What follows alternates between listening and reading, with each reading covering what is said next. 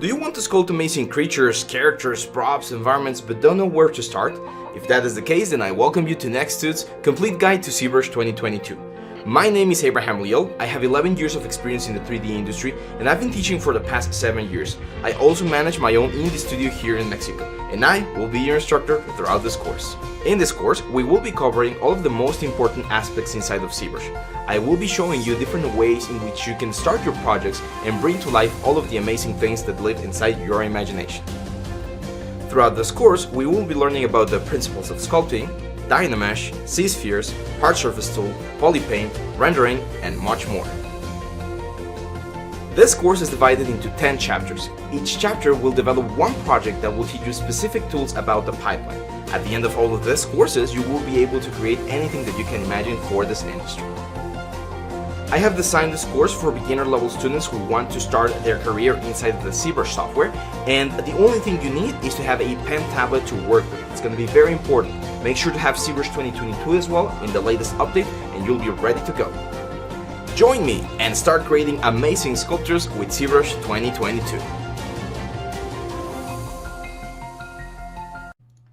Hey guys, and welcome to the next part of this series. Today we're going to be talking about the interface, and believe me, it is a tricky one. So, welcome to the interface. Zbrush is famous for having one of, if not the worst interfaces in the 3D world.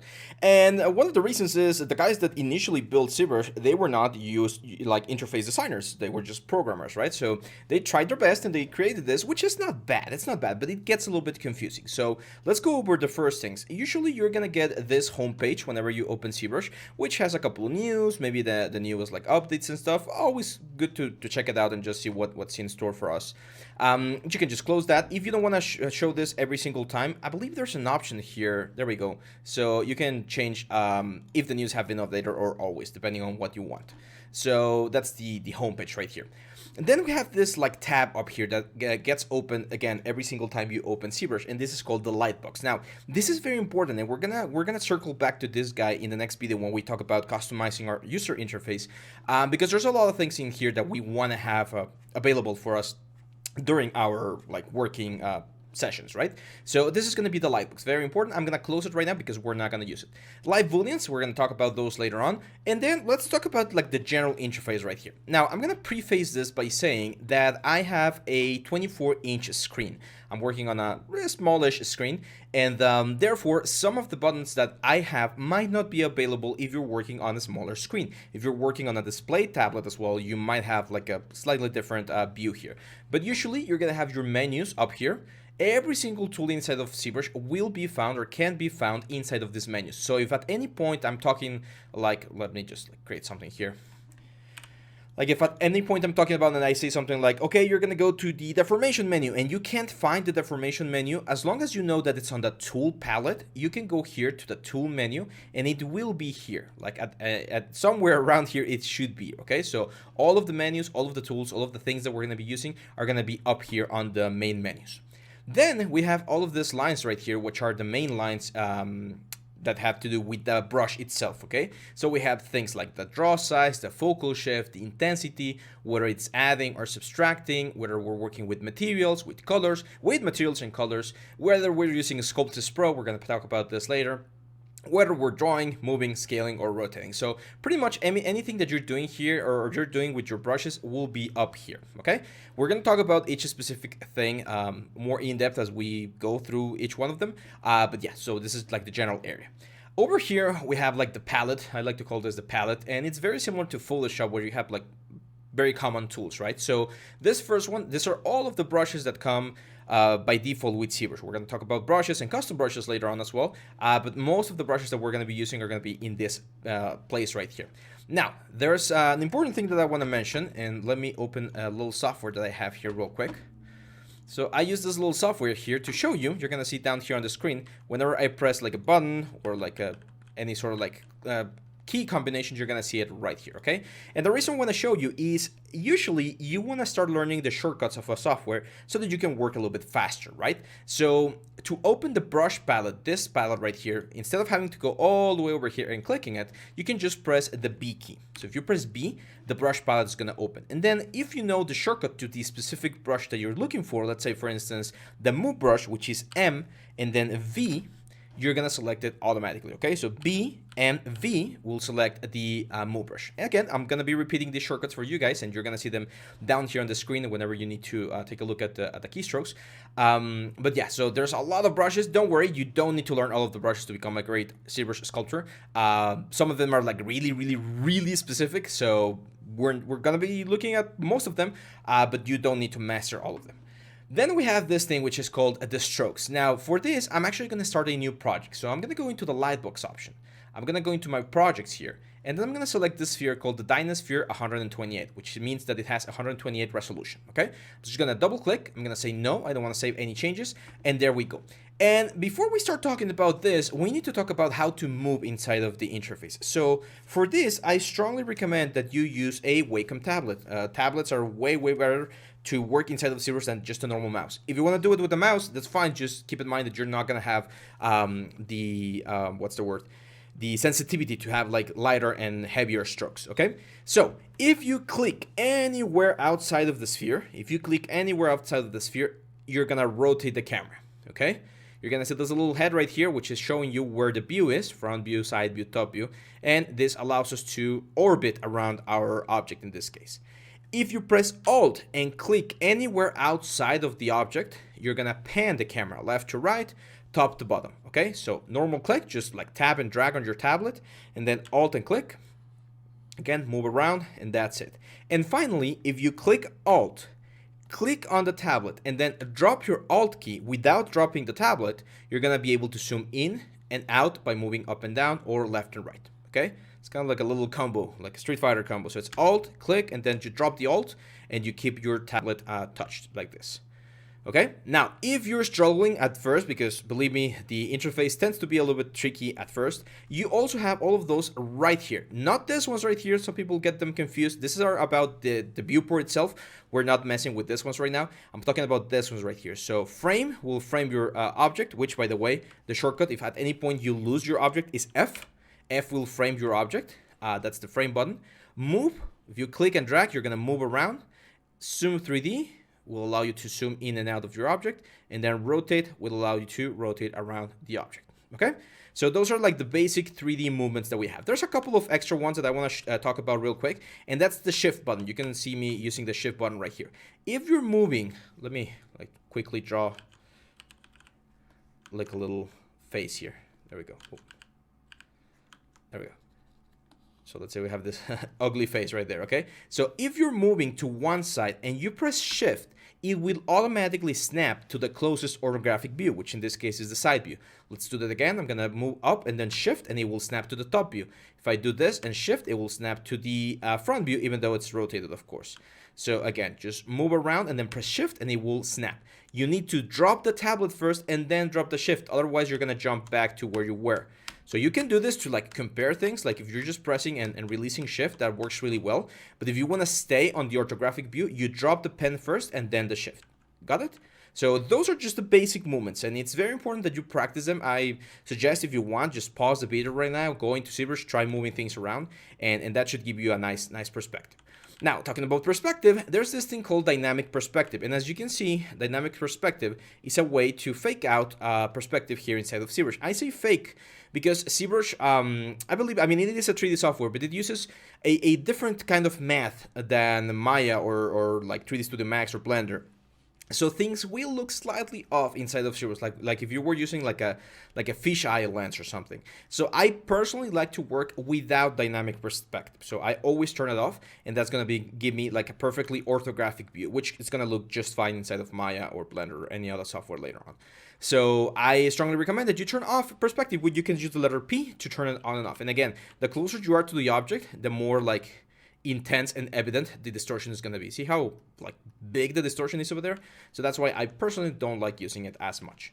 You also have the floor, which is this one right here. Quick tip, there's a couple of extra like floors in here, X, Y, and Z, which you can turn on as well if you want to measure them. They're these little, super little icons that you have here inside of your little element. The Y is usually the one that we are working with. Now, as you can see, we have two little dots like floating in our little sphere here. So if I draw on one side, it's going to draw on the other side. That's called symmetry, and you activate it by using the letter X. Make sure you always have symmetry activated, as long as you're doing symmetrical work, of course, because sometimes you're just like super like focused on working on one side of the character and you forgot that your symmetry was off, and then nothing is being done on the other side. If that ever happens to you, don't worry. We'll talk about how to fix this or fix that. There's a couple of ways to do it, but just it's a good practice to always have symmetry activated as long as you're using it. Now let's talk about these things right here, which we left unattended for a couple of minutes now. The first thing we want to talk about is the brush, which of course we are using the standard brush, which as you can see, if I were to drag on top of my sphere, I'm going to be creating a little bit of volume. I'm adding volume to the object. I'm not adding more polygons. Every single thing inside of Zbrush is made out of polygons, and I can check that by turning on this thing right here, which is called the polyframe. Shift F is the shortcut. I usually don't use the shortcut as much for this one. So the polyframe will show us the mesh, the polygons that make up our little like sphere right here. So by using the standard brush, what I'm doing is I'm adding or I'm pulling those points up in this case. And the reason why I'm pulling them up is because I'm using C-add, and the C intensity is set to 25. Now, this is where the Wacom tablets or any sort of like digital pen works really, really well. If you go super, super soft, even though we're at C-add and C intensity 25, you can see that I can do very, very subtle changes there. And if I go really, really, really hard, I can also change this like very, very intensely. So by having a digital tablet, you're going to be able to very nicely blend together the changes in volume of your object. That's why it's super, super recommended that you get yourself one of them to work with ZBrush. Now, if you press C sub, as you might expect, whatever you were doing with C add is now going to be done on the opposite direction. So in this case, we're pushing the points inward. See how we're stretching all of this area and creating this sort of like cavity? That's what the C sub does. Now, if you want to accelerate the process, you can of course increase the intensity, and even with like very little force on my tablet, I'm gonna be creating a super big hole because the intensity is really, really strong. And if I want to go like a little bit softer, of course, having a low C intensity will give me a super, super subtle effect. So again, depending on how fast you like to work, you are gonna be able to change the C intensity. The focal shift and the draw size are other two things that are really important. Draw size, as the name implies, will give you like a bigger brush or like a smaller brush, and of course, depending on the size of the brush, will be the change on the surface of your object. The important thing here is the focal shift, and for the standard brush, it's not that important, but there's a couple of other brushes that really benefit from it. And the focal shift, it's kind of like the hardness of the brush. So if you have like a really, really low focal shift like this, the brush is going to be really, really hard. See how the borders of my little like crevice there are super, super sharp, and you can like really see the form or the shape of the tip of the brush. However, if we go with like a very low focal shift, it's going to be really, really soft, and we're going to get like a very smooth and soft transition. So again, depending on what kind of effect you want to have, you're going to be changing the focal shift. Usually I keep it at half point, like 0, which is like the medium point. And if I need like specific things, I will change the focal shift and the draw size. Now, as with the brushes here, or pretty much any other button inside of ZBrush, I don't want to spend a lot of time like moving from one point to the other, right? I want to be able to access all of these options in a more express way, and the easiest way to do that is by pressing spacebar. If you press a spacebar, you can see a multiplier there for how long I'm holding it. You're gonna get this very nice effect right here, and this thing right here has the draw size, the focal shift, the C intensity, C add, C sub, like a lot of the tools that we normally have like outside of our element.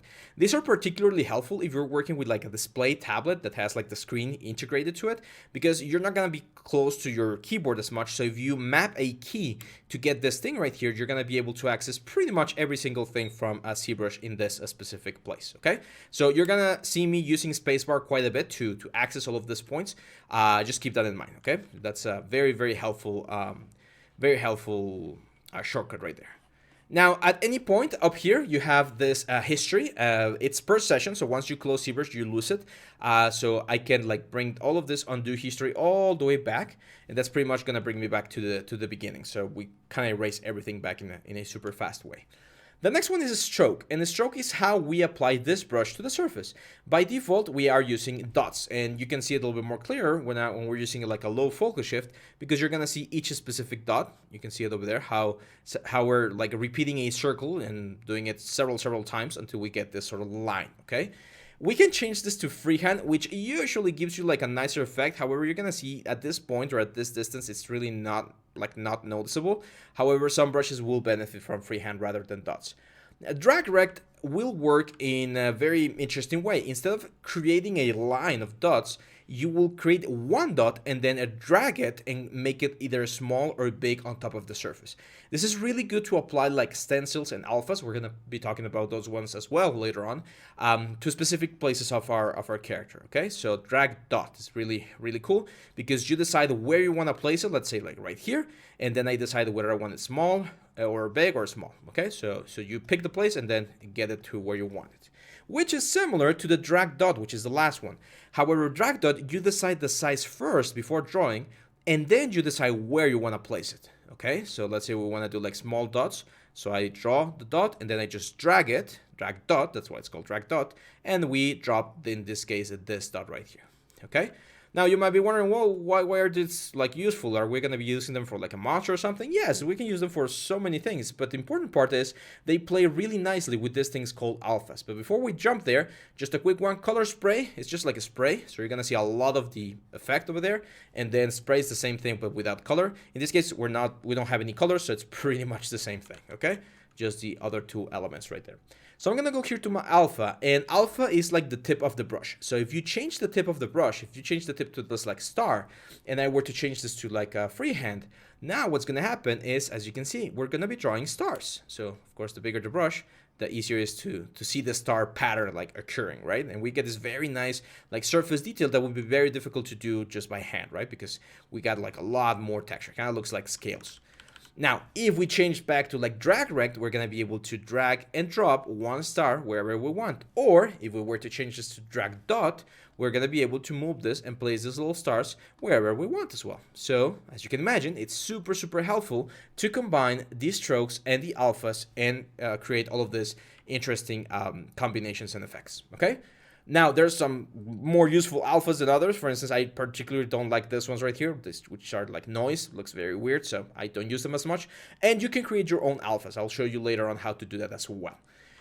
Then we have these ones right here, which are the texture files. And let me tell you, they suck. They're completely bad. They look like from Windows 98. I mean, it's just like random noises and stuff. There are some people out there that use Polypaint inside of ZBrush to texture their assets. We will be taking a look at Polypaint later on. I believe it's chapter like 6 or 7.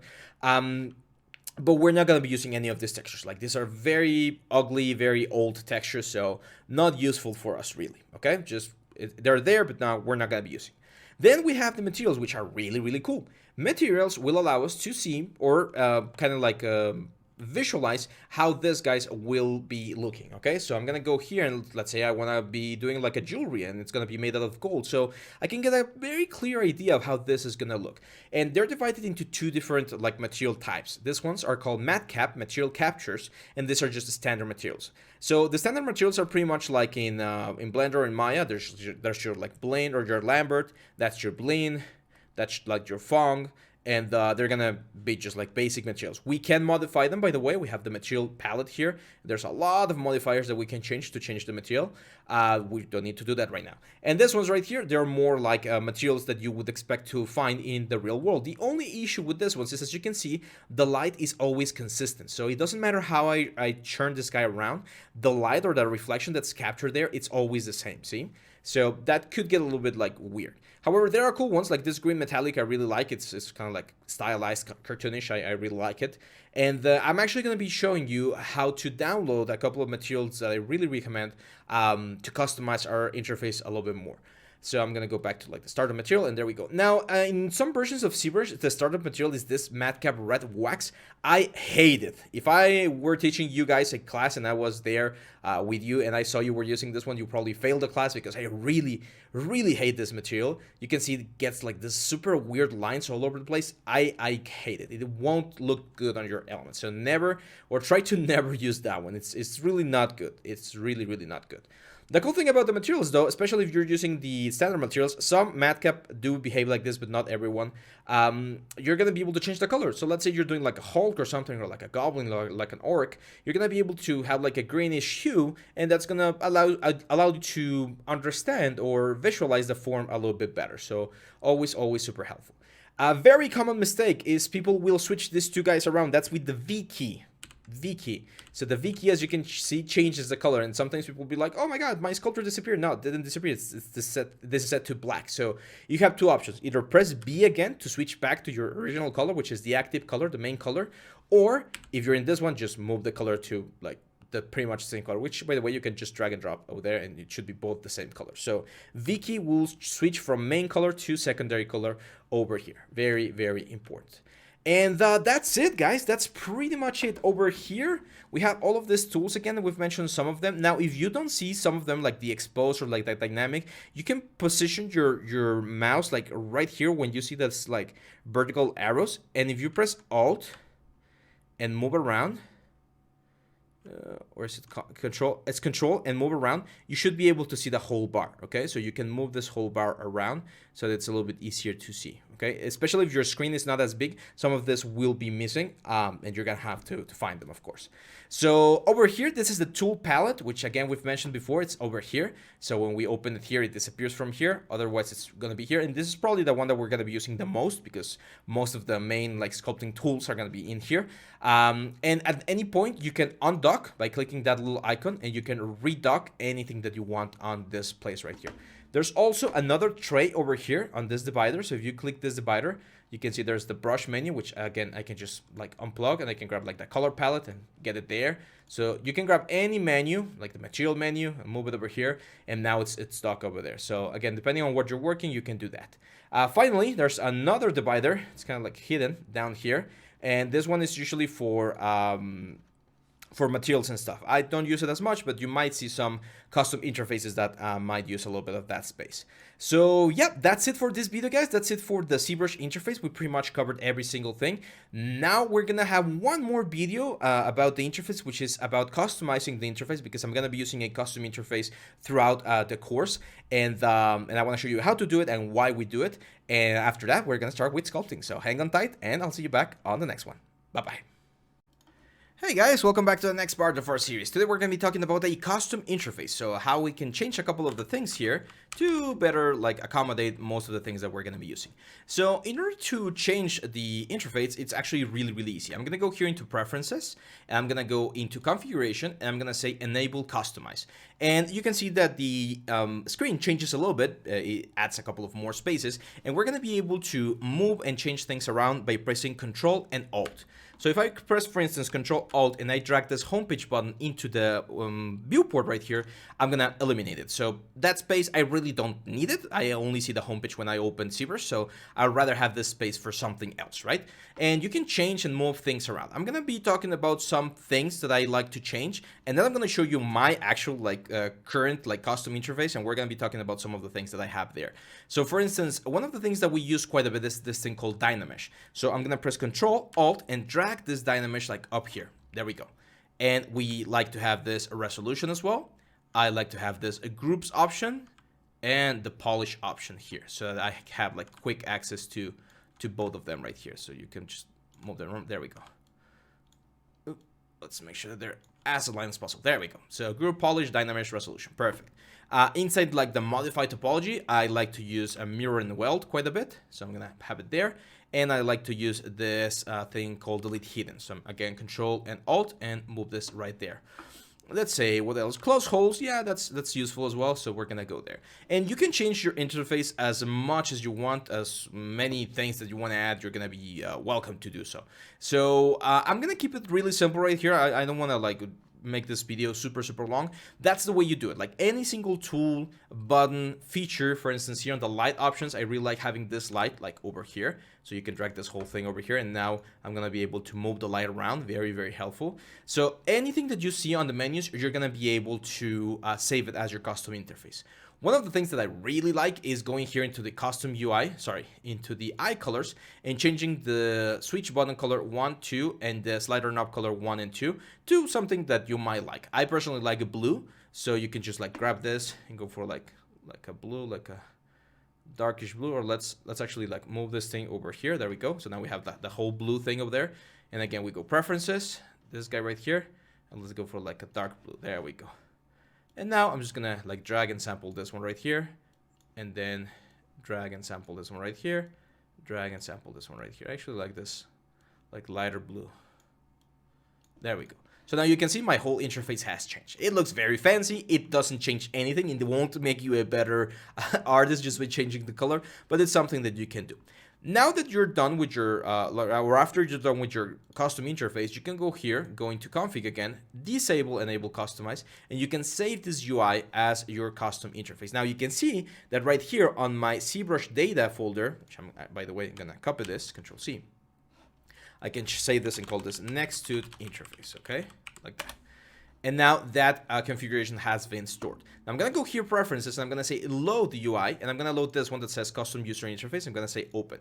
This is my custom interface. As you can see, I have a couple of other things. I have delete hidden, backface masking, Siri measure, resolution. So this one is gonna be available for you guys, okay? Whenever I talk about all of these things that I'm gonna be talking about later on, I'll show you where they are. But if you just wanna like work exactly as I'm working, check your documents in the document folder for this course, and you're gonna find that little interface. So you just need to go preferences, config, and say load a UI, and you will have my exact same UI.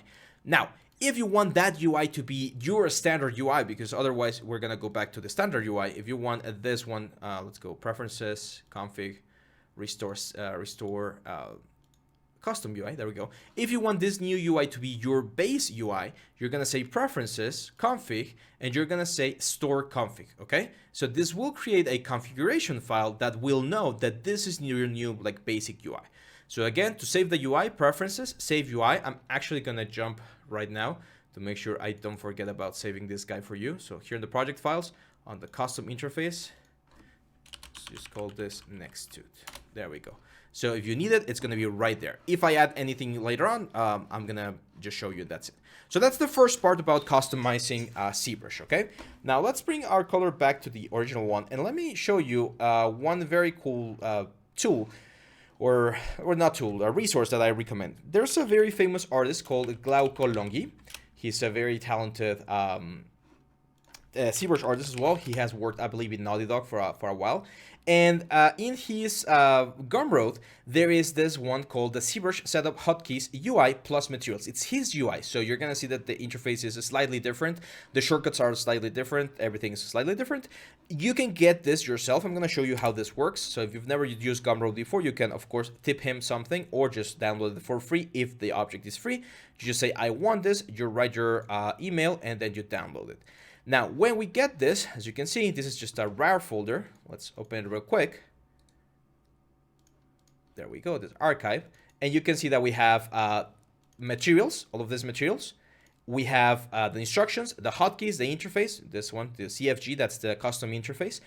In this case, I'm only interested about the materials because these materials are really good. He created these very nice materials and I really like them. And I want to show you how you can download free materials such as this ones and use them in your Zbrush. So remember the folder that we talked about before where you installed your software. So in my case, is this one right here.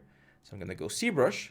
And on the folders from Zbrush, there's going to be one called C Materials. This one right here. As you can see, there's only 3 right now. But if I were to grab this guys right here and literally copy them into my folder, now if I go into Zbrush, I'm going to be able to open the lightbox, go into the material options, and you're going to see that we have this ones right here. I'm personally super fond about the plastiline. It looks very cool. It has this very nice orangey tint to it. It won't be, it will be affected by colors a little bit, so you can change it a little bit. And this one, the Longi Sculpt, it's really like, this is probably my favorite material of all of them, and it's really cool. Now, Zbrush actually has a lot of matte caps that you can download as well. and you can look them up just by going ZBrush matcaps. And there's this matcap library that ZBrush has. It's a lot of them, a lot of them. Not only materials, they actually had like plugins and stuff. We're gonna talk about those later, but look at this, like a lot of very, very cool materials. So there's a couple of like skin materials that I really like. There's a couple of like earth tones, like this one. This Hulk material looks really, really cool. And if you want any of this, you're gonna do the exact same thing. You're just gonna download the object, and this little zip file right here, like this malakit folder, you're just gonna open the archive, and then this one right here, we're gonna copy and paste it on our C materials folder. So now every single time that we open ZBrush here on the lightbox, on the materials, we're gonna have the material. And if you just double click, as you can see, we're gonna get this very, very cool material. So that's another very important way in which you can customize your ZBrush experience. Now, if there's a material such as this one that I really, really like that you want to use every single time you open ZBrush, you can open up this little window right here and say make or save as starter material. And now every single time that you open ZBrush, this material, as long as it's on your material folder, will be applied to whatever you're working. So super, super handy, because you no longer have to go lightbox and apply it. It's always going to be applied to your object. And yeah, that's it. I think that's pretty much it for the whole thing about custom interface. Again, there are things that people can customize. You can look online, and there's a lot of custom interfaces that people use. So if there's a favorite artist of yours and he or she shared their interface, you can download it. I always recommend to do a little bit of research, because sometimes people add a lot of stuff. I try to keep it really simple. So for me, I pretty much just added all of these tools right here, which we will be talking about throughout the course, and changed the color to blue, because I really like the blue color. So yeah, that's it, guys. Hang on tight, because now we have everything that we need to start for our first project and our first sculpture. So get yourself ready, get yourself like really acquainted with the way of movement here inside of ZBrush, with the basic shortcuts of the spacebar and what each of these elements do. You can try and do like something simple, like a little happy face or something. Just play around with the buttons so that it's a little bit easier, because we're gonna be jumping straight into sculpture. And yeah, that's it, guys. I'll see you back on the next video. Bye-bye. Hey guys, welcome back to the next part of our series. Today we're going to start with chapter 2, and we're going to be working on our first project, so let's get to it. Now, as you saw in the title, we're going to be doing a skull. However, I wanted to change things around, because usually whenever you get a ZBrush course, everyone does like a human skull. It's kind of one of those rites of passage that everyone does. And I mean, it's cool. We can learn a lot of from it. Actually, in our past ZBrush video or series, we did one of this. However, it was a little bit more stylized. Today we're going to go for realistic, and we're actually going to be doing a cheetah skull, okay? So there's a software that I want to share with you before we jump into the sculpting part of things, which is called PureRef. So you can get this software free. You just have to look it up here in Google. It's called PureRef. It's a really lightweight software that allows you to copy any images into your PureRef file, this one right here. And in my case, I have two screens, so I can move this with, oh my God, sorry. I can move this with right click to the other side. I'm gonna be able to see my little skull on one side and sculpt on my other screen. Okay, so how does this work? Super easy. You're gonna select any image like this one. You're just gonna copy and then go into PureRef and Control B to paste. And there we go.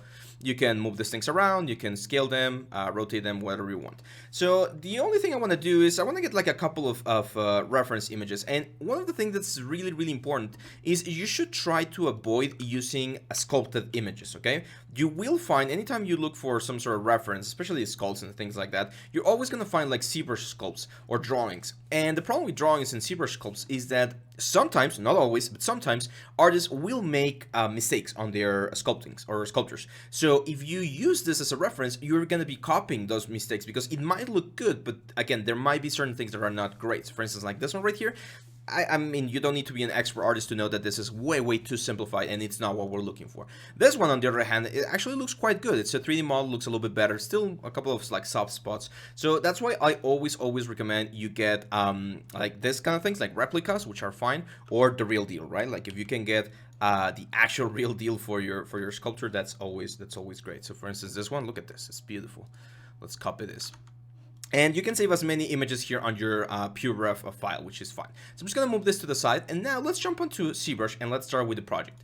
Today we're going to start with something called Dynamesh, and I'm going to talk about this feature inside of ZBrush very shortly, but for now I'm just going to double click, and we're inside of our project. I'm gonna get or remove dynamic perspective, and let's get to it. So we already know how to move around Zbrush, and now it's time that we start thinking about the primary forms that make up this guys right here. Okay, so we're gonna do the skull open, like this first one that I really like. And as you can see, we pretty much have two main bones or two main masses, right? We have the upper mass, which is this one right here, and we have the lower mass, which is the jaw. And if we see it on the front view, we can see where the holes and everything is, right? So it's gonna be quite interesting to create this sort of thing.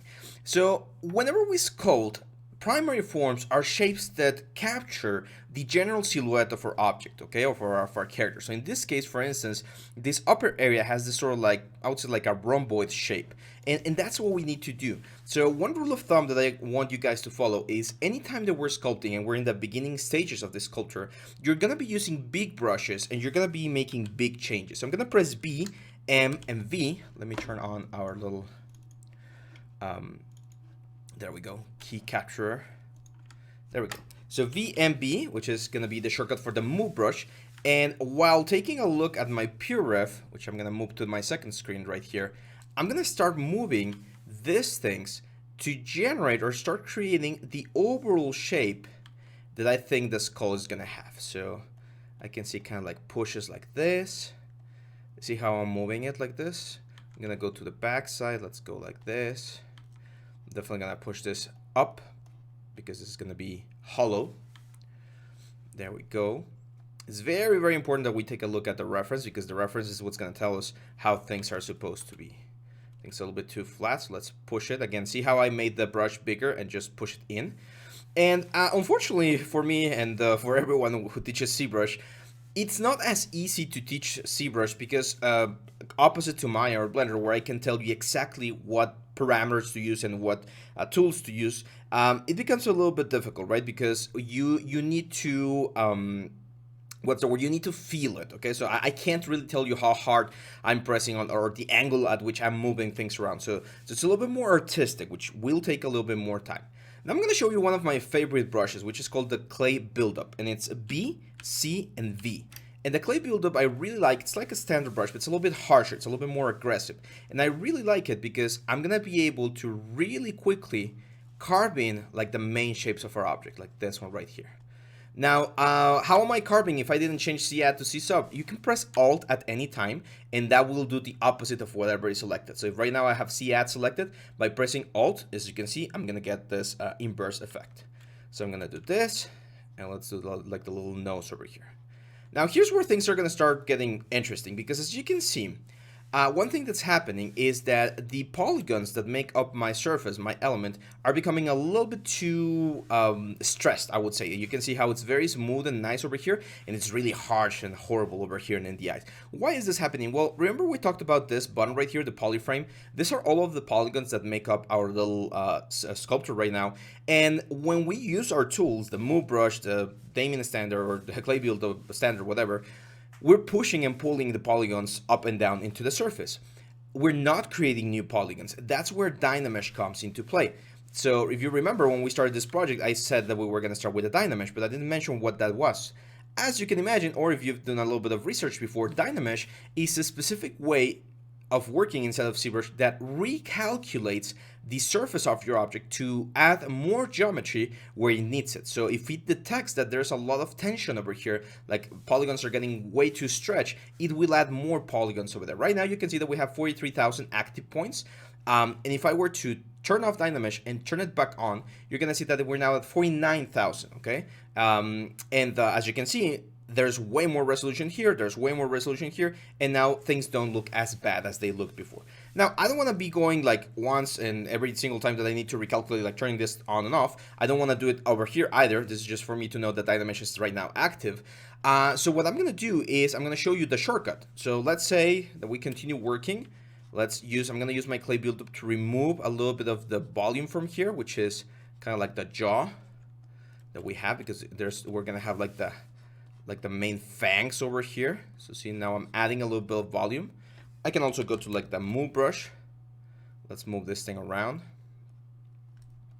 For instance, over here, we have this very nice zygomatic arch. Well, I'm not sure if it's called the zygomatic arch in the cheetah, but in the humans, it's called that. This one actually, like, there's a hole that goes all the way back to the head. So we're gonna have like this sort of effect on the skull. See how I'm using Alt to remove some of the volume? And again, I call this primary forms because we're just getting the general shape. It's kind of like sketching. Like if you like drawing, it's very similar to sketching, where you're just like moving a couple of things around to create the proper elements. I'm gonna use my move brush, and here's where looking at your reference is gonna be really important. Take a look at this front view right here, and take a look at mine. See how my space on this area is way too big compared to this area? So I need to fix that. Like my head, it's way too big. I really like this inclination. I think we're not that far off. But we definitely need to fix the other parts. So I'm gonna use my move brush, very big brush. I'm just gonna push these things like closer in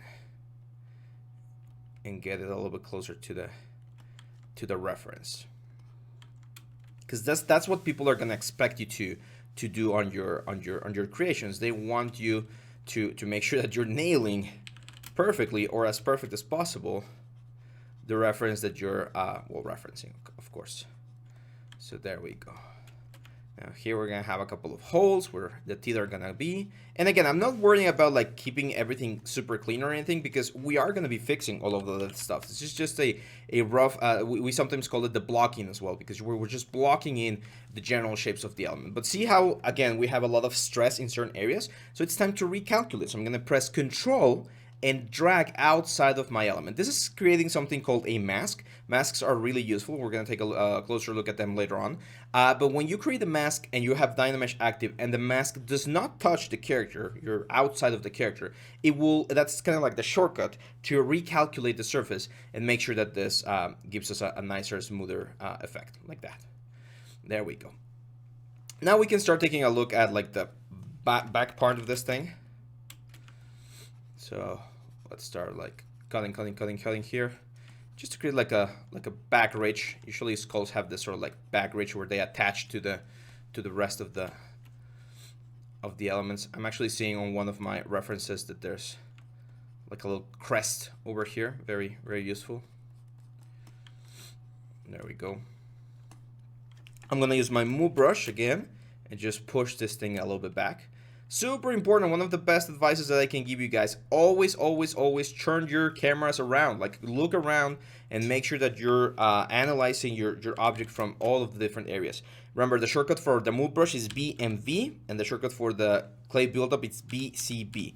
There's also the standard brush, of course, which is BST, and that will give you this one. Which, talking about that, there's a little bit of a bug that sometimes happens and people freak out about this. If you by accident press just the T button, you're gonna get this little message. It says, hey, you wanna change to 2.5D mode. And if you don't know what you're doing and you just say, yeah, switch, whatever, this is gonna happen. You're gonna start drawing like a lot of different like skulls pretty much everywhere, and you're not gonna be able to continue sculpting. Why is this? Because we jumped from the 3D mode to the 2.5D mode here inside of Zbrush, and we're creating like a collage or something.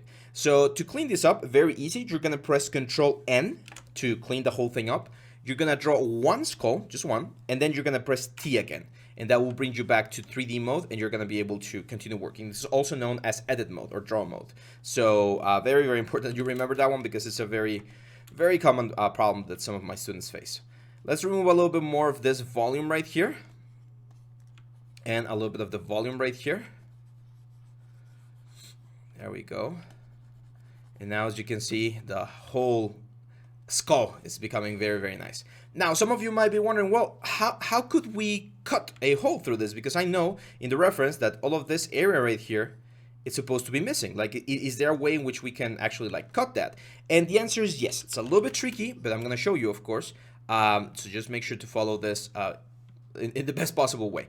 So what we're gonna do is we're gonna use something called an insert multi-mesh. We're gonna insert a mesh, but we're gonna insert it in such a way that we subtract it from the object. So let me show you. If you press I, you're gonna go into the insert multi-meshes, and there's this one called insert multi-mesh primitives. If you click that one, you're gonna see that we have a lot of primitives, and these are really handy whenever you want to add a volume like very fast. Like, let's say we wanted to add like some spheres over here. You would just select the sphere, draw it on top of the character, and then with your W key, you would move it into place. And now, when you use Control and drag, and then Control and drag again, those things are gonna be like joined together, okay? So very, very handy. The cool thing about this is, for instance, let's use a capsule. If you press Alt and draw, you are gonna draw these pieces, but they're gonna be a little bit invisible. They're there, as you can see, they are there, but they're like upside down. So I'm pressing W and I'm using this little thing called a gizmo to position them where I want them to cut the hole. So let's say right about there. Let's go like about there and there. There we go. Now we really need to make them go across the whole thing. We can rotate them around with a little gizmo. If you've used any other 3D software, these are just like ways to manipulate this object. And now if we press again Q to go back into draw mode, I can press Control, drag again. And as you can see, we create a hole.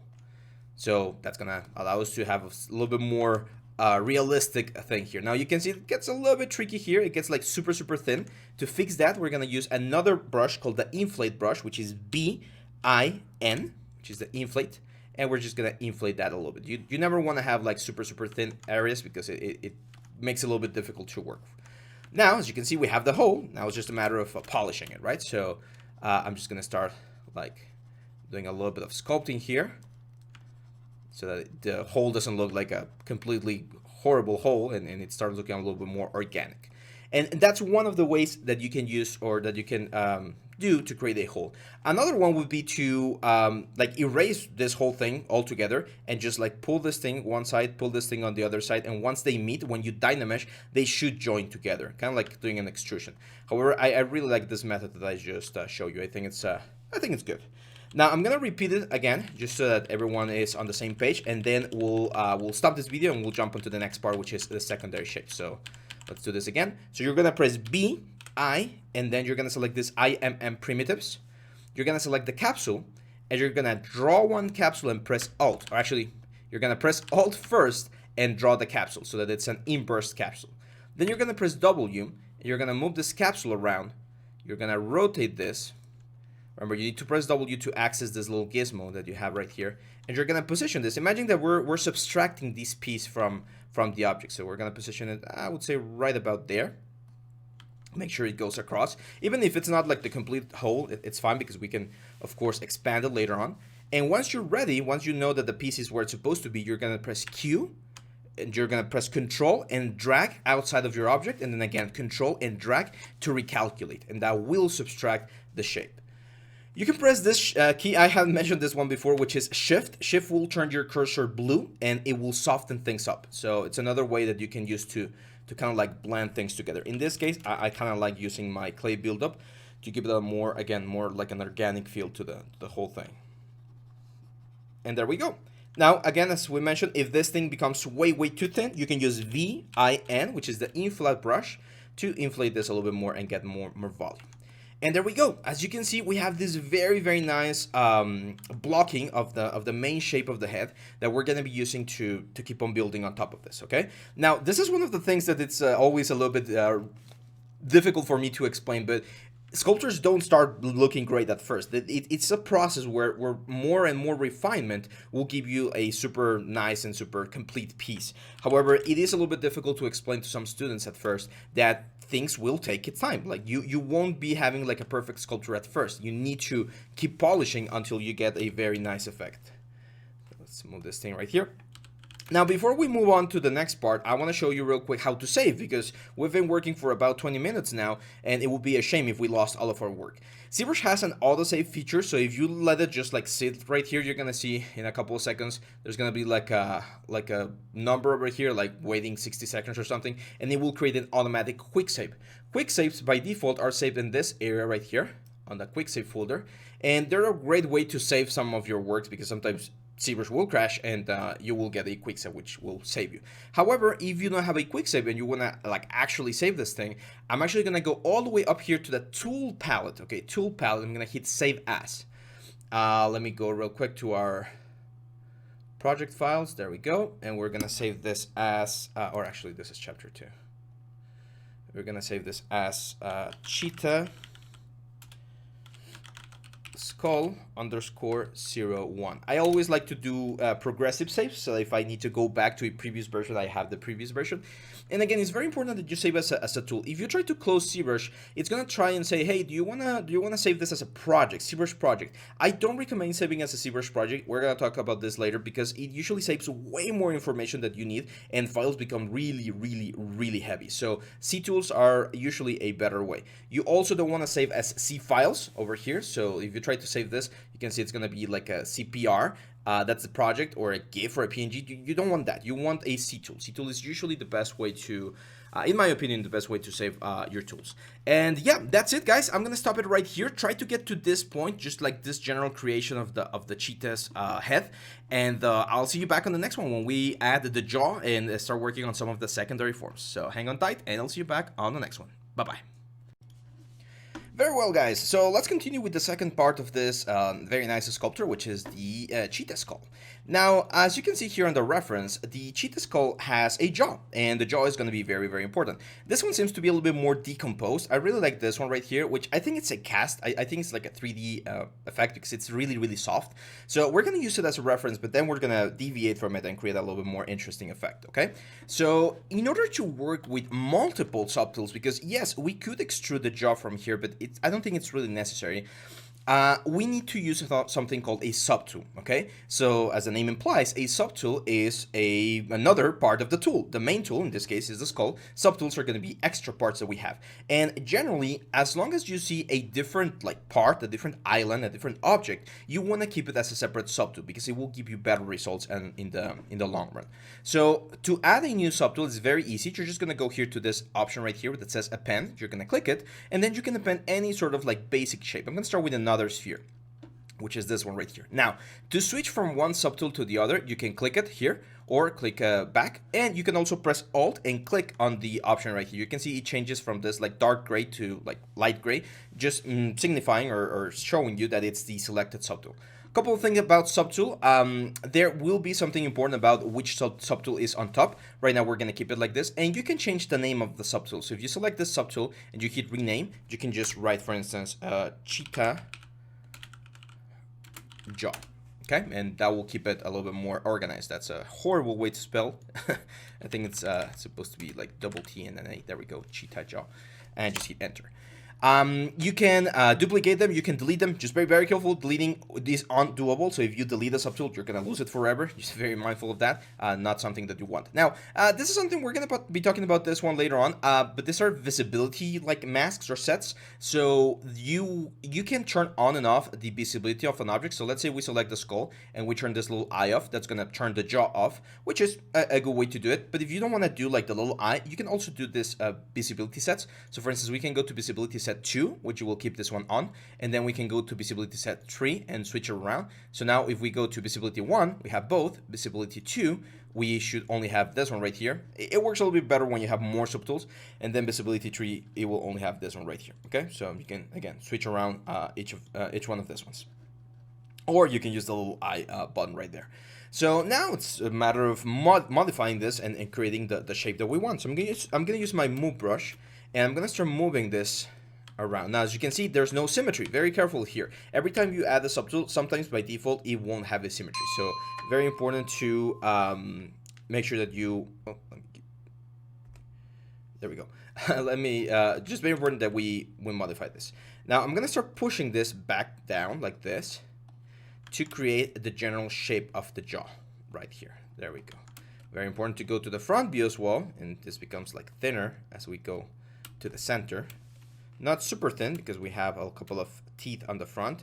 See, you can see me there changing the size of the tool a little bit and trying to keep it as straight as possible. There we go. Let's push it forward or backwards. There we go. Smooth. Remember, shift, smooth.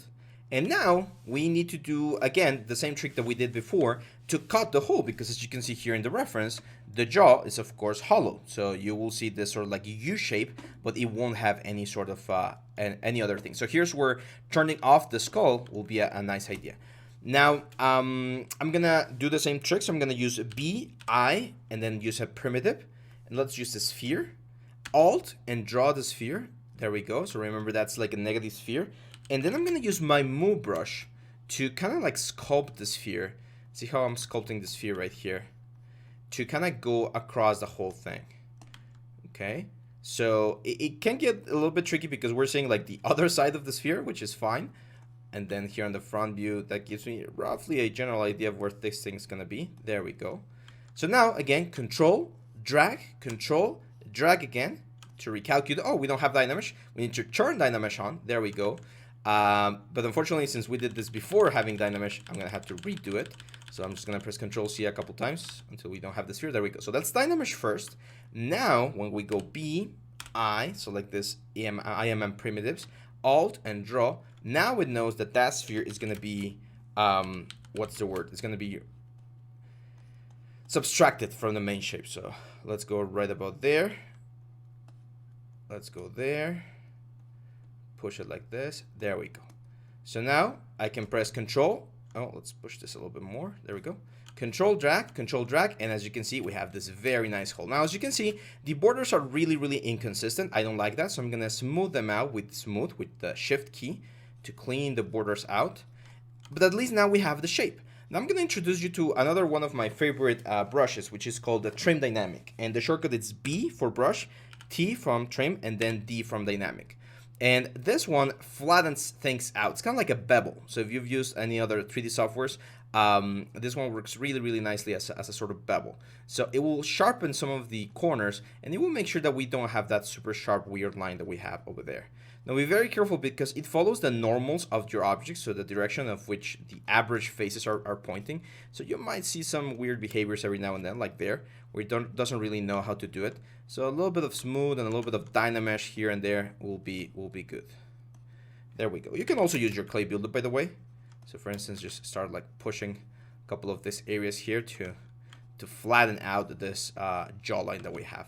And look at this. Now it really looks like a skull, right? Because we have this very nice prominent thing coming here on this area.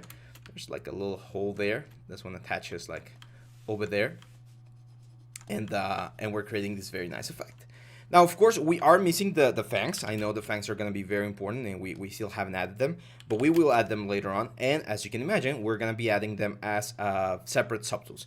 And again, this is where the process is really important. One of the main things that you want to look up for or try to always land on your sculptures is you want to make sure that you have a process that will allow you to take any concept, a monster, a character, a creature, a prop, anything, that it will allow you to take any concept that you're given and deliver a final result, okay? We don't work from inspiration. Inspiration is great and it's a great motivator, but we need to have a process. And the process that I'm going to be showing you throughout this whole course is primary forms, secondary forms, tertiary forms, primary details, secondary details, and then micro details. That's going to be our kind of like our mantra or the way we're going to be like following everything. I'm going to jump back here to the main face, and as you can see, we have this area here, like this big fang, and there's this like a little cavity, and then we have like the front fangs, and we can see it on this real skull as well. So I am going to use it, or I'm going to try and capture that here. So I know that there's going to be like a big fang over here, and then we have a little bit of a crevice. And then we have the eyes. Oh, 1 second. I get this sort of like issue on my screen sometimes where it kind of like forgets where we are. It's very weird. Whoa, there we go. It's like a bug. It kind of happens sometimes when I press like Alt and Spacebar at the same time. If that happens to you, sometimes you're gonna have to reset the software. So just save real quick and then reset. Now this is way thinner. I can see on the reference it's a little bit thinner. So I'm going to start carving out a little bit of the volume here. Let's soften up here to create like the main section over here. Same for the nose. It kind of goes a little bit like further down. Let's really carve in the effect here. There's like a bone in here. There we go. Very cool. Now here on the top of the nose, I can also see that there's like two main volumes. So I'm gonna create like a shotgun barrels, you know, like a double shotgun barrel. And I'm going to introduce you to a new brush on this video, which is called the Damien Standard. So Damien Standard was named after an artist named Damien who created this brush a long time ago, and it's been on ZBrush ever since. And it's BDS. And with Damien Standard, you're going to be able to carve in. It's kind of like a knife. So we'll create like this very nice sharp line here. And then we can smooth this out and see how nice that transition starts to look here on the top of the cheetah's eye. Now, I can also see here in the reference, especially on the real one, on this one right here, see how the eye of the cheetah is not perfectly circular, and right now, because we use this capsule, ours is looking a little bit too like perfect. So I'm gonna use my move brush again, because we're still in the primary and secondary forms, and I'm gonna start like pushing and modifying the form so that it fits a little bit closer to what we have. It's more like an accelerated eye. So it's not perfect. That's gonna give us a more realistic look as well, which is of course what we're looking. Now there's also a hole right here where I would expect a nerve to be coming from. So I'm gonna indicate the hole and just smooth it out. There we go. And then on the real skull, I kind of see like this thing coming like back like this. And this is one of the cool things. I'm not expecting to have like perfect anatomy, like what's the word? Or perfect anatomy representation right now. We're not creating this for like any zoologist or anything. It's just our first exercise, our first like big thing. So the most important thing for me is for you guys to be getting familiarized with all of the tools and with the process. Okay, so I'm gonna use my move brush here to move this thing forward, because the jaw should be like pretty much straight. And if we have like the main like fang over there, we're gonna have like one. Let me take a look at other references. I see like three main teeth over here. So it's like one over there, and then like a second one's gonna be like over here, and then a third one's gonna be over there. So that's where the main fangs are gonna be. And on the front we have 4. So I'm gonna have 1. Again, I'm using Alt, 2, 3, and 4. So that's where the teeth are gonna be once we get to the point of adding them. I'm gonna use my Alt brush and I'm gonna clean some of the surface, because you can see it's starting to look a little bit wonky, a little bit like too dirty. So all of these areas, one way to clean them up is to just like polish them with clay buildup and then smooth them out. It's very common in the sculpting world to do something like add the detail and then later on remove it and then add it again and then remove it and add it again. That's gonna add a very nice like natural buildup to the surface, and it will create a nicer effect, as you can see like right there. Okay, so don't be afraid to erase and change some of your work. It's completely normal. Now here's where we're gonna face one of the main very common thing, and it might happen to you, so I might as well talk about it right now. When you have a small or a soft or usually like a small or a thin surface, and you use like a very big brush right here, you're gonna see that we're gonna start pushing from the other side like this, and that's something that we don't want, right? There's 2 ways to solve this. First, you can use a smaller brush. If you use a small brush, then the chances of that happening will be less, because it's not pulling from the other side of the surface. But one thing that you really want to have is this thing called back face masking. Now, as you can see, and you're gonna have it on your interface if you're using my same interface. If you don't have the same interface, you can find it here in the brush menu, and it's called auto masking, and then there's this back face masking. Okay. So when you turn this off, it doesn't matter how big your brush is, you're not going to be pushing or pulling from the other side, which is really handy. This is per brush, so every time you change the brush, for instance, let's go to the standard brush, you're going to have to turn it on again. So that's why I have it as a button right here, because every time I change a brush, and every time you start ZBrush, you need to select that one as well. So that one's really important. So let's add like the little holes that we're going to have, which are going to be here. These are like the bottom fangs. And then these are a couple of other bottom fangs right here. We're gonna have 4 over there. And then we're gonna have 1, 2, and 3. Okay? So now we have pretty much all of our secondary forms ready to go. As you can see, our skull is looking better and better every time.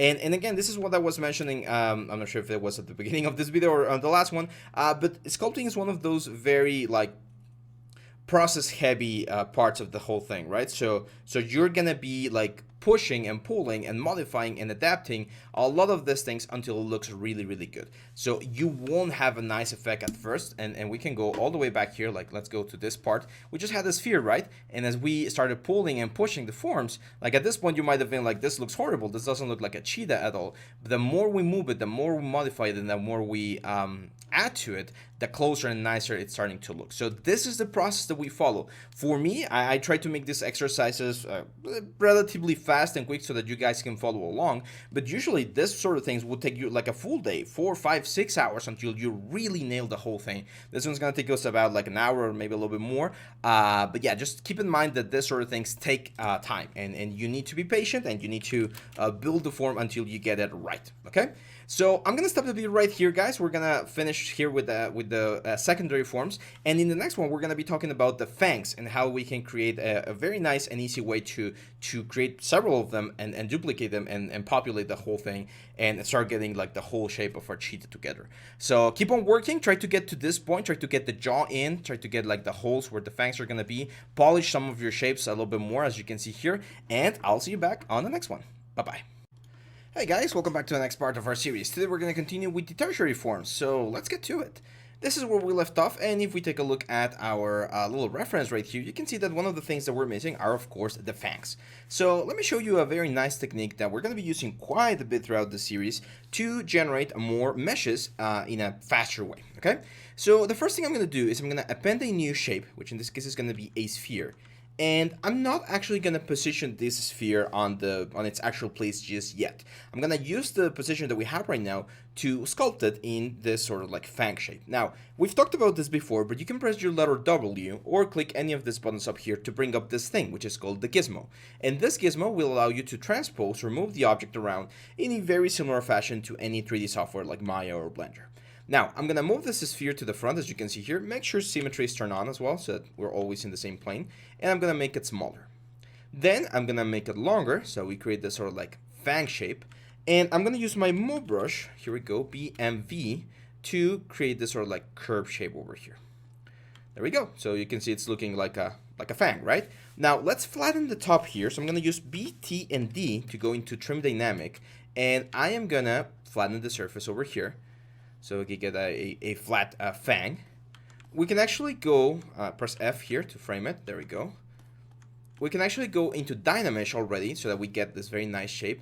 And now I'm going to start going through the sides, and I'm going to be sharpening this thing. So as you can see, imagine we got like a stick on the forest or in the woods, and we're using a knife to sharpen it. It's a very similar process. It's going to give us this very natural, this very nice effect in the whole thing. There we go. Now we can go with VMV again with the move brush and push this a little bit closer together so we get a sharper fang. Let's push this one over here. And as you can see, without a lot of effort, we're able to carve or create this very nice like sharp fang shape. Now, if you want to go really, really sharp, we're going to have to really push the borders over here on the back side. Let's go into BMV again and push this again. There we go. See how it's starting to look sharper? So just a combination of trim dynamic and move brush will allow us to create this very nice fang. Now it's a matter of positioning this guy exactly where we need. But first I want to move the pivot point, because as you can see, the pivot point is not in a very practical position, right? It's going to be difficult to line this thing with this thing when the pivot point is down here. So a very quick way to do that is to open this little lock that will allow us to move the pivot point and position it, let's say, over there. Then we lock it again, and now when we move, we're going to be moving again from that specific point. If I want to move this to the side, I actually recommend to turn off symmetry for this, just in case there's any weird like behavior. And now we can scale this down until we're close to the size, which that one seems fairly nice, and position it exactly where we want. There we go. See how cool this looks now? And again, as I've mentioned before, it's very important that whenever you have an object, just this one, that is made out of different like materials, it's better to do it as separate pieces rather than keeping it as the same as the head, because it will look better and it will give you a nicer result. So there we go. Nice little fang over there. Now I want to create the other fang, but before that I'm actually going to create this inner fang and this inner fang before we duplicate or mirror everything to the other side. So the easiest way to do this is to press Control, Alt, and then click on this red arrow or any arrow, and that will duplicate the object. So now, as you can see, we don't have to work as much. Remember, work smart, not hard. We don't have to work as much, and we're going to be able to create and position this little like a fang where it's supposed to be, right about there, I would say. And then again, Control Alt, and just move it to the side. Let's make this one slightly smaller and get it right there. Cool, right? So now, as you can see, we have the front fangs of our character right here, which you can see the distance actually not that great. 1, 2, 3. Actually, that's 6. Oh yeah, it's 6. So it's 1, 2, 2 small ones, and then a bigger one. Okay, so let's do the bigger one. So I'm gonna do Control D, and this one's slightly bigger. I'm actually gonna rotate this one a little bit, like this. Move it a little bit forward up. There we go. So that means that, of course, over here, we're going to have to do something as well. But there we go. So now, as you can see, we have 4 fangs right here on our character. And this should allow us to mirror them to the other side. However, before we mirror them, it would be a nice idea to add like this, what are they, molars or something over here, which, as you can see, have this very irregular shapes, right? So I'm going to go into Append. I'm going to append a new sphere.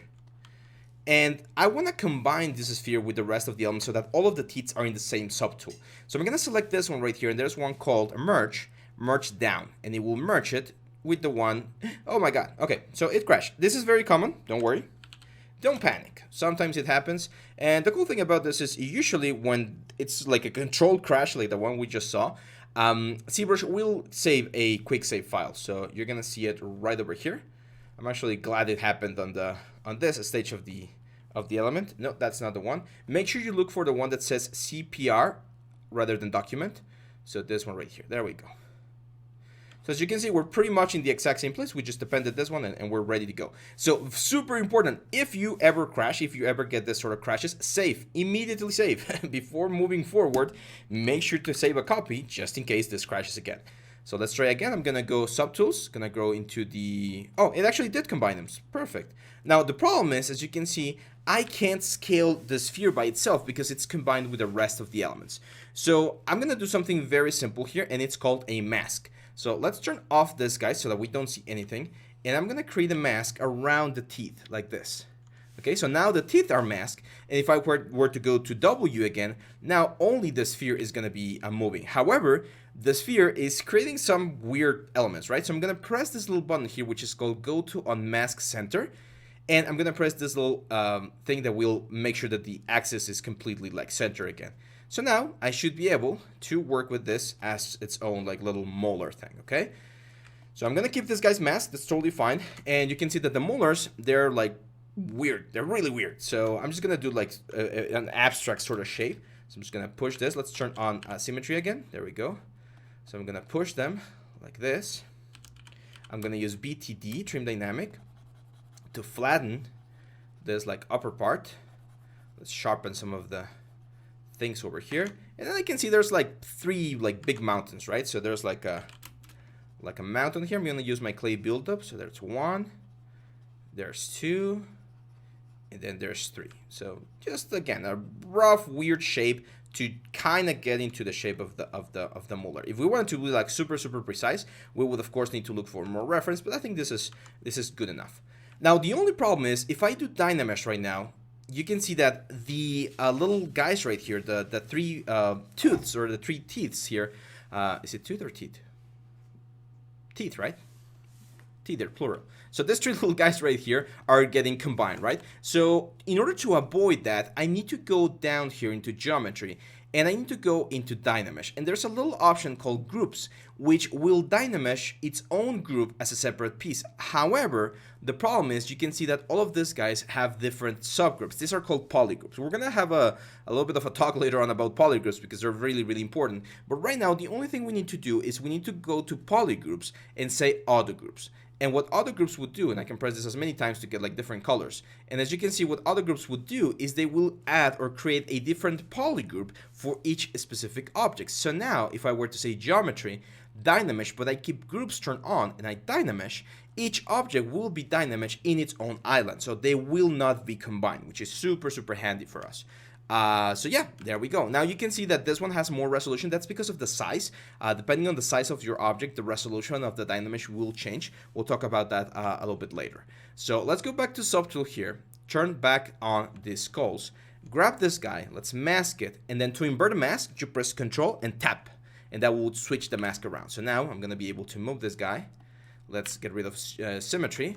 And we're going to do the exact same process that we did for the front teeth. So we're gonna have like one right there. Again, check the reference. So you can see the first one is really small, and then there's two like big ones.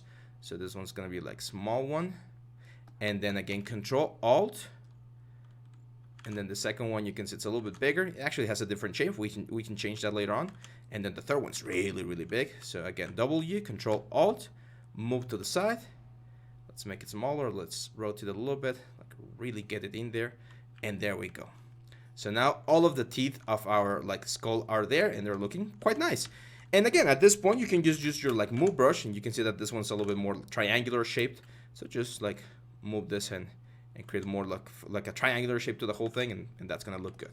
Now, I am gonna go back again into my polygroups, because one thing you're gonna notice is that this one don't have any polygroups. They're white. That's bad for us. So I'm gonna go into polygroups, and I'm gonna say other groups again, so that each individual teeth has one specific polygroup. And I'm gonna show you a very super handy tool that we're gonna be using quite a bit. I actually don't remember if we have it here. I don't think we have it, but we can add it later on, which is C plugin, Subtool Master, and it's called Mirror. So plugins are, of course, like extra little add-ons, extra little like tools that we have here inside of Zbrush. And there's this one called Subtool Master and this one called Mirror. And Mirror is really good because, as the name implies, you just select the axis, which in this case is the X-axis. We select that we want to keep them in the same subtool, and we just hit OK. And as you can see, now we have the exact same teeth on both sides of the element. So pretty cool, right? Look at how nice we have the fangs and the front teeth. Everything. Now, this doesn't mean that we can't modify things. For instance, now I'm going to turn on symmetry, and I'm going to show you BMT, which is move topological. And move topological is really cool because it will only move things that are in the same island of faces. For instance, if I need to move this guy's back, I can just like move them, and they're only moving, as you can see, the teeth that are part of the same island. So again, just the ones. If I were to use the traditional move tool, everything moves, which is not something that we want right now.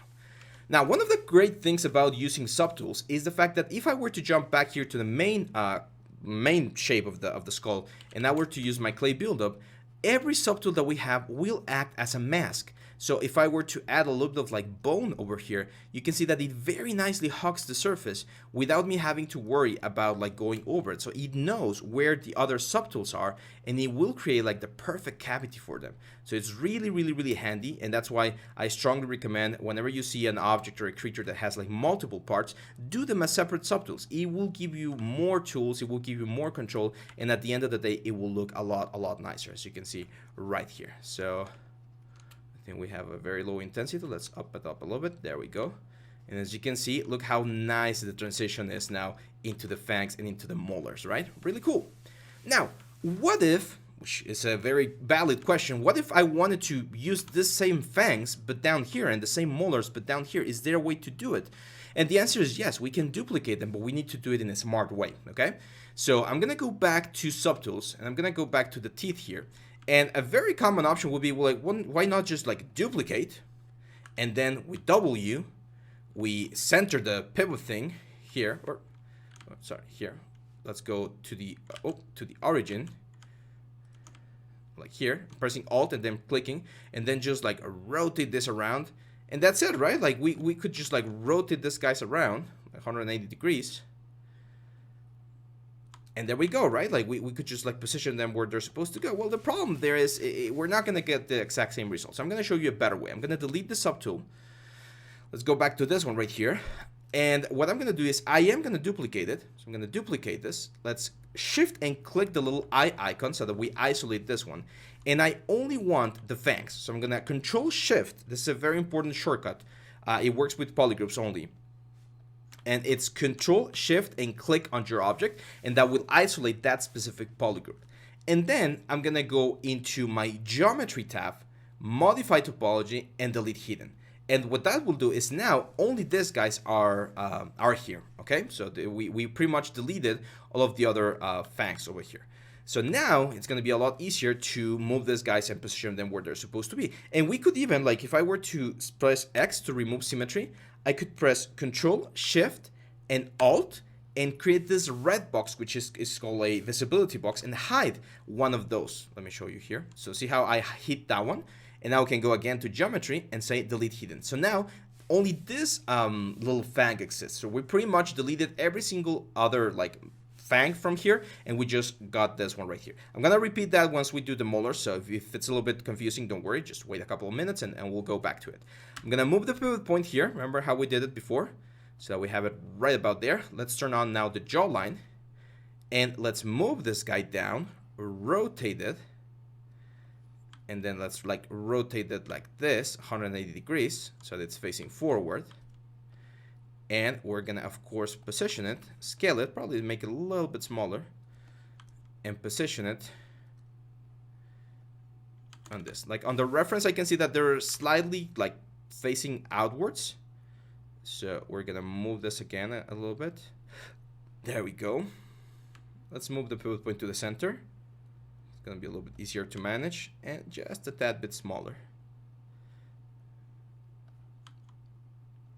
Just keep playing around with the proportions until we get it right, or as close as possible.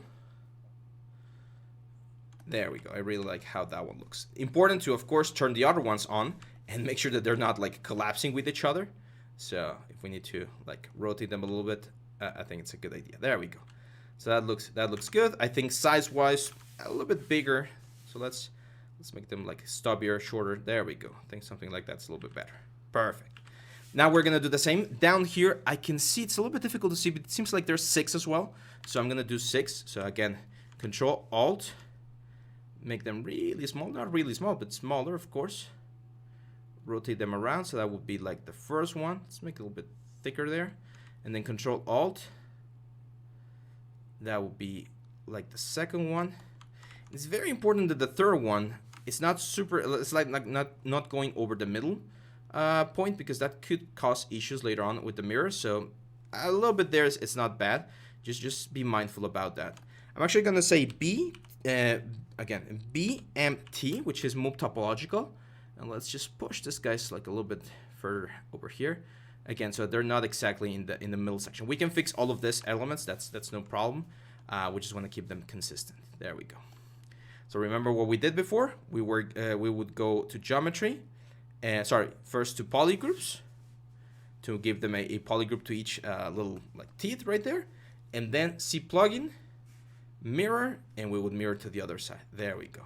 So now we have the bottom row of teeth. And again, if I feel like these are like way too big, which they do seem a little bit too big, I can just say BMT, which is move topological, and start moving like with symmetry, of course, start making them a little bit smaller.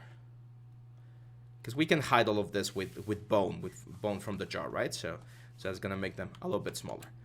Now, let's repeat real quickly. Oh, okay, yeah, that's Dynamesh over there. Let's Dynamesh real quick.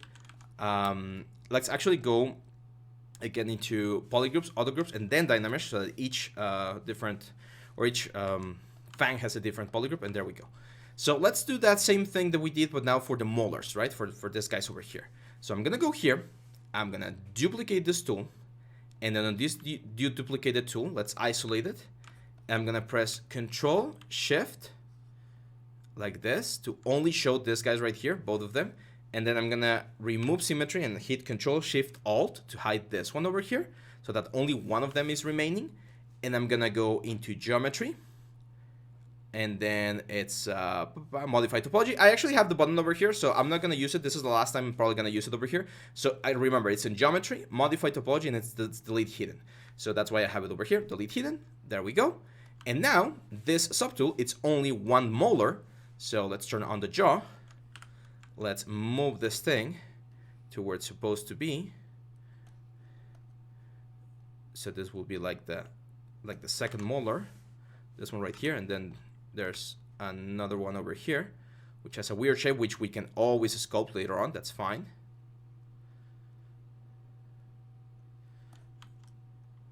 which is this one right there, and then there's a small one on the front. So again, Control Alt, make it smaller.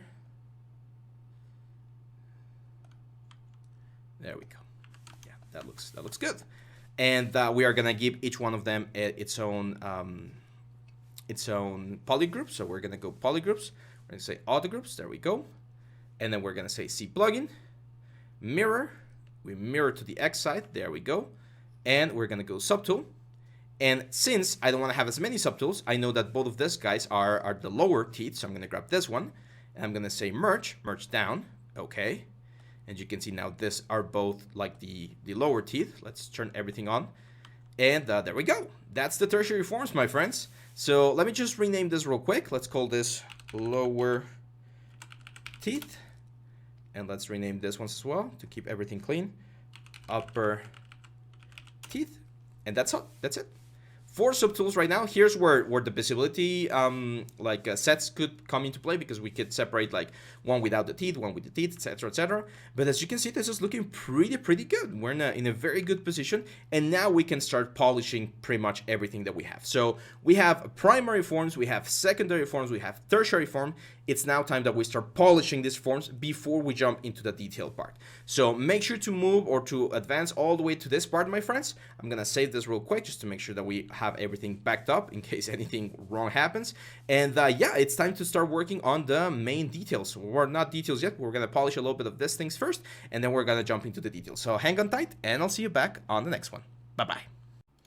Hi guys, welcome back to the next part of our series. Today we're going to continue with the refinement of the skull, and we're going to be talking about something called Dynamesh resolution. So, as you can see, we have a very nice shape. Most of our basic forms are there. It's looking cool. It's looking close to our reference here. As we've mentioned, this one's a little bit softer. This one's like really like damaged and corroded or eroded. So we're going to go to like an in-between. Now, the problem here is we are now faced with a very important conflict, right? And that's the fact that even though our shapes are looking good, we can still see like the pixelation of our elements. And that's because right now our Dynamesh resolution is set to 128, which is not bad. However, now that we want to jump into more specific details, like this crevices or like this changes in silhouette and stuff, we definitely are going to need a little bit more resolution. So my general advice, this is just one way to do things, which is Dynamesh. We're going to talk about several other ways to build our sculptures later on. But in Dynamesh, my general advice is never go higher in resolution until you've used all of the amount of detail that you have available to yourself. Okay, so try to keep your resolution low until you need it, because a lot of people tend to go really high in the resolution, and then it becomes a little bit harder to work, because as you're gonna see, certain things are gonna be a little bit more complicated. So I'm gonna up the resolution and recalculate Dynamesh, and as you can see now, my little squares here are way bigger, or smaller rather, and that is gonna allow me to have a little bit more detail. So let me move this thing to the left side. There we go. So that we can see, so that I can see the details. So what I'm gonna do now is I'm gonna start using again my move brush, for instance VMV, but I'm gonna use a smaller brush to start changing the silhouette a little bit. So you're gonna see me go in here, for instance, and then for instance like with the clay buildup, and I'm gonna start like carving in specific areas of the eye. So for instance, let's do like a ridge here inside of the eye. Sometimes bones have this sort of ridges, and you can see I really like the texture of the clay buildup. I feel like it looks very like man-made, which is really cool. It doesn't look like so CG. So I'm breaking up the silhouette here, and I'm kind of like going into the different parts. I can also see there's another like a ridge coming like back here. So I'm gonna kind of like follow this ridge, see how I'm creating this sort of hard surfacey, and then I'm gonna smooth. Of course, I'm gonna smooth to clean that surface up, because I don't want this to look like bubble gum or chewing gum. I want to make sure this looks a little bit more interesting, right? So yeah, I'm just gonna start pushing these things around. There we go, and smoothing them out a little bit. Remember, smoothing is to hide some of that texture, and then to build up on top of that texture and create some very interesting effects. I like to use my clay buildup kind of like a sketching tool, as you can see there. It creates this very nice effects, very nice like forms and silhouettes, and makes it look very natural, very cool. So see how nicer this looks. Now, I'm also going to use my trim dynamic. Trim dynamic is really good to polish and give the bone this sort of like what's the word? This sort of like a really strong effect. Let's Control N to clean that up. There we go. So again, that's that weird little bug. I found that like turning off and on the floor kind of like helps like bring ZBrush back from that limbo or something. So let's go here. Let's start adding this volume. And in one of the reference that we have over here, I can see that the fangs, they create this sort of like cylindrical effect. Like they're really, really big on the root of the teeth, right? So I'm gonna add this sort of effect. See how I'm going side to side, and then smooth them out. And it's gonna create this very, very nice effect over there. Perfect. Same thing for like the front teeth here. We can add like this sort of like root canal sort of thing. So it looks like these things are actually going into the skull, right? Into part of the bone. On the nose here, I'm actually gonna start carving a little bit more aggressively, because usually the nose is really, really thin. There's a lot of bones inside of the nose, and they're really, really fragile. That's why when someone hits someone else on the nose, they usually bleed a lot, because there's a lot of bones and tissues there that make it a little bit sensible or sensitive. So I'm gonna start like, again, adding form. It's all about adding and removing form, okay? Like changing the way things look to make it look more and more interesting. And notice how I'm not leaving or letting any single space be left without the details, right? So I'm making sure to go all around the skull and making sure that every single part that I'm working on has at least a little bit of surface detail, a little bit of like tertiary form and polish, because otherwise you're gonna get like certain areas that are like completely unworked, and then other areas that are like super, super detailed, and that doesn't look good. So you wanna make sure that this thing looks good from every single angle. Now on the damage one, let me show you here. On the damage one, I'm seeing this sort of like very interesting ridge. I really like it. So I'm gonna duplicate or kind of copy that thing in here. So it's like a ridge that goes in here. Because usually the skull is not a single bone. It's actually like made out of several bones that connect together, fuse together, and create our skull, or any animal skull. So I'm using here Damien Standard to cut like into the groove, and then clay buildup, and see how that makes it look a little bit more natural. Pretty cool, right? This little hole here where one of the nerves is going to be coming through, let's make it a little bit deeper, so it's a little bit more intense, more visible. There we go. And again, if you really don't know, like, because I'm not a cheetah anatomist, like I don't know about like all of the zoology anatomy that I might need to know, but I can understand how certain forms and things will happen. So if I add just a little bit of noise all around here, this is gonna make it look like a very old, very damaged skull, which is kind of what we're going for. Sometimes you don't have to be, unless you're working for like a scientific journal or something where things need to be perfectly scientific and perfectly accurate. Most of the times, as long as you capture the essence of the character, or of an animal in this case, you should be more than fine. So for instance, here the zygomatic arch, it kind of goes like out. So there's a little bit more like going out and going down. It's more like a curve. So I'm gonna use my move brush, big brush, and start moving these things around. There we go. I like it. Now I'm gonna alt click this guy, and I also need to increase the resolution. So let's go to like double the resolution, and you sometimes need to change something and then Dynamesh, or sometimes just turn on and off again. There we go. And now we should be able to start like working a little bit more on the effects. For the jaw, I usually like to have like a strong jawline down here. So I'm gonna create this little line here with my clay buildup. See how I'm going all the way around, kind of like creating a border. So that when we smooth that border, it kind of looks like a ridge, right? So like a very organic ridge that gives a little bit more support to the whole jaw. You can see that the bone changes here. This is an excellent exercise, by the way. This is why I like or love doing skulls for a first exercise whenever I'm teaching someone ZBrush, because it teaches you to look into the reference and to copy things that are just seeing in the reference and try to match them as closely as possible, and that's always really, really, really good. You're gonna see a lot of clicks over there. I might change this size. I think it's a little bit too big, so let me try this real quick.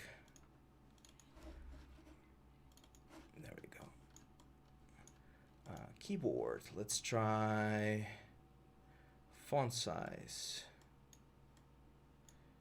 Let's do 20. There we go. We can close this. There we go. That should be a little bit less intrusive, right? So let's smooth this out to clean it up a little bit. Very important to add like the little volume on top of the molars here to make it seem like they're actually going. And also on the other side, a lot of people forget about the inside of the jaw whenever we're doing these things. And there are a couple of angles where you are actually going to be seeing some of this effects, right? So very important. We have symmetry turned on. That's of course helping quite a bit because it's making it a little bit easier. Let's add this like root canals again. Smooth them out. Same thing on the inside. Let's carve in a little bit here on the inside. And let's add the little volume there and smooth out. There we go. So again, as we've mentioned before, this is one of the great advantages of having subtools made out of different subtools that they know, or ZBrush know that the other subtool is acting or working as a mask, and they will try to move and sculpt around the object so that you don't have any issues over there. Now I'm seeing here in the reference that the jaw also has a couple of like little holes, probably again nerves and stuff. So it's gonna be like a little hole over here. There's another one over here. And over here, it's a change in form. So this thing kind of goes in like this, creates like a interesting ridge, and there's like a small protrusion over here. So again, just add more volume. And it's all about practice, guys. You know, with 3D and with everything art related, the more you practice and the more you try yourself at this kind of things, the easier and the more natural all of this is gonna come to you. I'm gonna remove some of these things because I think we're going like way too low. Actually, this thing seems to be like going further down or further up.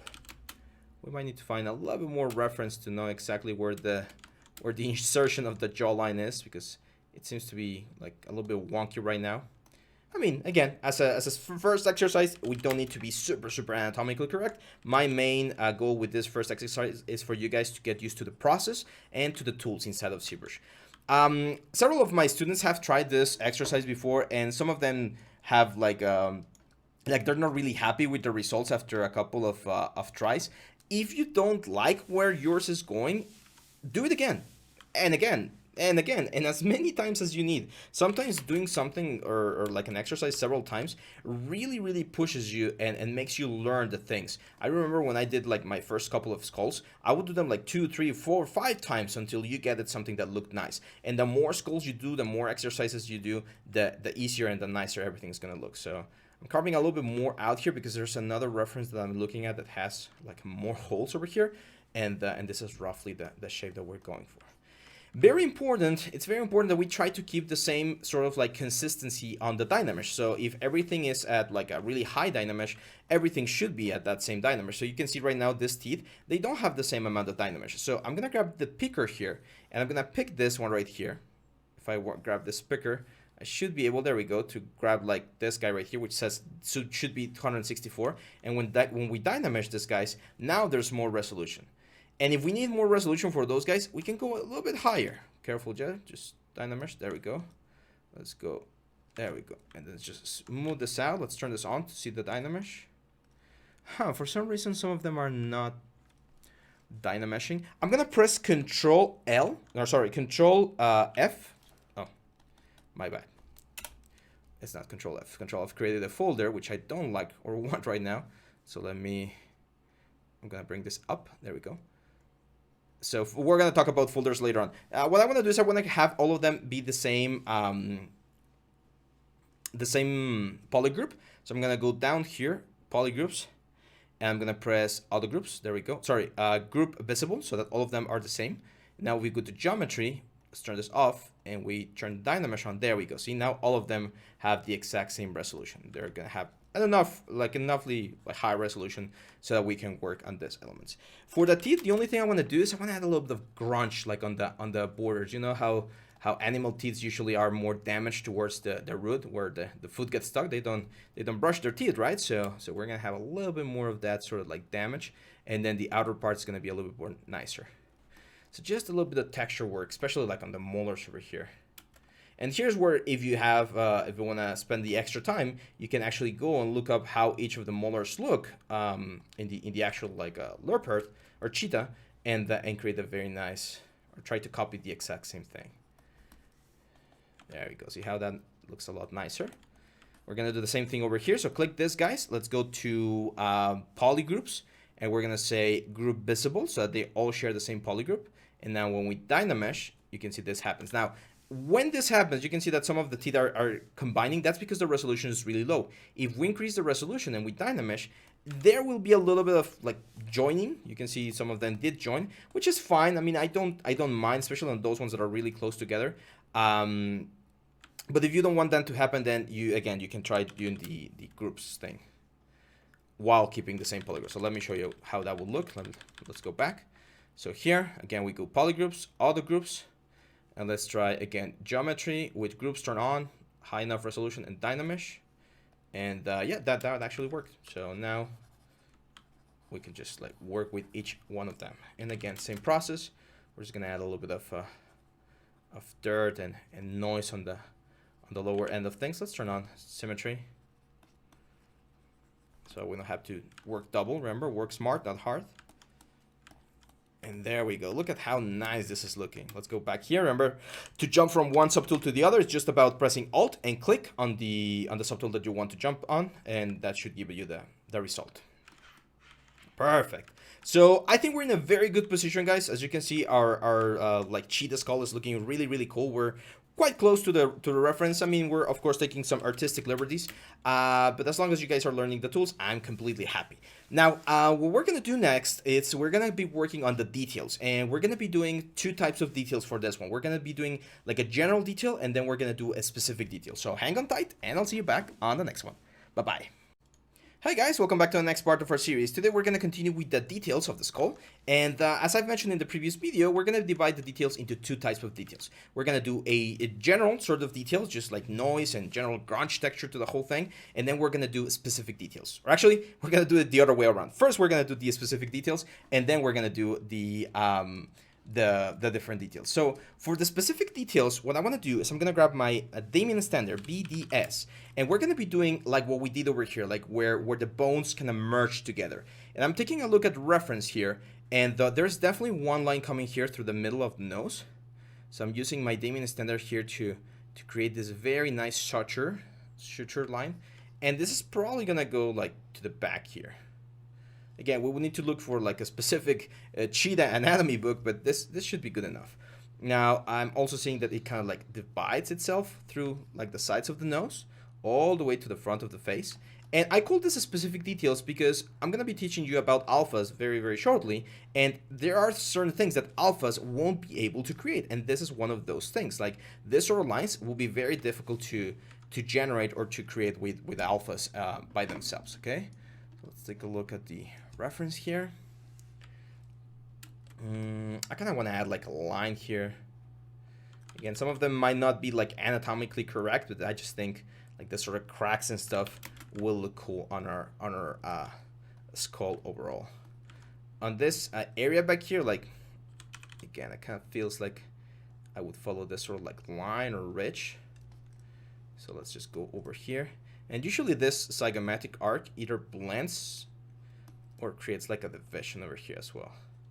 So again, I'm inventing here a little bit. We're deviating from like an accurate like anatomical process, but sometimes the cool factor also comes into play, and it's fine as long as the project and the art director are fine with it. So there we go. Because the chances of someone being like a cheetah anatomy expert and like taking a look at your skull in a game and being like, oh, that's completely inaccurate, you would never have a line over there, are quite low, right? So again, there's a little bit of, unless you're doing like a scientific journal or like a biology textbook or something, there's a little bit of room that you can use. So there's going to be a lot of this sort of things where you're going to be going with like Damien standard, adding like specific little lines, specific little cracks. Let's say maybe this guy had like a very big crack on some part of the skull, like here. So I'm going to break symmetry, grab my Damien standard, and let's add just like a big crack. Maybe he died while fighting like, I don't know, like a buffalo or something. And he's going to have like a big crack on the skull over here. So this is one of the great things about Zbrush, that you're going to be able to modify and change certain things that are gonna make your project a lot cooler. So here's, for instance, let's break symmetry again, and instead of a crack, let's just create like a little bit of a hole over here. Okay, so here's where we're deviating from symmetry, and we're adding like specific details to different parts of the model. We're breaking the symmetry, but we're creating something a lot cooler, right? Something that's gonna be very, very nice. For instance, let's add another one of those holes over here and make it seem like this skull has been through a lot, right? Like maybe it's a fossil, and we found it like after a long time. So there's gonna be a little bit of damage here and there, right? So go crazy, have fun, be creative, try to find something interesting for your elements, and you guys are gonna, I think you guys are gonna have a great time. Zbrush is a super fun software. So if you're not having fun, you're doing something wrong. There we go. Now it's time to jump into the details. And whenever I talk about the details, I like to use an analogy, which is a cake, right? Everyone has had a cake, like a birthday cake before, and a lot of people are really talented and they create these beautiful decorated cakes, but you should know, and I think everyone knows, that even though the cake might be like super decorated, if it doesn't taste right, then it doesn't matter how pretty it looks. It needs to look pretty, but it also needs to taste like good, right? The bread needs to be like very nice, very moist, very fresh, and that's the kind of thing that we're looking for on a cake. Well, the same applies for a sculpture. The detail that I'm gonna show you how to do right now is super easy to do. But if you don't have good forms, if your primary, secondary, tertiary forms are not done right, then it doesn't matter how much detail you add, it's gonna look wrong, it's gonna look ugly, okay? So keep that in mind for this next technique. I'm gonna go into my standard brush. I'm gonna see BST. And the standard brush is the brush that we're gonna use to add like the surface detail so that it looks like bone, like a rock. And I'm gonna change the stroke to spray. Spray is really good. And I'm gonna change the alpha to something a little bit grungy, like I'm actually gonna go here into the light box, and in the alphas we can grab this sort of I don't want to use leather though. No, that's fine. Let's go here into the alphas here, and let's use this like alpha. Which one would be good? I don't want that. That's a little bit too much. Yeah, I think this one, alpha 25, can work fine.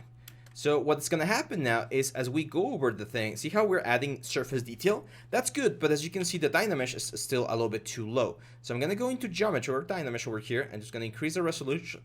Dynamesh, we're over 1 million polygons now, and when we add the detail, as you can see, it's going to look a lot nicer. Now what I'm going to do is I'm definitely going to lower this and have this be C sub, so that we're kind of like removing elements from this. And see how easy it is to just cover the whole like surface in this sort of like grainy effect.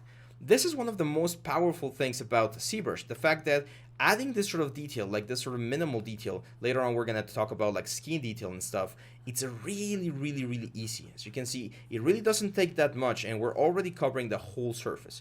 One of the important things here is you want to keep your brush in the same size, because if I change the size of the brush, the size of the detail is also going to change, and in this case that's not what I want. So I want to keep the brush in a very similar size, and I don't want to overdo it. One of the very common mistakes is people overdo it, and as you can see, it's going to start like eating away from our character, and that's not what we want. It's just a very soft thing. Like, actually, if you see this from afar, you're not even gonna see the detail. That's why the primary forms and secondary forms are so important, because those are the things that you're gonna be seeing the most. But when you go like up close like this, then we're gonna start seeing this thing, and it's gonna look very cool. Let's jump onto the jaw and do the same thing. Or actually, before that, let's cover every single square inch on this guy. So all of it, so that we don't have any like smooth section or smooth area. Everything should have a little bit of things. Let's go to the jawline now. Same thing, let's increase the resolution. Usually you want close to 1 million, so that should be good. And as you can see, this is looking way nicer. Look at that. Now, see how this is not erasing the previous work that we've done? Like, we're keeping pretty much the same work that we did before, like the little holes and the canals for teeth and everything. And that's important because, again, remember, those are the primary forms. Those are like the building blocks of a whole sculpture. I'm gonna go into trim dynamic. I'm gonna trim this thing a little bit more. It looks a little bit too sharp for my taste. So there we go. Now for the teeth, I'm actually gonna change this. I'm gonna go in the standard. I'm gonna change this to drag rect, and let's use this alpha 60, because alpha 60 will allow me to add this sort of like line. See that? And again, we definitely need a little bit more resolution, so let's increase the resolution. There we go. And now when we add these lines, as you can see here, it's gonna look like the teeth are cracked, which is pretty cool. Be gentle. Don't overdo it. Like, you don't want to like create such a like dramatic effect or anything. So we want to keep it simple. That's another one of the big secrets here. Keep it simple. Keep it nice. Don't go overboard here. Now I'm gonna go here and I want to add a couple of extra details. Now I'm gonna do this. I'm gonna do spray, and let's do like little dots like this alpha 23. I really like. And in certain areas, I want to add like a little bit of like erosion, right? So a couple of areas of my character will have like this sort of erosion sort of thing. And at any point, by the way, at any point, you can just go back and say like, hey, I want like a couple of extra dots and things, like a couple of extra damage in certain areas. Like, you're free to go back and change. You might need to rebuild some of the detail, but as you saw, it's actually really, really easy to rebuild that sort of detail. So it's normal, it's completely normal to go from one point to the other and be creating this sort of things, okay? So there we go. Nice.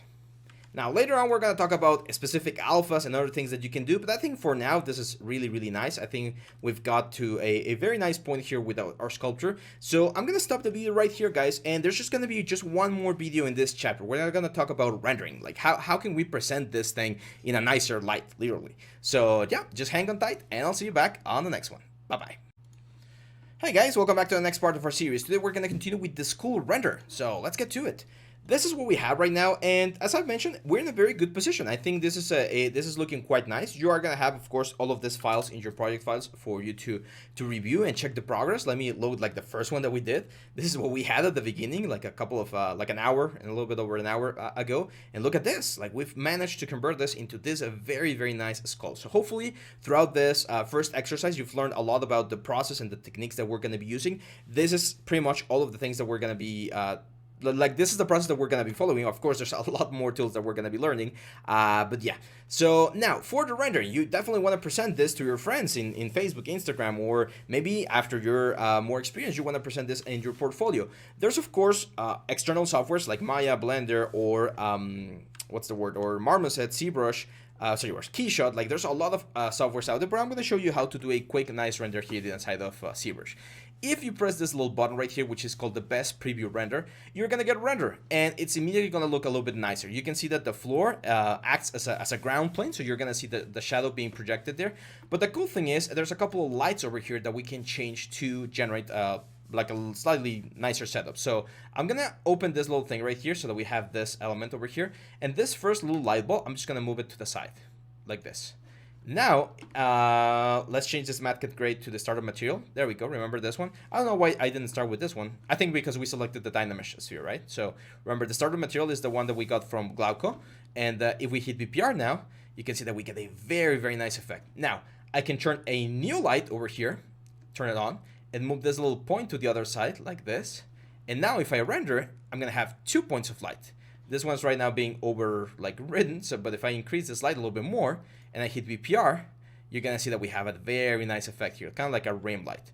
Now, here's where using dynamic perspective might be good, because you're gonna have like a nicer effect. Let's go to like a side view or 3/4 view, something like this, so that we can really appreciate it. And you can click on any one of these ones. Let's say that we want like a top view, and then that's like a rim light. Let's take a look at how this looks. Not bad, right? This is a little bit too much, so I'm gonna decrease the intensity now. There we go. Now, the only thing I don't like about this is that the shadows are a little bit too intense, as you can see. And to change that, you're gonna go into Render, BPR Shadow, and you're gonna decrease the GI strength. So let's say like a 0.4. So now the shadows are gonna be a little bit lighter. The other thing I don't like, as you can see, is that the light is really sharp. It's like a flashlight, right? So I'm gonna change this so that it's more like an area light. So I'm gonna go again into Render, and the angle, we're gonna increase the angle a little bit. And the more you increase this, the smoother the shadows are gonna be. So this is gonna look a little bit better. So let's decrease the angle. Let's say I think like a 50 angle is gonna be fine. There we go. Yeah, that's a lot nicer. And we can, of course, change a couple of other things. For instance, if you increase the rays or you increase the blur, it will take a little bit longer. Let's do like 4 blur and let's do like 54 rays. It will take longer, but it should look a little bit nicer. You're gonna see how the shadow starts looking even nicer and nicer. So this is a great render that you can take. The only thing that you need to do now is to export this. So let's find again like a nice like camera angle. Like I think this camera angle is nice. Let's take a BPR render again. Wait for this to finish. Of course, this is going to be dependent on your computer. If you want to change, you can also change the focal length of your camera. So if you go here, I believe it was on the draw. You can see that right now we're in a 50 focal length. Let's try like an 85 or like even a 24, depending on how intense you want the distortion to be. I think if 85 is going to be a little bit better for what we want. And I want to keep it as like standard as possible. So I think something like this works fine. There we go. So let's VPR again. Wait for this to render. There we go. Now to save this, super easy. You're just gonna go here into document and you're gonna export image right here. And usually it's gonna be a JPEG. I'm gonna have it here on the project files. Let's call this cheetah render. And it's going to give you a couple of options here to crop the image if you want to have the specific width. Right now it's almost full HD. It's not full HD.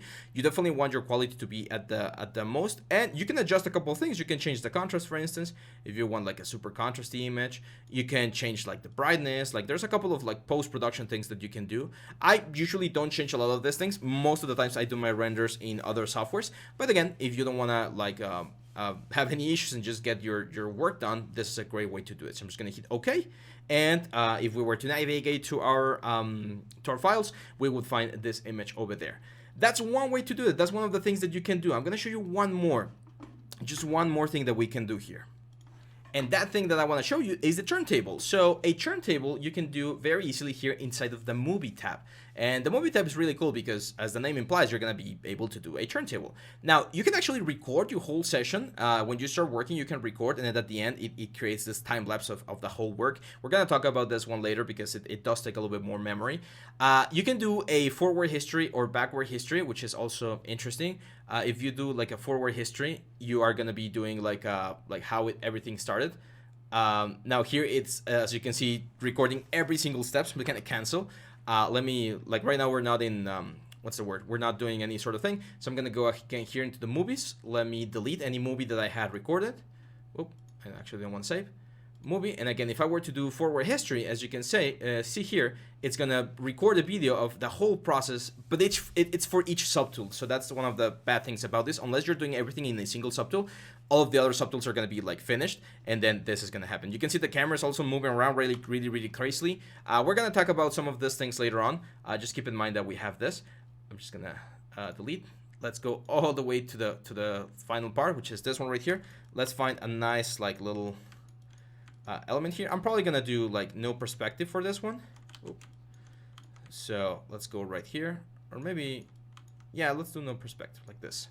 And I'm gonna do a BPR. Very important that you do a BPR so that it knows that you want to do like full resolution here. You're gonna go into movie and you're gonna hit turntable, and what's gonna happen is it will start rendering one frame for this thing. Now, right now it is rendering the frames, but it's not saving them as a movie. It's just rendering the frames. So I'm gonna pause this real quick, guys, so that this finishes the rendering. It will take, it's taking about like 2 seconds per frame, and I believe it's gonna be like 360 frames. So it's gonna take a couple of minutes here, probably like 10 or 12 minutes. And once it's done, I'm gonna show you how to export that movie so that you can show everyone your little skull as well. As you can see, the only thing is, since we are in this like perfect view, perfect front view, I don't think we're seeing the ground plane. But yeah, so let me pause this real quick and I'll be right back when this finishes. Very well, so the movie has finished rendering, so I'm gonna go here again into movie, and you can actually go here and say play movie, and you're gonna see the movie. Boom. So the only problem, I'm not going to do it again just because this is not the rendering chapter. We're going to talk about rendering later on. But the only problem is there's a couple of things like the overlay image, which opacity, the inside, going outside, whether we're recording the whole screen or only the workstation. Just want to show you that you can actually record this sort of things inside of Zbrush. No need to have like an external software or anything. And it's going to look pretty cool. If you want to export this, it's just a matter of going here, export. It will give you the same sort of like window that or I think it just does like an MP4.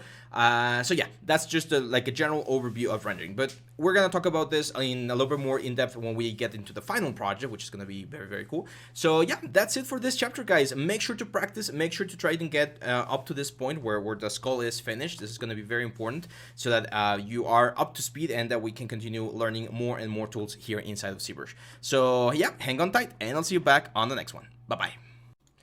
Hey guys, welcome back to another part of this series. Today we're going to continue with chapter 3. We're going to start with a new project, and this is going to be a really, really, really cool project. So let me just prepare something here before we jump into it, and there we go. So today we're going to be talking about another way to start a project. The first 4 chapters, or 3 chapters, chapter 2, 3, and 4, are all about how to start a project inside of Zbrush. And today we're going to be talking about armatures. So armatures are one of those things that we've been using in the sculpture world for a long time. And armatures are really, really good whenever you want to make sure that your proportions and your forms are adequately prepared. Okay, so you have the full control of your character. So the way we normally do this is we create a drawing, and then on top of the drawing we build this skeleton that allows us to, for instance, pose our characters before we start adding clay. There's a couple of other like technical significance to the armatures, such as reducing weight, reducing the material that we're going to be using, again keeping the form and the stability of the material intact in the real world. In the digital world, we really don't need to worry about that because of course the clay is free and there's no weight, so things are not going to fall on top of each other. But I do think that armatures are really, really important. And for armatures, inside of Zbrush, we have something called Z-spheres. This is a really, really, really old like tool inside of Zbrush. And I think like in the past couple of years, people have been kind of like getting or letting Z-spheres fade into the darkness because Dynamesh is so powerful nowadays. You can start with the sphere and create anything, right? But I do think that Z-spheres are really, really important because they allow you to keep your forms controlled. And having good proportions and good form are, as we know, the basis of a really good sculpture. So how do Z-spheres work? Well, we're going to learn how to build this sort of armatures. And the way this works is you're going to start with like a mother sphere. And from that sphere, we're going to be extruding more and more spheres at different sizes, lengths, and everything until we get a shape that roughly equates to our final character. And then from this sphere, we're going to transfer it into Dynamesh and we're going to start sculpting more and more interesting things, okay? So let's jump straight into Zbrush and let me show you how Z-spheres work. You can select Z-spheres by going here into the light box, and then all the way over here, there's this Z-sphere CPR, C project, just going to double click it, and there we go. Now, you're going to see that the interface changes a little bit. Like, we don't have our usual, like, brushes. As you can see, the brushes that we have are really different. They're, like, sketch. We're not going to be using them. Same for these things. Like, these are not working, like, exactly the same. We still have symmetry. Let me turn on dynamic perspective. And the way this works is very easy. When you place your stylus or your mouse, I actually recommend working with a mouse for this particular section. So when you place your mouse on top of the object and you start drawing, click and drag, you're going to create new spheres. And then with W, you're not going to get the gizmo, but you're going to be able to move these things around. With E, which is scale, you're going to be able to scale these things up and down. And with R, right now, nothing's going to happen. We're going to be able to rotate the spheres, as you can see over there.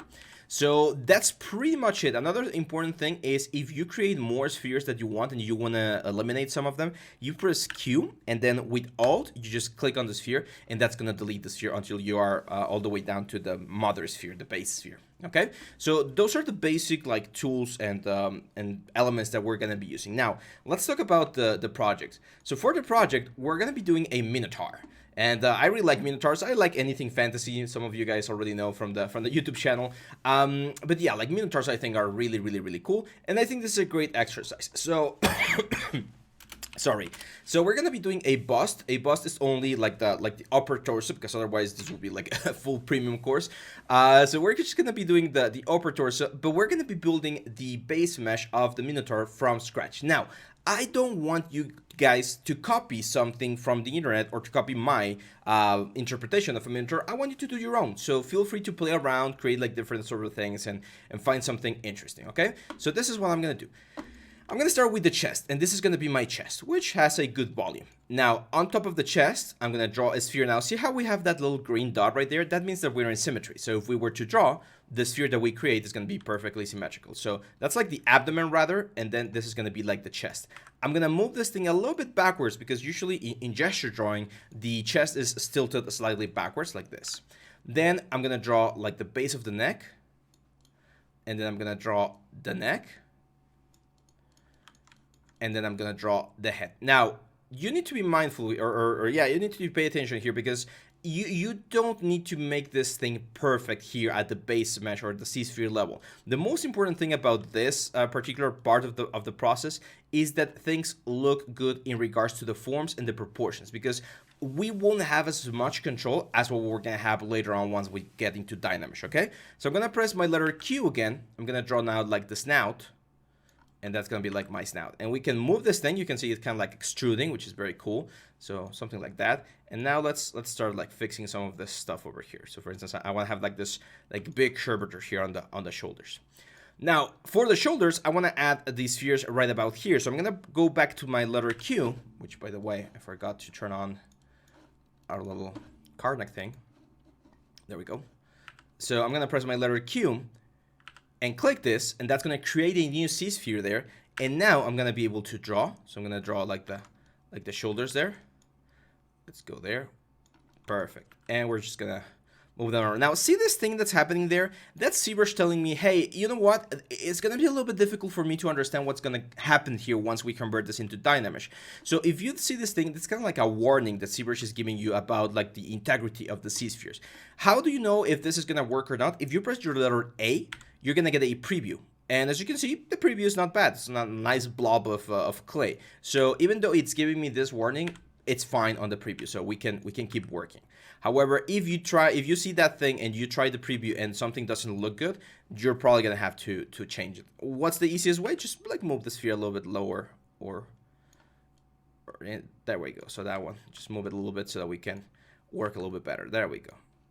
So we're going to move this forward, and that's perfect. So as I mentioned, we're just going to do the bust and we're not going to do shoulders. So just having this sort of like balls over there, that should be more than enough.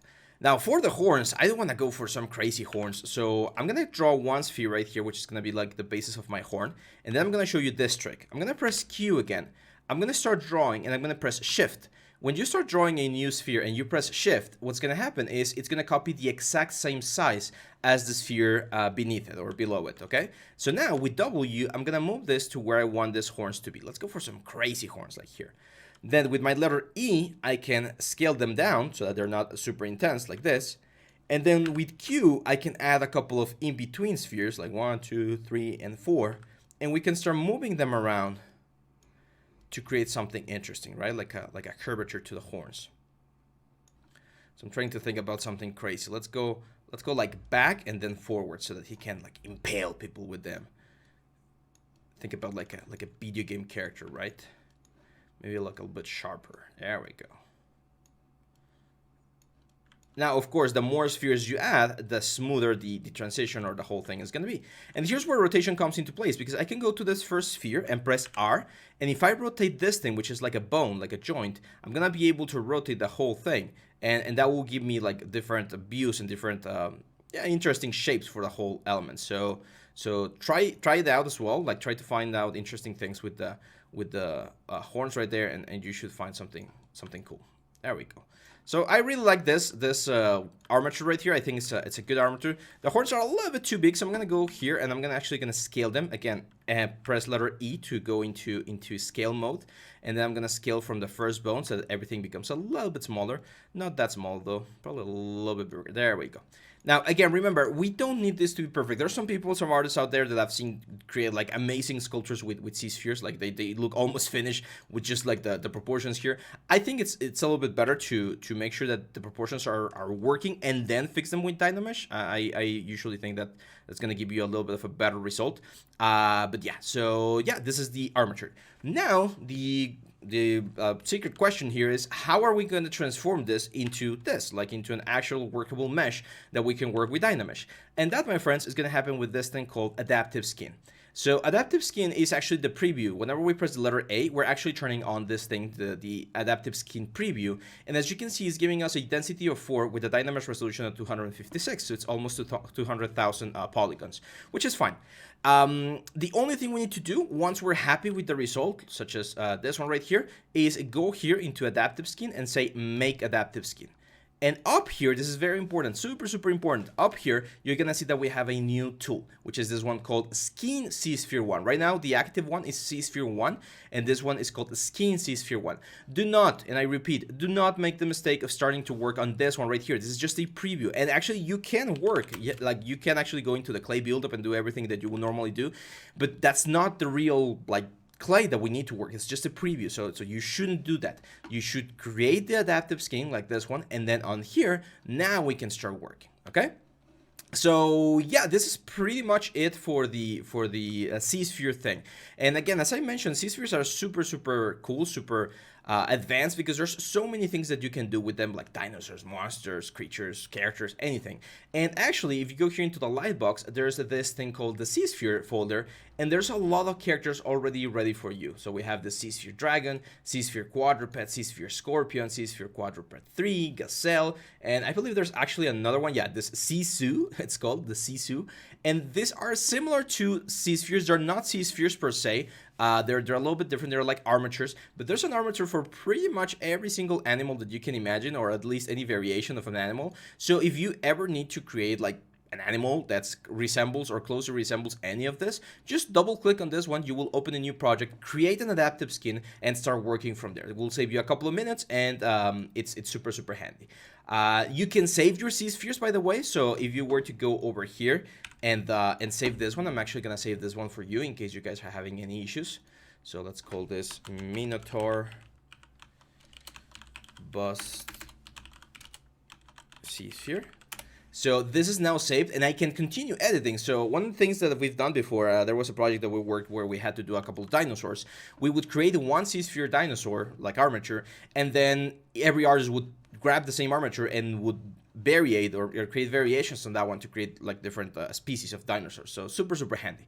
Anyway, now that we have this, now we can start doing again our basic process, which is the blocking and everything. However, as you can see, the horns right now, they're a little bit intrusive, right? Let's change our material to the starter material. There we go.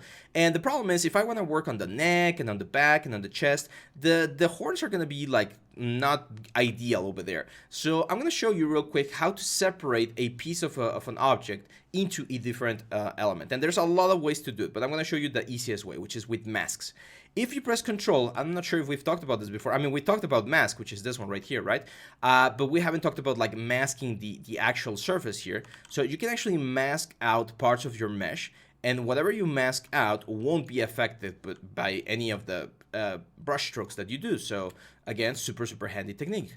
In this case, I'm just gonna mask these horns, and if I go here into the split option inside of the subtool palette, I'm gonna find this one that says split, or rather split masked points. Okay, so I'm just gonna click this, and there we go. So now this guy right here, the head, it's its own element, and the horns are its own element again.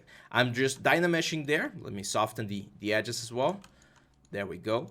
And you can see how there are two different parts now. So that's going to be super handy because, again, I could just turn off the horns for now, focus on the general shapes of my Minotaur, my bull, and then we can move on to the rest of the elements. So I'm going to start working just a little bit here just to show you the basics of the forms here.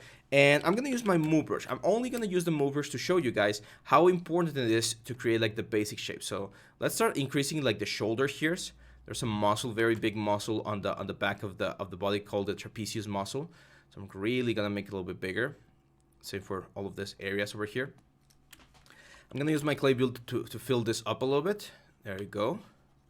And whenever you're working, I mean, I know that this is not an anatomy class, but I need to touch on to a little bit of anatomy. Whenever you're working on anatomy, you need to make sure that you know where your bones are, because bones are like the armature of the body. So we're gonna have like the clavicles over here, going into like the shoulders over here. So it's gonna be like the basis of my clavicle. Then we have the pectoral muscle, which is like a really big muscle that we have here on the front. See how I'm trying to draw the lines of the direction of the muscle so that it follows like forward.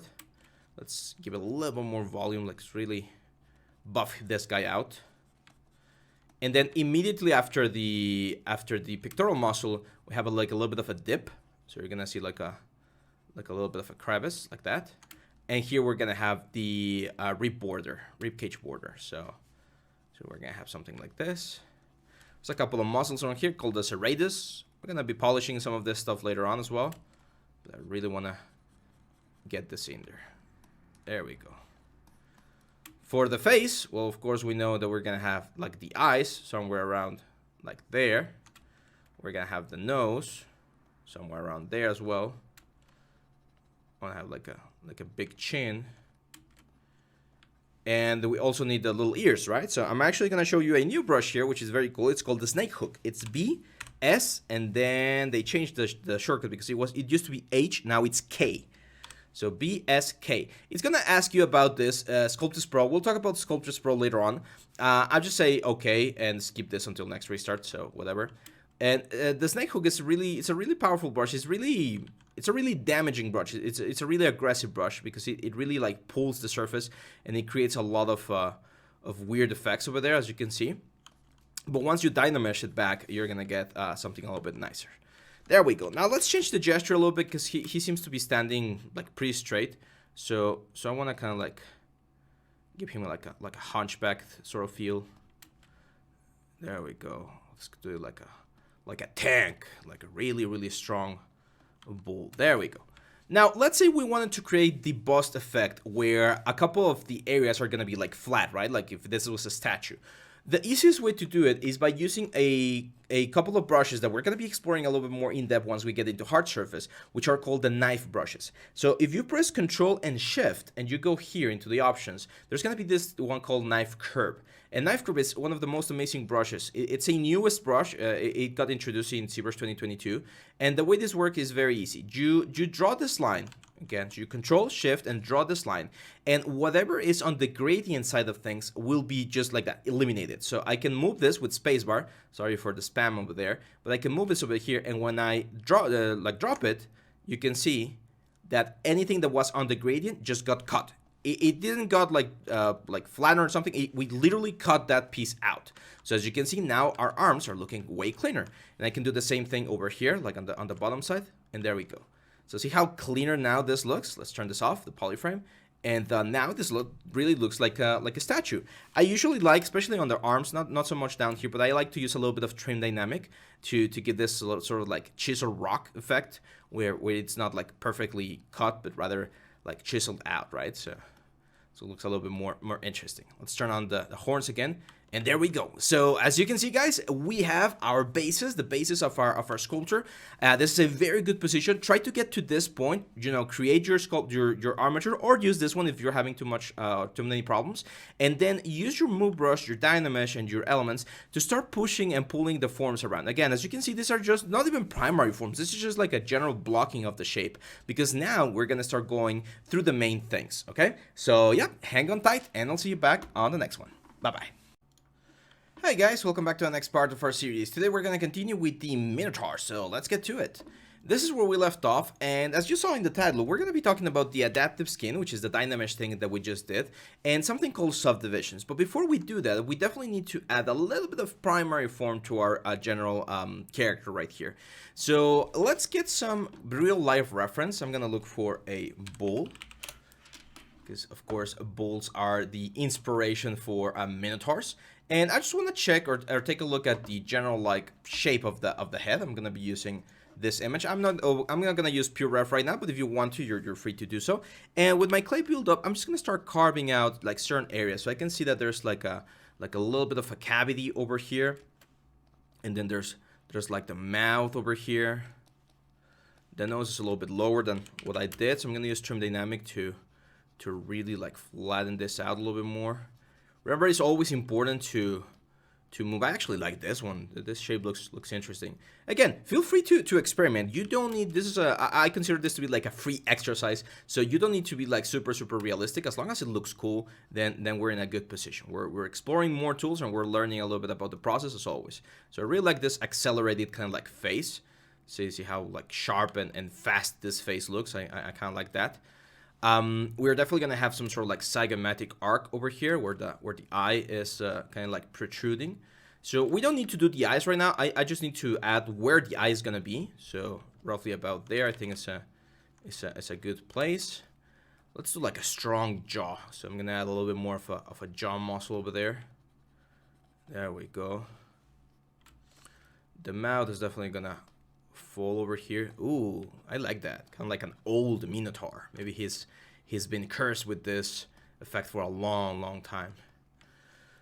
Let's add a couple more volume here on the horns so that it kind of like creates this transition into the main horn. I think that's gonna be cool. Let's do a little bit of extra forming here again, just to make it interesting. I'm gonna use my Damien standard now to mark where the nose is gonna be. There we go. Now let's turn off the horns just for a little bit, while we focus on the like ears, for instance. So let's create a little bit of the gap that we're gonna have here on the ears. There we go. Same over here, like a couple of lines. Now back here, I would expect to see like a little bit of a spine. So I'm gonna add a gap there and then fill it in a little bit like this, smooth it out. See how that starts to look like a nice spine. Let's just train dynamic to flatten this a little bit again. There we go. Now I don't love this curve, so I'm gonna fix it. I'd rather have like a round, like super round curve. Now for the neck, there's usually a muscle called the sternocleidomastoideus in humans. It goes from behind the ear to the front here. So I'm just gonna mark it slightly. It's like this sort of B shape. It has a little extra leg over here. Smooth it out so it's not like super visible. On here we usually have a little bit of a gap, so I'm gonna carve in a little bit here because there's not a lot of things going on, like at least muscles. Because this big guy right here, that's the trapezius muscle. That one's a super big muscle. There we go. We also have the deltoid, which we're not seeing quite a bit, but we can add a little bit of the deltoid like over here, just to kind of suggest that the deltoid is gonna be going over there. Back here we have the scapulas. So they're like this sort of like triangular shaped things, which we're probably gonna cover with fur later on. But right now, again, we're just trying to get something here. Let's flatten the chest a little bit. I think it's a little bit too round. And very important, in the chest area, we usually have a little bit of a gap over here. So I'm gonna mark the gap over there. There we go. That's the mouth. We're gonna be working on the mouth and everything a little bit more in the next couple of videos. But as you can see, we're building something. We're creating this very cool character. Let's add a little bit more of this like bone over there. I think that one's gonna help. Let's use our Damien standard to give it a little bit more definition here on the neck muscles. I like it. I really like this guy. It's looking good. And this is one of the cool things about Zbrush, that it's since it's such a free software in regards to the artistic liberties that you can take. Sometimes you go with an idea and then you start finding like happy little accidents, happy little things that will make it different. Like Bob Ross used to say, right? So just roll with them and see where they take you. If it doesn't work, no problem. We just change it. We just modify it and make sure that it works with another modification. Let's add a little bit more volume over there. And that's it. Now, I think the horns are a little bit too thin now. Like, the guy looks really buffed, really heavy. But the horns look a little bit too simple, right? So I'm going to grab the horns and I'm actually going to go BIN, which is the inflate brush. And let's, like, really inflate the horns, especially, like, on this area right here. There we go. See how that starts looking a lot heavier, a lot nicer. We can, of course, smooth this out.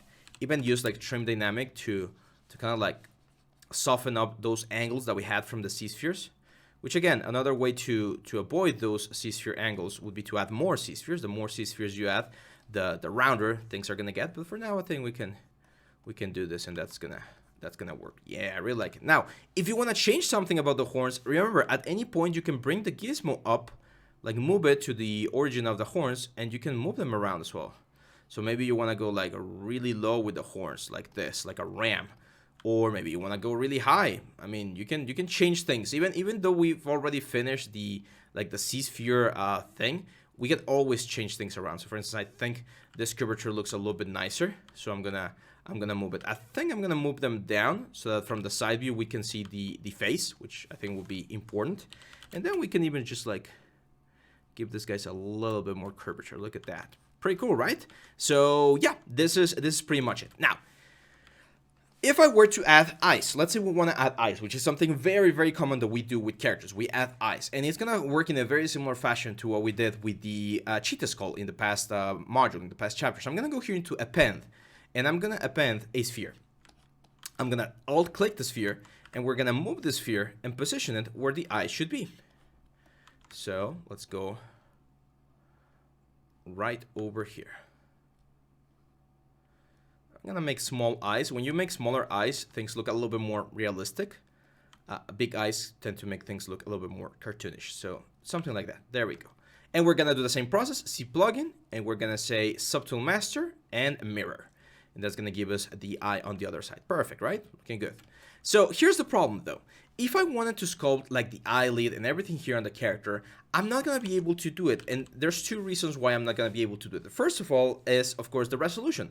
We have a very small resolution. So even though I try to create like the eyelids over here, and they look okay, they're not gonna look great because, as you can see, we don't have enough squares, enough polygons to really make this work. And some of you might be like, well, we learned from the cheetah that we can just increase the resolution and dynamesh this, right? And yes, we could do that, but even if we do that, see how the surface looks really, really, really dirty? So right now we're almost at 1,000,000 polygons, and the surface is still looking really, really like bad. Like, I don't like this topology.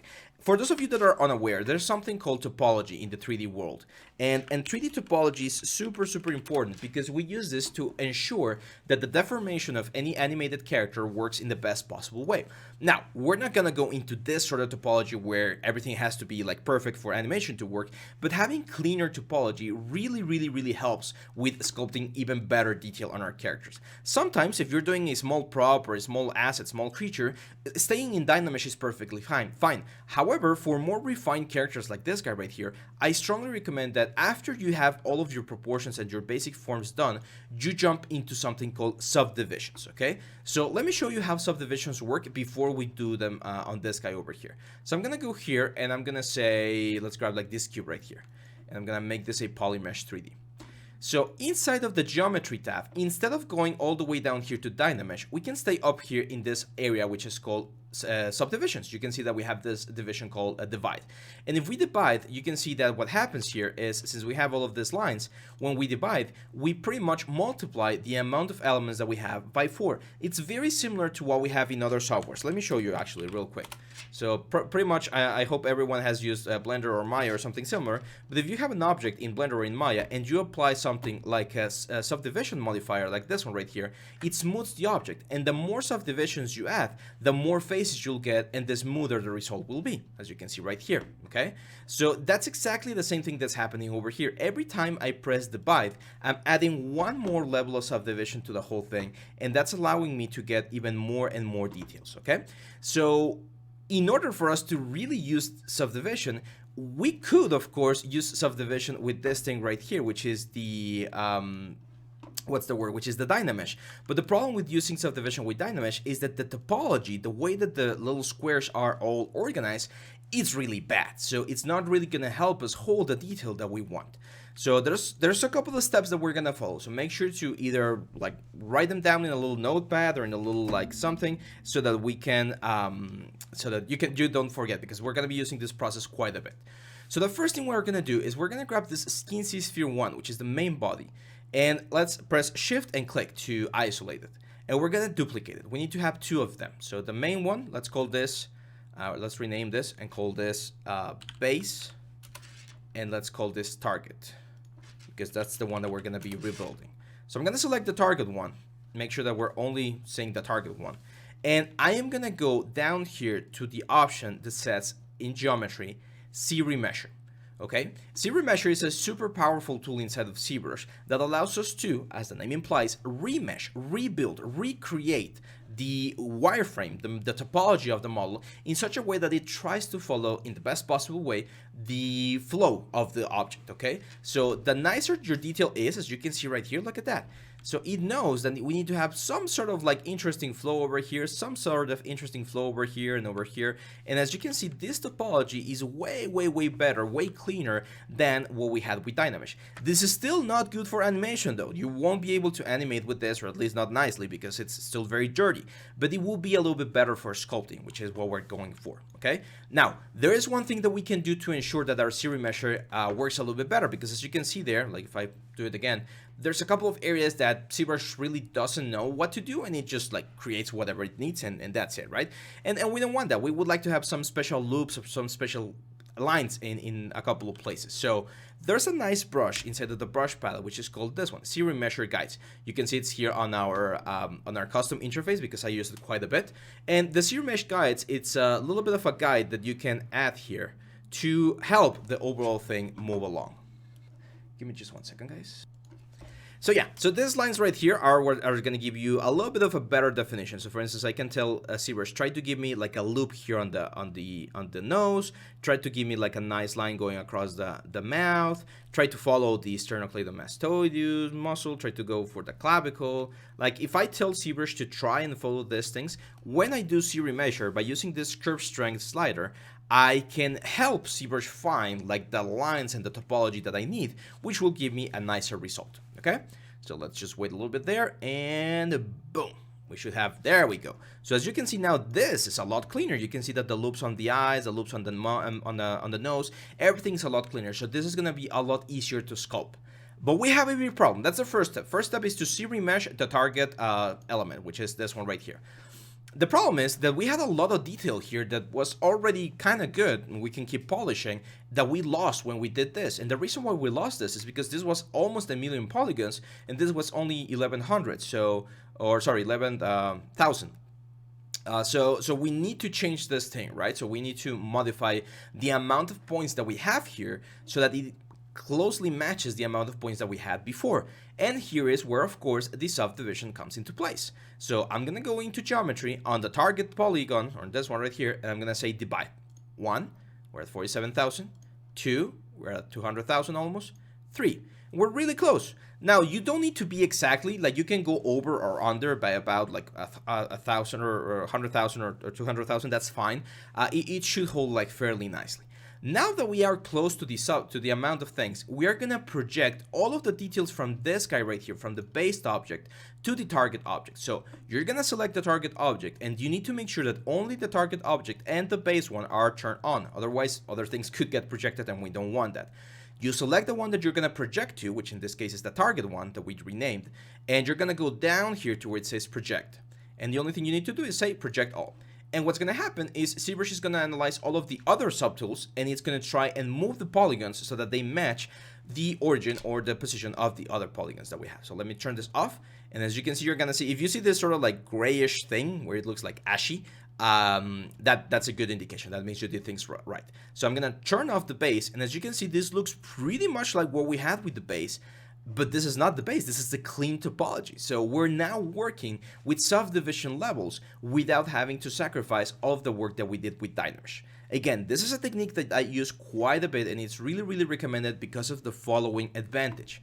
Now that we can actually delete this base, I'm just going to select this one and hit delete. Just be very careful when you delete, there's no going back, so make sure you know what you're doing. So the great advantage with this guy right here is if I want to work on the big shapes of the object, I can go to geometry and go all the way down in subdivisions to like this place right here. And maybe my art director is like, hey, you know what? Like we would like him to have like smaller ears. Oh, that's fine. I'm just going to grab my move brush and make this ears slightly smaller. And then I can jump all the way up to the final level. And here's the cool thing. Let's say like he has like a tattoo. Let's say here, like tattoo. Okay. And we go all the way down. You're not going to see the tattoo. It's going to be very blurred. But if you move things around, let's say he's like, my art director's like, give him more pectorals. Okay. I'm just going to bump him up. Like really, really inflate the pectoral muscles. That's fine. And then when we go up again, all of the detail is still gonna be there. That's something that we can't do with Dynamesh, because with Dynamesh, whenever we change the resolution, we either gain or lose more and less polygons, right? So it's really cool to be able to keep all of the detail, work on the big shapes on the lower subdivisions, and then work on the high stuff on the higher subdivisions. Now, there's a couple of shortcuts that you should learn to help with the subdivisions. Shift D will bring the subdivision level down. D will bring the subdivision level up, and if you're at the highest subdivision and you press Control D, you're gonna add one more subdivision level. You can see that we're now at 3 million polygons, which we still don't need. We follow the same rule that we do with Dynamesh. We don't jump onto the next subdivision level until we've used all of the subdivision levels that we have. So there we go, guys. That's pretty much it. Now we have a very clean topology, a nicer topology to do sculpting with, and we're gonna be able to start detailing some of the secondary forms. So on the next chapter, we're gonna be working on the eyes for this creature. Hang on tight, and I'll see you back on the next one. Bye-bye. Hey guys, welcome back to the next part of our series. Today we're going to continue with the Minotaur, and we're going to be sculpting the eyes and some of the other like facial features. So now that we can actually work with cool topology, because as you can see this is a cleaner topology that we can use to follow along the shape of the eye, it's going to be a lot easier to sculpt it. Now on this other screen I have a window with all of the different like eye references that I'm going to be using. I really like this one right here. So let's take a look. So what we're going to do here is I'm actually going to press Control Shift and drag. Whoop. Remember that one? That was the knife brush. Let's change back to this select rect. I'm gonna Control Shift and drag on this eye right here so that we're only focusing on this area. If you want to hide more pieces, you can just go to the side view, Control Shift Alt, and we hide all of this area so that we're only focusing on this like front part. This is a really handy technique, like isolating parts of the model, because otherwise Zbrush has to think about the 800,000 polygons that you have, and it can become really intensive for your computer if you don't have a lot of RAM. So in this case, it only needs to think about 40,000, which is exactly what we want. So talking about form, I'm gonna go in my clay buildup and actually gonna change the alpha to a round alpha, like alpha 12, so we get a little bit more of an organic feel. And I know that we're gonna have an upper eyelid, so I'm gonna start adding the volume here on the upper eyelid. See how nicer this looks now that we have proper topology, because it flows nicely with the rest of the things. Let's smooth this out. There we go. And that's it. Now the lower eyelid will be coming on this side. So again, let's kind of add it. There we go. And usually, as with humans, bulls also have a little bit of like a tear duct. So let's add the tear duct right about there. There's gonna be like a little bit of a membrane over there. Perfect. Smooth this out. Like all of this volume, we can smooth out. Now I can see that back here on this area, we kind of push this forward. So we're gonna have like it's kind of like the eyebrow. But then as we go closer to this area, we start creating like a concave shape. So I'm gonna start like carving in this shape. Then a little bit of roundness over there. There we go. Same thing over here. Let's carve this a little bit out so we create like the transition. And here's where we're gonna have like the eye sac or eye back. There we go. Nice. Nice. Here's the zygomatic arch, which is like a bone that supports the whole eye. And look how nice that eye is looking. I'm gonna grab my Damien standard now, and very softly, very smoothly, I'm gonna start adding some more details. So for instance, here on the eyelids, I really wanna like push the effect of this thing like going in. And you can actually use the Damien standard with an inverse with Alt and drag and create this like sharp line where the eyelid starts. Same for like the top part. It's gonna create like a nice little shelf right there. See how nice that looks. With my move brush, I'm gonna move this thing like a little bit closer to the sphere, so it's not like pushing so much out. There we go. Name in the standard again. Let's do a little bit of details here. Perfect. So see how nice that looks. That's what we want. We want to create some interesting shapes and realistic looking effects.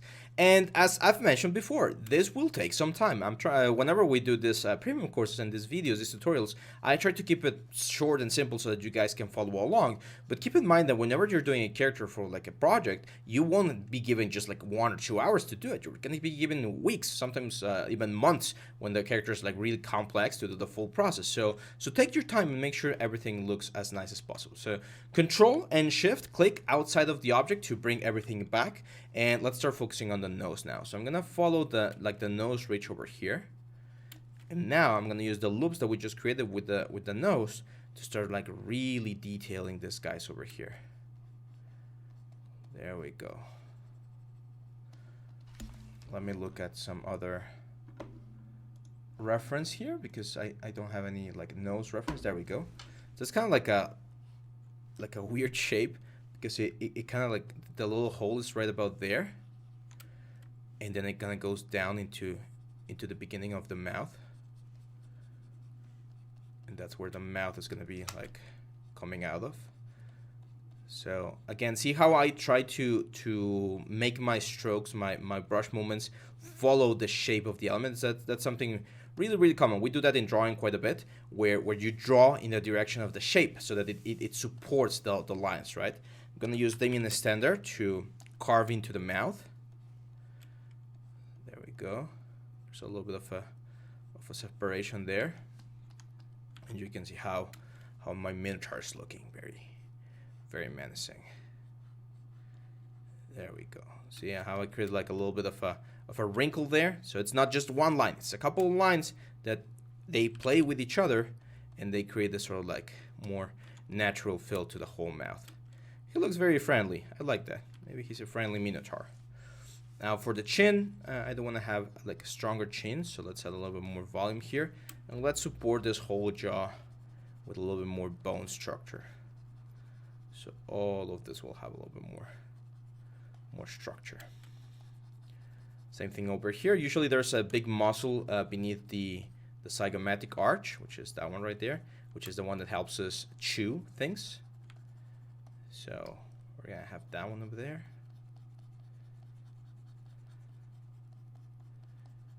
Perfect. Pretty cool, right? You can see how the forms are getting more and more polished and things are looking good. There's some like studies from bulls where they're like super muscular and stuff. Try getting some of those reference because that's really gonna help. Here's where I'm gonna, again, similar to the cheetah, I'm gonna start deviating from anatomy and just creating some cool shapes and cool forms. As long as they make sense, we should be fine. Let's blend that a little bit there. I think I wanna like push this like upper side of the head a little bit more. So again, with the clay buildup, just really push this forward. There we go. Look at that. Pretty cool. Nice. So as you can see, little by little, just remember how this thing looked a couple of minutes ago, like 40 minutes ago.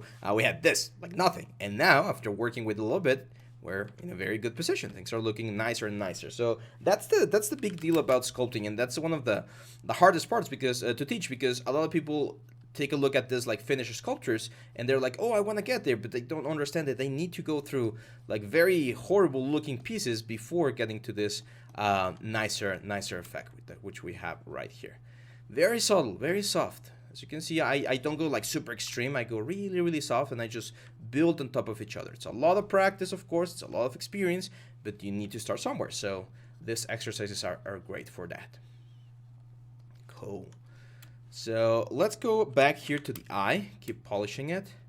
So I'm gonna start adding some like extra wrinkles here. And one of the biggest tricks I can give you about wrinkles, guys, is never do straight lines. They look horrible. I use this thing called the crisscross method, where you kind of like crisscross each line, and that's going to give you a little bit more of a natural look. So for instance, if I want to add like a wrinkle right here to really push the eyebrow, instead of just doing that, I'm going to do like a crisscross and kind of blend in the transition from one point to the other. Okay? And after I blend it, I might even go in with the clay buildup and add a little bit of volume, because wrinkles are when skin loses its elasticity, right? And you will have peaks, you will have things that are pushing out, but you will also have valleys. So you need to account for both of them, okay? Very important. Now let's go to the eyes. This is not something that I do all the time, but I'm gonna give a couple of divisions to the eyes. So Control D, Control D, Control D, so that we have a lot of divisions. Make sure to have symmetry activated. There we go. And you can do like a old school like sculpture technique where you would like carve in the eye and then fill in like a little sphere right there, and it's gonna make it look like an actual eye. So that's a very common technique. Michelangelo used to do it quite a bit on his sculptures, and it looks good. As you can see, it gives some more realistic eyes. It's just carving in and then adding a little bit of a sphere, because it's kind of like the light shining through the whole thing. Now, if I want to play around with these areas a little bit more, one thing I can do is, for instance, I can mask out with control the upper area of the eye, and then with my move brush, I can move in the lower area and see how things kind of like fit together a little bit more, a little bit more organically. And that's because we're protecting the upper area, and when we remove it, things are looking a little bit nicer. Don't worry about wrinkles and fine detail. We're going to be taking a look at that later on. But yeah, that's looking good. So let's keep polishing. Let's see, let me take a look how we're doing on time. Okay, we're good. So I'm going to keep polishing. Let's do a little bit on the neck here. So again, cows usually have this like flap on the neck, on the front of the neck. So I'm just going to add it over there. I'm just gonna add like this form. I don't want this, again, we're not going for like anatomical precision at this point. We just want things to look cool. So let's work a little bit on the ear.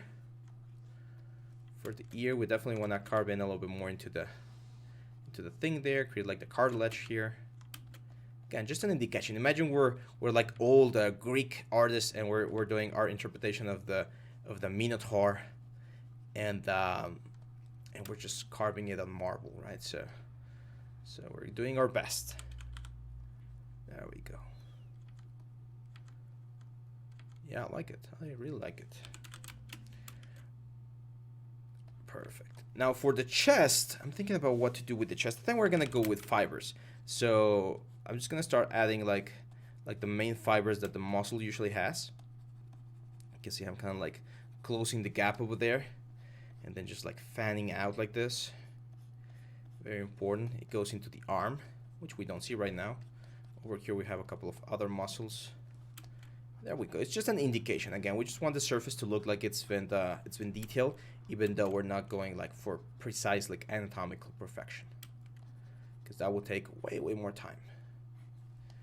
We could do a full course of just doing a Minotaur, and that would be amazing, but it would take quite a bit of time, of course. Let's go back here. Just soften this up. Add the volume.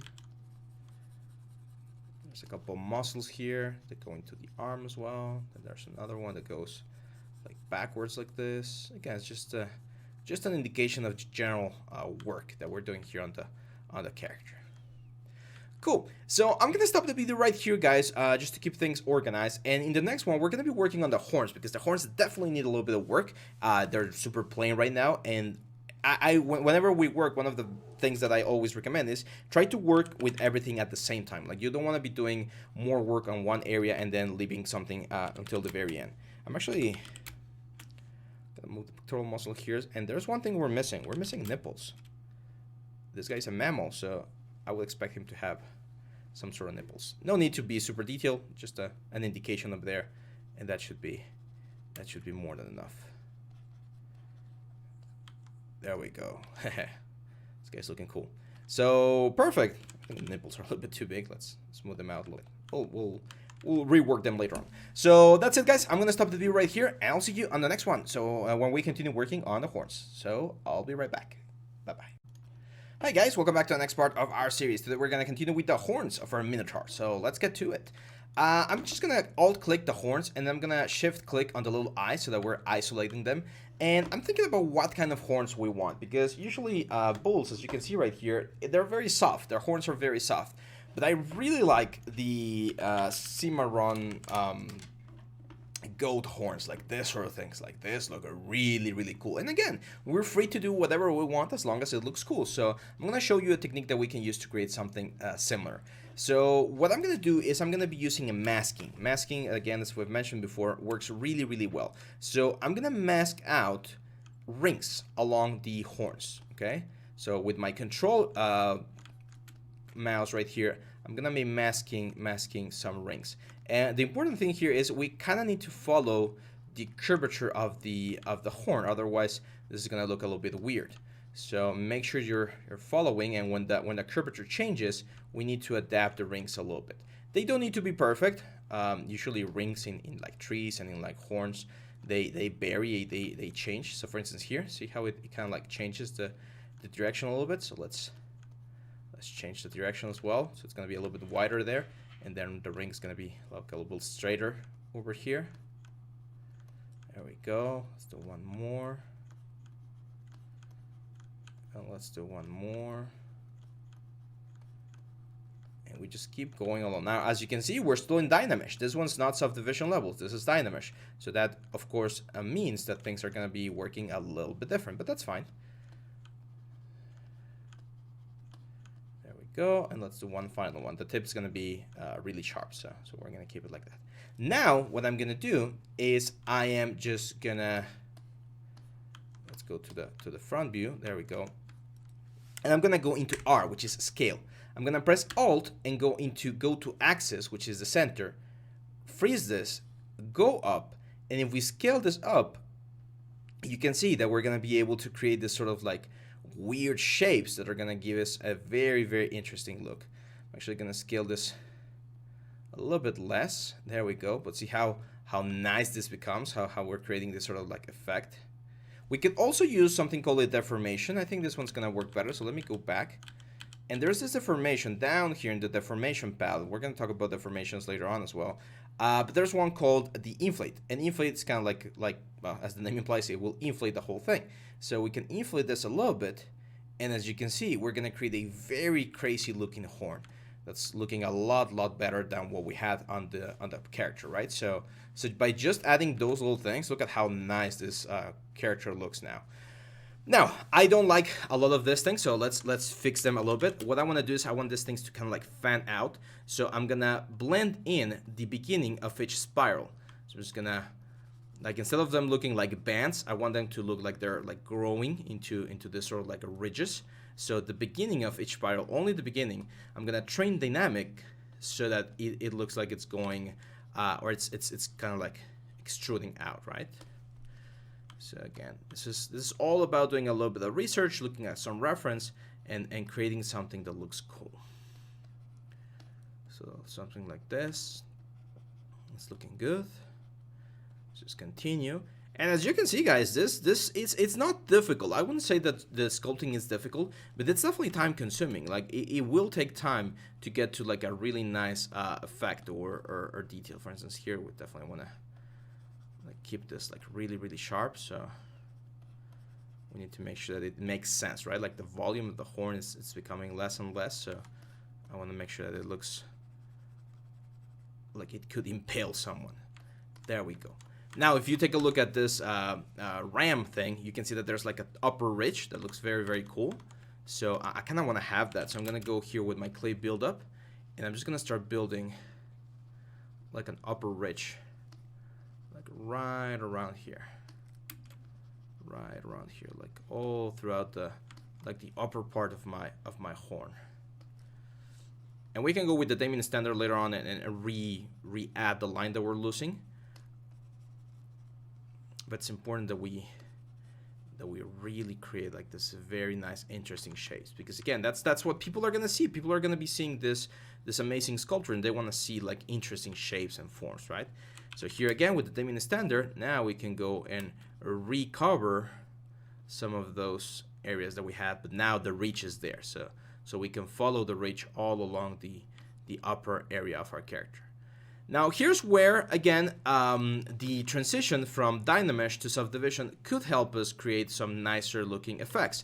So another technique that you can use, and it's very handy, is you don't need to always reproject things, because as you can see, the shape here is really close to what we want. So if I were to just go here into a geometry, series mesh, and just series mesh this as is, like with no other thing, you're gonna see that it's very similar. Like Zbrush does quite a bit of a good job. And now we can go Control D, Control D, Control D, and again with my clay buildup, and start rebuilding some of the effects that we had here with the horn, right? So you don't always need to have like the base and the target. You can just sometimes remesh whatever you have, and as long as you get the shape that you're looking for, then you're good. You're good to go. So here, as you can see, I'm using my clay buildup again, but I'm always following the direction of the horn. Very important. Let's jump into the Damien standard, and let's do a little bit of this like sort of crisscross technique to generate the divisions. There we go. And as you can see, our horns are looking a lot more interesting because we've added all of this visual interest to the whole thing. Don't worry about the high frequency detail. We saw on the ramps there that they had like this fiber looking things. We're gonna be adding those at the end when we work on the details, which is gonna be very, very shortly actually. And that's gonna add a lot of interest. Right now, this is like primary and secondary forms. So we wanna make sure that we're really, really marking this sort of effects going all the way across our character. There we go.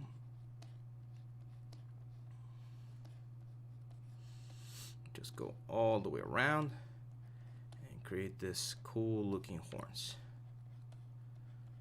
And again, as I mentioned before, you need to have fun. This is a fun process, and it's always important that you have fun with the whole thing. Let me go with clay buildup again, and I'm gonna add a little bit of noise to the ridges. So I just wanna like remember this upper ridge that we had. I'm just gonna rebuild it right here.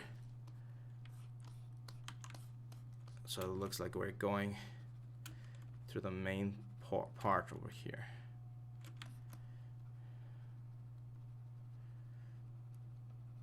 There we go. So again, primary forms, secondary forms, like main shapes first, and then we focus on the details. Then we focus on the fun stuff, on the sprinkles and the frosting of a cake, right? Remember the analogy that we use with the skull? We need to create something cool first, and then we can build on top. I think I'm gonna merge this two. Kind of makes sense to have like a big initial horn over there, and there we go. That looks good. Perfect. So yeah, I think we're in a really good position now, guys. I'm gonna do fur. I want to do a little bit of fur, like a little bit of hair here, like a mohawk or something, like a sculpted mohawk, of course. Maybe a little bit of a chin hair, and then we're gonna jump onto details. We're really, really close to finishing this project, so make sure to keep on working on this. Make sure to get all the way to this point. Remember that you don't need to follow this one exactly as it is. You can create your own Minotaur. And yeah, I'll see you back on the next one, guys. Bye-bye. Hey guys, welcome back to the next part of our series. Today we're going to continue with the Minotaur, and we're going to jump into some fur. Let's add a little bit of a fun, extra fun factor to this guy. So I'm going to jump right into this guy, and we're going to start with a little bit of a goatee or something like that. So I'm going to go here into subtools, and we're going to append a new sphere. There we go. And we, of course, are going to position this new sphere at the chin, which is where this thing is going to be starting, right? So right about there, I would say.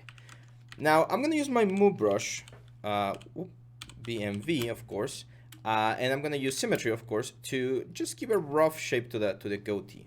And now I'm gonna introduce you guys to another thing that we have here inside of Zbrush, which is called Sculptus Pro. Sculptus used to be this software that Pixologic deployed as well, or was giving away. It was actually free, I believe, a long time ago.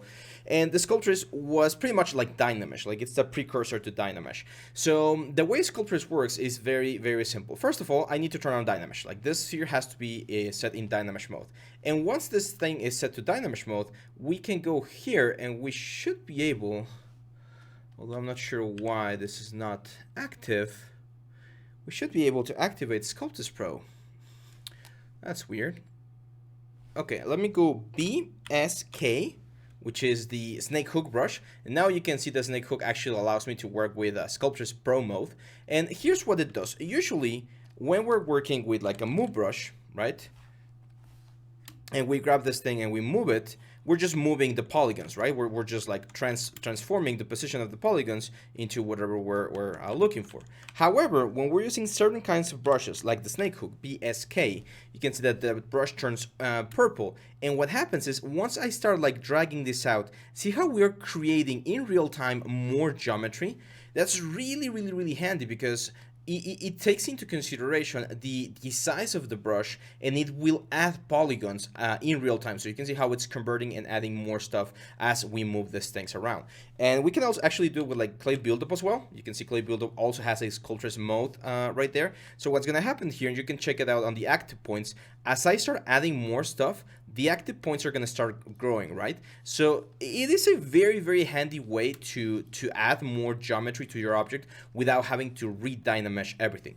Just keep in mind that every single time that I'm adding like a new stroke here, it's actually adding more and more geometry. So we started with like 2,000, now we're at 10,000, and you can imagine how this could become like a little bit problematic. The great thing about Sculptus Pro is that if you were to grab like for instance, the Damien standard brush, which is like a really sharp brush, and I were to go like right here to really like emphasize this sort of like hair strand effect over here, what's gonna happen is it's actually dynamically subdividing only those areas. So it is quite optimal because it does that, but it is not as organized as a subdivision or Dynamesh by itself. So just be mindful about that, okay? Right now, I'm gonna turn it off with Clay Dynamic here, and while still working on this asymmetrically, I'm just gonna start pushing a couple of things like here and there. Like let's do like a little bit of a hair strand over there, and then let's do a hair strand over here, and another one over there. See that? So now we're able to create this nice little like goatee for the character. I'm actually gonna move the whole thing a little bit so that it matches the shape of the head a little bit more. Let me turn on symmetry on this size right here. Actually, let's turn on Sculptus Pro again so we get a little bit more resolution, especially like on this side over here. And we can start building all of this very nice effects. Let's turn off symmetry again. And there we go. So this is one of the ways in which we can sculpt fur. As you can see, it's a very dynamic way of doing it. Very, very cool. And it gives us a nice little effect right here, okay? So I'm going to go back to Clay Buildup without Sculptus Pro and with Symmetry, just to add a little bit of extra volume there. I want to give it this sort of like inflated sort of like hair effect. There we go. A little bit more stylized, more cartoon. And that's it. We have a nice little goatee there.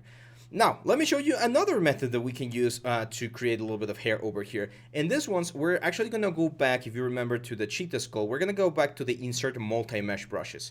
So what I'm going to do is I'm going to append a new sphere. And I need to append a new sphere because this sphere is going to be like a placeholder. And actually what I'm going to do with this sphere is I'm going to make it really, really small and get it inside the character. It doesn't really matter where it is as long as it's inside and we don't see it. Now, I'm going to say B, I, and then let's select again the IMM primitives, like this one right here. And let's start with like, I think a capsule is going to work fine. So I do have symmetry on, there we go. And let's insert a capsule like right there. And what I can do, of course, is I can move this around in the very similar way in which, or how we did the, what's the word? Oh, I forgot it. The cheetah skull. Now with my blue brush, I'm gonna start like softening this up and creating again like a kind of like a hair strand. Let's break symmetry and kind of like move it to one side, move it to the other, smooth it out a little bit. There we go. Now I'm gonna Control D, duplicate, rotate, scale, move it around. Let's move it to the other side, and then duplicate, move it around, move it a little bit like this. Duplicate, move around. Let's do 5. So right about there. Maybe this one's a little bit smaller. Let's duplicate and let's do like a couple of small strands. These are gonna be useful to break up the hair a little bit. So for instance, here in the front view, actually we forgot. Well, let's get this one right first. So it's gonna be like to the side like this. There we go. As you can see, we're doing asymmetry now, which is a little bit more tricky because we don't have as much control on the symmetry, but we'll get more dynamic sculptures that way, and symmetry is really, really good for that. Let's move this one a little bit to the side. Oh, there we go. There we go. So now, when we remove this, if we were to do Dynamesh, of course, we lose everything. Why are we losing everything? Because remember, whenever we duplicate an object, it doesn't have any polygroups. So Dynamesh thinks that those objects don't exist, and they're actually going to be used to remove parts of the mesh. That's why you see, like if I do Dynamesh, you see that this thing is getting those sections removed, and that's not what we want. So we're going to go to polygroups. We're going to say auto groups, and that's going to give me a specific group for each one. We can turn on groups and do Dynamesh. So each specific like hair segment has a little bit of a mohawk effect. There we go. So now, of course, we can either increase the resolution. Whoa. Let's smooth this out and Dynamesh. There we go. We can increase the resolution to give it a nicer effect, or we can jump into subdivision method, whichever one you prefer. Here's again where it's not a bad idea to go back here, go back into our insert brushes, go back into our primitives, another capsule, and let's insert like a couple of small ones, right? So let's do this one. Let's really like push it, smooth it, and again, these little like small hairs are really good to break up the surface a little bit, so that the hair is not like perfectly aligned all the time, right? So we're using this to break the symmetry a little bit. No need to add like a lot, but just a couple of them I think would be a good idea. Like maybe one over here, and let's do one final one over here. There we go. See how that starts looking very nice? Pretty cool, right? So again, we auto groups and Dynamesh, so that everything has its own sort of like poly group.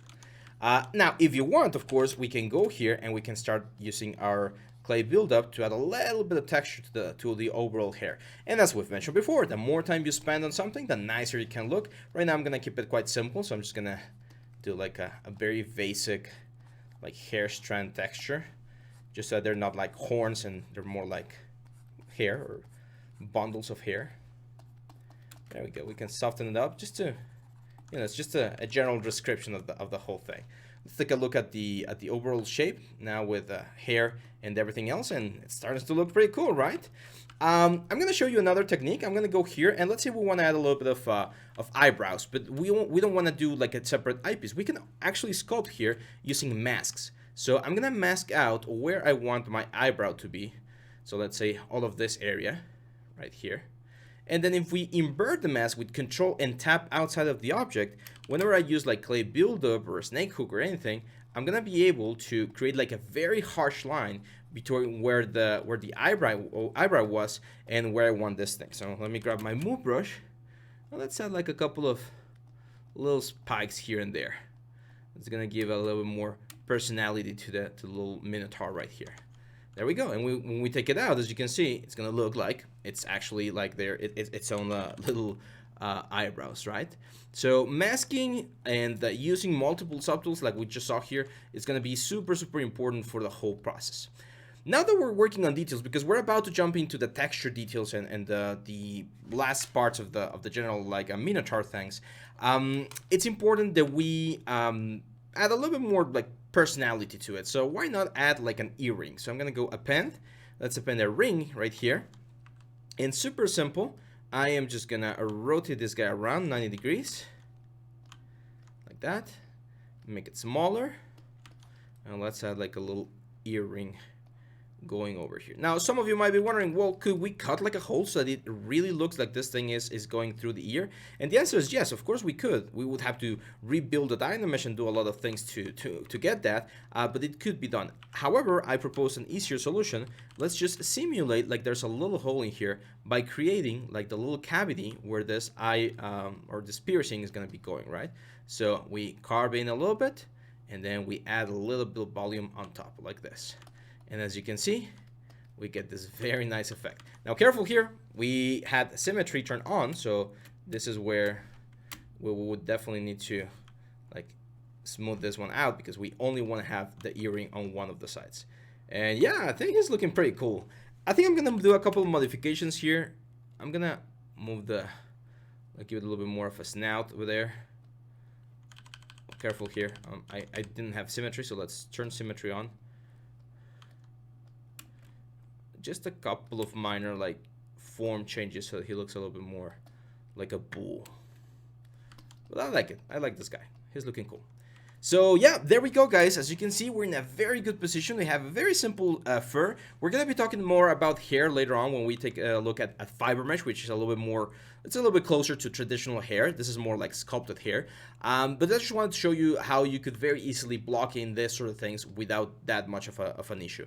Another thing that we could do, miniatures sometimes have like hairy like chest and backs. So I'm actually gonna go here with clay buildup. Let's go and add just like an indication, like a transition.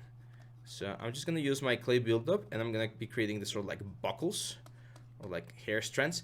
And it's not necessary. This is one of the things about sculpture, especially when you're doing this sort of like representative sculpture, you don't need to do everything all the way to the finest detail unless it's required, of course. Sometimes just suggesting that there's certain textures and certain effects is more than enough to sell whatever you wanna sell. So for instance here, if I just do this sort of thing, just having these squiggly lines all over the place will make it seem like he's a hairy dude, even though I'm not sculpting like each individual hair. Sometimes like subtleties and simplicity can be a lot more what's the word, powerful than actually sculpting every single detail. We do that, or I can show you. It's something very, very common in like miniatures. I've mentioned that I play a lot of D&D.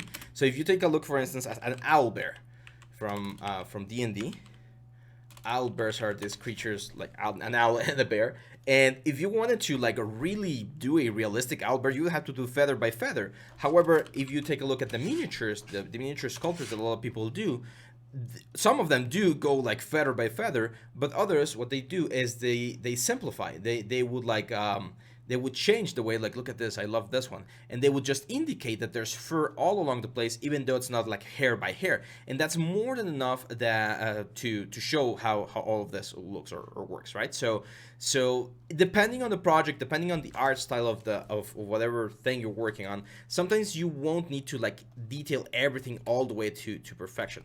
One nice little detail that I can recommend here is if you're doing this technique, when you get closer to the center, break symmetry. That's gonna really bring everything together, because people will notice when something's symmetrical the closer it is to the midsection of the character. So if you break symmetry here at the midsection and then you turn on symmetry back again on the sides, that's fine, because again, see how it's very obvious that there's symmetry here. But if I break the symmetry, if I start adding again some of this squiggly lines in this sense, then people won't really notice that this is symmetrical. And then the further we get away from the midpoint, like this section right here, the more difficult it is for the audience to identify that everything is done symmetrically. And look at this, our Minotaur is looking very cool. He looks friendly. I like it. He looks like a nice friendly Minotaur. I don't know if the horns are a little bit too big, so let me take a look. Yeah, maybe making the horns just a slightly smaller might be a nice idea here. Just a slightly smaller. I think that looks a little bit better. I don't know. I kind of like the big horns as well. Looks very menacing.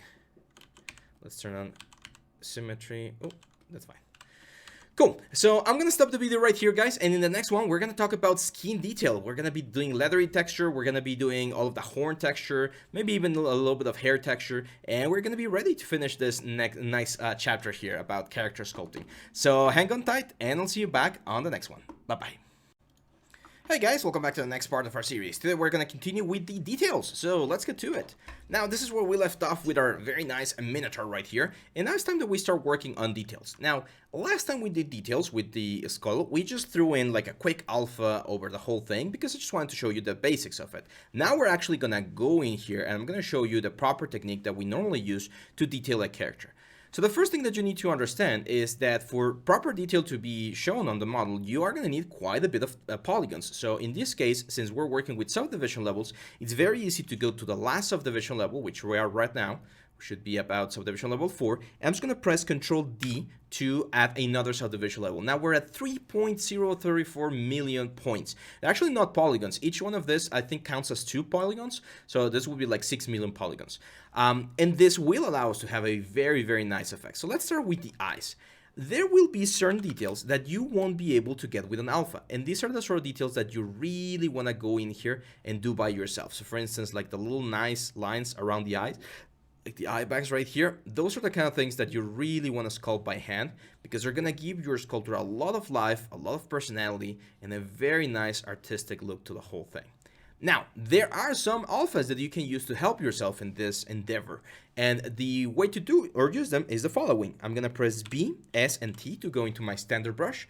I'm going to change this to drag direct. I'm going to go into lightbox, and if I go now into my alpha sections, there are a couple of alphas that come preloaded with Zbrush, like this leathery skin 67, which is like an elephant eye. So I'm going to double click right here, and this should load this on my alpha channel right here. I'm going to press comma, which will turn off the light box. And now if I go to the other eye, which is the same one of course, and I drag this thing here, you're gonna see how we can drag all of this beautiful detail from the alpha into our eye right there. Now the problem is we're right now at C add and this looks a little bit weird, so we'll change this to C sub, and I'm actually gonna lower the intensity a little bit. Now when I do this, you're gonna see how very easily we can add a lot of texture to the eye without much effort. We can do the same thing on the top side like this. Nice. Now we can of course smooth some of the detail out if we don't want it, or even everything. Just like soften this up a little bit if we don't want as much. But see how easy it is to get this detail? That's the kind of detail that I like to call the tertiary detail, the micro detail, which is detail that you can get very, very quickly. So let's do a quick pass of this sort of like detail on the whole head. And for that, I'm gonna again go into my lightbox. I'm gonna select this leathery skin 15, double click again, and I'm gonna change this to spray. So now if I start going over here, you're gonna see how we get this very nice leathery effect on the whole like bull's head. So let's start adding this, just adding the general like texture to it. Now again, remember all of this that I'm doing right here, this sort of detail, this sort of effect, this is like the sprinkles on a cake. So it doesn't matter how nice your like high frequency detail looks if you have a very horrible primary and secondary form. That's why it's very important to spend enough time working on all of the forms of your character before jumping in this sort of stuff. And as you can see, these are really like fine details, which look good. I'm not gonna lie, they look okay. See this thing right here? The horn is intersecting with the ear. Can we fix that? Yes, of course. I'm gonna press Shift D to go all the way down to the first subdivision level, and I'm just gonna move the ears forward a little bit so that they're no longer intersecting. There we go. And you press D again to jump all the way back. So as I was mentioning, the detail that we're adding here, like the high frequency detail, it's really important because it's going to break up the shine of the skin and it's going to give you a nice little effect here. However, you don't want to abuse it, and you want to make sure that the form and the character that you're doing so far looks very nice without it. If it looks nice without it, then once we add it, it's going to be even better. So I'm going to start using my dimming standard now to add those kind of wrinkles that would be pretty much impossible to add with pure alpha. So again, this is where the artist's hand really comes into play, because we can really go in here and start adding things that would be very difficult to add with just like traditional alpha. So very, very softly, I can start adding this texture and these effects that again would be quite difficult to do. Let me look for a little bit more reference. Let's go for bull face. There we go. Because I want to see the texture on like the nose and stuff, and you can see that the texture on the nose, it's a little bit different. It's like shiny and more not as leathery, more a little bit like porous or something. So again, I'm gonna go into BST standard brush.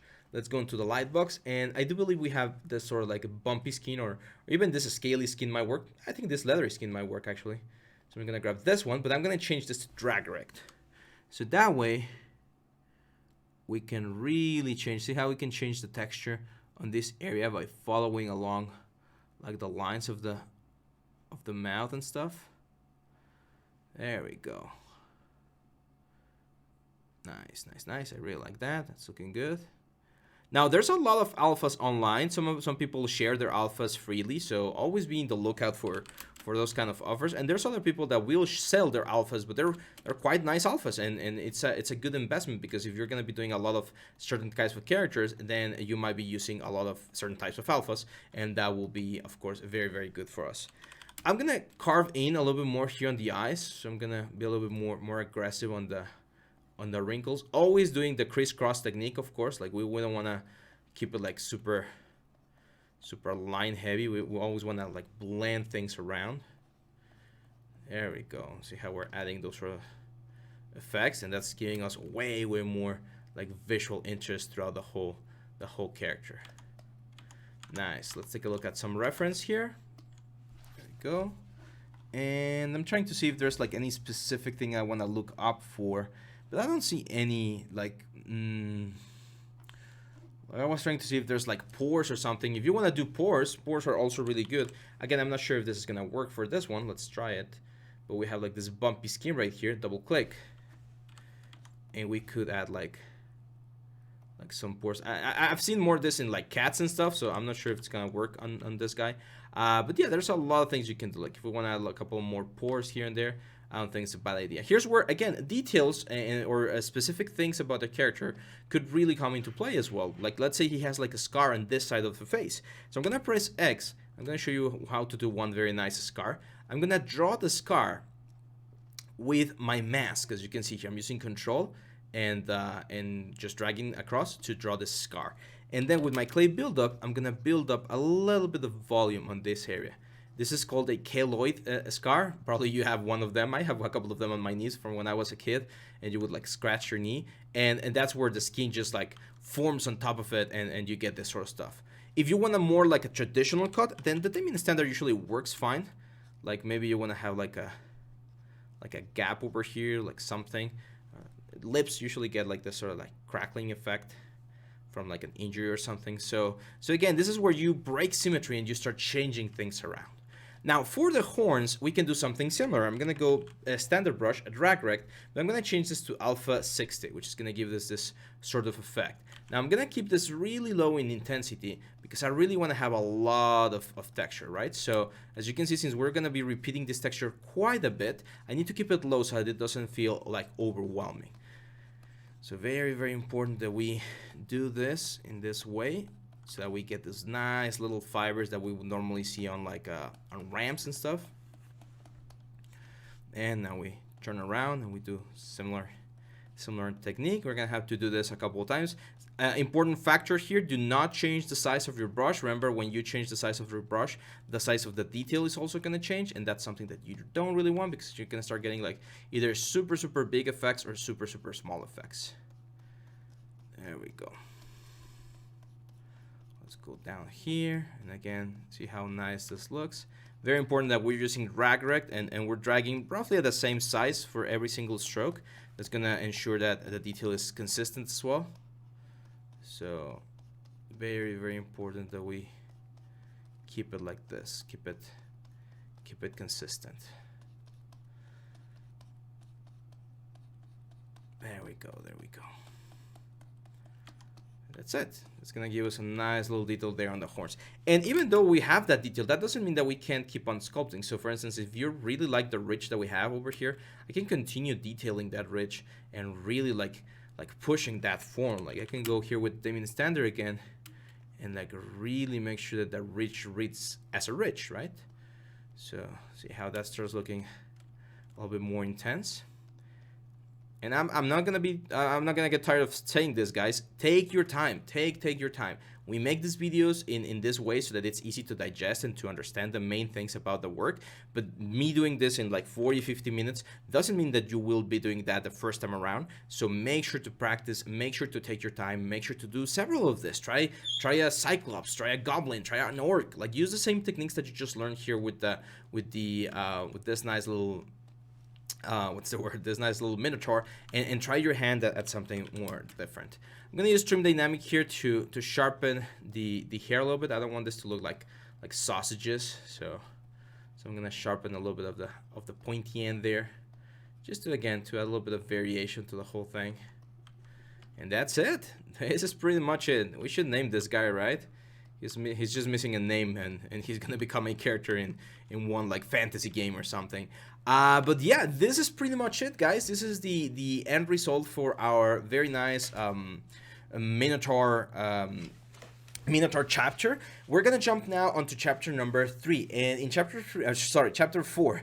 And in chapter 4, we're gonna be taking a look at something called Sea Modeler, which is a completely different way of sculpting. We're gonna leave creatures behind for a little bit. We're gonna come back to them later on. But make sure to practice. Make sure to continue working on this one. One of the main mistakes that a lot of students make, I did this myself when I was a student and when I was learning from tutorials, is to just watch the tutorial and not do the work. It kind of seems like you did the work because you've been seeing the whole process, and your brain kind of interprets that as you doing the job, but you haven't done anything. You need to get your Wacom tablet, your tablet or whatever, and you need to do the job, okay? Do the work, practice, get better, and then I'll see you back on the next chapter, okay? That's it for now, guys. I'll see you back on the next one. Bye-bye.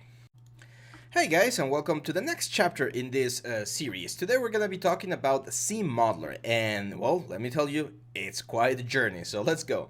I'm starting here in Zbrush, new stuff, and the first thing I'm actually gonna do is I'm gonna go to this S right here, which are the basic tools, and then I'm gonna pick this Polymesh 3D star. Okay, so the Polymesh 3D star is like a basic object, like a placeholder object, and we can actually convert this into the basic objects that we know, such as, for instance, we go here and initialize, we can make this a key cube, little cube here, we can make it a Q sphere, and we can make it a cube grid, which is just a plane.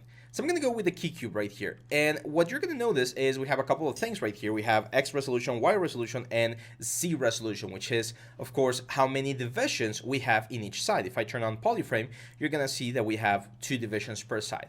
So I'm actually going to bring this all the way down to 1. I'm going to hit key cube again, and you're going to see that this is just a basic 6-sided cube.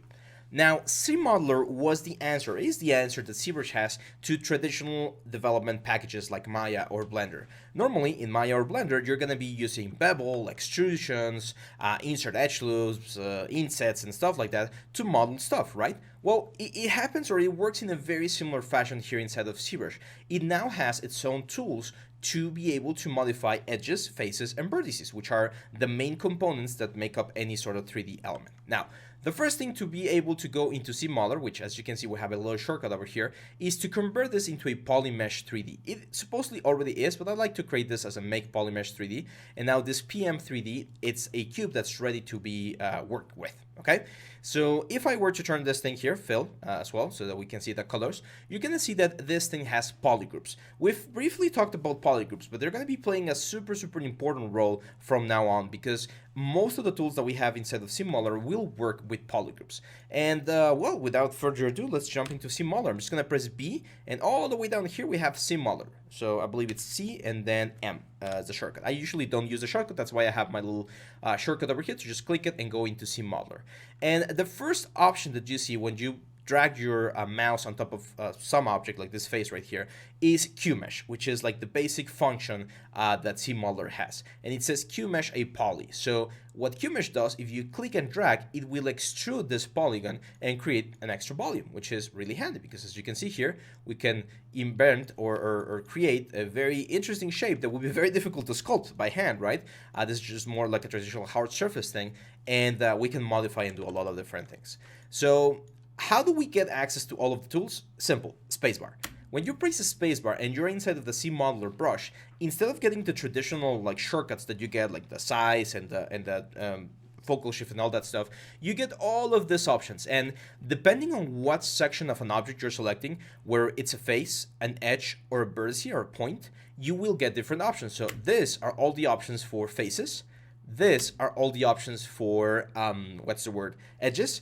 And these are all the options for points. You are going to see the following: 3 main boxes, sometimes 4. The top or uppermost box will be all of the tools that you have to your disposal. So for instance, you can see that right now we have the QMesh selected. We can move, we can mask, we can inset, we can bevel, we can bridge, we can delete, we can equalize, extrude, flip faces, inflate. There's a lot of different things. Then, as you can see here, it's the target. Like, what are we gonna, like, what object are we gonna apply this action to? Is it gonna be a single poly? Is it gonna be all the polygons, all the quads, all the triangles, all the elements facing to the front, all the polygroup, island, border, etc., etc., etc. So this has to do with where are we applying. And after this are options regarding or the specific to each of the tools that we have right here. So we're going to do a very simple, well, not simple, but we're going to do a nice little exercise here, and we're going to do a D6. This is one of the exercises that I normally teach whenever I'm teaching any sort of like modeling software. A D6, you know, a traditional D6 die, just a normal die, could be a little bit tricky to build, right? I mean, it's very like mathematically exact and stuff. So let's see how we can do it. Well, we definitely need to start with a cube. And the first thing I would like to do is I would like to bevel the edges to get like a round effect on the whole thing. If we go into the edges and I press the spacebar, do we have the bevel? Yes, we do. And by clicking this line right here, there you go. We can bevel the whole thing. But right now, the bevel is set to edge loop complete. So do we want to do the edge loop complete? Do we want to do the edge loop partial? Do we want to do the poly loop? Well, if we do edge loop partial and we click and drag, we're not getting anything in this case. And if we go poly loop, we should be getting, there we go, that line right there. So is there a way in which we can bevel the whole object? Well, if we go into faces and we go bevel to the face, we can also bevel this thing right here. And if all of the thing would be like the same polygon, because right now we're doing bevel to a single poly, but what if we do all polygons, bevel to all polygons? Well, now, as you can see, we can bevel and create this very nice like round edge for the object. Now, when we bevel, you can see here that we're doing a single row. If we do 2 rows, we're getting 2 rows like this. So there's an extra division over there. And if we do 2 rows, but we do soft edge, we can do a nicer effect right here. Actually, it didn't seem to change that much over there. Let's try this. Let's keep it like this. Whoop.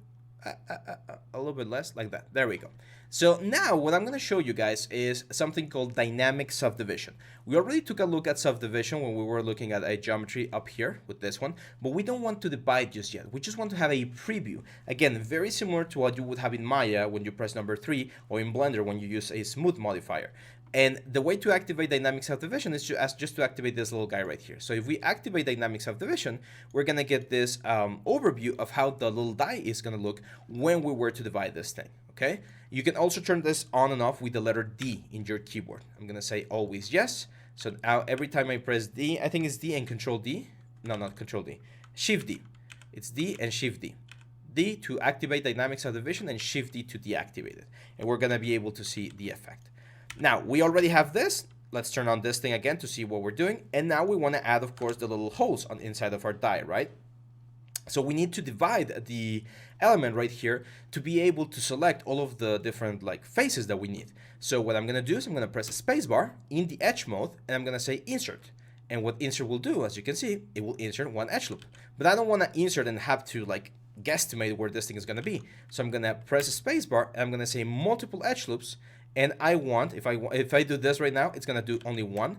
But if we go down here, we can change, I'm going to do specify resolution, and we're going to do 2.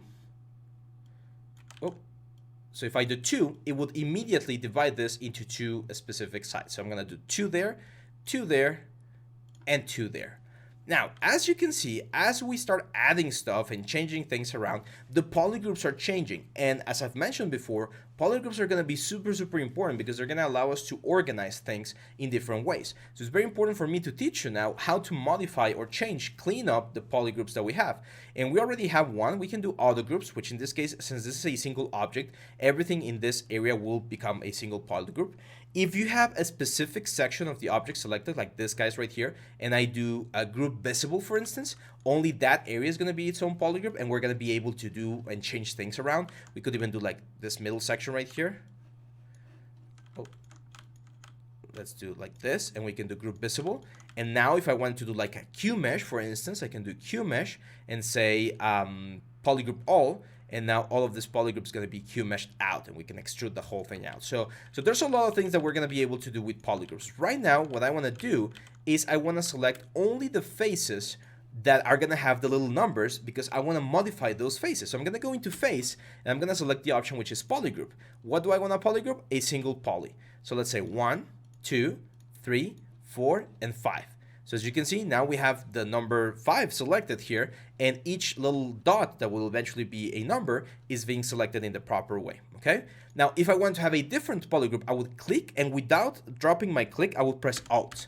And this will cycle through different colors of polygroups, and it will create a different polygroup. In this case, I don't want to do that. I actually want to keep the same polygroup as what I did right here. So let's do it again. 1, 2, 3, 4, 4, 5.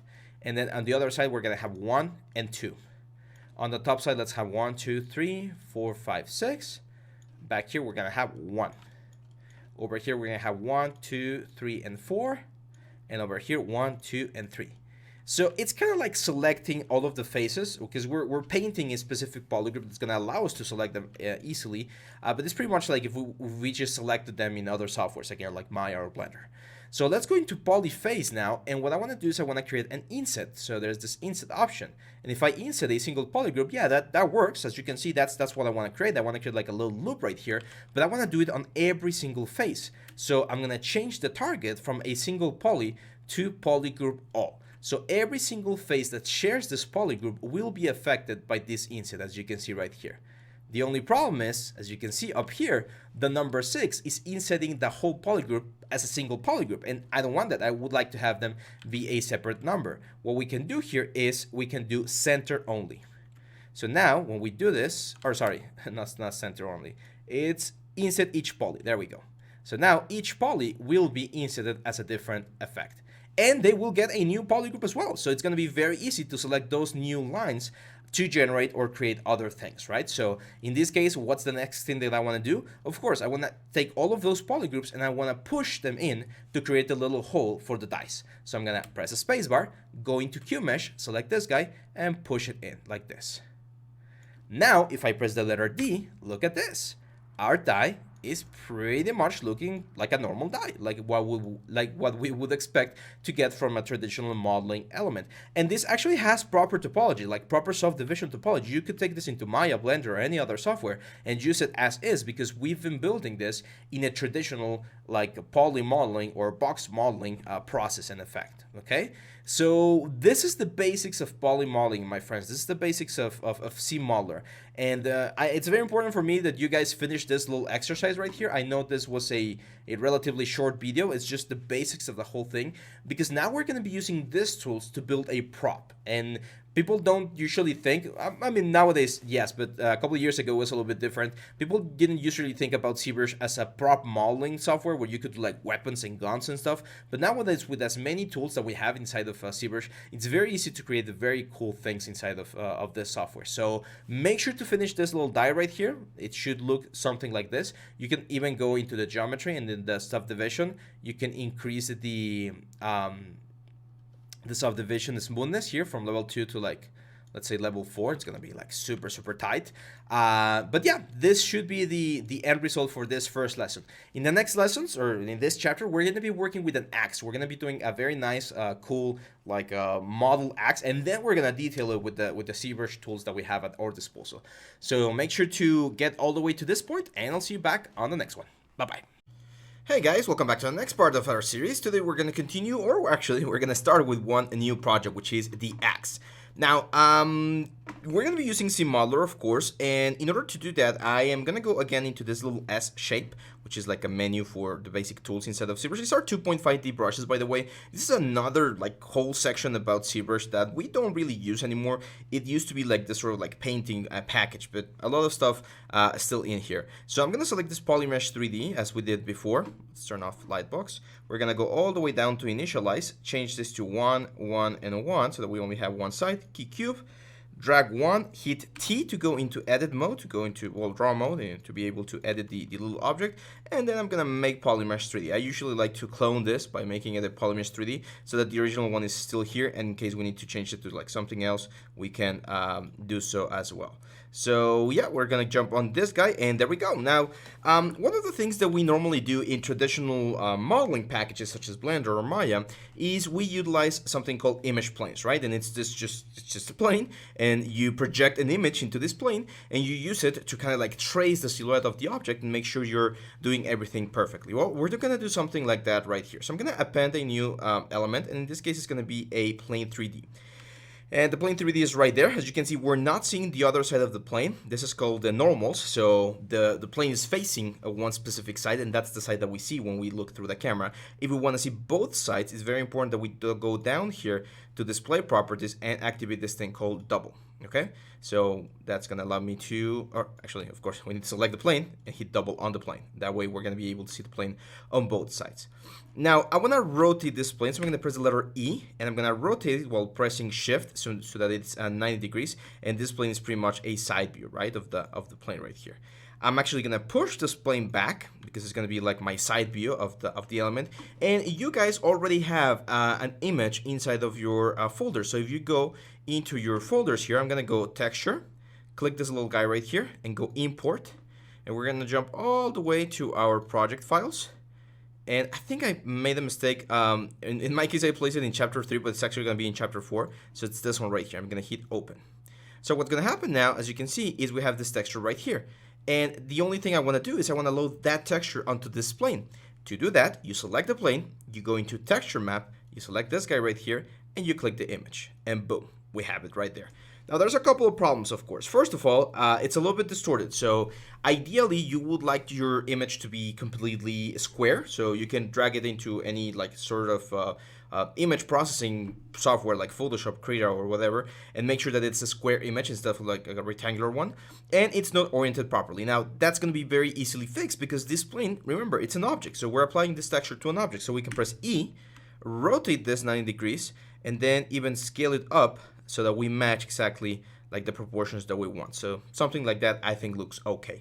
And there we go. So now we have an image plane inside of Zbrush that we can use to model and create things as close as possible to that guy right there.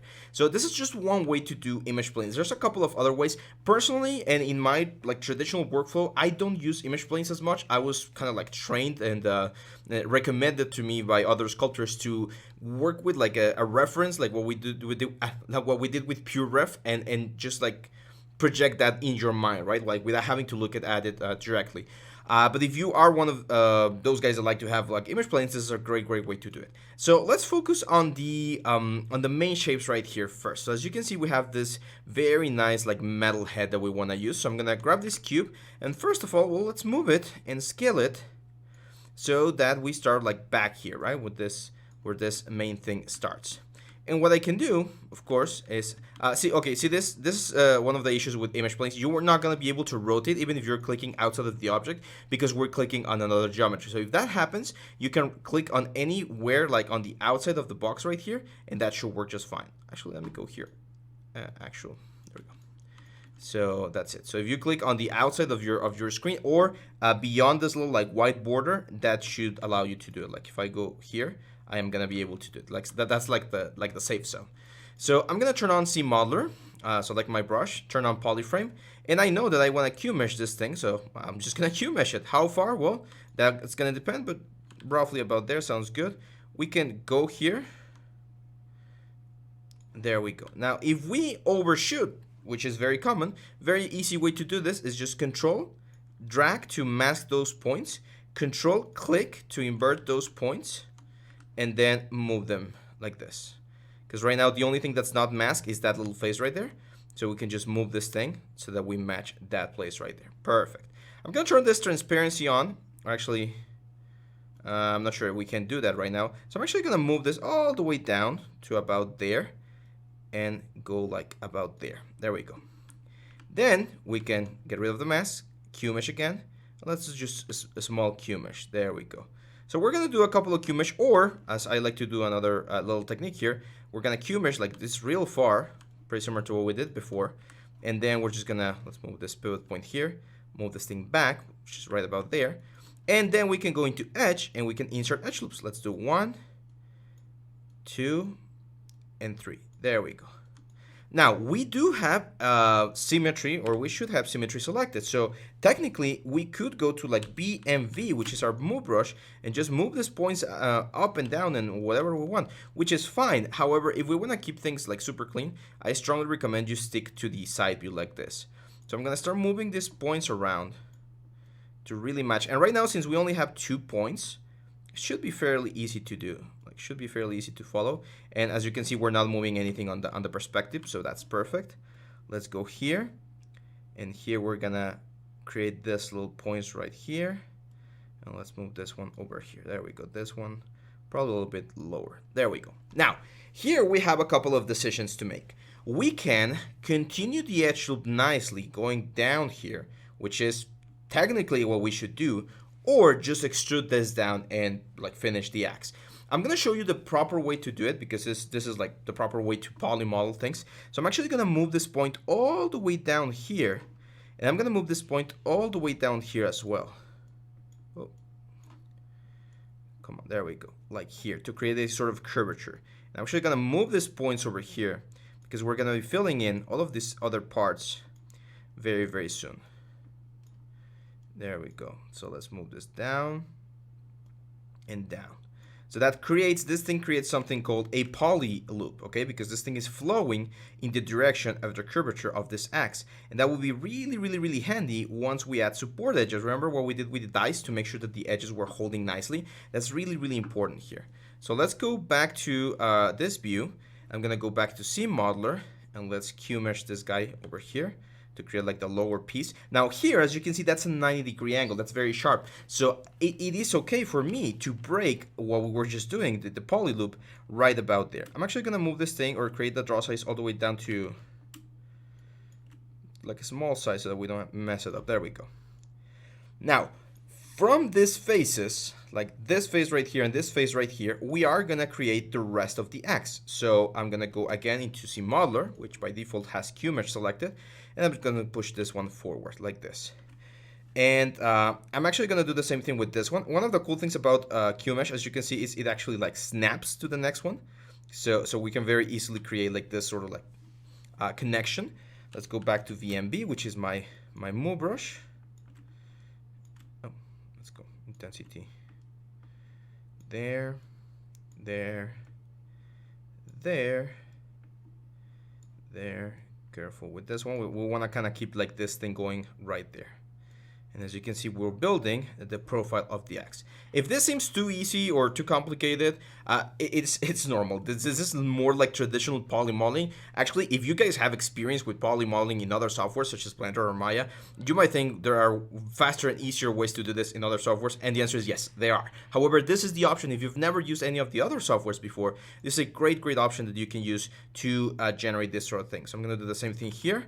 I'm going to Q mesh this poly up and this poly up. See how it snaps to the target point, and it's a little bit easier to create like the general thing. And as you can see, everything still has the same like thickness, so that's really handy for me. So let's go BMV again, and we're gonna move this guys like down here to help connect the general shape. And this one goes right there. Perfect. So that's the general shape of my axe. Now, the next step is to give this axe a little bit more of a traditional axe feeling, right? Because right now it's just like a big block. So at this point, since we don't have like a front view, I am gonna turn off the image plane, and I'm gonna be working with this general shapes right here. So one of the things that I want to add is a line going through the middle. So I'm gonna go here. I'm gonna say insert, and I'm gonna say single loop, and I'm just gonna actually. I think we can do shift, click shift. Nope.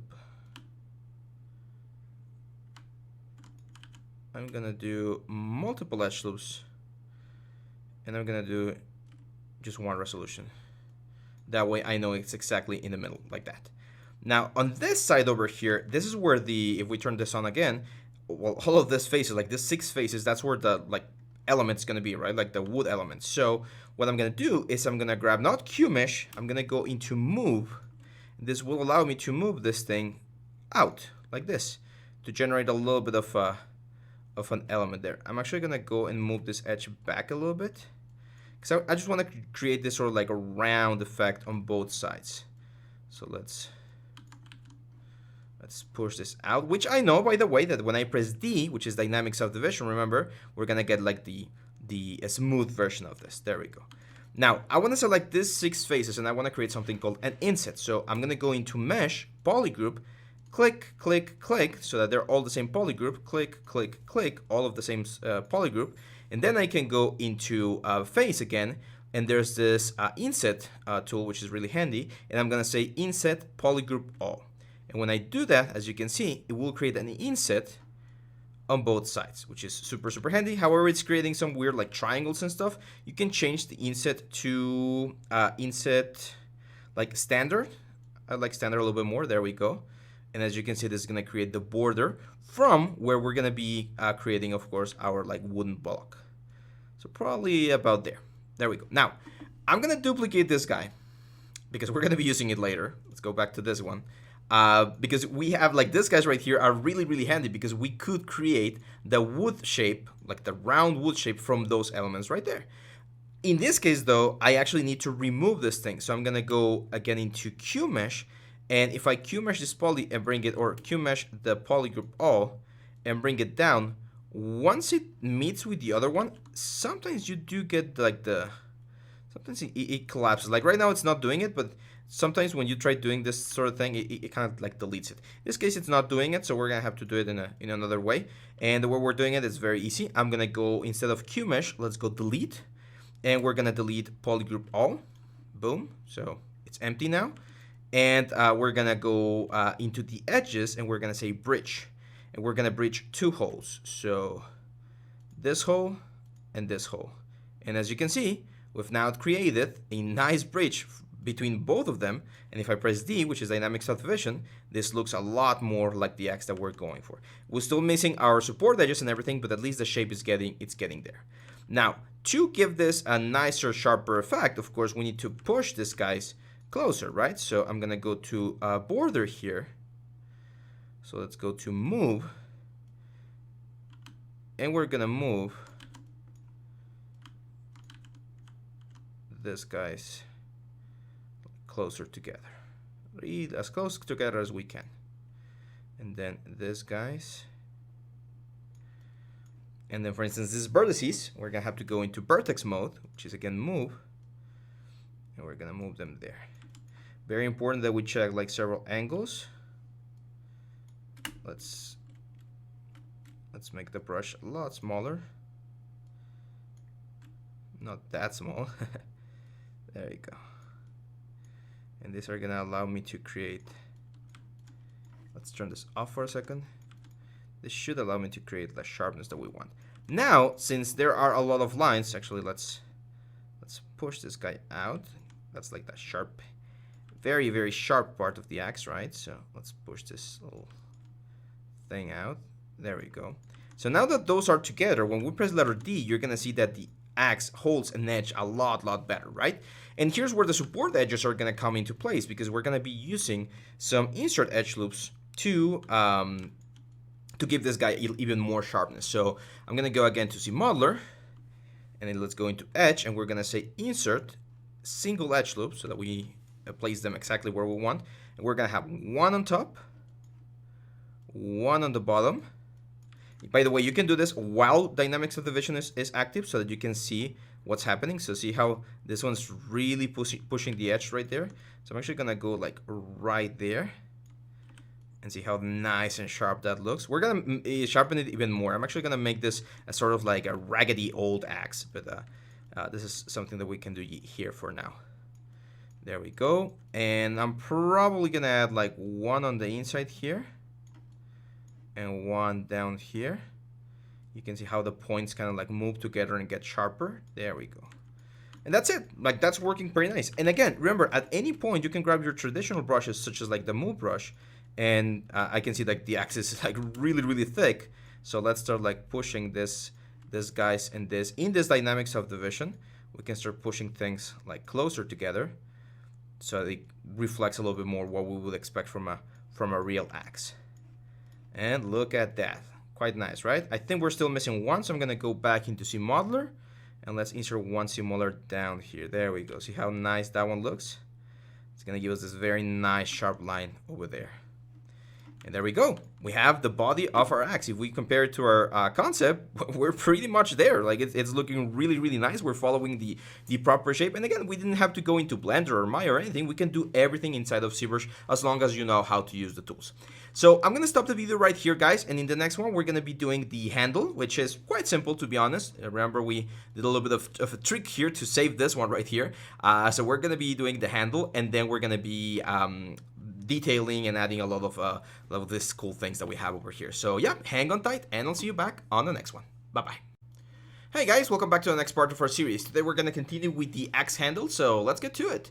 This is where we left off, and if you remember, in the last video, we did a little bit of a trick here. We duplicated the head of the axe when we were doing this step to save this right here, right? Like that polygroup right there matches perfectly with what we have right here. So I know that if I can save this one and just convert this little like 6-sided polygon into a whole handle, I'm gonna be able to create something very cool. So what I'm gonna do is I'm actually gonna press Control Shift and click on that polygroup, and as you can see, everything else gets hidden.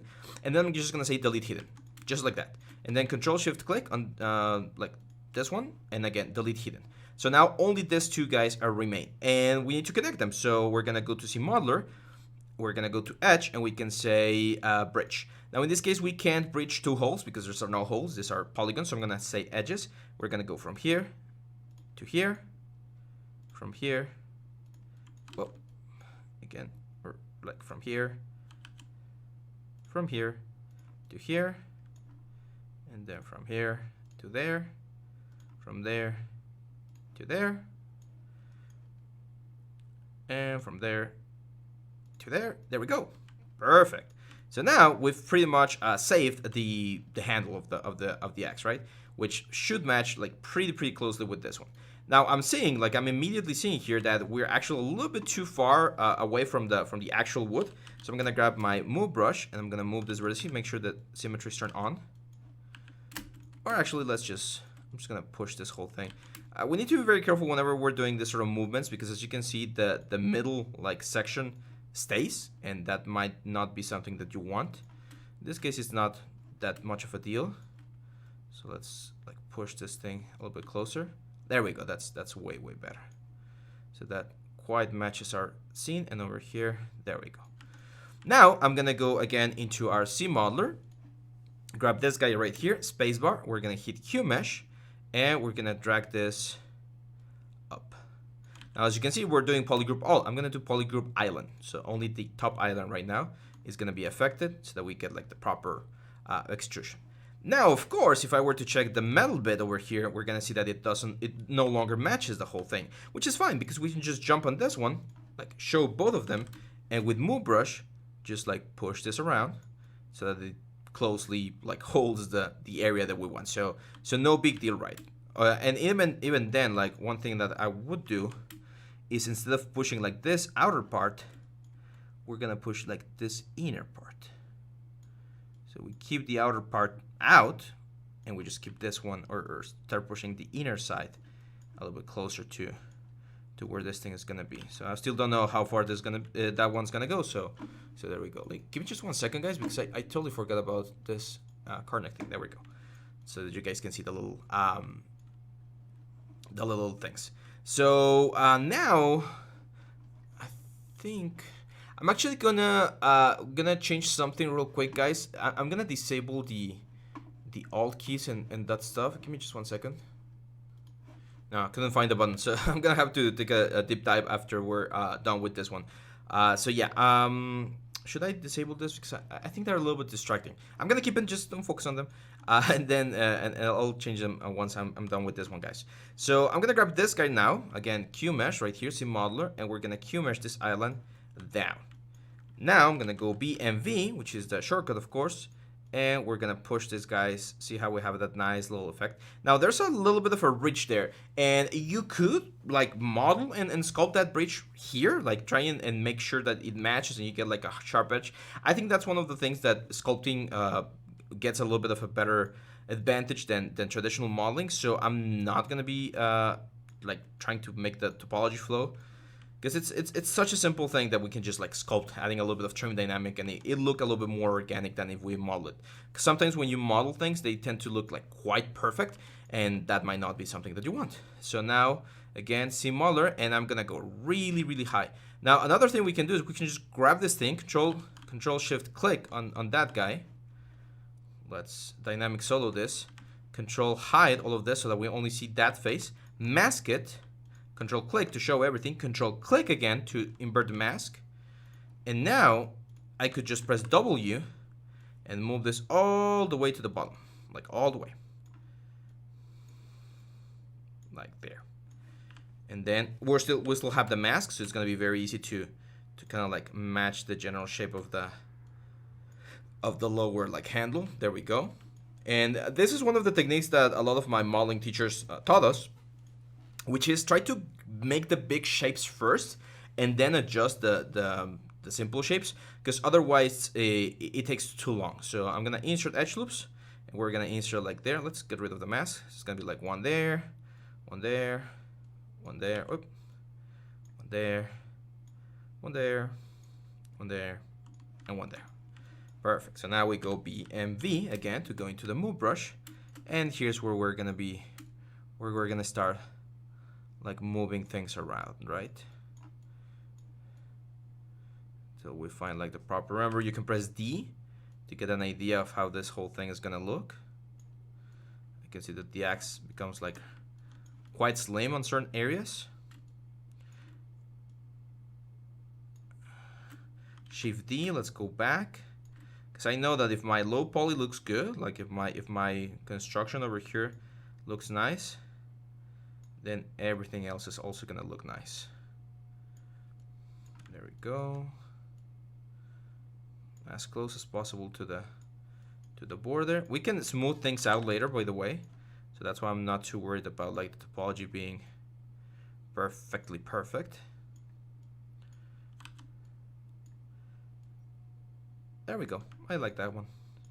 And that's it. So now we press the letter D. You can see that we have this very, very nice handle. And that's the handle that we're going to be using to sculpt all of the details that we have here on the actual handle itself. So on this guy right here, as you can see, we're missing that little like sharp line. And that's one of those things that we can definitely add with C-Modeler. So I'm going to go here with C-Modeler and add another edge loop right there. And as you can see, that's going to give me like a sharper line. And if we go into poly group again, we go BMB, since we have like an extra element right there, I should be able to really like get that nice sharp line, which again we're gonna be able to soften and trim it and get this like wood effect once we go into the sculpting section. So up here I can see that the axe kind of like fans out a little bit, right? So that it kind of like goes over the metal. Even if there's a little bit of overlap, I think that's fine. And yeah, I mean that's looking good. I think I'm tempted to add another edge loop, like a support edge loop down here. Let's turn on polyform again. There we go. So that it's a little bit like sharper. I think that one looks fine. And another thing that we needed to fix, remember, was this thing right here, where they have this big hole. So again, we go into Shift D, VMV. And very slowly we can move this vertices in, press D again, and don't be afraid to modify things so that they match and closely resemble the concept. It's very important that you try not to leave like big holes on your meshes, because those big holes can later become like a problem, especially if you're never gonna like disassemble these axes, like if the head's never gonna be going or go flying anywhere. Having this is perfect, because from here we can do the high poly and then we can do this for games, and we're going to be good to go. So let's jump onto the handle here. We actually don't need this image plane anymore, so I'm going to turn it off. And I'm actually going to open the image on my other screen to get a little bit of a look at it. And we're going to be using subdivision methods. I think we don't really need to jump into Dynamesh because this is such a clean effect. So I'm just going to say Control D. Well, actually, I need to go into geometry. I need to go into dynamic subdivision, and I need to apply this dynamic subdivision. So now this guy, as you can see, has 3 division levels, very similar to how we worked with the Minotaur. And from here, I'm just going to say Control D, and one more, Control D, 135,000. That's perfect.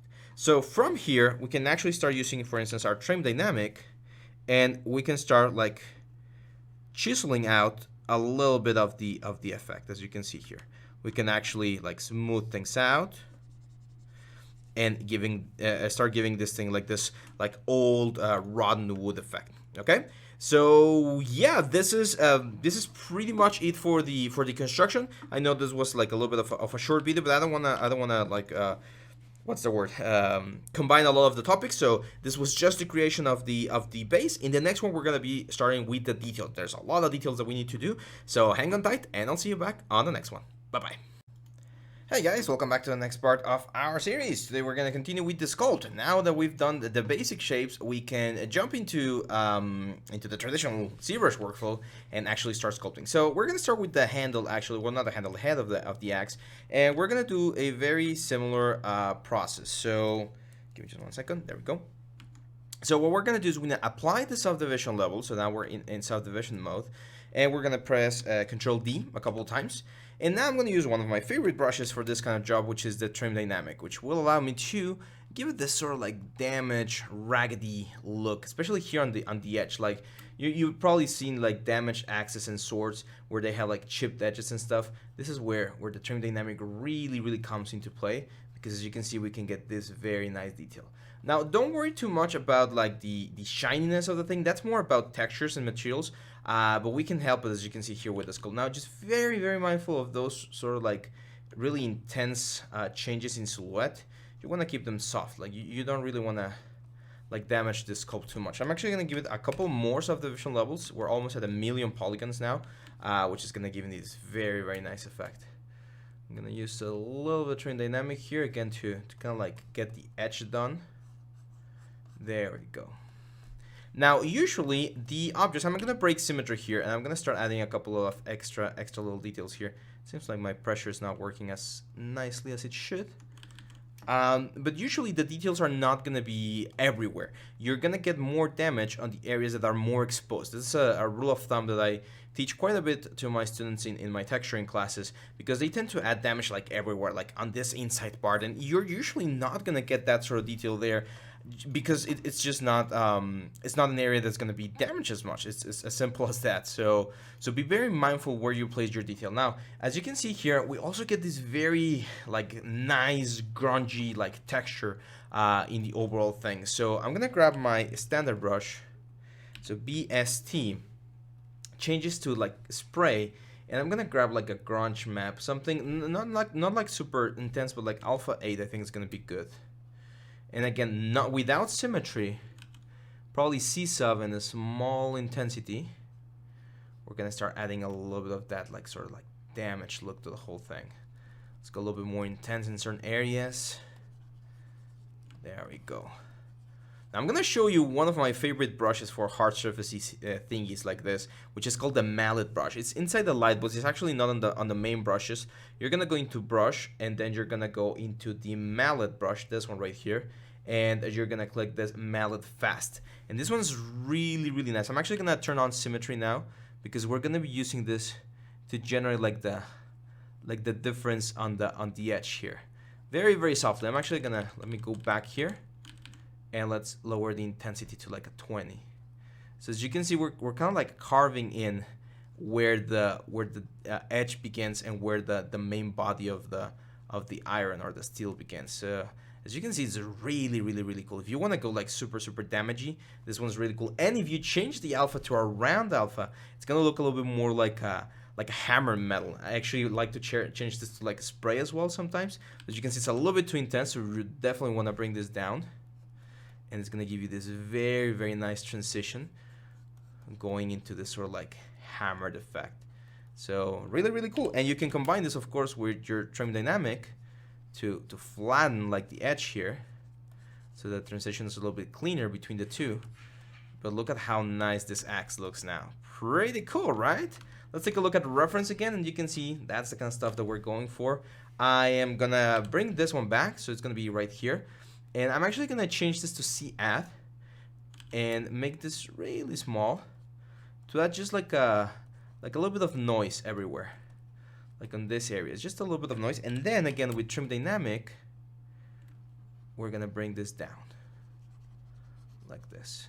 It's kind of like erasing, but it's not just erasing, it's like flattening. We still get some of the texture in the elements, which make it look pretty cool.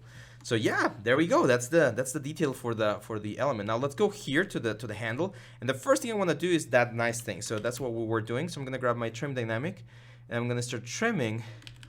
Let's turn on symmetry, of course. There we go. And we're gonna start trimming. Actually, there's another brush which is called the polish. So it's BP, and it's the polish brush. And this one's really strong as well. I'm gonna increase the intensity. And this one's really good as well because it polishes, and it's not as aggressive as the trim. We can actually use the Dominion standard really softly. Yeah, it seems like my pen pressure is not working. Give me just 1 second.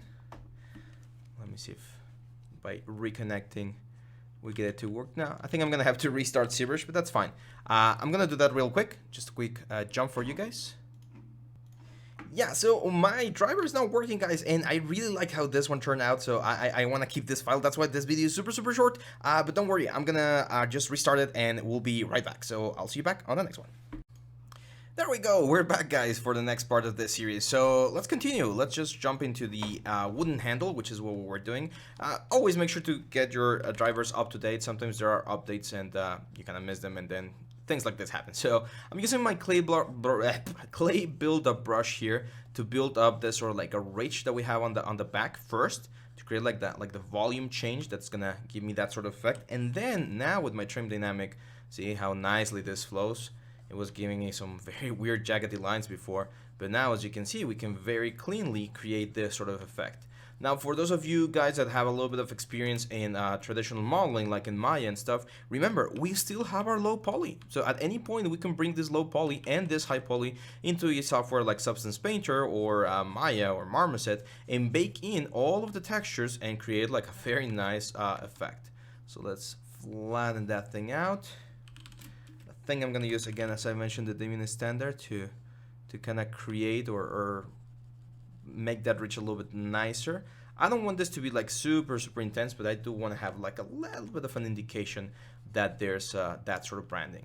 Now up here I'm gonna stylize this just a tiny bit. I'm just gonna add a little bit of ridges here on the top, kind of like the wood grain poking a little bit through the axe. Then of course we're gonna soften it up, and this is mainly to just add a little bit of silhouette change to the whole thing. Now, if you want to, you could of course use your like Udemy standard and create like the sort of like cap that we sometimes see on like wooden stuff, right? So I'm just gonna like indicate it, and then again with trim dynamic, just fade it out.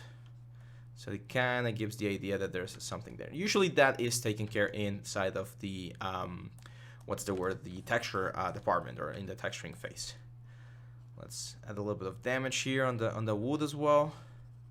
Just a couple of hits and stuff. I'm actually gonna break symmetry, and again add a couple of like big bumps, chiseled out. Imagine this thing falls into the ground or in the woods or something, and it hits a rock. Probably gonna get some damage. We're gonna be talking about something called layers in the next video, which is gonna allow us to create something really cool. So first we need to get like a nice sculpt. There we go. Now, if we check the original concept, let me open it real quick here. If we check the original concept, whoop, right here, you can see that we have this logo, Grants Fork, Brook, Sweden, and then we have this hole right here. So how could we make this hole? Because it actually goes through the object. Well, we're gonna have a very brief introduction into something called live booleans, okay? And live booleans are one thing that we're gonna be taking a closer look once we get into hard surface things. I don't remember if it was next chapter or the chapter after that one, but live booleans will allow us to create a hole on this one.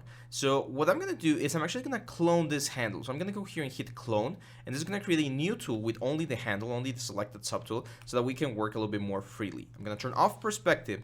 I'm gonna go into subtools. I'm gonna say append, and we're gonna append a cylinder.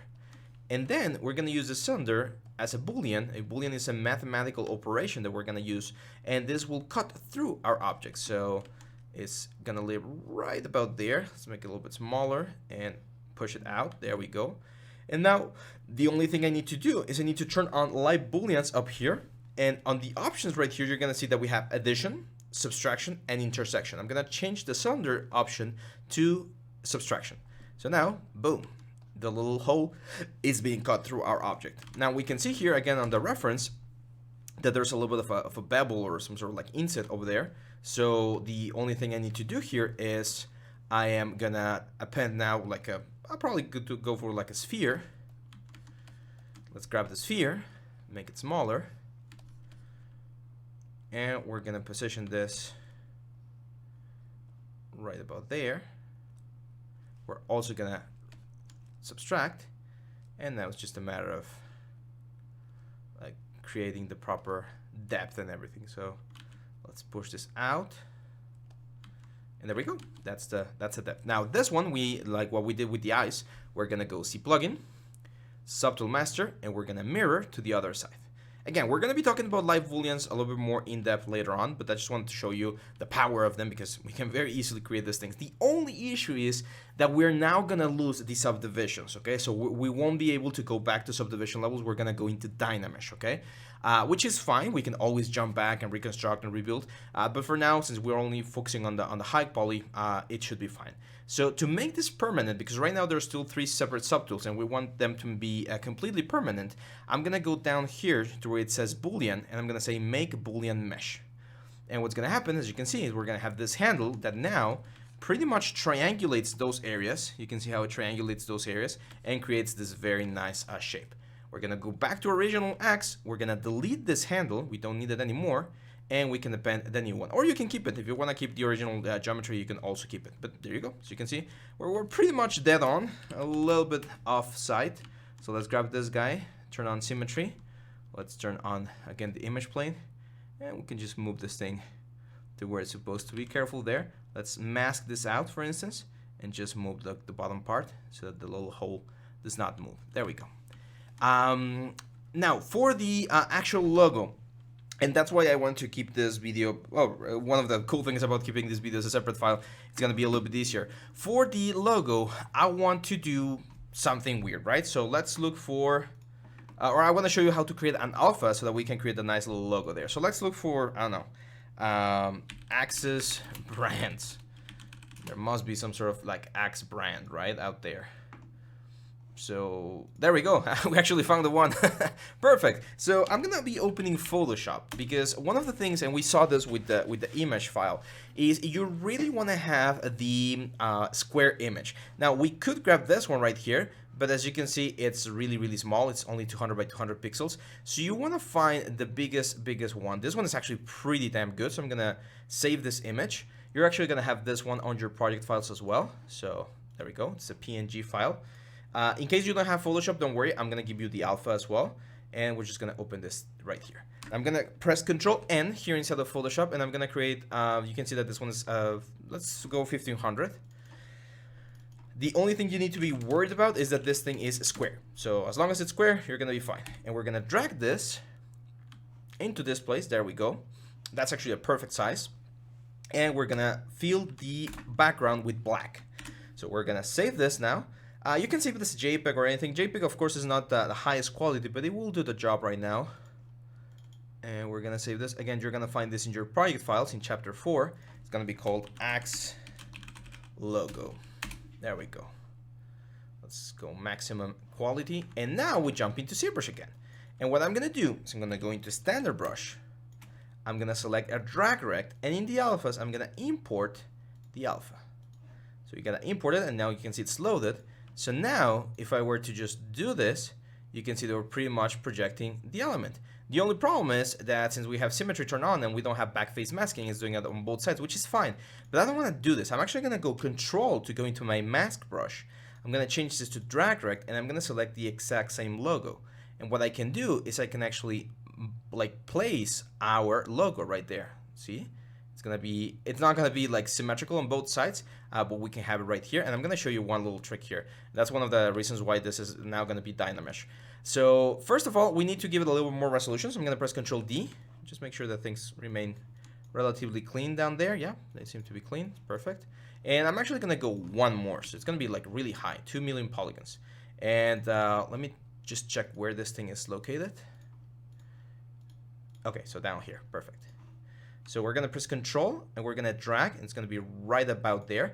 Now you can see there's a little bit of a gradient. That's because of the focal shift. So I'm gonna bring the focal shift all the way down on my Control. There we go. And that should keep it like really intense. I'm gonna break symmetry in this case. I just wanna have on it on one side, which is gonna be this one right here. There we go. And I'm gonna show you how to do it on the other side shortly. So I'm actually gonna go back to freehand, turn this off, and let's delete this thing because I just want to have this one on this side. I'm gonna press Control click, which is gonna invert the mask. And then there's of course a lot of ways to do it. I'm actually gonna go down here to deformation, and we're gonna be using the inflate button right here. So I'm gonna inflate it down. It's kind of like extruding it down, and as you can see, it looks pretty nice. I'm gonna use a smooth, but I'm actually gonna bring the intensity of the smooth down a little bit, so that we don't lose a lot of the detail, because there's some very nice detail. I just want to lose a little bit of the like the anti-aliasing thing. There we go.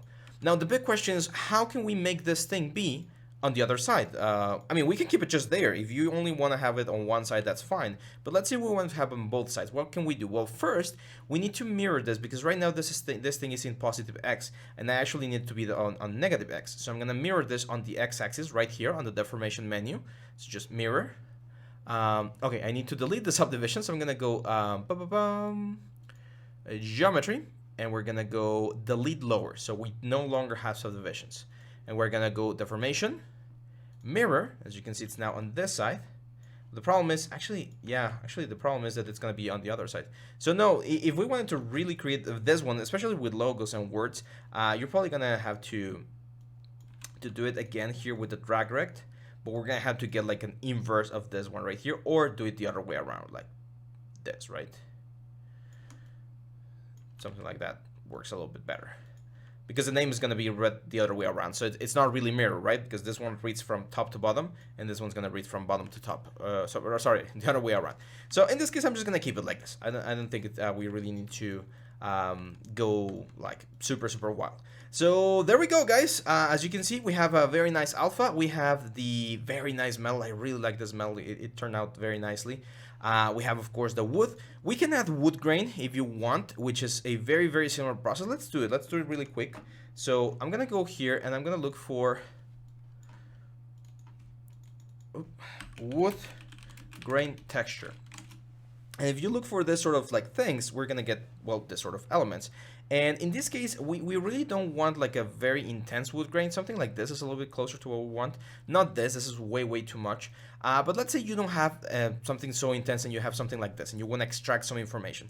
Very easy to do so. You are going to need a image processing software such as Photoshop, but the only thing you need to do is desaturate it. So Control-Shift-U in this case, which is going to bring this out. Now, any point that is white will push out. Any point that is black will push in.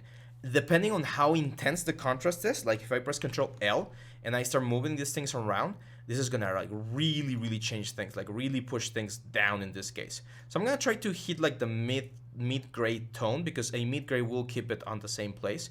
So I think something like this is fine. Now, of course, this is not tileable, so there might be some seams that are gonna look a little bit weird, but let's give it a shot. So I'm gonna just save this. You can actually save it as a Photoshop file. I'm gonna save it as a Photoshop file. I was gonna call this wood grain. There we go. Wait a second. No, I just want Photoshop. There we go. Wood grain. Perfect.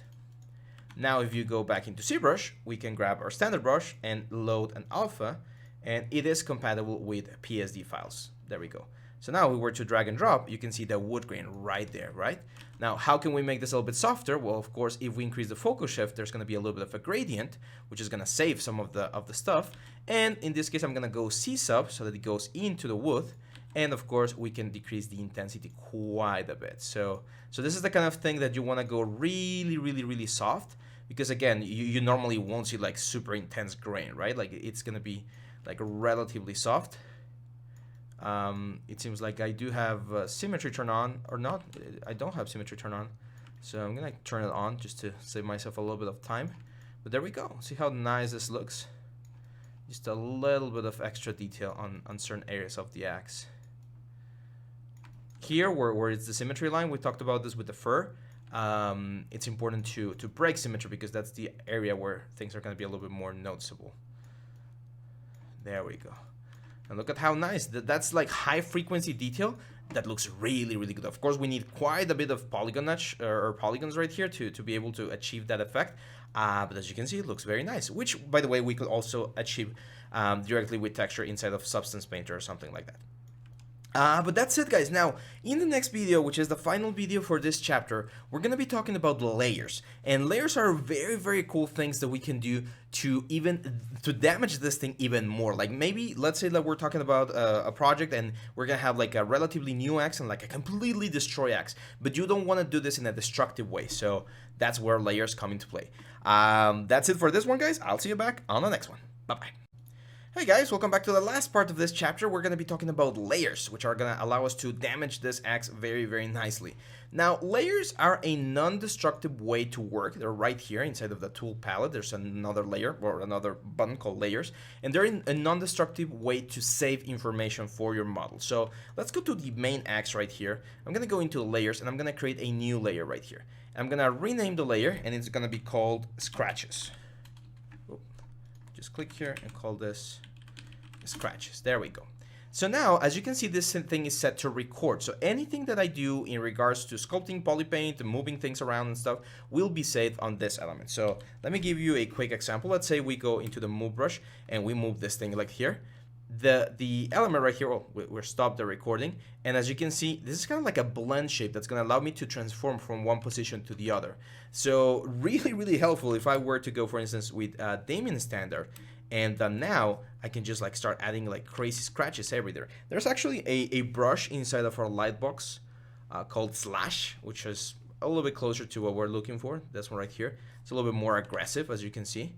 So I can start just adding like crazy scratches everywhere. Crazy scratches. Let's say like we went to war with this thing and we're getting this. Now here's where, again, remember the back face masking button that we have? This one right here. Very important to turn it on so that we are not doing it on both sides. We can go to the other side. Do we have symmetry? Oh, we have symmetry. My bad. So there we go. No symmetry, back face on. And we can add a lot of scratches on the whole thing. Look how nice those look. Remember, all of this could be baked down or displaced, or you can do whatever you want. There's so many things you can do. And at any point, if my art director comes into the room and he's like, hey, Abraham, that's a little bit too much scratches, my friend, I can just turn this off and soften this up. So I can say how many scratches you want. You want like very few scratches, you want a lot of scratches, you want like half of it. Like there's a lot of things that you can do. And as you can see, we have several layers. So right now I just finished the scratch layer. Perfect. So at any point, again, I can just go in here and move things around and change the way the scratches look. So I think, for instance, something like that looks cool. Now let's create a new one. I'm going to rename this erosion or rust or whatever you want to call it. We are we're recording, so anything that I do will happen here. So let me go with my clay buildup, and I'm going to change this to like a round alpha. And I'm going to start like carving in like big pieces, big chunks of metal from the axe, like even on the border here. Again, imagine like this axe has been on the wild or lost in the forest for a long time, and there's been a lot of like erosion. Let's like really push this guy in. So again, I really like working with layers. I don't use them as often because usually props are very or objects are very like clear, or art directors are very clear on what they want. But this is a great non-destructive way to add detail to your objects. The only thing that I must warn you is layers can be a little bit finicky. So I've had some crashes and some corrupted files with this. So save often, save different versions of your object just in case you face any of this like horrible situations. But they're very powerful, as you can see right here. So now at any point, again, I can just like reduce the amount of erosion that I want. So I can have like a really eroded one or not so much. Now, if I really like this one, but my art director is like, go crazy, go even crazier, like do something intense, just hit the record button again. We can go back to our mallet brush, remember? So let's go to the brush, the mallet brush. Let's grab the mallet fast, change this to like a round alpha and do like a spray. And let's like really go in there. And they play with each other. Like as you can see, the scratches and this thing, or the erosion that I'm doing, like the rust thing that I'm doing, they're in independent layers, but they're both working in pretty much the same way. So again, at any point, I can just like reduce this and decide how much or how little damage I want for my axe. Super cool tool. This is per sub tool. So if I were to change now to the, what's the word? Oh, there we go. So it is per sub tool. Yeah. So as you can see, this is the, what's the word? This is the head of the axe, and we have two layers.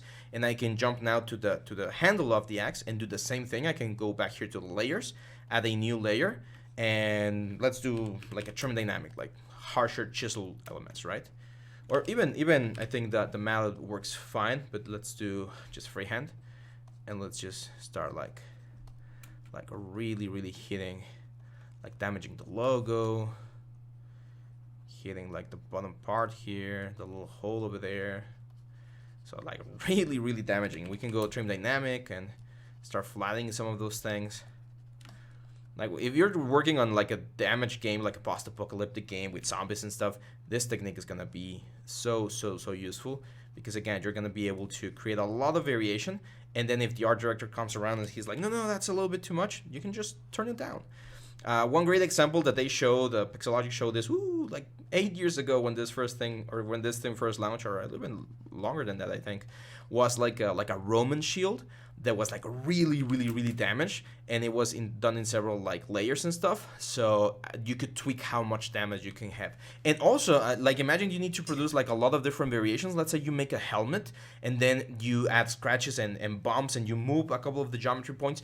At any point, you can bake, as you can see right here, bake all of the layers, and then you're gonna have different variations of the same object. Like if you save another version of your file, for instance, right here, I'm gonna save this as axe number 2, and at any point I can just go back to the original axe and create more variations without having to do a lot of work. So yeah, there we go. As you can see, this again will change how much damage the wood has, and it's really cool. It's one of the coolest things I think that Zbrush has, to be able to dynamically change the intensity of the damage here through layers. So that's it, guys. This is pretty much it. This was a short chapter, about an hour, I think, in general, but we took a look at the scene modeler, which you saw was very powerful. Like, see how fast we were able to model this super high quality axe, and look at all of the amount of detail that we can add here inside of Zbrush. This again is one of the strongest points of Zbrush, being able to add so much detail and create amazing props for your games, movies, or projects. So that's it for this chapter, guys. I'll see you back on the next one. Bye. Hey guys, welcome back. There we go, my microphone was way up. Welcome back to the next part of our series. Today we're going to start with the chapter 5, pillar modeling. And in this chapter we're going to be exploring a little bit of environment modeling. As you can see, I've created this course so that we can take a look at most of the things that Zbrush can do. And right now we're going to do a little bit of a diorama. So probably you guys have seen some of these dioramas, which are just like little, in Mexico we call them maquettes, which are just like small little environments, right? So I was thinking about doing a Greek diorama with, you know, column arcs and all of these things. And I'm going to show you how to do this sort of stuff. So yeah, let's get to it. As you can imagine, we're going to start with scene modeler. So we're going to start here on the simple brush. We're going to click Polymesh 3D, draw the little star, hit T to go into edit mode. And by the way, let me open this thing up. There we go. And we're going to go into initialize, and we're going to make this a Q cylinder Y. The Q cylinder Y is very important because we're going to be utilizing the Y axis as our main like symmetry axis, okay? Now, the only thing, as you can see here, is that we have a resolution of 2. So let me see if I can increase this thing right here. No, we can't. It just increases something else. Okay, so let me show you another option that you can use. You can go directly into the cylinder, and when you select the cylinder instead of the little star, you're going to be able to change things here. So for instance, right now, as you can see on the H divide, which is a horizontal divide, we have 32 divisions, which are a little bit too much. Let's go down to 24. And also, right now, I don't want to have 17 divisions on the vertical axis. I'm just going to press a 1. And as you can see, we're going to get this. So just the cap, this and this. We're gonna make this a Polymesh 3D, and now as you can see, it has polygroups, and we're gonna be able to use our traditional what's the word, our traditional like scene modeler. So what I'm gonna do here is I'm actually gonna scale this thing up so that we have like a nice long column. There we go. And I want to create like the caps of the elements. So let's talk about a little bit about polygroups, which we've used before. So I'm gonna press Q, Control Shift, and select this guy's right here, or the caps like there, and then Control Shift Alt to hide like this cap right there. Oop. There we go. And then let's invert the selection and hide that thing. Actually, no. Again. So we hide, I want to hide like this guys right here. You need to grab like most of it so that it works. Let's do it the other way around. So let's hide the caps there. So we only have this caps right there.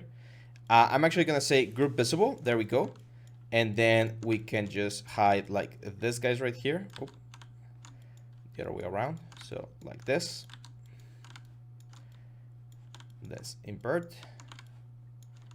There we go. And we do group visible. So now we have 3 polygroups, top, bottom, and center. We're going to click this guy right here, Control Shift, so that we have only the caps. Like so. There we go. And we invert this and group visible. Of course, we're going to go down here to unify, or sorry, to display properties and hit double. And now we can see the caps. And the reason why I want to have the caps is because now we're going to jump into CModeler. We're going to go into QMesh and we're going to do polygroup all. So we can create like the little border that this pillars usually have. So let's bring this up because I really want to have like some nice bases on both sides. I am going to go insert edge loop. And we're going to do like there. Now, as you can see, this is not doing symmetry on the bottom side. Here's where symmetry can come into place. Right now, if I press X, you can see that we're doing X symmetry. However, I can go into my stroke here, sorry, transform, and change instead of symmetry X, symmetry Y. And now, if I were to insert an edge loop, like right here, there we go. It should be on the bottom side as well. You can see it's respecting both sides. By the way, you could also do the, what's the word? The element like separately, and that would be perfectly fine. What I mean is we could like mirror this to the bottom side, and that's fine. But in this case, I want to add 1, 2, and 3. So 2 divisions there. Don't need to be exact. I don't need to be exact. I'm gonna go QMesh, but I want to QMesh the whole like island here. So I'm gonna go into polygroup. And we're going to polygroup the polyloop. So we're going to polygroup everything there. You can see it's happening in the same place over there. We're going to go there again. And then we're going to QMesh, polygroup all. We're going to push this out, polygroup, and then polyloop. And as you can see, we've created this very, very nice like pillar effect on the whole thing. Now we're going to go into bevels. So let's do bevel. And we're going to bevel this polyloop right here. And here's one very fun thing about QMesh, or yeah, CModeler that I didn't mention. When you do something like this bevel, if you just click on the next like edge loop, it will do the exact same amount, which is really, really handy to make sure that things are really uniform. So in this case, that works, as you can see, perfectly fine. Now, I want to do the things that Greek columns have, where each of these elements, like each line, will have like a little bit of a group. And to do that, I need to select all of these faces, which they already have a polygroup, which is great for me. So I'm going to say QMesh, but I'm going to do polygroup all. In this case, I'm going to do inset, sorry. I'm going to inset, and I'm going to say inset each poly inside of the polygroup all. So now when I do this, you can see that each polygon will get its own inset, which is exactly what I want, because now I can very easily grab my QMesh and just push this in.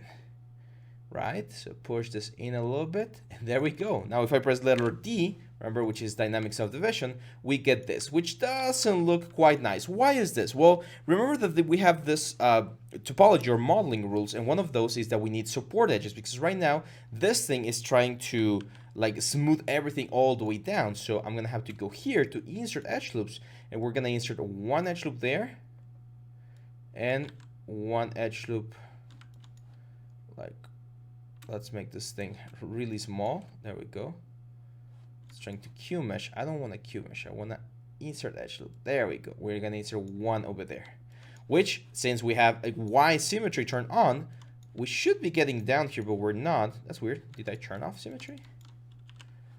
I don't remember turning off symmetry. No, it's still on, but for some reason that's not working. That's fine. We can fix that later. And we're just going to go here. There we go, and there we go. Perfect. So now when we press the letter D, as you can see, the shape is going to be a lot nicer. Now I also want to add a couple of extra edge loops in other places. So let's press Shift D. It's a little bit weird that it's not following symmetry, but it should follow symmetry at least up here. So let's go there, there. That's pretty much it. So now with those done, as you can see, it's going to look sharper over there. And it should look sharper over here. Yeah, so it is working. Perfect. And there we go. Now that allows us to create this very, very nice thing. Now, let's say we wanted to create like an arch, like a nice arch of like something, right? So here, what I'm going to have to do is I'm actually going to have to move this thing out of the symmetry plane, which is not such a big deal, but it might be a good idea to save this column in case we need it later. So here's where it would be a great idea to save this as column, or pillar, or whatever you want to call it. Because now what I'm going to do is I'm going to add a new subtool. I'm going to say append, and I'm going to append like a cube. And I'm gonna scale this cube up. So this cube is gonna be like my reference point to where this thing is gonna be. As you can see, I can snap it to a certain degree. Let's say we want to make this like a 5-unit wide column. There we go. Oh, again. So until I'm pressing shift here to make sure that we get like the exact values there. And that's 5. That's 5. Perfect. So now I can grab this guy, and since the pivot point is right here, I should be able to move this thing and align it as close as possible to that position. Now, we are off axis, which means that now I can go see plugin, mirror, and say mirror on the x-axis, and we're gonna have this. Cool, right? Now we can turn on, go back to transform, turn off Y symmetry, and turn on back X symmetry, and now whatever I do on this guy will happen on this other guy as well, which again, could be helpful. Now, let's talk about the arch. How are we gonna do the arch? Well, we need to find a shape that closely resembles what we want to achieve. And in this case, I want to have this sort of like curvature. In this case, the ring 3D is probably the best one, but I don't want to, there we go. I don't want to just append it and that's it. We actually need to create the basic shape. So let's delete this guy again. We don't need it anymore. And I'm going to go back here to the little like, switch here. And I'm going to select the ring 3D. And in the same way that the, that the cylinder had options, I also have options here on the initialize. In this case, I want to align to C so that the ring is facing me, and then it's a little bit easier to see. And you can see that we have 32 divisions on the S axis, which is the element here. I'm going to change this to 4 so that we get like a block. And I want to twist this. Like if I twist this, well, not twist, sorry. If I, where is it? The divisions on here are fine. 64 I find cool, but it's not the twist. Where is? We can change, there we go. We can change the coverage, in this case to 180 degrees, so that we only get this thing right here. So half of it, we can always like rotate it. But I'm gonna try and see if we can rotate this thing. Not there. There we go, on this twist right here. So it seems like the secret number here is 130. Nope. 134 seems close enough. There has to be another number. There we go. So it has to be 45. There we go. So yeah, 45. So we do 45-degree angle. There we go. We have like this very nice shape. And of course, we're going to make this a polymesh 3D. We're going to go back to our column. And I'm going to say subtool, append, and we're going to append this polymesh 3D. Go right there, E, rotate this 90 degrees, and now we can very nicely scale this up until we have our arch on top of our columns. There we go, like this.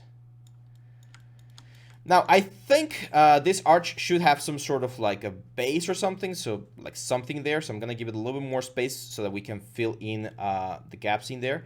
And usually these things have a lot of bevels and stuff going on. So let's do that. Let's go again into C Modeler. Let's go into Edge Loop to insert a couple of edge loops. And let's say we're going to have like just like one big hole here on the center. We're going to go here. We're going to polygroup and polygroup the poly loop, which is going to go over there. Not ideal. As you can see here, one issue that we're getting is that it actually didn't know how to properly do the topology there. So let's go back a little bit.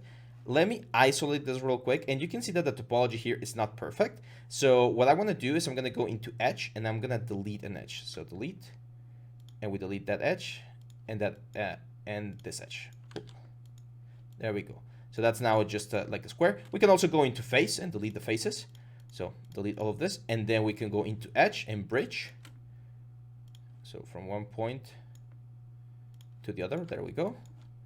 And from one point to the other, there we go. So that's going to give us proper topology. And I know that now, if I insert an edge loop here with insert, I should be able to get a nice line going through both sides, which is what I want. I am going to grab, I'm going to make a polygroup again. So polygroup the whole thing. Oh. Polygroup edge. There we go. Polygroup, and there we go. So now it's going to be very easy to just go Q mesh, polygroup all, and just create a nice little effect over here. We can bring it out, we can bring it in. I think I'm going to bring it out actually first, and then I want to add like another line. And then same deal, polygroup this whole thing, and then Q mesh this thing, and this one's gonna go in. There we go. So now we create this very nice effect. Let's do bevels now. So I'm gonna go bevel, and if we bevel this one right there, that looks nice. Let's just repeat the amount on this like inner sides. Not everyone, or not every single edge, but most of them, like the outer ones. This ones I do want to keep sharp. And now if I press again the letter D, you can see that we get this very nice effect, which we're going to be adding details and stuff. Don't worry about that. Like that's of course something that we're going to be doing. Now if we want to divide this, because you know these things usually have segments, right? Like they're like made out of like different blocks of clay and stuff. So one thing we could do here is we can actually go here into the again polygroup the poly loop here. You definitely want to turn on symmetry. Now let's do like this big blocks. It's going to be like the keystone. And then over here, let's do inset polygroup all, and we're going to go back to inset region. So each region will create a little inset. There we go. See, that's what I want. And now this little thing right here, we're going to Q mesh polygroup all. Are going to pull Q mesh in. So now when we press D, we're going to get this sort of effect. Like it's made out of actual keystones, right? It's not like a whole block. Now let's solve this issue over here. What can we do? I mean, we can reutilize this guys right here, or we can create a new one. Let's append a new one. So I'm gonna do a cylinder. Let's do another cylinder. So we have this polymesh 3D cylinder. Perfect. Let's scale it up.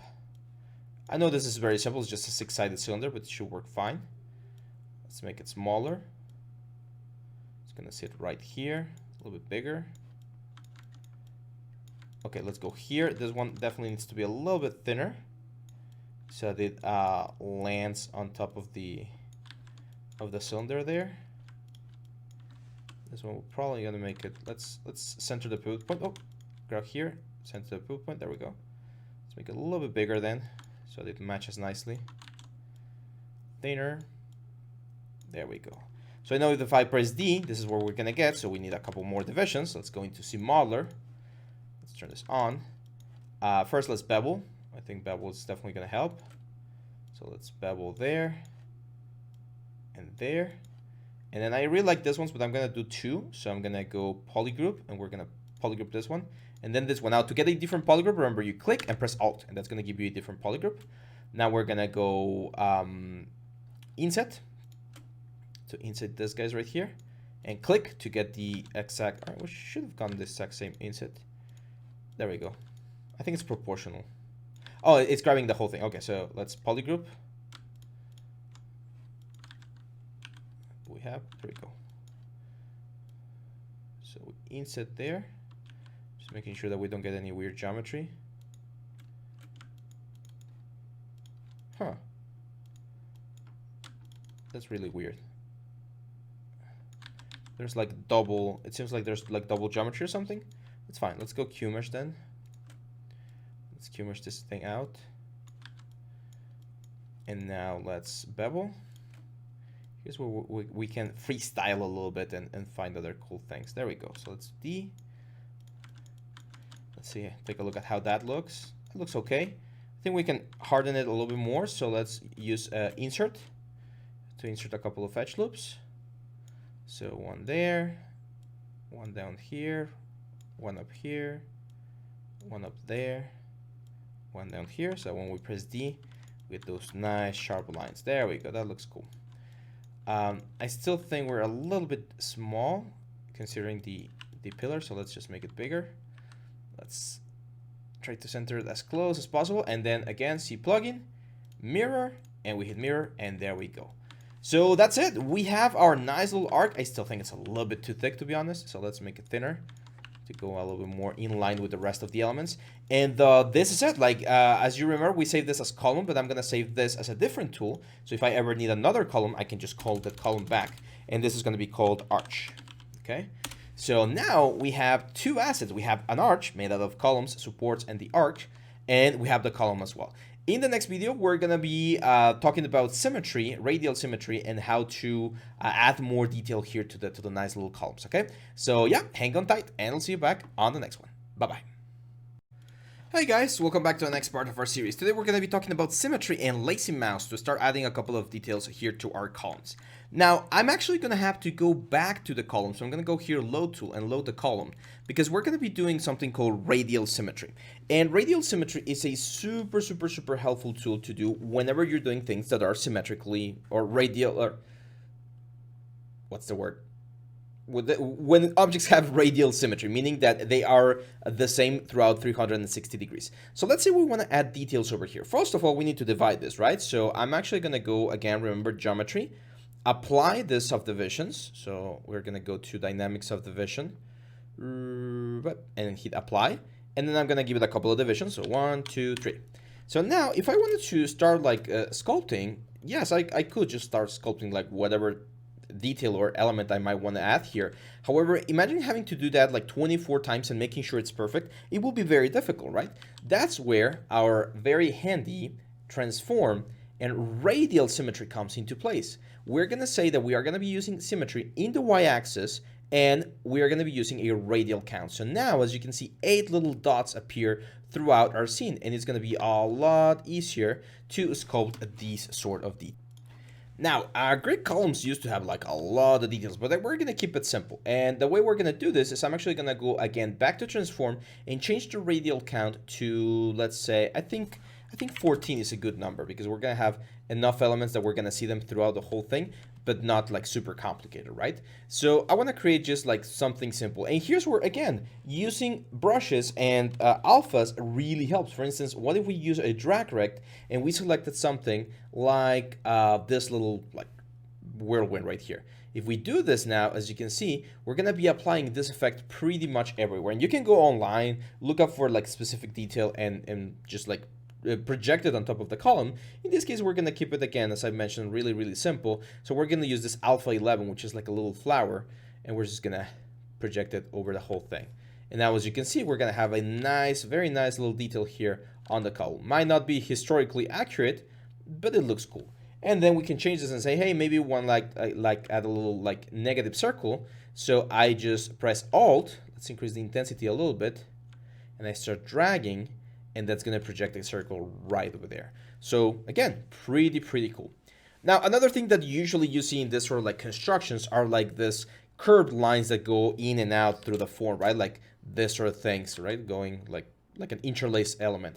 The problem is my pulse is really bad. You can see how shaky that line is. And here's where the second little topic comes into play, which is called lazy mouse. So in the stroke panel, this is going to be in the stroke panel, not in the transform, which is where the symmetry was. In the stroke panel, inside the lazy mouse options, you can turn on lazy mouse, which by default right now it is turned on.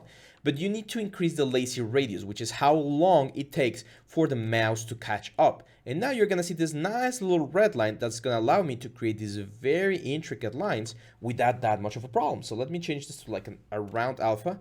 And I'm going to start like right here. And I'm going to create like a nice little spiral going up and down. And since we have both, actually let's start like in, and then let's do like an S shape. So we're going to start in, and then we're going to go down, and then we're going to go back in. We can stop like there, and maybe continue the line over here. And it's kind of like connecting the things. I don't really like that one. So I want to go here, and I'm actually going to go until the next one. There we go. And then just close the gap. Look at that. Like, again, imagine trying to do that sort of detail just by hand, like just without lazy mouse or without radial symmetry. It would drive you crazy. So this technique that I'm showing you right here is super helpful, because you're going to be able to use it as many times as you want, as for as many props as you want, and it will give you really nice results. Here, for instance, I'm going to try to create like this sort of like base detail. I'm not sure if I like it. We can even create like some small little leaves or lines over here. Now, if the lazy mouse is a little bit too much and it's taking too long for the mouse to catch up, you can lower the lazy radius. That's going to make like a shorter red line, and it's going to allow you to create these sort of things. See that? So it might be a little bit easier to create whatever you're trying to create. Now, unfortunately, I don't think I don't think X symmetry and Y symmetry. Oh yeah, they do work. No, they don't work. So as you can see, I'm trying to do X and Y symmetry at the same time. Right now, it doesn't work. But if we were using another object, it might work. So try it out if you ever need to just like give it a shot.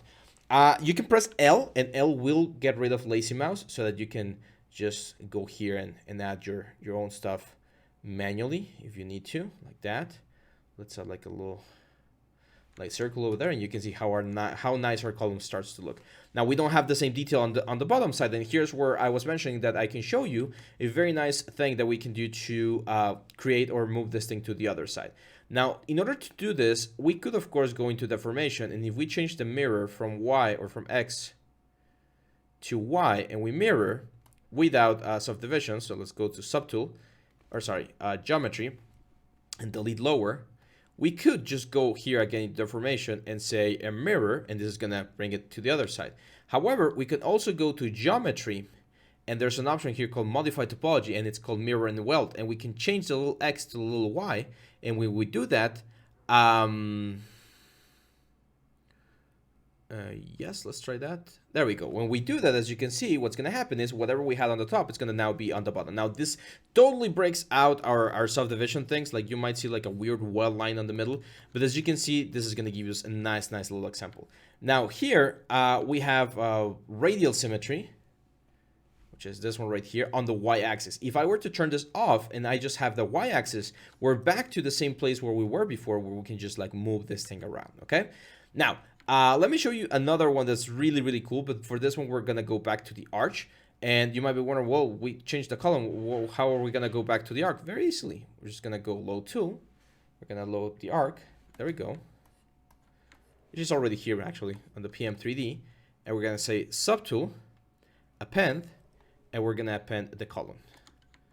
We might need to scale it up a little bit, or actually no, that's the size, right? Because we were moving it, so just position it where it was as close as possible. No need to be precise here.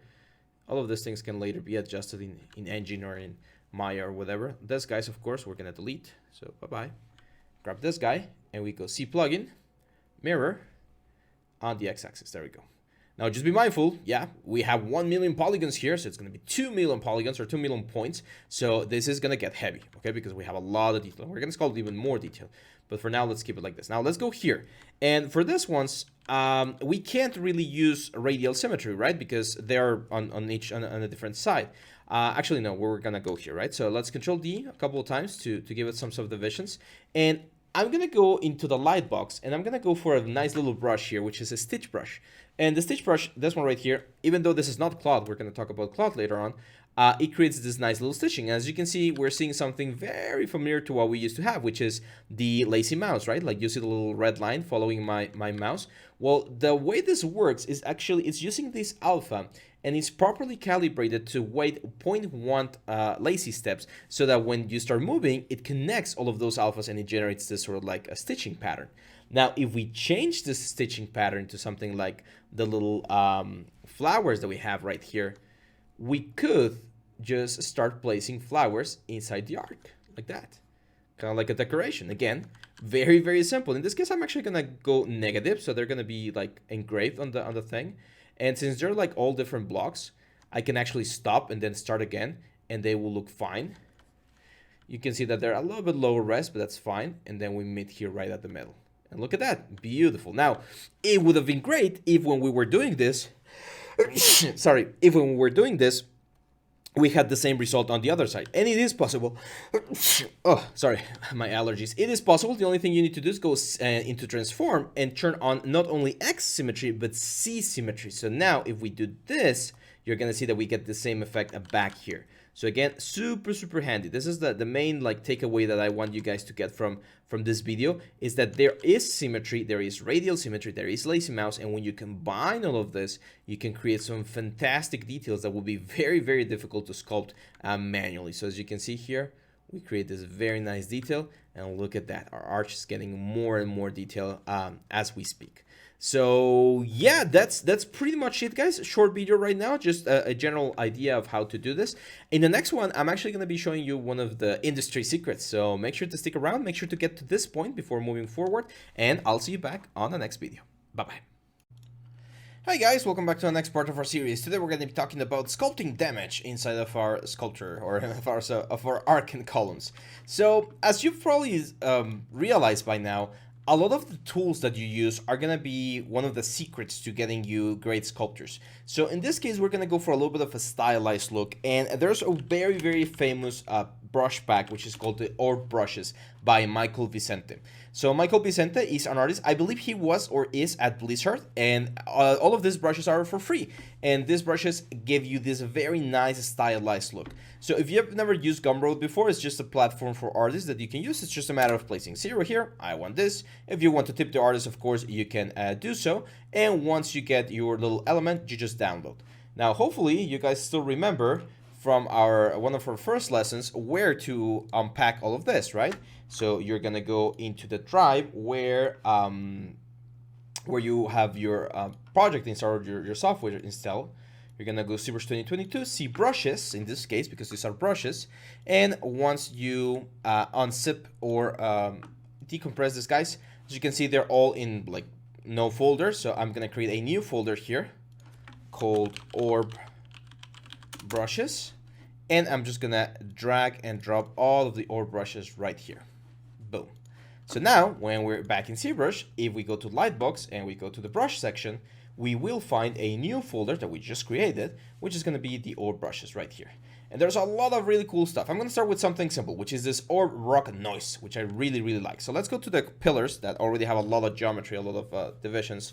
And the only thing I need to do is I need to use the color spray to add this detail. See? Now we might need a little bit more resolution, and this is one thing that we missed. When we were building this guy, one of the proper topologies that we should have followed was to add more divisions to the whole thing. So as you can see, we have really nice detail up here, but not enough detail down here. So how can we solve this? Well, there's a couple of ways. We're gonna do the fast and dirty way right now, which is just Dynamesh. So I'm gonna go Geometry, Dynamesh, and if I click Dynamesh, of course we're gonna lose a little bit of detail, but as you can see, our resolution is better. So I think we can actually go to like 500, should be good, Dynamesh, and that should keep the sharp details. We're even a little bit higher than I was expecting, but that's fine.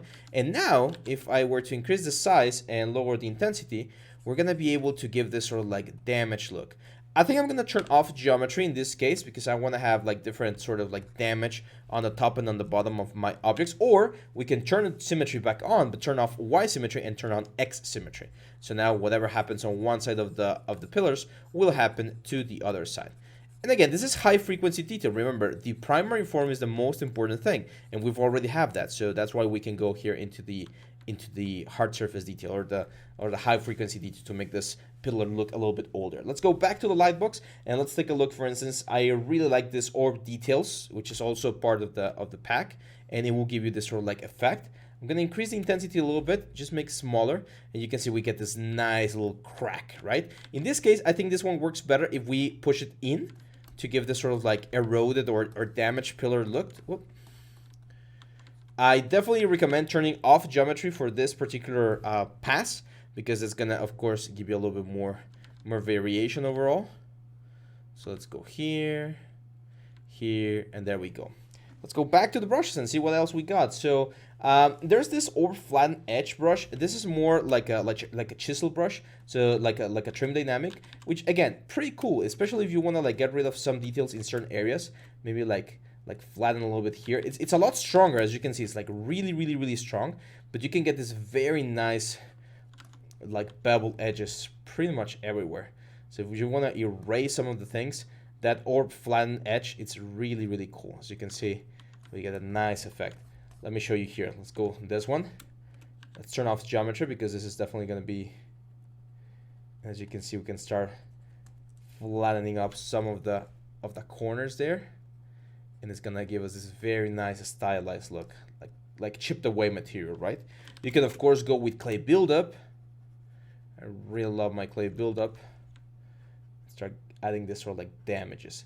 Remember, asymmetry or asymmetrical detail is what's gonna really sell this fact.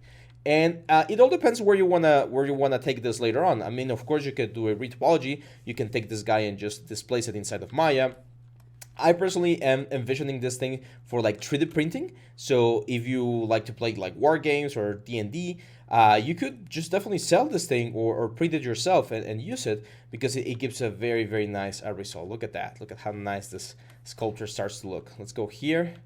And again, I'm going to use Trim Dynamic now to flatten a couple of the details. Now remember, we also have this very nice brush. We used it before, which is the mallet brush. Mallet is really, really good to give this sort of like stone damage effect. I really like it because it's quite aggressive. Let's give it a couple of subdivisions to this, guys.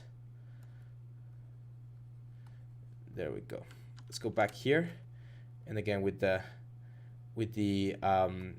mallet brush, see how fast and nice it is to just like damage the stone in this sort of like general pattern. If we go back to the Lightbox and we go back to our orb brushes, there's also this very famous like cracks and stuff. So some of these are drag rect things, so you're gonna get like this slashes, which are really cool. Again, to especially for instance here in the column, we can add a couple of like slashes, maybe telling the story of animals that attack this temple or something, and creating this very, very nice pattern.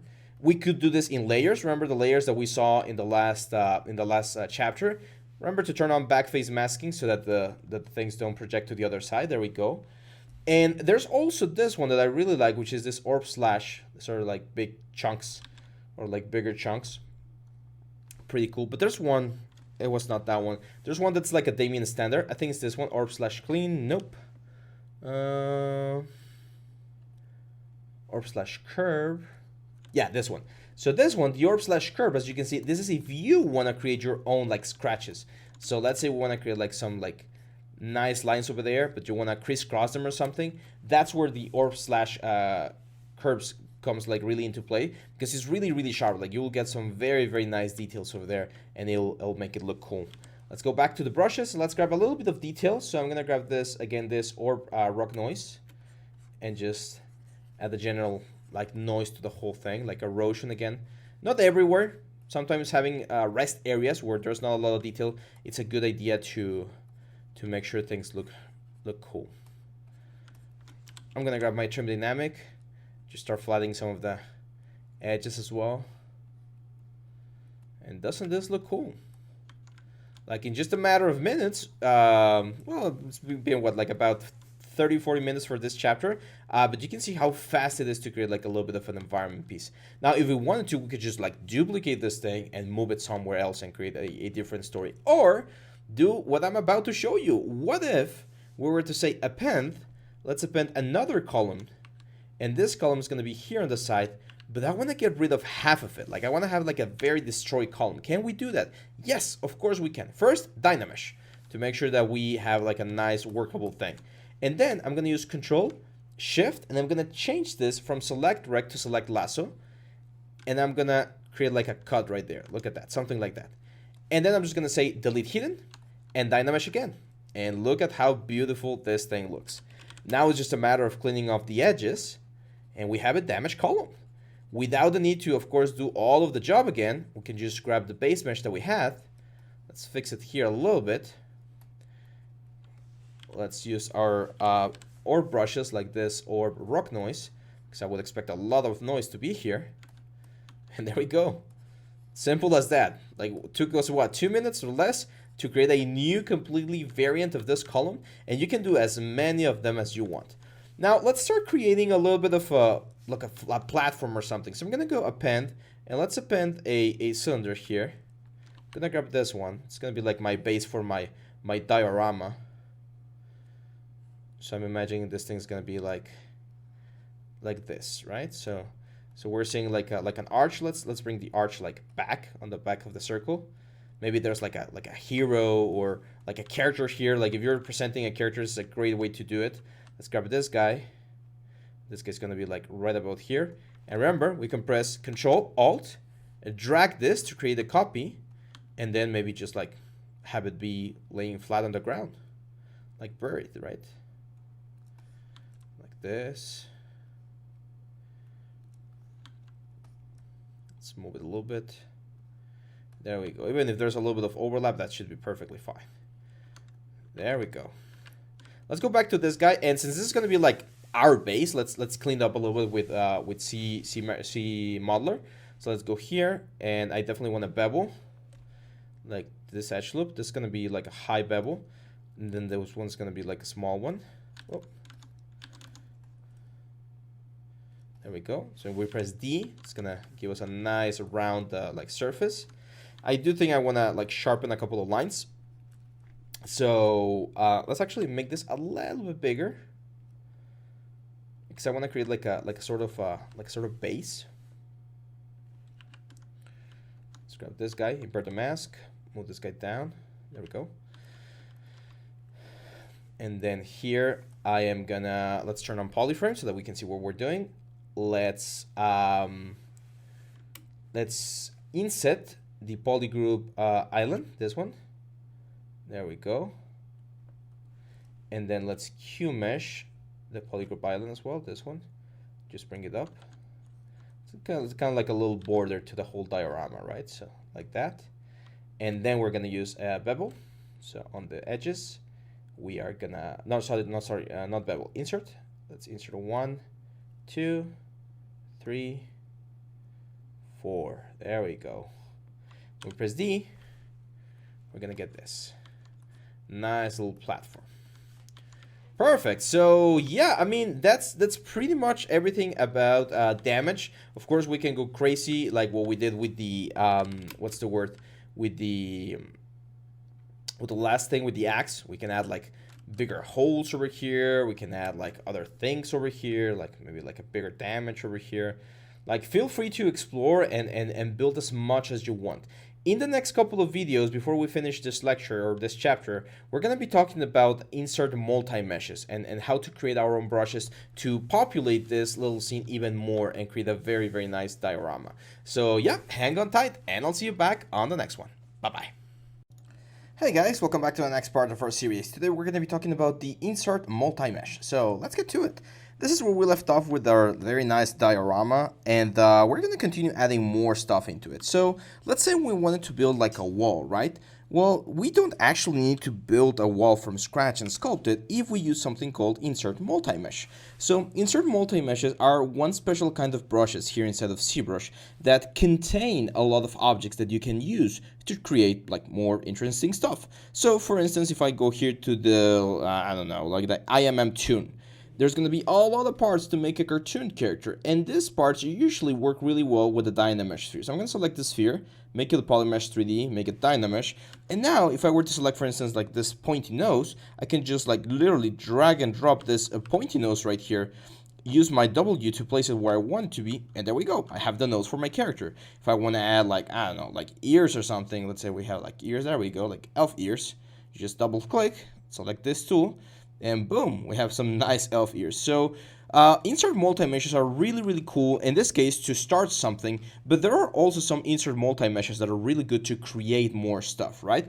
So if we go, for instance, to Lightbox again, or sorry, not Lightbox, to my brush menu, and I go into like the army curve, you're gonna see that we have stuff, like kit bashing stuff, that if we were building like a tank or something, like look at this, we can create like threads all around the elements. We're gonna be talking about this curve brushes later on, like bullets, and again, we just create like a line of bullets without the need to do a lot of things. Tank tread, there's another one right there, and again, we create this like very nice tank tread going around. And there's a lot of brushes, like insert multi-mesh brushes, like zippers, cylinders, clothing artifacts, like if you're doing like belts and stuff, creating like belt buckles is really, really easy with my insert multi-meshes, and they're really cool. However, what if we wanted to create our own little like insert multi-mesh? Can we do that? And the answer, of course, is yes. So I'm actually gonna go here to my, do not switch, let's go here. Oh, actually, let's just go here. Let's grab like a cube, and we're gonna do a small little brick. So I'm gonna press R, and I'm gonna expand this so it's a little bit more brick-like. Let's go into Make Polymesh 3D, and we're gonna turn on Dynamesh. So this is now Dynamesh, and I'm gonna use the BTD, which is a trim dynamic brush, to start giving it a little bit of a nicer effect. Let's make the brush a little bit bigger to go a little bit stronger effect. There we go. Like usually bricks, like especially older bricks, won't have like perfect angles at any point because they've been like worn out so much. And if you've seen like carved stones, they're usually slightly rounded. Like you're never gonna have like this perfectly like 90-degree angle. So that's what I'm doing right here. I'm just moving along my my edge and not really caring about symmetry at this point. It's just a matter of adding this sort of like general change. Let's chip away like this, like really heavily on this corner right there. And there we go. So now we have a brick.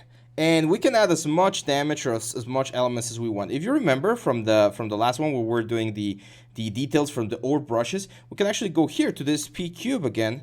Let's turn off perspective. Let's go into our light box and go into our brushes and go into our ore brushes, the ones that we downloaded, and let's add a little bit of like orb detail here. I think this one's gonna look really, really, really nice. There we go. All over the place, like a really nice chipped rock. And let's add a couple of like damages like this orb slash. So maybe one over there, one over there, one over there, and a small one like right there. There we go. So this is a nice brick. I mean, it's simple. It is a little bit heavy though. You can see that we're at 173,000 polygons, so it is a little bit heavy. However, it's a really nice one, right? Like it will work fine.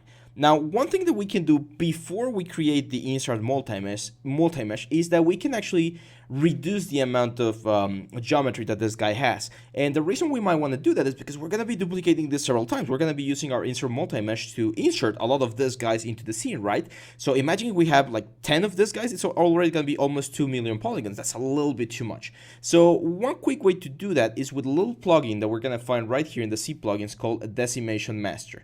And Decimation Master is a little tool that, as the name implies, will decimate, will get you 10% of what you currently have. And it's very simple to use. You're just going to press preprocess current right here. It's going to do a little bit of a calculation up there. And once it's done, you can go here to the percent of decimation, lower this to like 10%, and hit decimate current. So now this brick only has 17,000 polygons. And as you can see, it retains most of the detail. What's the downside? Well, what it did is it pretty much triangulated the whole surface, and it added more triangles on the areas that it needs them the most. And areas a little bit flatter like this ones, I won't have as much detail. So if we wanted to add like more detail right here, it won't be possible. We're going to get this very ugly shape. But if you're not going to move this, if this is going to be like the final shape, then as you can see, it's perfectly good. So now to create an insert multi-mesh brush is very easy. You're just going to go V into brushes, and you're going to say down here, create insert mesh. Click there. I'm going to create a new insert mesh, and there we go. That's it. Our nice little insert mesh, right? It's right there. Now we can save the brush, and that's actually what we're going to be doing later on. But for now, like this works fine. So if I were to go to the column right now, and I wanted to insert this, first I need a placeholder. So I'm going to append a little sphere, and you can actually hide this little sphere wherever you want. Like in my case, I'm going to hide it like inside one of the columns. So that there's a tool where we're going to be appending all of the bricks. Now, if I go VI, and we go, or actually not, up here, there we go, our insert mesh, and if we just drag and drop, you're going to see that we get a nice brick. And this brick, as with everything, we can move it, we can rotate it, and just place it.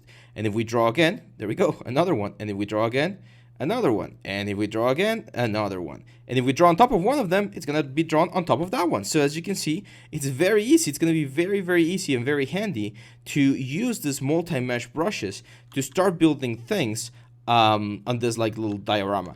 Just make sure that you don't go back. When you start drawing back, it scales weirdly. You can try and hold shift to make it like scale uniformly. But again, when you go back, it kind of creates like that weird shape.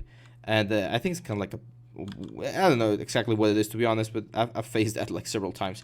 And there we go. So as you can see, we can insert as many of these guys as we want, and we can place them wherever we want, and they will follow the surface of whatever object we're selecting. So that's why we can like pile them up over there and create a little bit of an extra little like mass over here. See, pretty cool, right?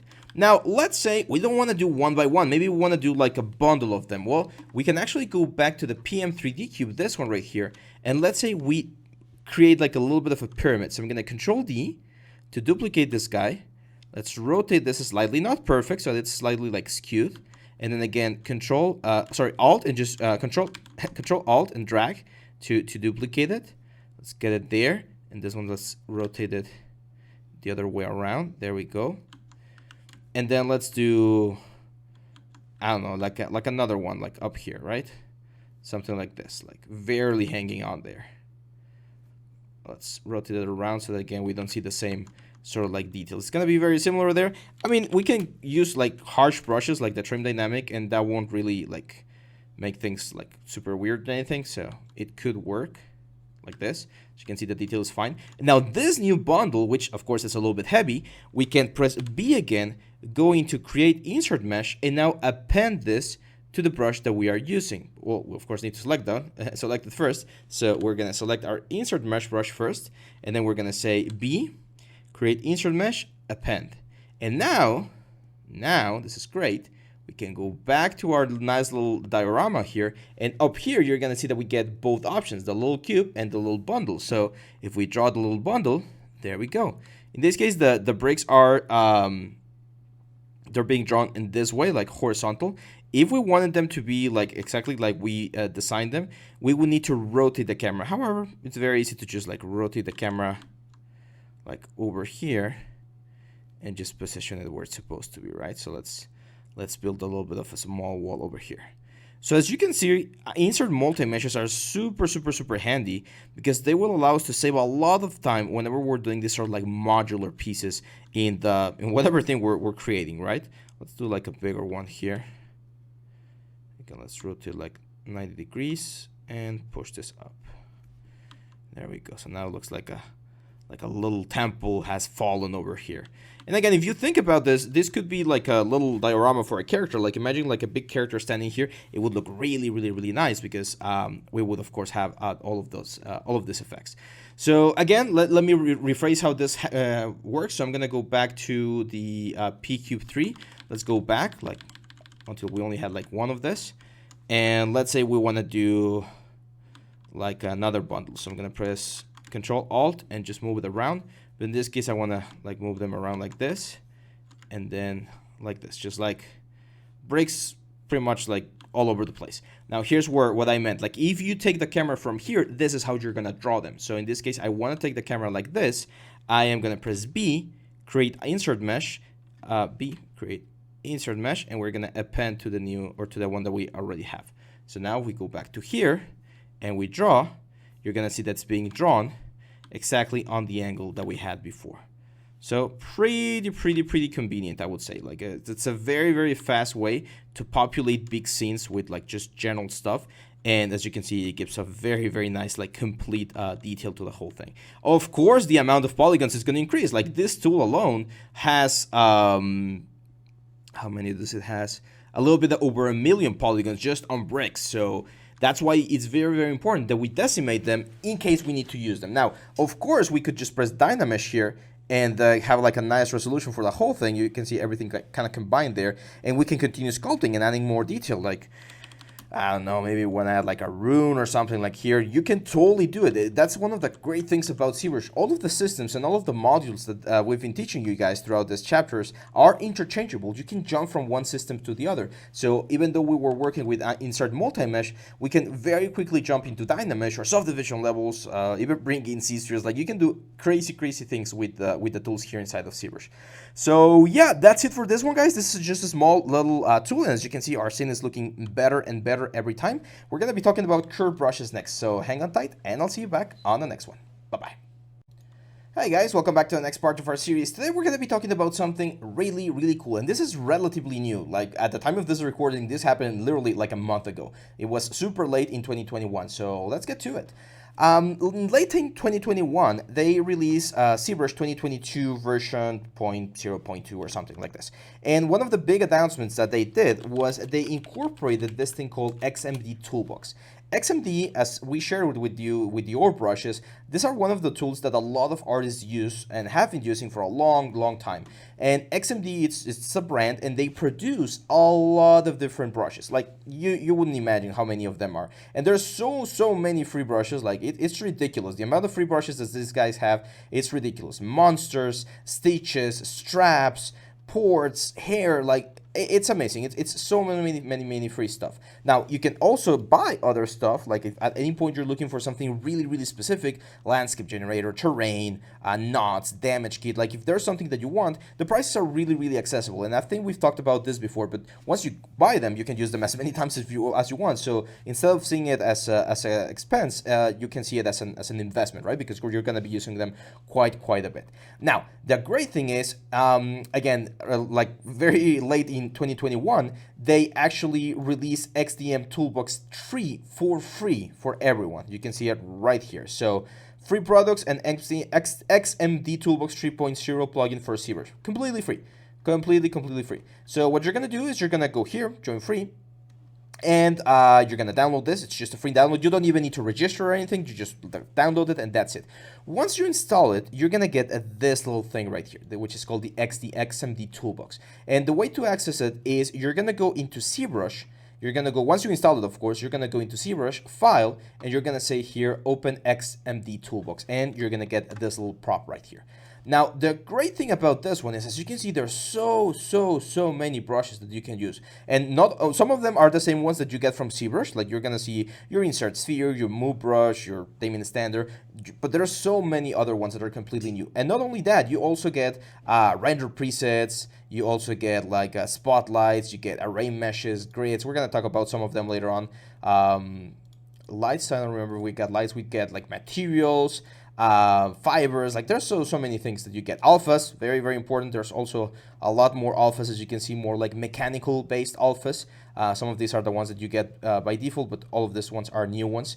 And yeah, so the ones that I'm actually interested about are this one, which are the brushes. You can click here to get like a nicer like reflection of what you're gonna be doing. So IMM scales, insert barbed wire, centipede, blah blah. So the one that we're gonna be using right now is this one called Insert Omni Chain. And the only thing you need to do is double click. And once you double click, you are gonna load that brush right here. And at this particular brush, along with all of the curved brushes, are another type of brush that we have here inside of ZBrush. And they're really cool. I'm going to show you why in just a second. So the way this works is you're going to draw, and a curve is going to be drawn on top of the surface, okay? So it follows the surface. Look at that. It hugs the surface very nicely, and it creates this amazing effect going from like that point all the way down here. Now, as you can see, we have a curve in there, like an actual like dotted curve, like the black and red lines. And at any point, you can click, as long as the curve is active, of course, you can click the curve and move it around. And it's kind of like having like a dynamic like curve, and you can move this curve around and create like a lot of different things. Most of the settings from the curve are going to be inside of the stroke menu down here on the curve function, okay? So there's a couple of things that you want to know, but we're going to talk about that in just a second. One very important thing, as long as the curve is active, if you want to change the thickness of whatever you drew, you can just increase the draw size of your brush and then click again, and it will update. As you can see, the curve change, it now has less sections and the chain is way bigger. And again, we can move this thing around and place it however we want in this little diorama that we have. You can grab the point, you can move it around, you can actually like get it out of the element and just like position it wherever you want it. It's kind of like having a free-flowing hair, which is pretty cool. And again, if you change the draw size back to a small size, it will update. You can see that the chain becomes a little bit smaller and the sections increase. So that's going to give you a little bit more control over the whole thing. So you're going to be able to create a little bit of a nicer curvature over there. Okay. Now, how do we get rid of the curve? Well, there's two ways to get rid of the curve. The first one, and easiest one, is just click any point of the geometry that's not the curve. So if you click like up here, there we go. The curve is gone. And now this is actual geometry. I mean, it was actual geometry before, but now it's applied. So you won't have any way to modify the curve anymore. You can of course move this with like Move Brush, but as you can see that the elements are going to start deforming. So it's not really moving as if it's part of a curve. It's moving more like normal geometry. And the other one is going up here to stroke, and if the curve mode is active, you just click out of the curve mode and you're going to be out of the curve mode. Okay. Now let's go back here. Let's grab it's over there. It's called the Insert Omni Chain, and I think no, this one does not have. So there are some insert multi-mesh brushes that have or there are some insert curve brushes that have things like the multi-mesh. So you're gonna have like different options that you can use. Pretty handy as well. But in this case, we don't have it. So let's say we want to create like a chain that goes from like, let's say we want just like go straight down like this. There we go. we just have it like that. Now, let's say we want to move it because it seems like the curve is a little bit off. So I would like to move this point forward, but I want to keep this one right there, or as close as possible to there. Well, you can go to stroke and you can change the lock start or lock end. In this case, I'm going to lock end. So the end of the curve is not going to move. No matter how much I move like the top of the curve, the one on the bottom shouldn't be moving. Did I select it properly? Yeah. Huh, that's weird. Let me do it the other way around. Usually, there we go. Yeah, okay. For some reason, the locked end didn't work, but that's fine. So let's just move this thing back so that we kind of like hook it to the wall.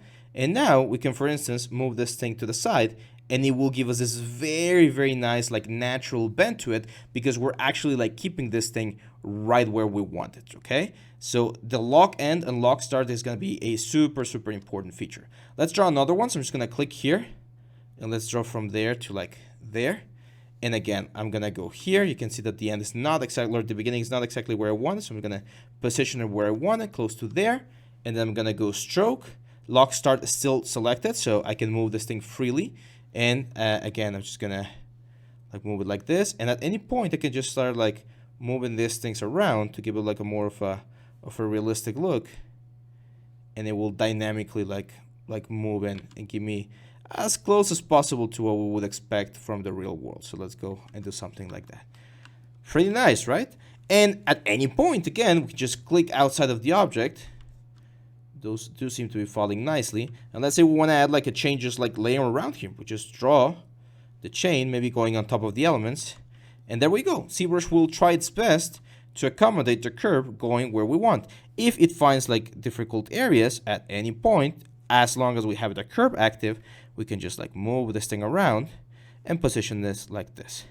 Now, just be mindful if you're thinking about doing this for like 3D printing and stuff, since this thing is actual geometry, it could be possible to 3D print. However, since it's very flimsy and things are like really, really like hollow and stuff, it will be very, very difficult to support. So you usually want to probably follow another method when doing this sort of like effects.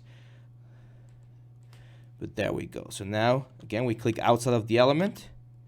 And that's it. Now, here's another one. If you are still not sure where you want the chain to end, or actually, I'm gonna keep that one. I think that one looks fine. So let's just move it.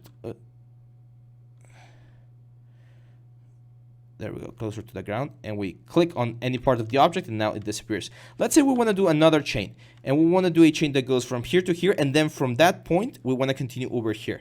Well, what we can do is we can draw one line like that. Again, just start modifying this thing. And once we know that we are good, if we want to continue from there, see that little red line? We can redraw another section, as you can see there. And it won't create another like first link over there. It will just continue the element. But if you want to do like a really, really complex shape, it's just a matter of moving the cursor until you get that red line over there. See how it appears and disappears? Once you get the red line, you're going to be able to continue your chain and create something interesting. So just a little bit of a plus over there. I think I'm going to leave it like this. I don't want to add a lot of stuff. And yeah, those are the curve brushes. As you can see, really, really cool, really, really handy. I don't like that one. That looks a little bit weird. But I'm going to add like just like a hanging one over here. Let's just like move it over there. There we go. And click the geometry to make it disappear. And maybe like a small one over here. And again, just go over there. Now, if I want to rotate it, I'm going to click, and at any point, I can just go into transform and just like move this thing around and make sure that it looks as nice as possible. Remember, this is still geometry, and we can still do every single thing that we normally do with geometry with these elements. But then I'm going to create some really, really cool stuff. So if we go back to the XDM tool, there's a little option here. Where's the filters? No, not that one. Here. You can look for curve, and you're going to get all of the curve things. So curve stash, curve displays, curve alphas. There we go. So IMM curve, IMM army curve. Those are actually in Zbrush. In this case, I just looked up for chain, and we have this omni chain, bike chain. You can look for insert. You're going to find all of the ones. For instance, insert barbed wire, insert belt, bike gear. There's the omni chain rope. Rope is always good, right? So again, I'm just going to double click rope, And if we want to add like a little bit of rope somewhere, we just draw, and there we go. We have rope. We make the brush bigger, click the curve, and the rope's going to be bigger. So if you need to add a rope on a character or something, that's really good. Now, I wouldn't really recommend, you can do it, it's just a little bit complicated to do. Like, if you want to do like a character with like bracers and you want to wrap around, it is a little bit difficult to control the curve going around a surface like that, but you can give it a try. There are other methods that can be used as well. So yeah, that's it for the curve brushes, my friends. As you can see, really handy, really cool. And you're going to be able to create some amazing stuff very easily. Just remember that it's a lot of geometry. Like you can see the chains right here, almost 500,000 polygons or point counts, because there's so many links to them. And they're really low poly. You can see here that if we take a look at the polyframe, they're really low poly. Of course, you can like Control D to smooth them, but you're gonna get like a different result. So usually when you're using Insert Multi-Mesh, you don't do anything else. You just like place the object where you want it, and that's it, because the geometry is just gonna be so much. It's gonna be a little bit difficult to sculpt every single piece of the geometry. So yeah, make sure to save, because our scenes are getting bigger and bigger, and I'll see you back on the next one. We're just missing a couple of more topics for this nice little chapter here, and the next one we're going to be talking about surface noise. So hang on tight, and I'll see you back on the next one. Bye-bye. Hey guys, welcome back to the next part of our series. Today we're going to continue with the surface noise. It's one of the final parts in this little diorama that we have. And surface noise is one thing that we can add to amplify the details that we've been sculpting so far. So I'm going to give you a quick rundown of what this is. If you go here into the surface menu, which is another one of the menus, one of the many menus inside of Zbrush, you're going to find this thing called surface noise. And if we turn it on, this little display is going to appear. And this display will show you how the noise that we're going to be applying will be applied to your surface. So noise, as the name implies, is just that. It's a randomly, procedurally generated just change in the form. So if we increase, for instance, here the noise scale, you're going to be able to see how the noise is going to be amplified and applied to the surface of our object. Now, we don't want to have as much elements, and we can change that with the strength. We can be like really aggressive or really soft, depending on how we want it. And again, the noise scale is going to play a very important part. So if you want like a very fine, like grain detail, you're probably going to have a small scale. If you want to have like bigger holes, bigger noise, you're probably going to push this a little bit higher. So one very important thing about the noise maker here, or the noise plugin, is the fact that you can change the curve. Right now, this is a very like standard curve where the noise is going to be applied in a very uniform manner. But if we were to like push this point like up, and you're going to see this sort of like graphs a lot, you can see how the noise is going to be changing. Let me increase this strength a little bit more so it's a little bit more apparent. And you can see right now it's very intense, and then this kind of like softens it up, right? So kind of like gets rid of it. So one thing that's very common is we can add like a profile here on the curve, and you're going to see how we can create like very nice variations where we're going to have things going up, things going down, and it just looks like flat surfaces, and it's going to be very cool. If you're going to reset this, you're just going to grab the point and drag it out of like the view, and that's going to reset the curve. Again, so something that's usually used in this sort of like little graphs that you're going to see all throughout Zbrush. And yeah, as I mentioned, you can just like move this thing around. You can get this into a layer, by the way, and you will only apply how much you want. So once you're happy with the surface noise, for instance, like right there, I'm going to hit OK. And you're going to see that the surface noise gets applied to my columns. However, and this is very important, this has not yet been applied to the mesh itself. It's just like a preview, very similar to the dynamic subdivision. This is not yet on the actual pillar itself. So if I turn this off, you can see that it just disappears. If I turn it back on, it's right there. The way that we're going to be applying this is, of course, with this little button that says Apply to Mesh. And if we click Apply to Mesh, as you can see, now the noise gets applied. Now, you can definitely tell that the sharpness of the noise gets a little bit like decreased once we apply it. And the reason is the noise is just like a procedurally generated image. And once you actually apply it to polygons, if you don't have enough resolution, you will not be able to extract as much detail. Right now, we have already 4 million polygons, so I don't think it's really necessary to push it further. But yeah, it will give us this sort of detail. So noise is really handy for surfaces like this ones, where you really don't want to go and do it normally, and you just want to have like general noise. Just click noise, find this guy so that we can see what's going on, change the scale of the noise, let's say something like that, change the form of the noise a little bit to create like this sort of effect, and just hit OK.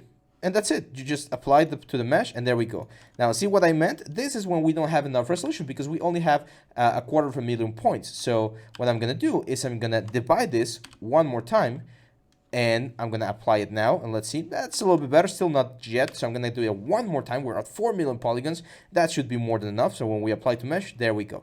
You can see that the noise is now consistent.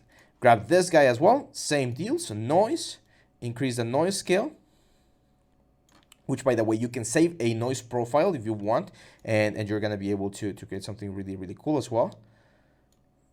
And then let's modify this thing, boom and boom. A little bit more scale, there we go. Hit OK, I like that, and just apply to mesh. A little bit soft because, again, we don't have enough resolution. We're only at 500,000, so let's divide this once, and now apply the noise. There we go, hit OK, and apply to mesh. There we go. So that looks a lot nicer. And it's going to be one of those details that, unless you're really, really close, you're not going to see. But it will definitely show like very, very nicely. So yeah, I mean, there we go. We have a very nice effect. I know this like noise plugin is really, really simple. I do want to talk about something else though. But in order for me to do that, I'm actually going to need to show you with the polysphere. So I'm going to go here to the polysphere. I'm going to make this a polymesh 3D.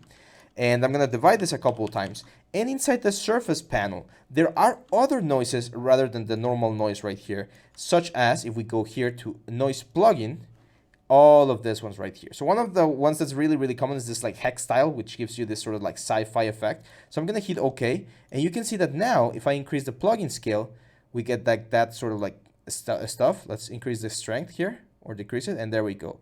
See how we get that hex effect? Very, very cool. Now, the only problem is, as you can see, it's deforming through the surface.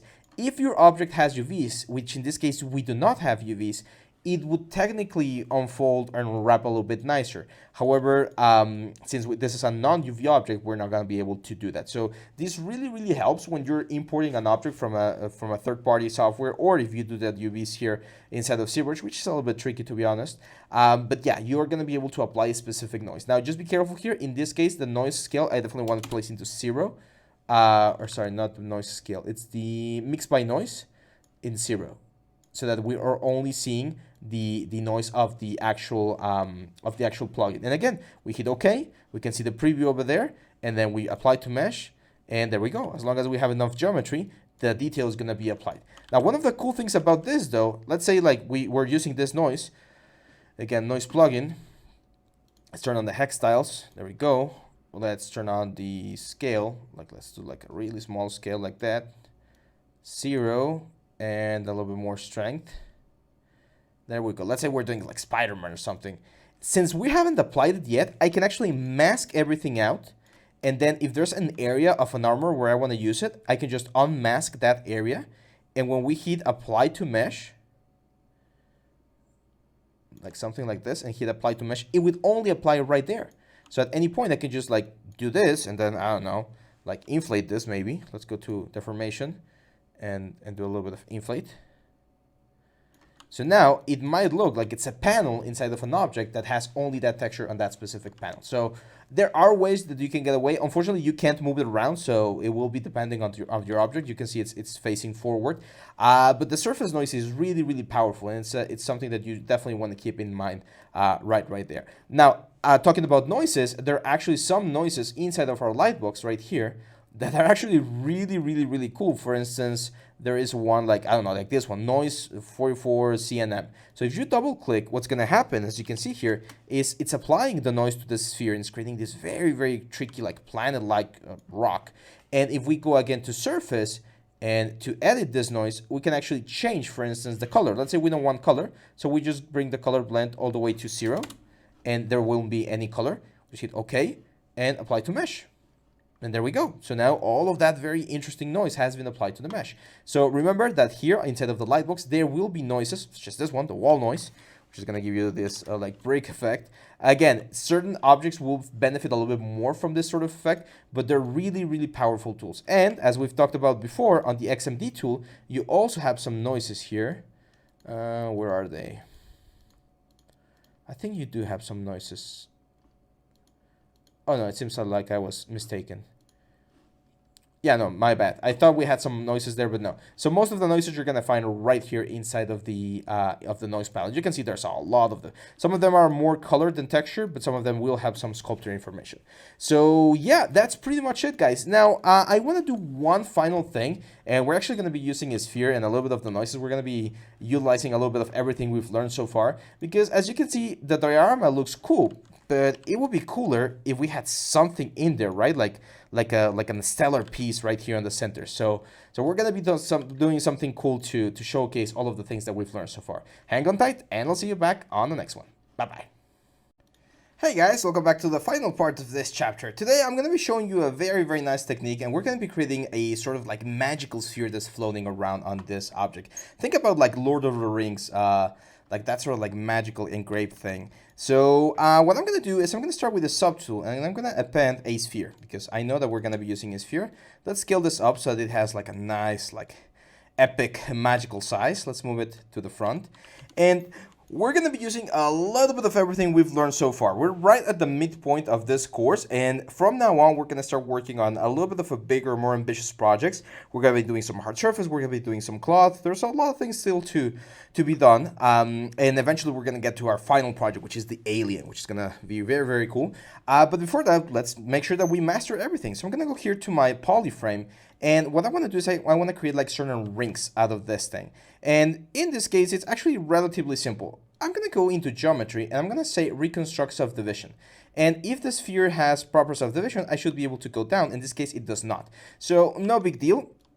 I am going to go into C modeler then, and I'm going to go into edges, and we're going to say poly group, poly loop. So let's say we want like a relatively big ring like this. That's going to be my first ring. And then let's do like a second ring. I'm going to press Alt. That's weird. It's not changing colors. Huh. Okay. I mean, no big deal. Let's make a like a bigger ring here.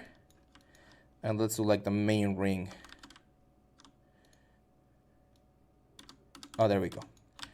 So you click and then Alt. I was making a small mistake there. There we go. So we poly loop, and there we go. So now I'm going to press Control Shift and click on the yellow one, Control Shift and drag to invert the elements, and I'm going to say delete hidden. So now we only have these three guys right here. I'm going to press, or I'm going to go into poly groups, and we are going to, what's the word? We're going to group visible so that they're all the same poly group. And doing the same poly group, I'm going to say poly group all, and let's give them some thickness. There we go. Now let's go into edges, and we're gonna bevel. So spacebar, bevel, and we're gonna bevel this guy right about there. We're gonna keep the insides sharp, so I'm just gonna bevel the outsides like this. Oop.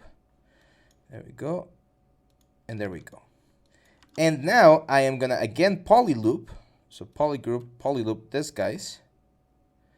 So click and then Alt to get a different color. And let's poly loop all of the insides of the elements. There we go.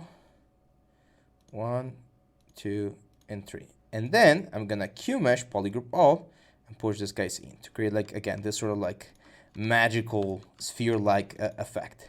Now what I can do is I can say C plugin, subtool master,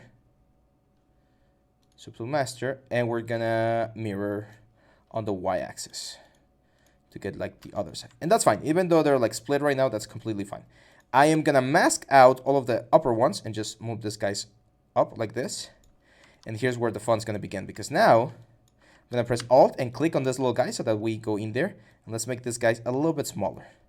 Because what we're gonna do is we're gonna go into poly groups again, and we're gonna say auto groups. So now each ring has a different poly group, and we're gonna be able to grab one, for instance that one, and let's mask it, invert the mask, and we're gonna rotate this. Well, let's center the pivot. Now this one's very important. We want to have the center of the sphere be the same for everything, so that now we're gonna create this crazy sphere like floating around. So let's go with this one. Again, center the pivot point, and we can create this sort of like shape. Let's go there. Let's mask, invert the mask. Oh, actually, there, mask, invert the mask. Now let's move this down, rotate it a little bit, and we're gonna be creating this sort of like interesting, like mystical shape. Let's go here, invert the mask. I'm gonna like reset this, and actually I'm gonna move this down. Even if it's asymmetrical, I think it's still gonna look cool. Now this one's gonna be important, so that one we definitely wanna move it like this. And finally this one, we're gonna move it again. Even if we need to scale it, that's fine. The point is to get this sort of like mystical, magical thing floating in there. Look at that, pretty cool, right? Now this actually looks like a small diorama, like something that's happening here. So there's a couple of things I want to do. First, I'm gonna give this a couple more divisions. So Control D, Control D, Control D, and I'm gonna leave them like this. I'm actually gonna leave them like if they're made out of gold or something. You're probably gonna see the render in the thumbnail or in our promo video, and these are gonna be like gold pieces. Which, by the way, you can actually change them over here. So we can just say gold. I'm gonna say color. I'm gonna press this little mRGB, and with this guy selected, I'm gonna say color, fill object. Now, if I go back to my starter material, you can see that that's the only piece that's gonna be golden, right? So pretty cool. Now, I'm gonna go to the ground now. Let's isolate this using this dynamic solo button. Let's turn on polyframe, and I'm gonna grab. We definitely need way more divisions. It's gonna do 1, 2, 3, 4, 5, like really high, 1 million divisions in this case. I'm gonna Control Shift on this one, and then Control Shift on this one as well. And I wanna select like all of these guys. Control click to mask them, and then Control click to invert the mask. There we go. And you might be guessing what I'm able to do. I'm gonna go to surface, and I'm gonna add some noise to make this like a ground. So let's move this around so that we can see what we're doing. We're definitely gonna increase the scale of the noise. Something like that. Not a lot of strength. And let's modify this. Now, since this is a very big object, we might need to actually push this quite a bit so we get what we want. In this case, I think that one looks cool. So I'm just gonna hit apply to mesh. There we go. And again, it's just to have a little bit of something, which at any point we can just grab like our clay builder, for instance, and start adding like some like dirt mounds, right? It's getting really heavy. You can see it here. Like you can see my computer struggling a little bit because there's so many divisions now. Also, this is not the best topology, so that's why it's struggling a bit to get this sort of like effect going. Because if I were to go here, you can see that it's working nice, very nice, I would say. But over here, it is struggling. So it's kind of normal for this sort of effect.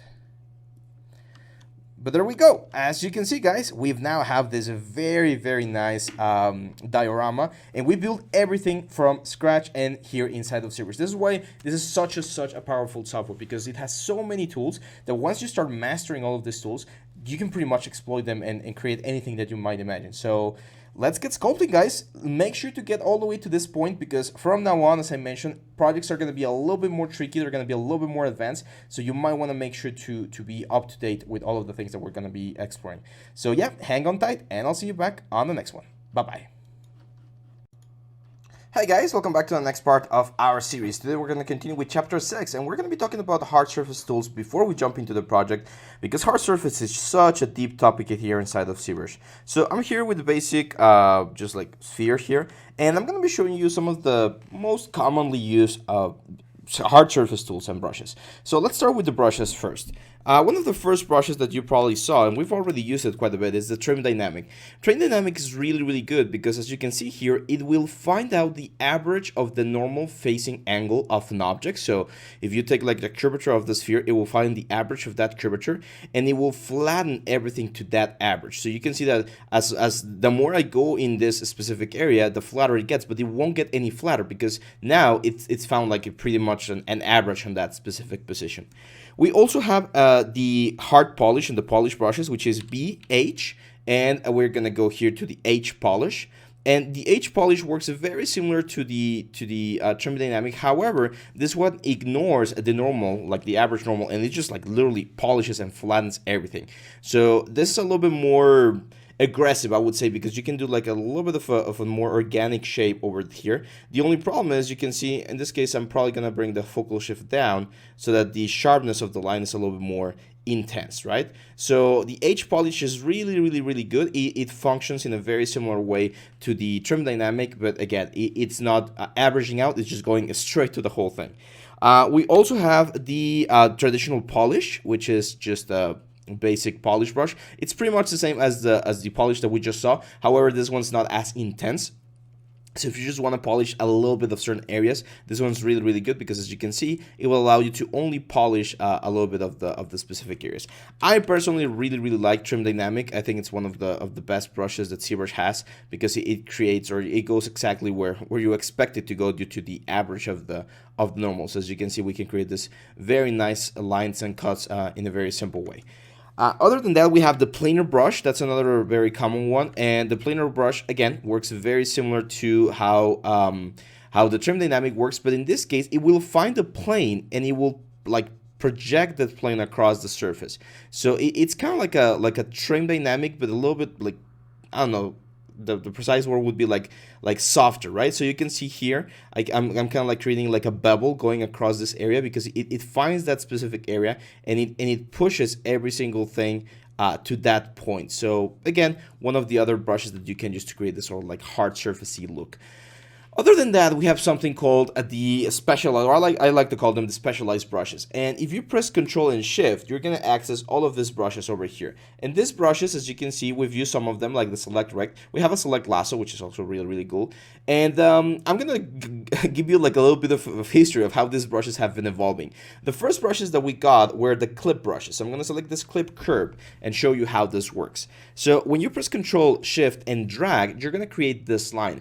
And what the clip brush does is everything that's on the gradient side of the thing will be pushed towards the dotted side of the element. So if I do this, you're gonna see that we get a super clean cut right there. And we can do this here, we can do this here, we can do this here, we can go back here and do this here. And as you can see, it looks because it's actually kind of like a fake. It looks like we're making cuts in our surface, but we're not making cuts. What's actually happening is that we're pushing. Let me turn on polyframe here.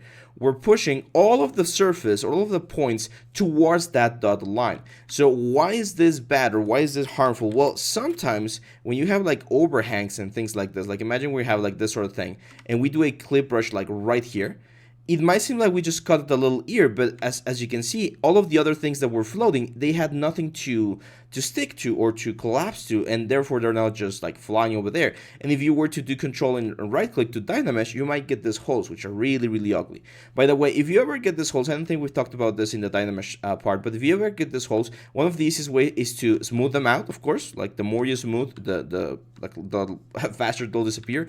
Or the other one is to go Control Shift, go into like Select Lasso, select the points, like I know that they're right here, like hide them so that they're no longer there, and delete hidden. Remember, modify topology, delete hidden, and that way we delete that area.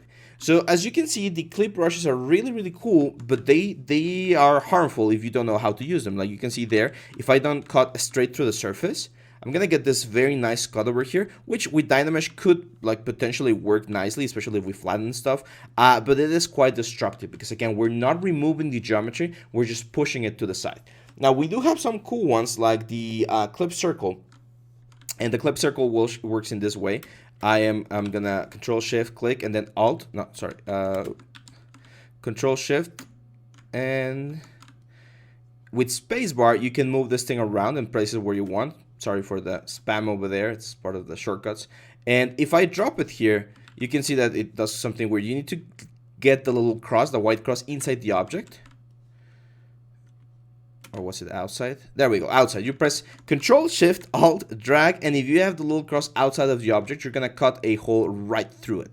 Which again, we're not actually cutting the hole, we're pushing all of the geometry to these sides, okay? So to the edges of that circle. And if you do the same thing but without it, in here, I do think we need to get this in. Sometimes you get like this weird like circles. It's not working right now. So I'm gonna go now to the clip rect, and it does a similar thing. So we can just like cut a hole straight to it. But as you can see, when the geometry doesn't find what it needs, it will create this sort of like weird flaps. So clip brushes are really cool. I usually don't like utilize the crypt circle, center clip, rect, because now we have live booleans, which we're also going to be talking about. But the clip curve can be quite handy. Now, we're going to be seeing other like curved brushes, and it's not like the curves that we saw with the chains. These are a little bit different, and there's a couple of things that you need to know. So when you start dragging here, if you press Alt once, you're gonna create a gradient curve. So you're gonna be able to curve this thing and create like a different a different trajectory. And you can do this as many times as you want, and each time you press Alt, you're gonna add like a new vertice or a new like little handle. Think about like Illustrator and vectors, and that's gonna allow you to create this sort of shape. So if you need to create like a specific sort of shape, then you're welcome to do so. By the way, when you press Control and Shift, you don't need to keep them pressed. Like once you're dragging the line right here, you're free to move it around.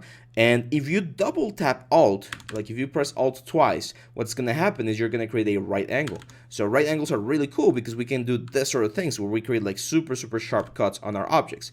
The reason I'm showing you this tool, even though we really don't use it anymore because we have better tools, is you might find later on in your 3D career some information about like older versions or older like guides of Zbrush, and they might be using some of these guys right here. So just keep in mind that we don't use them anymore, or not as much, but they're really cool. Now, let's go back a little bit, and if we go back here, after the clip brushes, like a couple of years after that, they created these things called the slice curve and the slice circle and the slice rect. And they were created a little bit after Dynamesh came into existence, and the way this works was pretty cool as well. So for instance, the slice curve would allow me to slice a curve, and then we would Control-Shift-Click, select that guy right there, invert the selection. Of course, we'll have to go to selection, invert the selection, and delete the hidden. So when we Dynamesh again, we would get like that very nice thing. So a slice curve is actually really cool when you are working with cuts. Like if you want to create like specific cuts for your Dynamesh things, it works very nice. However, there's a little bit of a problem. First of all, you can see that symmetry does not work. So as you can see, I'm making cuts over here and it's not actually doing them on the other side. How do you fix that? Really simple. You're going to go down here to deformation. You're going to mirror, and this works better when you're in Dynamesh, of course. You're going to go to modify topology and mirror and weld on the x-axis. So now we pretty much repeat whatever we had on the right or on the left to the right, and we're gonna have our polygroups nicely laid out. So I'm gonna be showing you one way to do bandages, or if you have checked our YouTube channel, we did one last Halloween, and we follow a very similar process where we use a slice script to create polygroups in an object, and then a couple of other techniques to generate more elements. Okay, so yeah, I mean that's the slice script, and again we also have the slice circle. So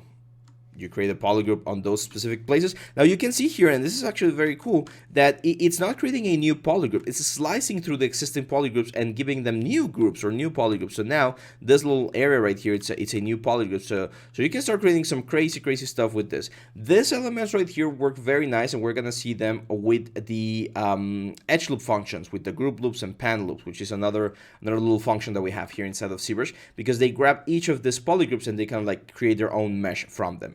So really handy.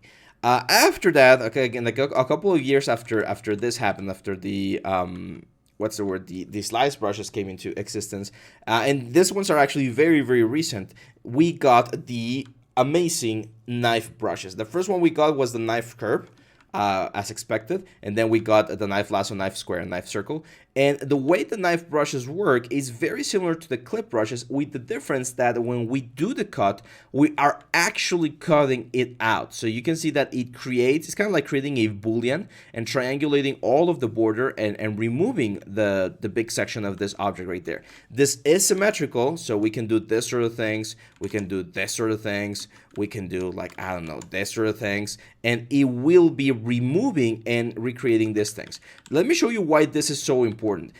Before we had this, when we only had like the clip curve and we were doing like 90-degree cuts, something like this, and we Dynameshed, it looked cool, right? But sometimes we want to do like going in, out, and then out, and it would be impossible. Like the clip brush wouldn't work fine. So Zbrush was like, well, no problem. You can now use the what's the word? The clip or the slice curve. Like just slice your like 90-degree angle element, select that guy, invert the selection, or select this guy, delete hidden, and when you Dynamesh, horrible, we get this, right? So instead of getting like the nice cut here, Dynamesh is trying to fill this in with this like weird I don't know, smooth spline thing over there. So that's why the knife brushes are so powerful, because we now can go in here, grab our knife brush, and if we want to do like a nice cut over here, we just do it, and that's it. We even have a different poly grip, which is going to be really handy later on.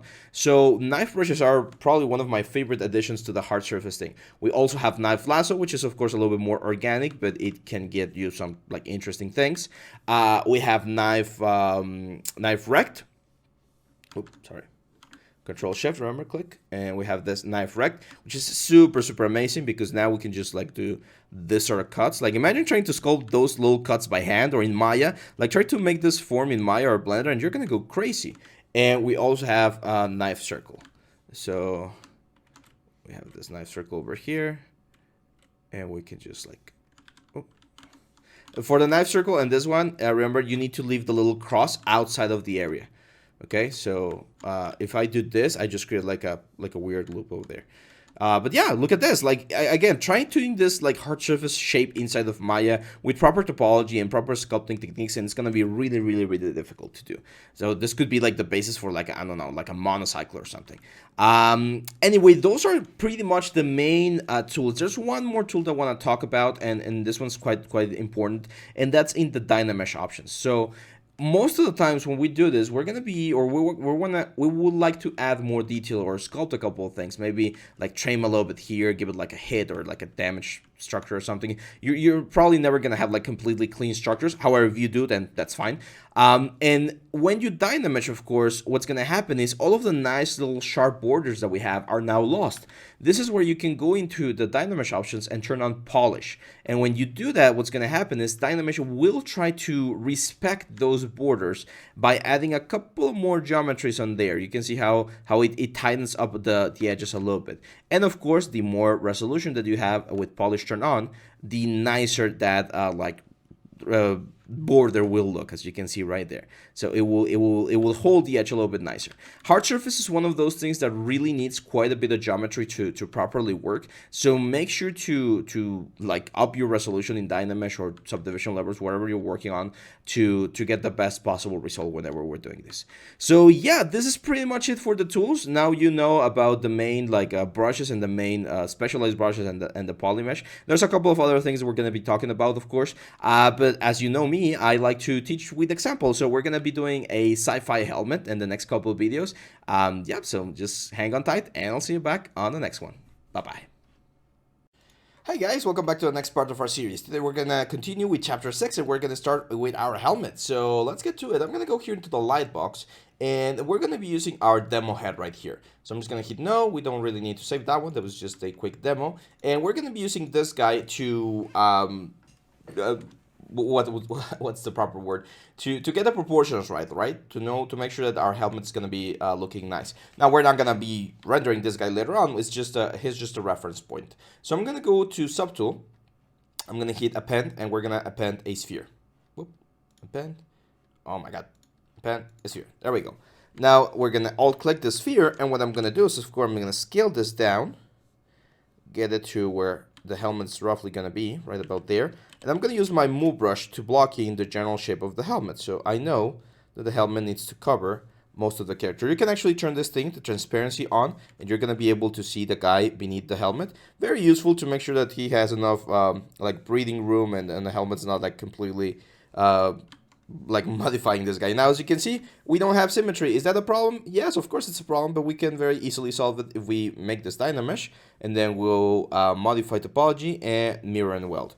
Now, we of course need to turn on symmetry now before we do anything else, and start like softening this, Dynamesh, soft, Dynamesh, soft. And again, this is gonna allow me to recover some of the work here. There we go. So hard surface techniques or hard surface models, of course, need you to use hard surface angles. Now, there's a lot of styles. Like, you've probably seen Star Wars, you've probably seen Star Trek, you've probably seen Halo, you've probably seen Warframe. Like, there's so many styles. Some of them I like to call like organic sci-fi, which is where you have like this like very organic looking shapes, and the thing just like comes forward and stuff. And then Halo, it's a little bit more like traditional hard surfacey stuff, like military grades, right? So we're gonna be doing something. Let's sketch it out. And this is the main thing about this video. We're gonna be sketching out where and how we think this helmet's gonna look. So I think I want to do, I really like the EVA helmet from Halo, which is like this very open visor thing. So I'm gonna be doing like a wide visor, like over here, something like that. That's gonna be like my main thing. I'm actually gonna go back here. Let me increase the resolution, Dynamesh, so that we can get a little bit more detail. There we go. So let's do like a nice little curvature here for the visor. Something like that. There we go. I like that. That looks interesting. Again, if we were to turn on transparency, you can see how much of a viewing angle this character has. I think it's a little bit too like big on this side, so let's push it on the side so it's like a little bit more form-fitting, a little bit closer. There we go. Now with my clay buildup, I'm gonna start blocking in like the main things that I want to see on my character. I think I want to see like some sort of like chin thing here. It seems like I lost pen pressure. When you lose pen pressure, it's a little bit annoying, of course. It sometimes happens when the driver like doesn't update or something. You can't really, like, sometimes like disconnecting and connecting the tablet back again works, but other times you're gonna have to like just restart. So as you can see here, I'm using my trim dynamic to give it a little bit of shape there to that specific area. I'm also gonna add like some sort of like elements over here. Yeah, my clay buildup is the only one that's actually weird because the trim dynamic is responding properly. So as you can see, again, this is just a sketch. It's kind of like if I was drawing on a notebook or on like a notepad or something, and I wanted to get like a rough idea of how this thing is gonna look. I really like when some of the helmets have like this weird like canisters on the sides that support like breathing. So we're gonna add like the canisters like over here, like some breathing apparatus or something.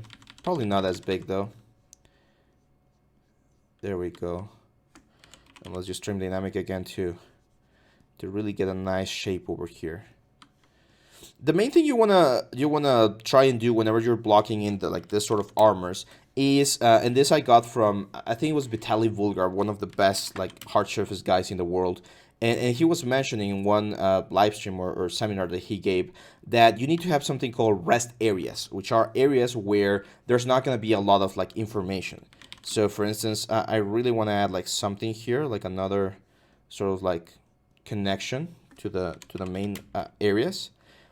But then like on this area right here, we can kind of let it rest a little bit before we add more stuff. In the front here, I do want to have like a big something. So again, trim dynamic, just bring this thing down. That's why I really like the clay buildup in these instances whenever I'm like ideating and stuff, because it allows me to create form really quickly. And some of the other brushes tend to be quite, what's the word? Quite slow. Like it takes quite a bit of strokes to get to where you want. There we go. I like that. Now here, for instance, I think we're gonna continue with the line like back here. And then let's cut all the way to the back. Over here, let's create like an inset. And then let's do some paneling. So I'm kind of following the shape of a skull, where like my frontal bone, where most of the bones would be. So back here to again do something interesting. Let's add like a cut over there. Like I like that cut over there, and then over here let's make it a little bit like different to get like, again, like some sort of like paneling going. So we mentioned this is going to be like the canister. And on my other screen, by the way, I have what's the word? I have a little bit of reference. I'm looking at Halo helmets, and I'm taking bits and pieces from everything. That's one of the secrets that a lot of artists don't tell you.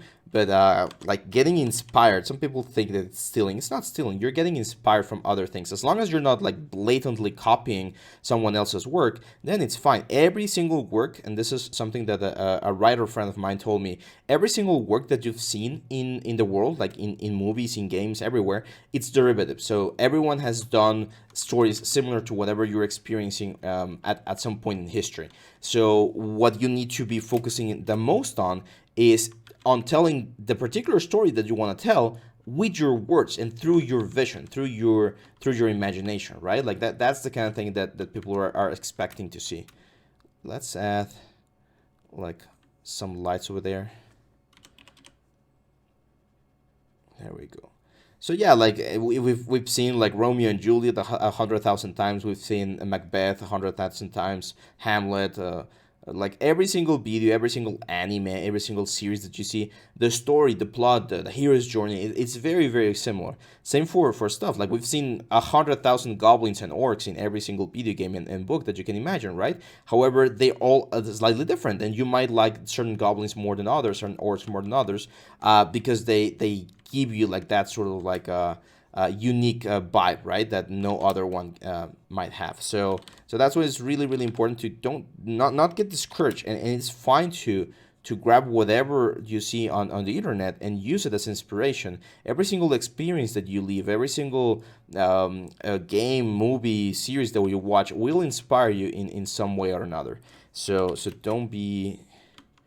don't think that by taking things that you really like, you're gonna be like a worse artist or something.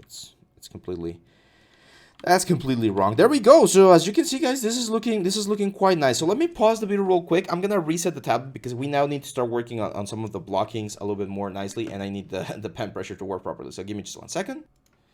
There we go. So now that we've reset Zbrush, now we can start working on some pieces. So here's where the fun's gonna start, because one of the things that like hard surface sculpture needs is clean shapes, right? Like we know we need clean shapes, and we're actually going to be extracting a lot of these shapes so that we can work on them as a separate piece and add as much detail as we want. So let's start with this like chin piece right here that I really like. I'm going to define a little bit more. So I think I want to have like a sort of like triangular shape, like going in like this. Let's trim dynamic. Let's Dynamesh, by the way. We need a little bit more resolution. And let's join this together. I'm gonna reduce the intensity. It seems to be working. It's maybe the clay builder for this particular one's a little bit too much. So there we go.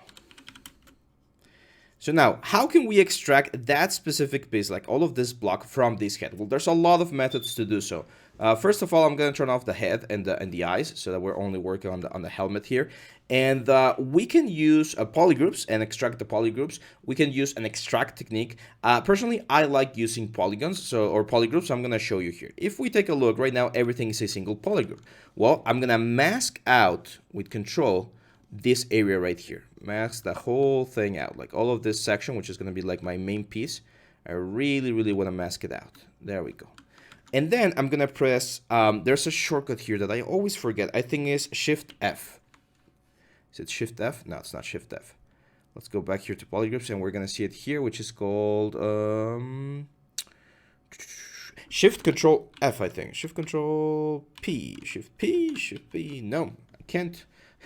Can't remember the sex shortcut, but we're just gonna say here group mask, which is gonna mask the little element right there. So now that specific section is masked, and what we can do now is we can go into subtool and say a split, a group split, and it's gonna divide my subtool into two subtools. So this one right here, as you can see, let's isolate it. It's now its own subtool. The problem is when I Dynamesh this thing, we might not get exactly what we want, which is completely normal because it does this weird like curvature thing that we talked about before with the knife brush. So what I'm going to do here is I'm going to use my inflate, B-I-N, inflate brush to inflate this thing a little bit to get more mass. And now that I have more mass, now I'm going to use my trim dynamic to start polishing and cleaning up this shape. Okay. So let's like polish there. We definitely need a little bit more resolution, so let's increase the resolution even more, I think. Like 10,000 polygons is way too little. There we go, 17,000. It's a little bit better. So we can use trim dynamic there to really like start blocking. And this is still like the blocking stages of the process. We're not doing any like cleanup just yet. So here, let's add like a nice transition cut over there. And we're gonna go right here. Pretty cool, right? Now let's add another small like transition here. Like back here as well, even though we might not see this ever, it's good to have like a clean shape. So this starts to resemble something that we could like poly model inside of Maya or Blender, right? Which is exactly what we want. We want things to be nice and clean. Let's bevel this thing here. Let's give it another small bevel on the back side. There we go. So now we have this piece right here, and we can go back to seeing everything, and you're gonna see that yes, we lost a little bit of volume. Let's go back here, Dynamesh, so that we close the volume there, and we don't see like any weird things. And here's where we're definitely gonna start deciding. Let's go back on this guy.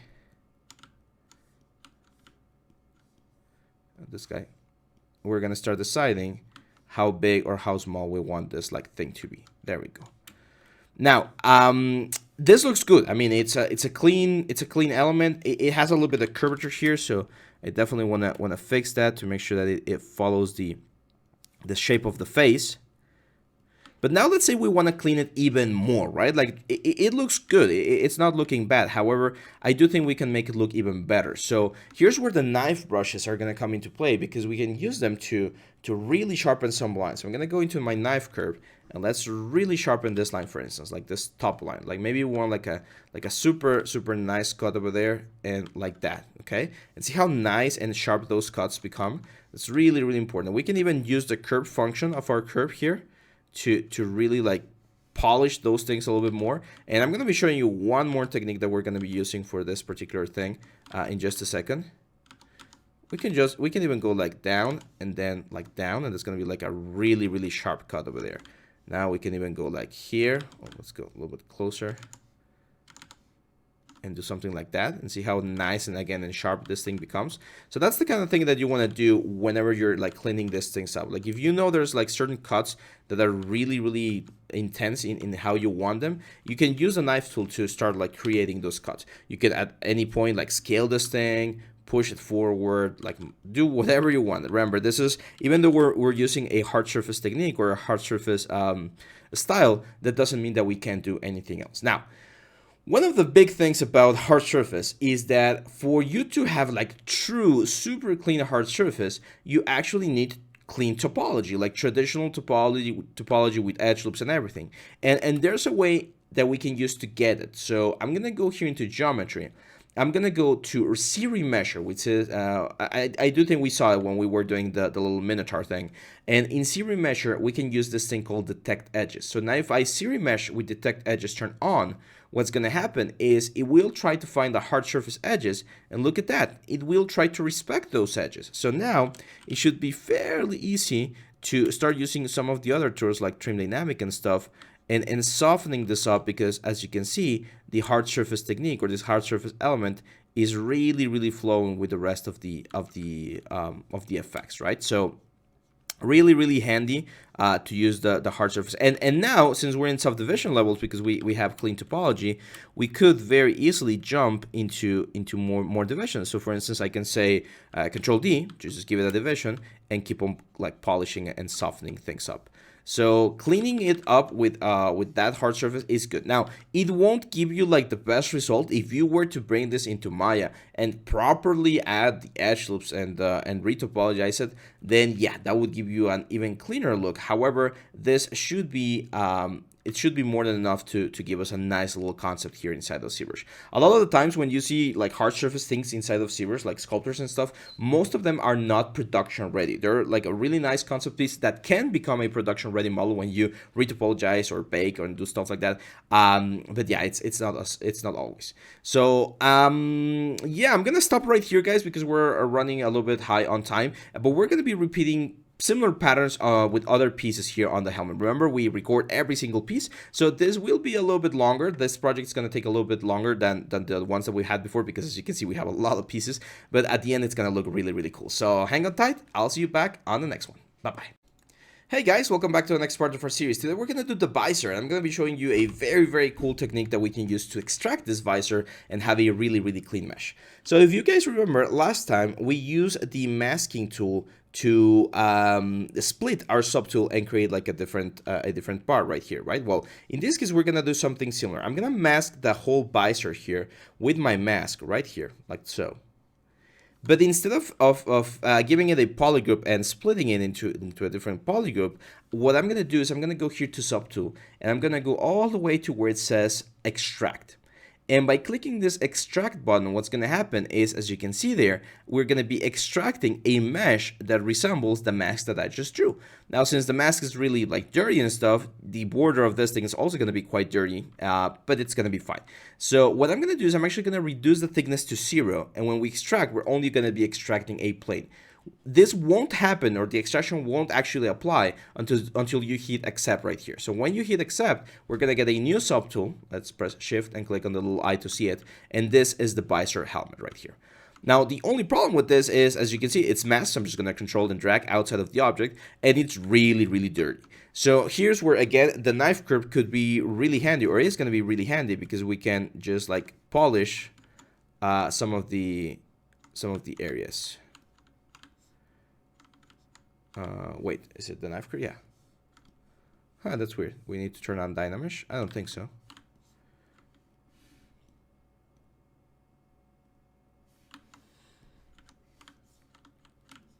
Okay, so it is cutting it, but it's not doing it exactly what I want. Okay, don't worry. Let's go on the next step. What we're going to do here is we're actually going to series mesh this as well. So I'm going to go again into geometry, series mesher, and we're now going to keep borders. And now I'm going to press half here, and I'm going to keep series meshing. And what this will do, as you can see, it will try to reduce this as much as possible until we get like a really nice low poly effect. And this is great for us because now what I can do is, since we have very few polygons, we can start giving this like the proper direction and like movement that it needs. This one's actually were not meant to be split. It should be like a complete helmet, but it's fine because it's going to be covered by the main piece. So you can see like up here we get this very nice sharp lines that we can start using to create the general shape of our elements. Pretty much as if we were going back into Maya and retopologizing the whole surface to create like the main visor shape.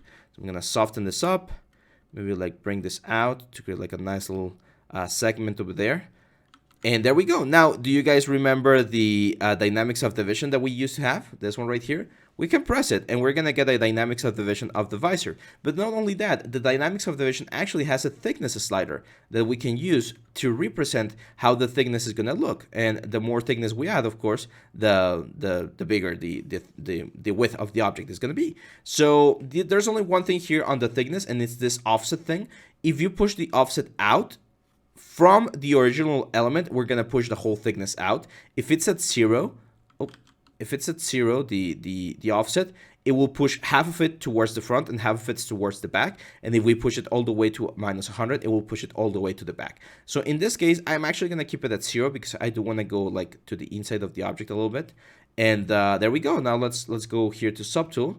Let's remove this thing, and as you can see, this is where the visor is going to be. Now the visor is going to be covered by pretty much all of the mechanical parts, so that's perfectly fine. So remember, when you're happy with how these things look, we can just go into geometry and apply the dynamics of division changes. So now this is actual topology that we can use. Eventually this helmet that we have here is going to disappear, so I'm just going to use my clay buildup to push this thing in, so that we don't see it and we're only seeing the visor. We're gonna go back to the visor, and if you need to, of course, with symmetry turned on, you can start like moving and pushing things around. So for instance, let's really get that thing inside of the like metal bits that we're gonna have here. This one also, let's drag it a little bit further out. All of this, because remember, all of this is gonna be kind of like ingrained on the whole thing.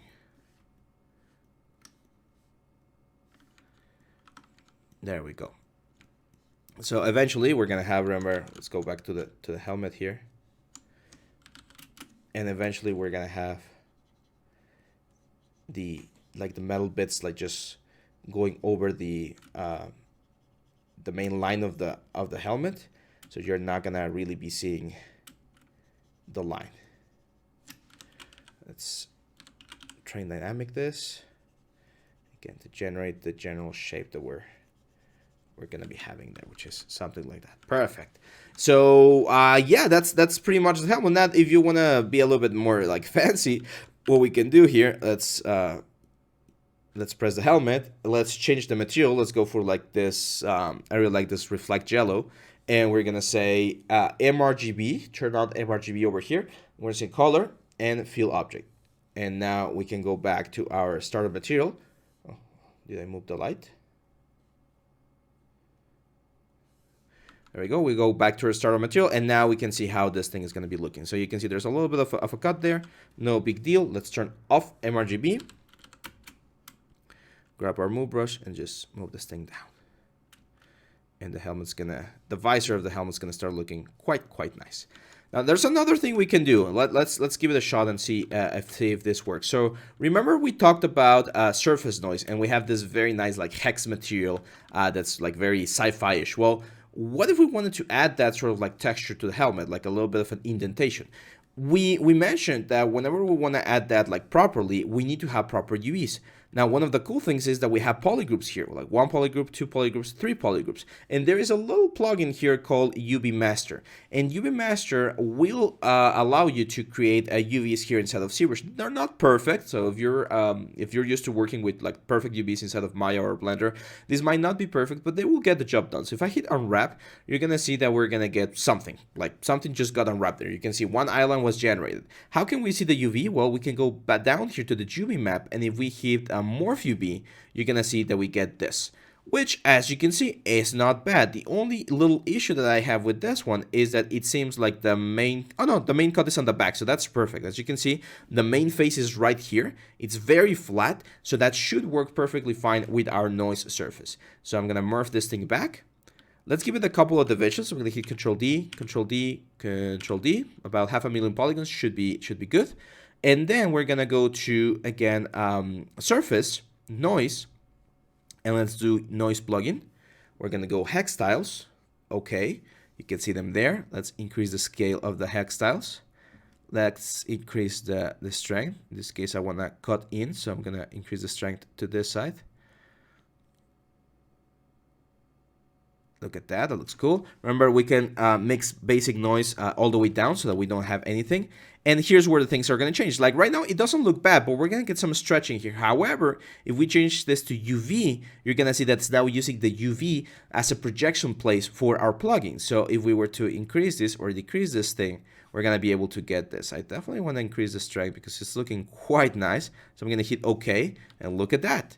We can just say apply to mesh, and there we go. It's looking a little bit aliased because, of course, we are using low resolution. I'm gonna keep it like this because, again, this is just like a concept piece. So I don't want to bring this all the way up to like 10 million polygons. But as you can see, that looks quite nice. And that doesn't mean, by the way, that you can't add more detail. For instance, if I were to go with Damien Standard, I can still go here. Remember the lazy mouse? So I'm going to change the stroke, lazy mouse. Or actually, I'm going to show you another brush. This one's called the chisel brush. It's a little bit sharper. And as you can see, it has this very nice thing. It has mRGB, so let's turn it off. I'm going to make it smaller. So I'm going to press, and then I'm going to click, press shift, move down, like a 45 degree angle, and then drop shift. And that's going to add like a very nice line. So you can trace lines very nicely if you do this, and then just drop shift. And there we go. As you can see, we get that nice effect over there. Let's go like, oh. Let's go back here. There we go. So let's go there. There we go. And then we can just go there. Okay, that's a little bit too much. I think maybe just like a small one. So chisel brush is really cool because it will allow you to do the shortcuts very nicely and create, again, more detail inside of our helmet. So yeah, I'm gonna stop it right here, guys. In the next one, we're gonna keep cleaning up some of like the top and bottom parts of our character, and we're gonna keep pushing with this nice little helmet concept that we have. So hang on tight, and I'll see you back on the next one. Bye bye. Hey guys, welcome back to the next part of our series. Today we're going to continue with the top segments, so let's go. Now this top segment that we have right here, it's quite big, and I actually was thinking that it would be cool to have like something a little bit more special. So maybe you guys remember the Amazing Spider-Man movie from a couple of years ago with Andrew Garfield, and at the end there's Rhino, right? Like, and he has like this mech suit. So I was thinking, what if we had like a nice like mech horn over here? So the first thing is I need this big shape, right? Like I need this big part to get it out of here and get some nicer definition. So in this case, I'm gonna do something a little bit different. I'm gonna duplicate the whole helmet, and then on this one, let's isolate it. And I'm going to get rid of everything except for that part. Here's again where our knife curve brushes or our knife brushes come into play, because we can just like literally delete anything that's like on the other side. Remember, these are not like the clip brushes, so we're not losing any information. Like we're not like flattening everything. We're just like literally cutting this thing out, right? So remember, everything that's on the gradient will be deleted once we go out of the gradient. So it's very important that you draw the gradient in the proper direction. So for instance here, like here, let's go right there, and let's go double tap and alt. There we go. So now we have this shape. Now if you want, you can of course like clean the shape a little bit, so at least it's not like going like pretty much everywhere. Dynamesh, but let's make sure to turn on polish, because we're gonna be polishing everything here. And let's start cleaning. So with my clay buildup, I'm gonna start cleaning up some of this like forms right here, like making them really sharp. Let's use trim dynamic as well. And here's where I mentioned before, we can start creating this sort of like organic looking shapes. Now masking is also going to be super strong, so you can mask certain areas like this one, and then use your trim dynamic to like really push certain areas of the object, like this one right here, and then just smooth this out, right? So you can see how we can create some very interesting shapes without that much of a problem, because we're masking and protecting certain areas of our object. There we go. We're going to be adding a lot of details later on, by the way. I know that we haven't talked about those just yet. Let's turn everything back on. And again, I'm going to go to my main helmet here, and I'm going to use clay buildup to just like push this thing in, because we're not going to need it anymore. So eventually the whole like helmet's going to disappear. So that's the big shape right there. Perfect. Now it's looking a little bit too round compared to everything else, so let's jump back to this guy. And I'm going to use my move brush to start like giving it like a nicer effect. We can also use our knife curve, and let's cut right there. Cut right there. Cut right there, and it's going to give it like a sharper look as well. Even cut right there, I think. And I'm going to use my trim dynamic to flatten this surface. Like, I like that curve. I think it looks interesting with the overall helmet. It's just too much. It was a little bit too much. So let's flatten that. There we go. Go back here. Oh. There we go. So for the horn, I'm thinking, because most of this is going to disappear with what I have in mind. For the horn, I'm thinking to have like this sort of like shape over here, and I want to have like a couple of segments. So I'm going to append a cube in this case. Let's scale this down. Let's turn off perspective. There we go. We're going to rotate this like this, and this is going to be like my main shape. Now I do want to have like bevels, so again with my cut or knife brush and symmetry turn on, let's add like a couple of bevels to the thing, and that's it. Like that looks pretty cool as a base, I think. So we're gonna have it like right about there.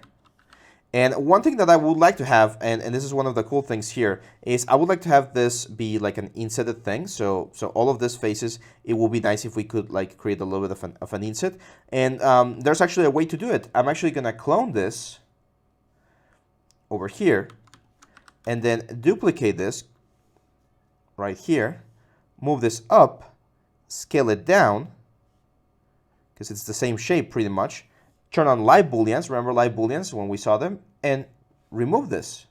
So now we have this very nice shape. Probably gonna make this a little bit thinner, like that. And there we go. So we have this interesting shape that is gonna allow me to create my little horn. So remember, for booleans, we're gonna say make boolean mesh to make this a permanent shape. And we definitely wanna dynamesh this. So polish on and dynamesh on with a high resolution, of course, to really hold the surface. Look at that, pretty cool shape. Now we go back to our helmet right here. That one we don't need anymore, so we delete and we append the new one that we just created. And then from this one, what I can do, let's center with the pivot point here. I'm gonna unlock, remember you press Alt and you unlock the gizmo. I'm gonna try to match it as closely as possible to the same like direction that it has. I'm gonna press Control Alt and drag. Make this one smaller so that it goes inside the little hole that we had. See why it was important? I'm actually gonna rotate this, get it in there, and then again Control Alt. It's gonna be even thinner, a little bit longer.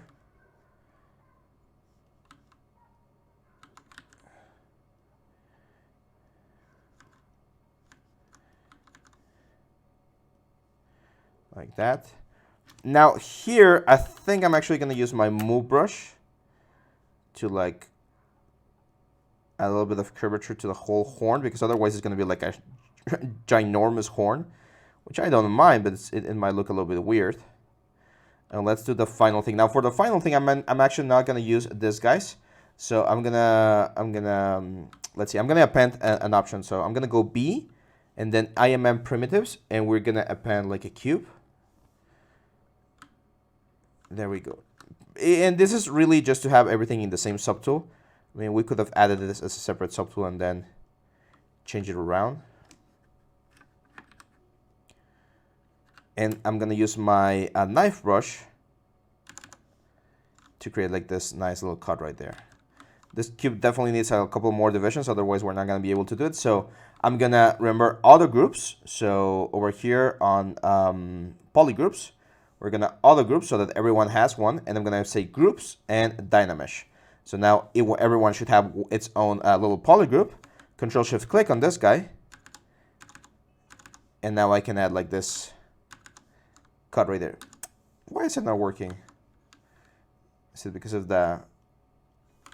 Okay, let's Control Shift. It is cutting it, but for some reason it's not... I am using the proper one. Huh, that's weird. Okay, so I'm gonna select this guy. Let's go back into select lasso. Hide all of the ones that we don't want, or that we want to keep. So we keep everything here. Delete hidden and dynamesh. Since that's like a straight element, it should give us a fairly nice effect. Now I'm still gonna go here with a knife curve. There we go.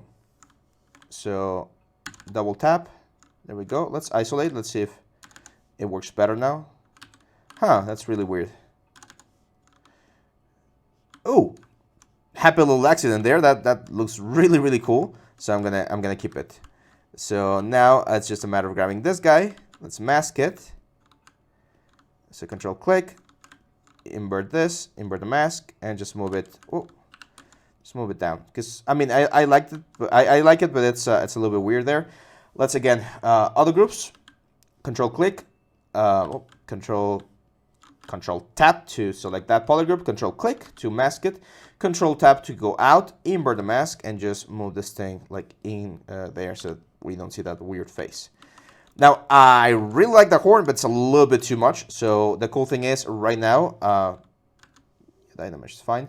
Right now we can just like move this thing down and make it smaller. Right? This is the great thing about working in this sort of like way. I don't know, looks a little bit weird. Kind of look cool, like being big and everything. We need to find some sort of size that doesn't look like weird or obnoxious or something. I think that's fine. I think that looks cool. Yeah, I like it.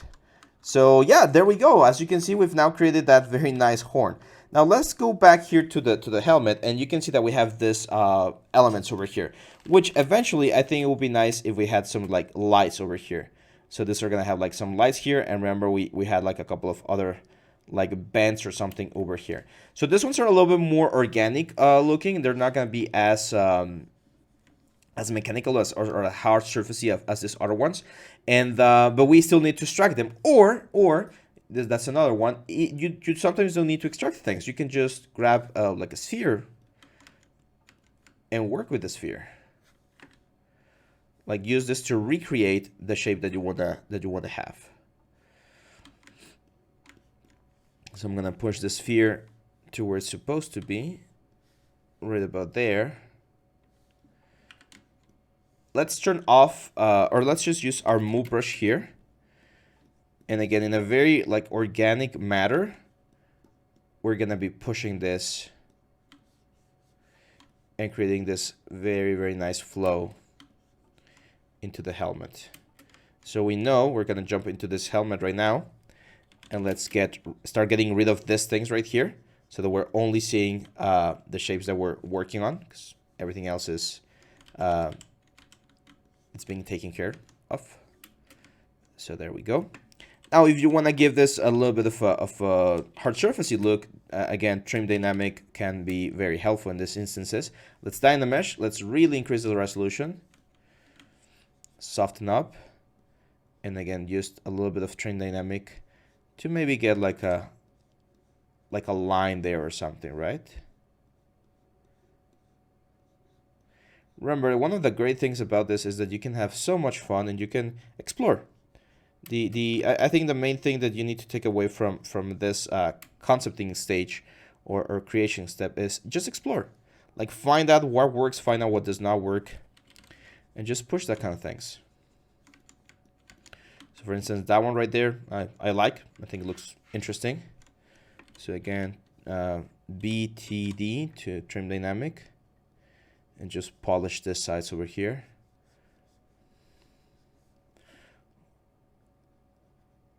So it's going to be like this organic, natural looking thing while having some other elements over there. Let's push this so that it like flushes a little bit nicer with the helmet. We can later add like a little line or curve that goes through the helmet, or we can just start moving this thing like up and down to create like a nice line. I am going to use my masking here. So I'm going to mask like a little square in this area. Here's where adding a little bit more geometry might be a good idea. So I'm going to increase this even more. You can see that we're working with very, very little geometry. And as I mentioned in one of the previous videos, hard surface really requires you to go a little bit heavy in this sort of aspects. I'm gonna kind of like copy the shape of the element, invert this, and then with move brush, if we click Alt and click on that point, we're gonna snap to that face, and we're gonna be able to push it in. And when we Dynamesh, of course, that's like that thing is from the other helmet. There we go. When we Dynamesh, we're gonna be able to get this nice little construction. And again, I've mentioned this before, you will never get perfect geometry just by doing this, like perfect hard surface things. I mean, you can, but it's really like time consuming. My best advice, if you ever want to become like a true hard surface artist, you are gonna have to do a lot of retopology. It's just part of the job. So let's grab this guy, C plugin, subtool master, and we're gonna mirror to the other side. Oh, C plugin, subtool master, mirror, and we're gonna mirror on the x-axis to the other side. And there we go. We have those nice little lines right there. And again, if they don't work or if there's something that you don't like, no problem, just move it around. So for instance, I think they're a little bit too low. Let's turn on symmetry. So I would like to have them like a little bit higher, like about there, even if I have to go to my visor and move it as well a little bit. I think that's gonna work. Let's go back here and keep on erasing some of these elements over here. And don't worry, we're still gonna be adding more like details, like section lines and stuff like that. That comes at the very end of the like creation process. Right now, the main concern is getting most of the shapes done. So let's jump on this one. There we go. I'm gonna push it higher. Nice. Yeah, I mean, I like how this is turning out. Like, if you remember how it was a couple of, I think I have like a quick save here because I deleted the previous option.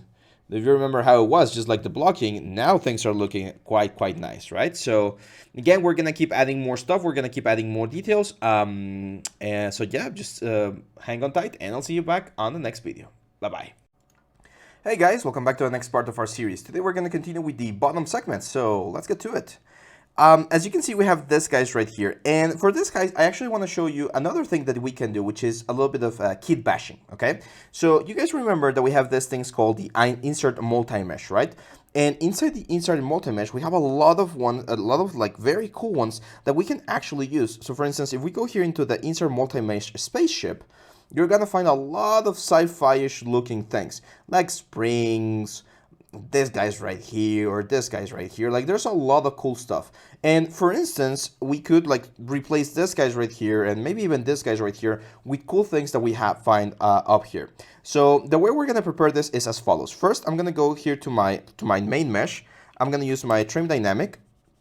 I'm gonna flatten the region where we're gonna be using them, because even though they're gonna be like overlapping, we might see like some like weird holes here and there. So it's important that at least we have the region prepared. So again, with trim dynamic, very aggressively, I'm just gonna erase all of this, guys. At least I still remember like the sort of shape that we want them to be over there, right? So we just smooth all of this out, and there we go. That even makes the visor look a little bit nicer, right? So now I'm gonna append a sphere, which is gonna be in a very similar situation or a very similar way as what we did with the with the little environment. This is gonna be a placeholder that we're gonna be using to anchor any like insert multi-mesh that we use. So I'm gonna go VI. Let's go again to a spaceship, and let's find something that looks cool. Some of them are really nice, some of them are not as nice, but you'll find things that will be helpful every now and then. As you can see, this one has 162 different meshes. Some of them, again, are very simple meshes, but others are like quite nice. So I think we're gonna go with this one that we originally saw, like this one right here. So if we drag and drop it, as you can see, we're gonna get this shape. And it looks like a cool shape. So it's just a matter of finding where we want this cool shape to be, the proper rotation and everything. And we pretty much save ourselves a lot of work by kit bashing a little bit of these things. So for instance, I think that one looks quite nice over there. And here's again where we really need to go back to the original one, to the original like base mesh, and push out or in a couple of the things here. So for instance, I'm gonna push out some of that. And I'm gonna push out some of this, like this. It's kind of like the metal where these things are embedded, right? So just like a nice little surface there. We can even use like our Udemy standard to create like a cut line to indicate that that's where like that small like canister is attached to. Now this ones, as you can imagine, they can be subdivided. Oh. However, the topology is not like super perfect. So if we go geometry and we try to divide this, you might not get the exact result that you're looking for. See how it starts looking a little bit weird? So yeah, I mean, this is one of those things that you're gonna have to decide whether or not kit bashing will work for the particular project that you're working. Here, one thing I can do is I can give it a couple of divisions and then try and soften them up, soften up like the lines, right? Like the edges that we have pretty much everywhere. Because some of them are really flimsy. You can see that like down here, those little things are quite small and soft. So when we do the softening, you might lose some of the detail. It'll still look cool. Just keep that in mind, okay? So whenever we're using that sort of technique, when we're kit bashing stuff, you might need to clean up certain elements. Of course, we're gonna mirror on the x-axis to get on the other side, and you can see that our nice little rhino here is looking nicer and nicer.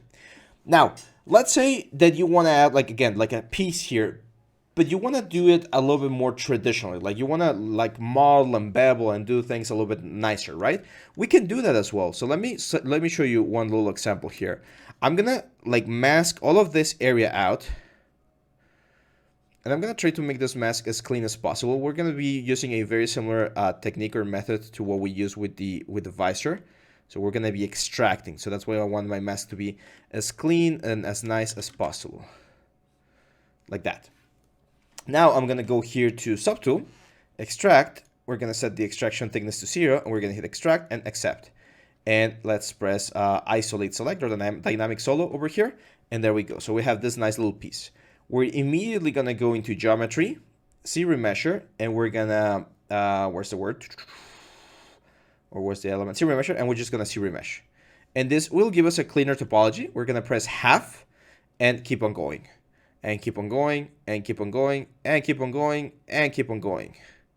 And even more, like let's go really, really low. That's perfect. Look at that. Very clean, nice, simple geometry, and it follows the paths that we're expecting. Now, you guys remember the tool? C-Modeler. We're going to be using C-Modeler. We can go here, Q-Mesh, let's say Polygroup All, and we're just going to Q-Mesh this thing out. And this is going to be like our main breathing thing or something. Let's turn on polyframe so that we can see what we're doing. Let's say we want to do like a little bit of a hole in here. Well, we can go here, insert.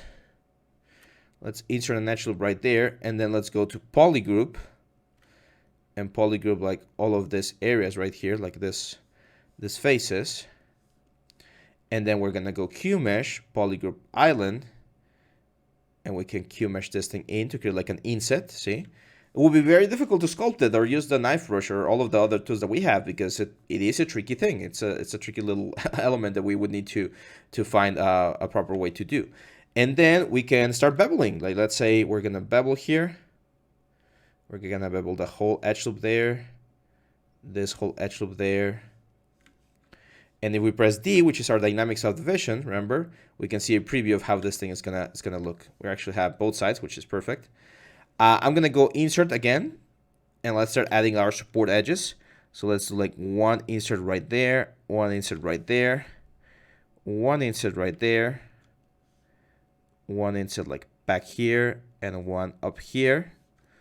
I really like this corner, so let's add like a couple of them there.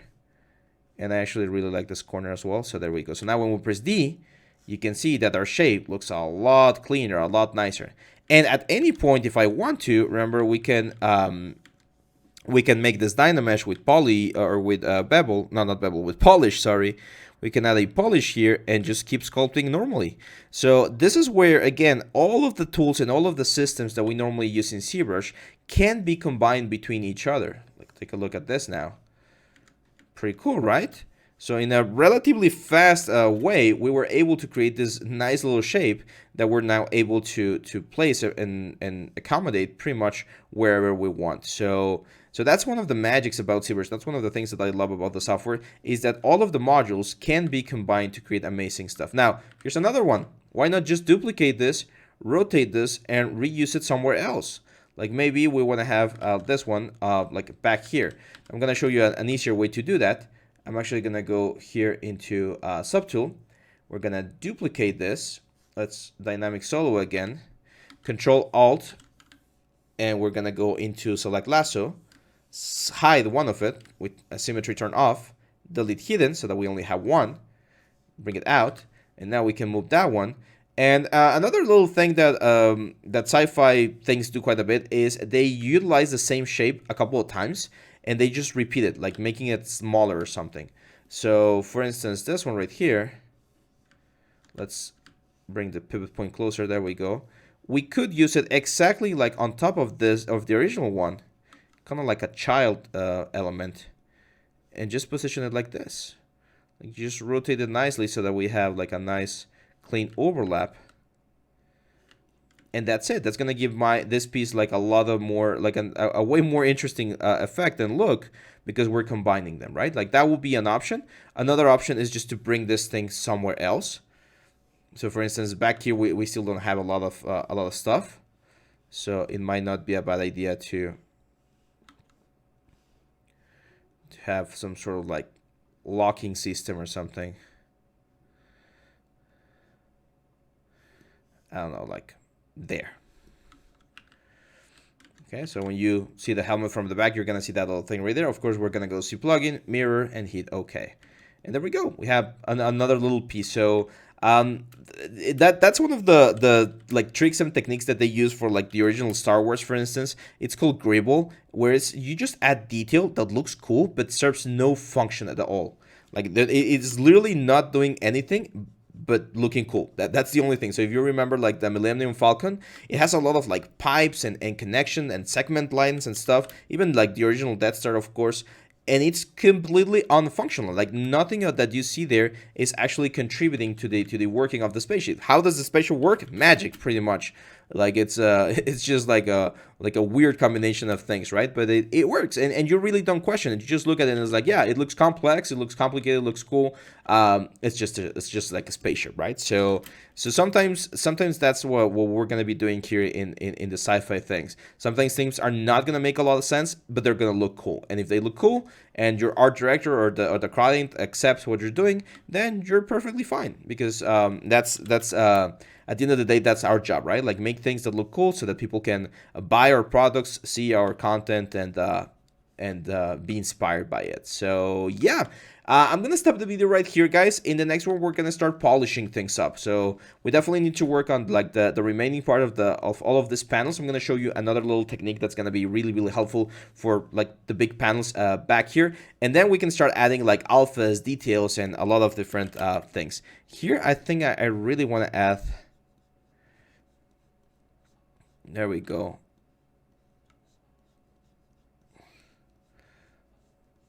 Like a little support there.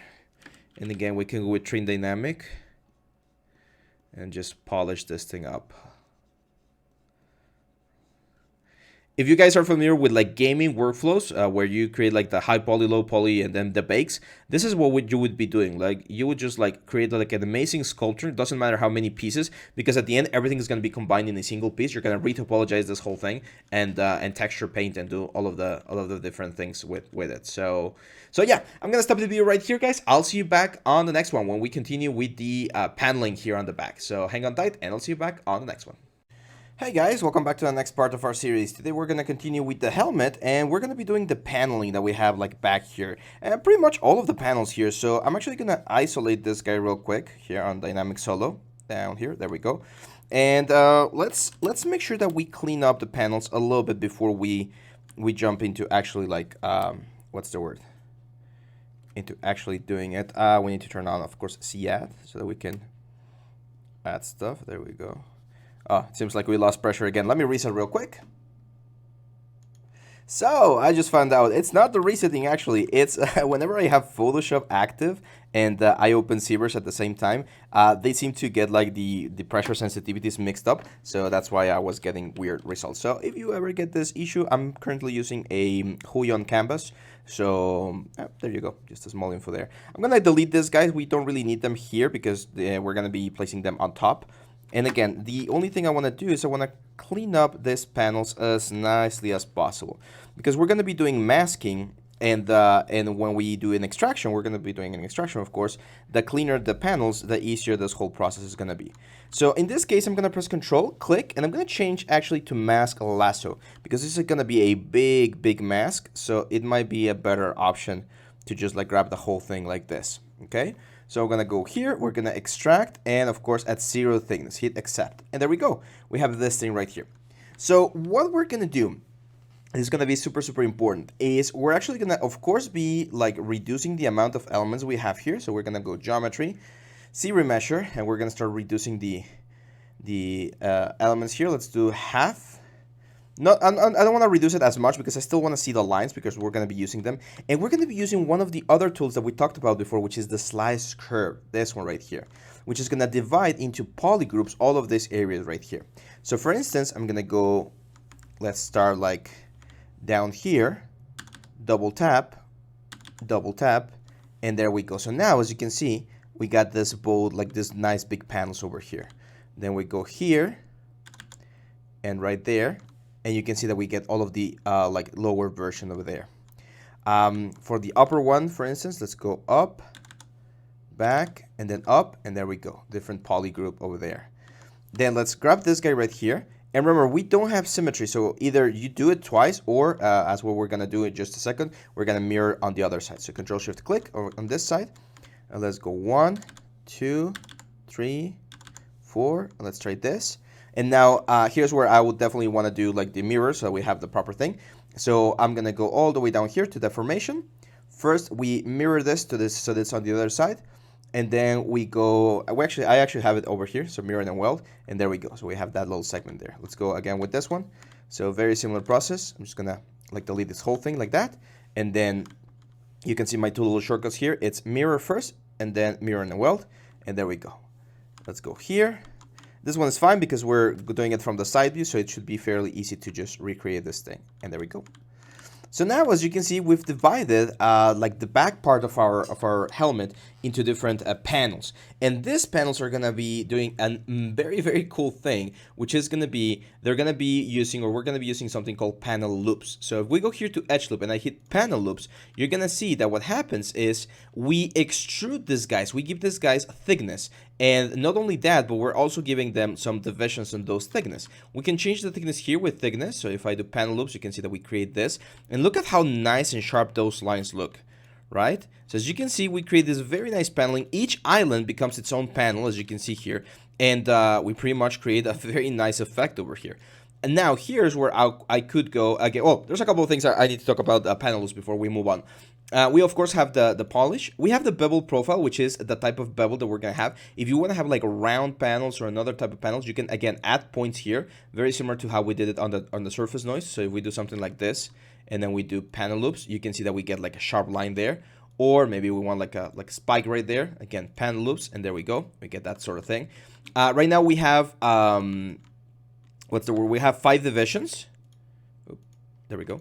We have 5 divisions, so that's the amount of elements we're getting right here, the polish 5, panel loops polish, and this is like the amount of points that we went. So again, if you want to change the profile, you can do it here. If you want to remove one point, you just like drag and drop it outside of the box, and you're going to be back to square one. So yeah, there we go, panel loops. Now here's where I would like to use the polygroup function. So all the way down here to polygroups, and we're gonna say auto groups so that each panel becomes its own little polygroup right here. And now if we were to select polish, groups, and a high enough resolution, and we dynamesh, you're gonna see that we get this very nice effect where we're gonna be able to sculpt and pretty much do anything with it. So let's go out and look at that. So now most of our helmet is done. We can actually, I think we can actually like delete the main helmet that we have. Let's delete it. And yeah, as you can see, most of the things are covered now. Like the whole element, our whole helmet is pretty much covered. So we're gonna be adding a lot of section lines and little like bends and stuff on top of the helmet to make it look cooler. But right now, the main thing that I need to fix is, of course, where some of the position of the objects are. So let's push this like cheek panel in. There we go. Same for this ones. Let's push them in a little bit. We have symmetry turned on. That's why we're moving everything. And if you see like a couple of points where things are not like flowing nicely, or they look kind of weird, like for instance on this area right here, we can move out the panels and create this very nice. Look at this. Like imagine trying to do this in Maya. You wouldn't be able to do it in less than like an hour like we're doing right here. So these are, again, as I've mentioned, very, very powerful tools. And the more you use them, the more you experiment with them, the nicer and the more interesting things you're going to be able to get. But this panning technique is really, really, really helpful. I'm actually going to show you another thing that I want to do. You've probably seen sometimes like helmets on the lower side, they tend to have like this sort of like cushions, which is like some sort of like support. So we can do something very, very similar, but we're going to be using panel loops as well. So I'm going to append a ring 3D. There we go. Let's bring this ring 3D like down here. This is going to be like my neck support. Oh, like right there. I'm going to use my move brush to give it like a little bit more of a form-fitting effect. Make sure to have symmetry turn on. So this is roughly where the support for the helmet would be. There we go. Let's isolate it real quick. And again, if we go into a slice curve brush, I can say, hey, you know what? Like I want to have one polygroup there, and then one polygroup there, and there, and there, and there. We mirror and weld. We're gonna have polygroups pretty much everywhere. and we can go back again into geometry and do a panel loops. So as you can see now, if I Control D to smooth them out, you're gonna see that we get this like sort of effect.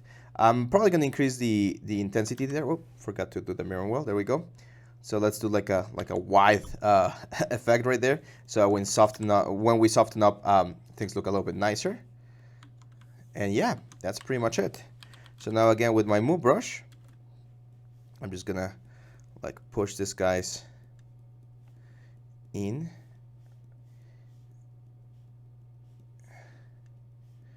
Kind of where the neck would be, right? Like again, it's like the hermetic suit or something that you normally get to make sure that no one or that you're always breathing something, right? So yeah, there we go. Now I think we can actually get rid of the character itself, because we no longer need him for the form. Like we already know where things are. That's some creepy eyes over there. Let's delete them as well. And there we go. As you can see, we have our very nice paneling here on the back. We have this nice little support. If you want to, like, we could grab like this paneling and just like push it up so that it looks like the helmet can actually be worn. And yeah, this is pretty much all you would need to do. Now you can see that we got some like hollow spaces here. Here's where I would use the Move Topological. I'm not sure if I've mentioned this brush before. It's very cool. It's VMT is a shortcut for Move Topological.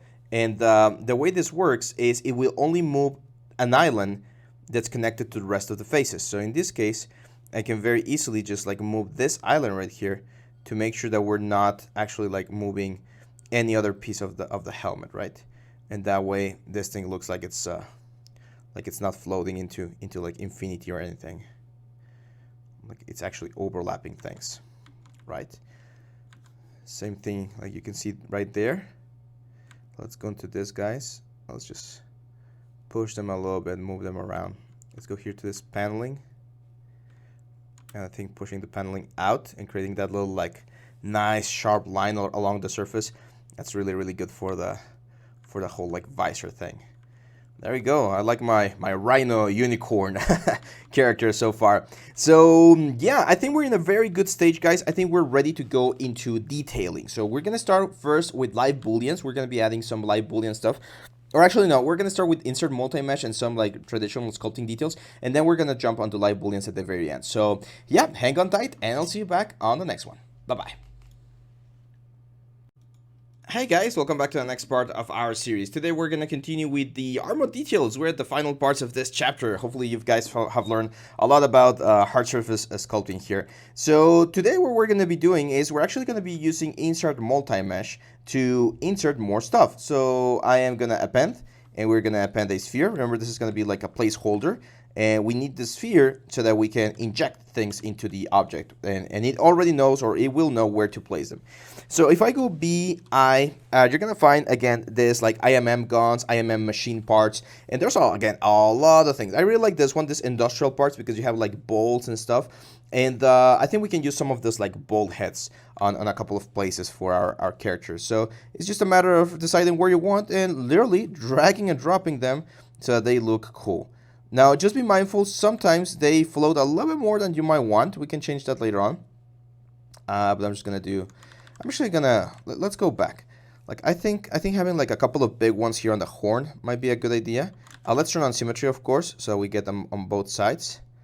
So let's do that. And then let's do like here. And then like here, there we go. So now it looks like the horn is actually supporting all of those things. And then, I don't know, for instance, like this guy's over here, maybe like add a couple of bolts so that it knows, or it looks like they're like holding them. Same thing like here. On this guy's, I kind of want to add like 2 small bolts. And this is something that I like to call complexity out of simplicity. Sometimes you are going to have, what the hell is going on here? That's weird. See that? Like the mirror is working there, but it's not working there. It seems like this guy is like off center. If that ever happens to you guys, I mean, you can try and find like the center again, but it's going to be a little bit tricky. Here, since we're in Dynamesh, I strongly recommend you do the mirror and weld. and that's gonna be just, it's gonna fix it. So yeah, as you can see, that was a little bit of center. So yeah, as I was mentioning, you will be able to add a lot of really cool like details like this ones without that much of a problem. Like a lot of people think that you need to do every single thing, and no, there's so much kit bashing and stuff in traditional like modeling. Now the only thing that I don't like about kit bashing, which is what we're doing right now, is that there are some pieces like this piston right there that it might look cool at first, but if you're not like actually using, let's go back to the sphere. Like if you're not dividing this guy, it's very low poly, right? Like you can see how low poly this thing looks. And I mean, it's not gonna be the end of the day. Just be mindful of which models you use. Let's take a look at like the machine parts and see if we can find something that's interesting and cool. So yeah, like this little like rubber ports, and we can add like a couple there, and maybe like a couple more over here. Again, just to add interest. Remember what we talked about before? We need to have a little bit of what's the word? Of rest areas, right? So you don't want to like overdo it. You don't want to have like a lot of these things pretty much like all over the place, because it might be a little bit too much. But yeah, you can use as many of these guys as you want. Let's grab like this coupler right here, and for instance, we can make this work kind of like what's the word? Like the things that hinge, like a hinge. There we go. So it's gonna be like a hinge over there, and let's add like another one over here. Something that I forgot to mention, or not forgot, but we haven't really talked about it. Everything that I'm showing you here in the Zbrush course is how to utilize these tools and create stuff, but there's so much more things that you can learn out there about design specifically. So if you take a look at the best sci-fi shows in history, if you take a look at what other people have done throughout history, again with like Star Wars, Star Trek, like any sci-fi show that you can think of, you're gonna find that there's a lot of like I call them graphic ideas, right? That people are experimenting with and creating. And there's also this thing where sometimes there will be a couple of how do you call it? Oh, that's a little bit too much. I divided it way too much. 48 million. That's crazy. There we go. So once something hits, like whenever you see something that's really cool and people like it, you're gonna see things being repeated quite a bit. So when Halo first came out, a lot of the sci-fi was influenced by that kind of like aesthetic, and then we started getting like other sorts of aesthetics, and things changed. So also be mindful about that, because there will be things that will inspire you and change the way you do things. Now here I'm gonna go into my Damien standard. Or actually, no, let's go into the chisel brush. You remember, guys, we talked about the chisel brush before. So we're going to use the chisel brush. And I'm just going to add like a couple of chisel lines here. Like some accelerated lines to really push in the silhouette, like on this guy's right here. Something like this. So that when we see it from the front, we see that nice little line. So as you can see, things are getting a lot more like busier, and we're getting more and more like interesting stuff, interesting patterns, which are really cool. I'm gonna decrease the intensity a little bit. I think it's a little bit too much. There we go. And then let's go down. Perfect. So again, just small lines here and there that are gonna really push the surface. And at any point, we're not gonna do it on this particular one because we've done like damage stuff all throughout the course. But at any point, you are welcome to add damage, like trim dynamic, slashes, scratches, rust, like anything that you can imagine. You can of course add to this whole thing right here. So yeah, I mean, this is looking good. And again, you can go as crazy or as simple as you want. Like I've seen some really basic, well, not basic, really simple, minimalistic, like sci-fi designs, and there are other people that do like super intricate designs with their stuff. Like if you think about like Mega Man, right? Like Mega Man has a really simple design, and Capcom really never like went like super like extreme with him. But then you take a look at something like Master Chief, like we were talking about, or Warframe, where they do this super intense and cool looking armors, and you're gonna be spending a lot more time on those. So be mindful about that as well. Whenever you're working on a project, the more time you invest on that project, well, the better the quality is going to be. So it's not the same to spend, as we've been doing with this helmet, it a little bit more, a little bit over an hour, than to go in and spend like a whole week like developing this concept, right? So the more time, the more quality, the more reference, the more art direction you have, the better the result's gonna be. The important thing is for you to know all of these tools that we've been exploring so far. So I'm gonna stop this one right here, guys. This like detail, I don't think I want to go like any crazier, but I do want to talk about live booleans because you guys are gonna love that thing. So hang on tight, and I'll see you back in just 1 second.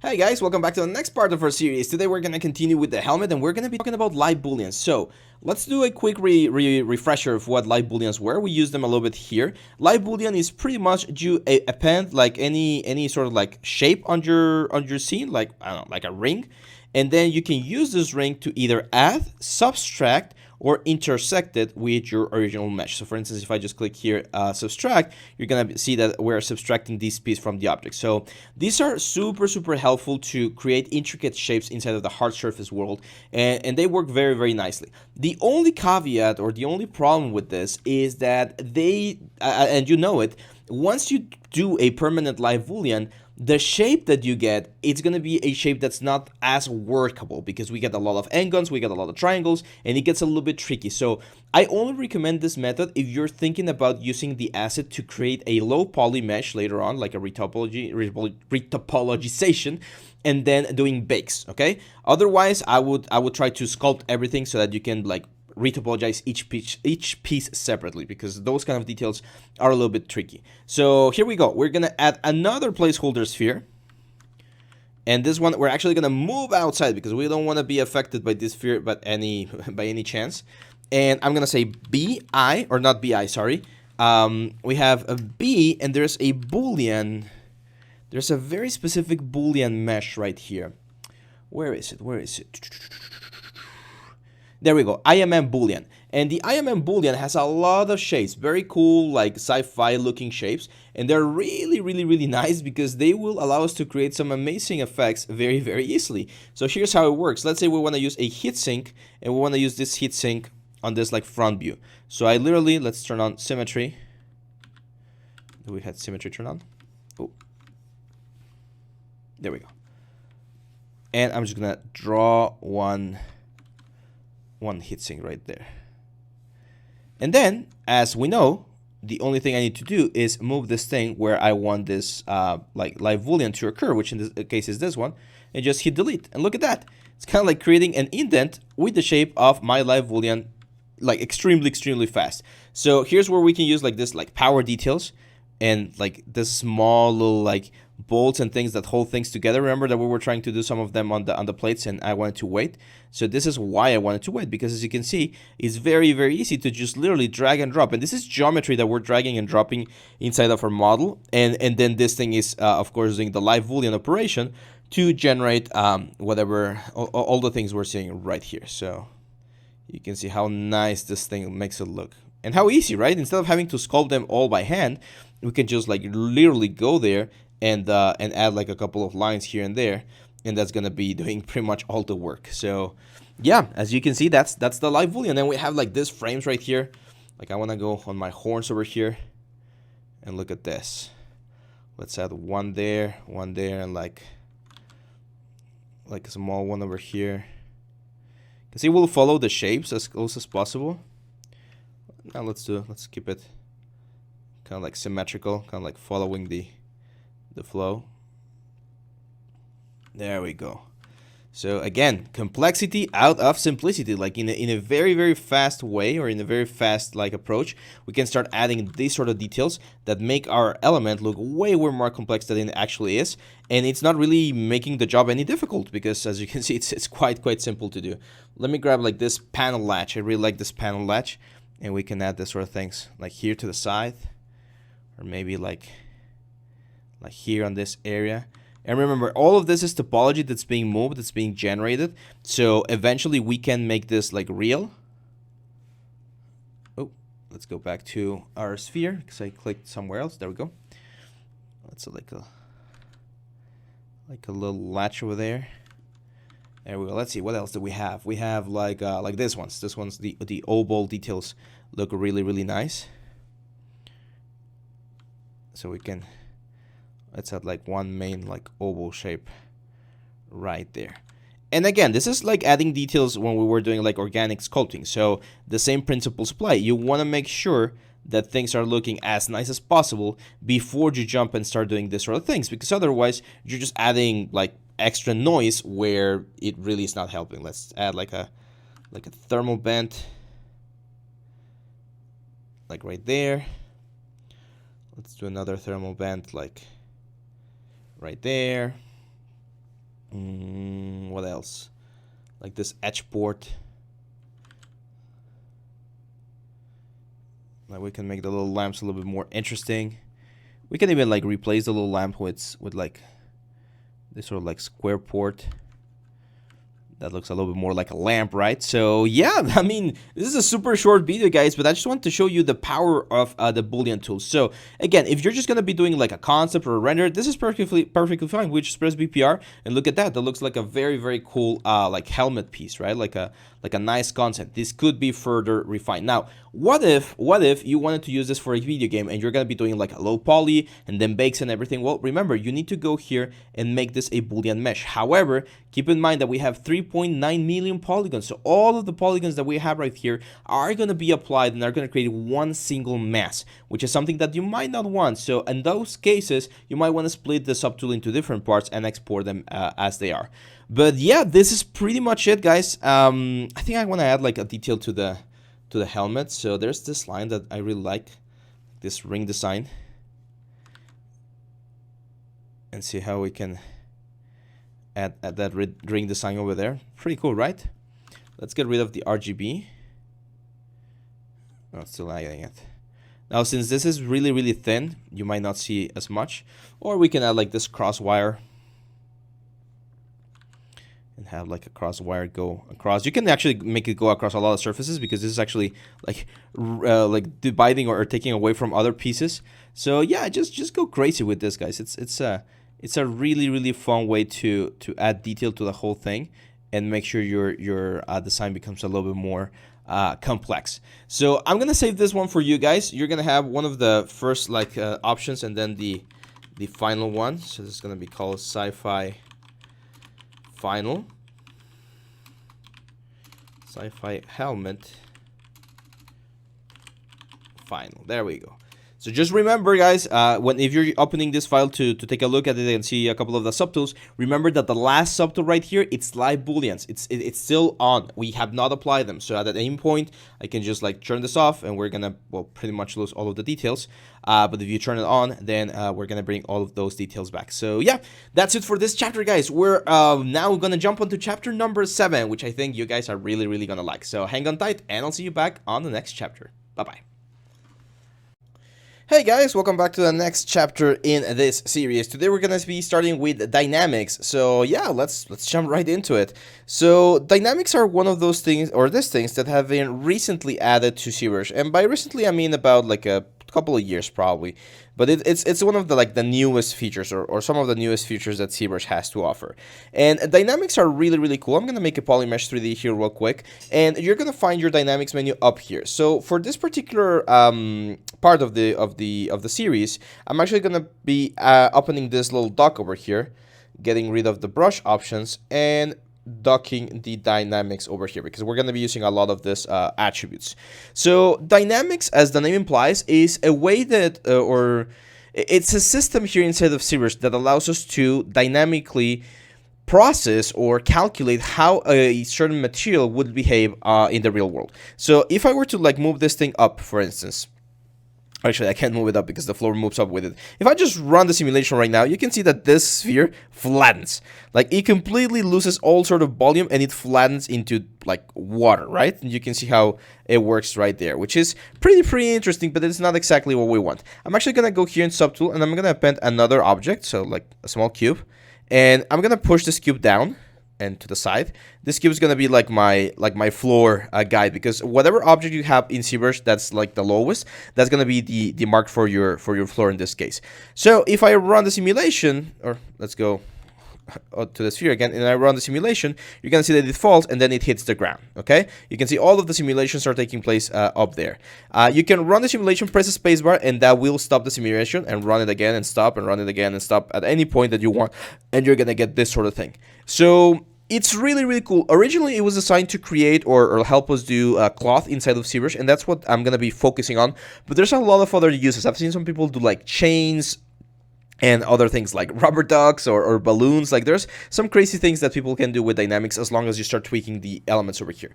So let's talk about these elements right here. And for that, I'm actually going to open another option right here. I'm going to go into our tool palette, and I'm going to bring, let's bring Nick right here.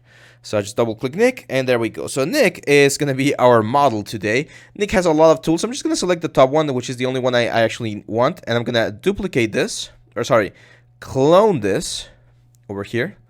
Clone, so that we have a tool with only Nick available. There we go. So if I were to say append and bring a plane into the scene, like a plane 3D, and move this plane like up, like if we were creating like a little ghost or something, and I hit a run simulation, you're going to see that this thing just falls into the ground, right? Like nothing happens. However, if I were to rotate this and run the simulation, you can see that it actually kind of like bends a little bit. Very cool. Why is this happening? Well, because we haven't told Zbrush that we want Nick to be a collider for our simulation. And in order for this to happen, I need to click on here where it says collision volume. So I'm going to click collision volume, and now Zbrush has calculated all of the other subtools that we have, and it knows that Nick is now a collision. So if I run the simulation, you're going to see that this happens.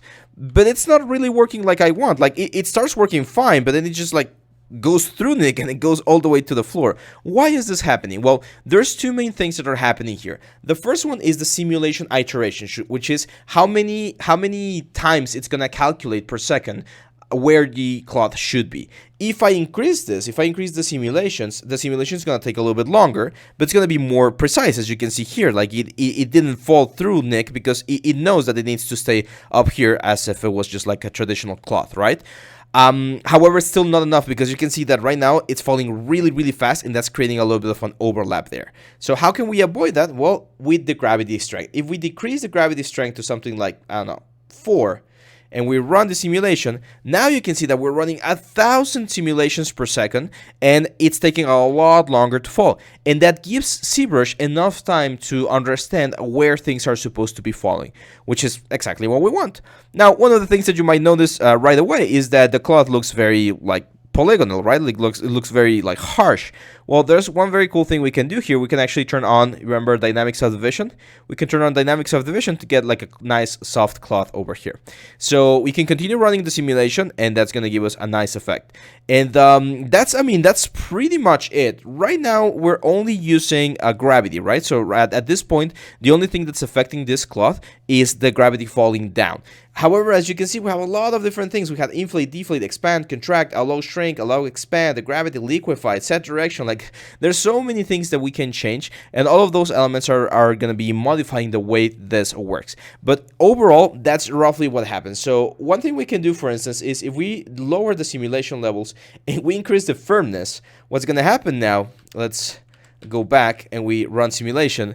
Since the firmness is really, really high, this is going to be like a cardboard, and you can see that it remains like really, really static, like a sheet of paper, because it's just very, very firm. However, if we go all the way down to a firmness of 1 and we run simulation, this is going to start behaving a little bit more like silk. So you're going to see that we get a lot of nice intricate folds all over our character. Now you can see that there's collision, and that's something that we don't want. Like the cloth is actually colliding with itself. We need to avoid that. How can we avoid that? By adding a little bit of self-collision. Let's do 2 samples of self-collision and run the simulation. So now the cloth will not collide with itself. You can see that it kind of tries to collide with itself, and then it just stops because it detects that the object is close to that point.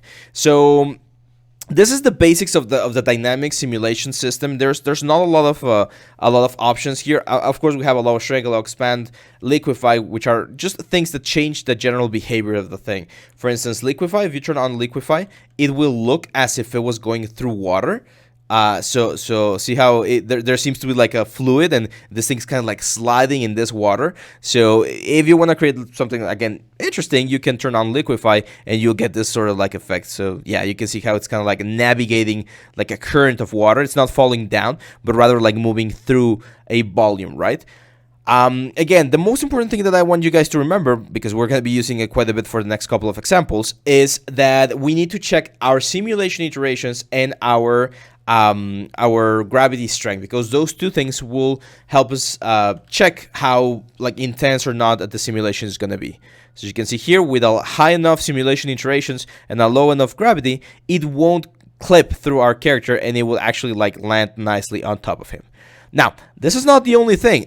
Other than this, I'm actually going to give it one subdivision level to the cloth, so that we get a couple more like wrinkles and stuff. You can see that it gets a lot more interesting. It now looks like a tablecloth, right? I think we can go with just one self collision. Let's give that a try.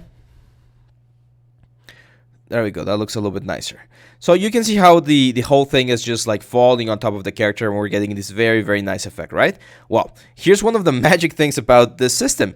We are not only doing dynamics with this thing when we run the simulation. We actually have some cloth brushes, such as cloth notch, cloth move, cloth inflate, cloth pinch trails, cloth pull, cloth slide, cloth twister. Like all of this, guys, can create some very, very tricky things. For instance, this cloth twister, look at what it does. It starts like crumpling the cloth on top of each other. And remember, we can turn on set dynamic subdivision, and look how nice this looks. Like, imagine trying to sculpt this from scratch. It would take us quite a bit of time to get those very, very nice folds. So that's why they introduced this sort of system a couple of versions ago, because they realized that even though sculpting cloth, it's not difficult, it will take some time. So by doing this dynamically, we can get some very, very cool effects.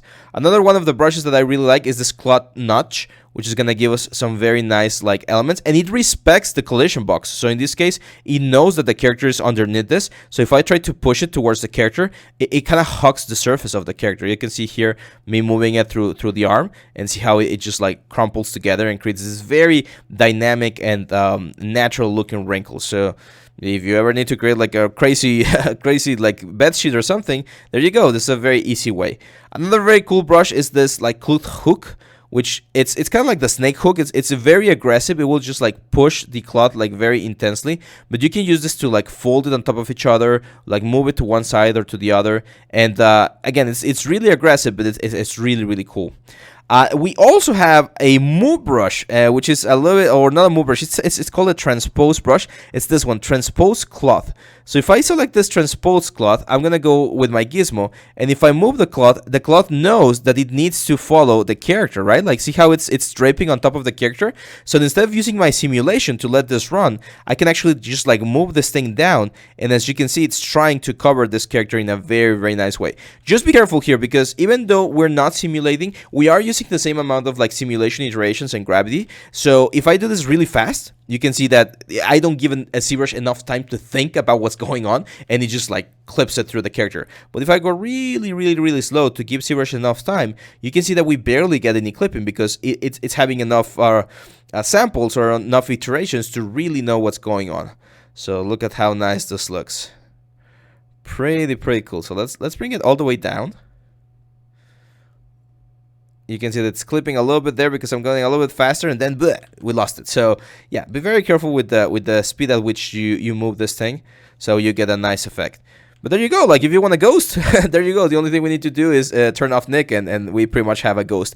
And the great thing about this is, remember, we're still at traditional sculpting. So at any point, I can go here. Right now, we don't have a lot of geometry.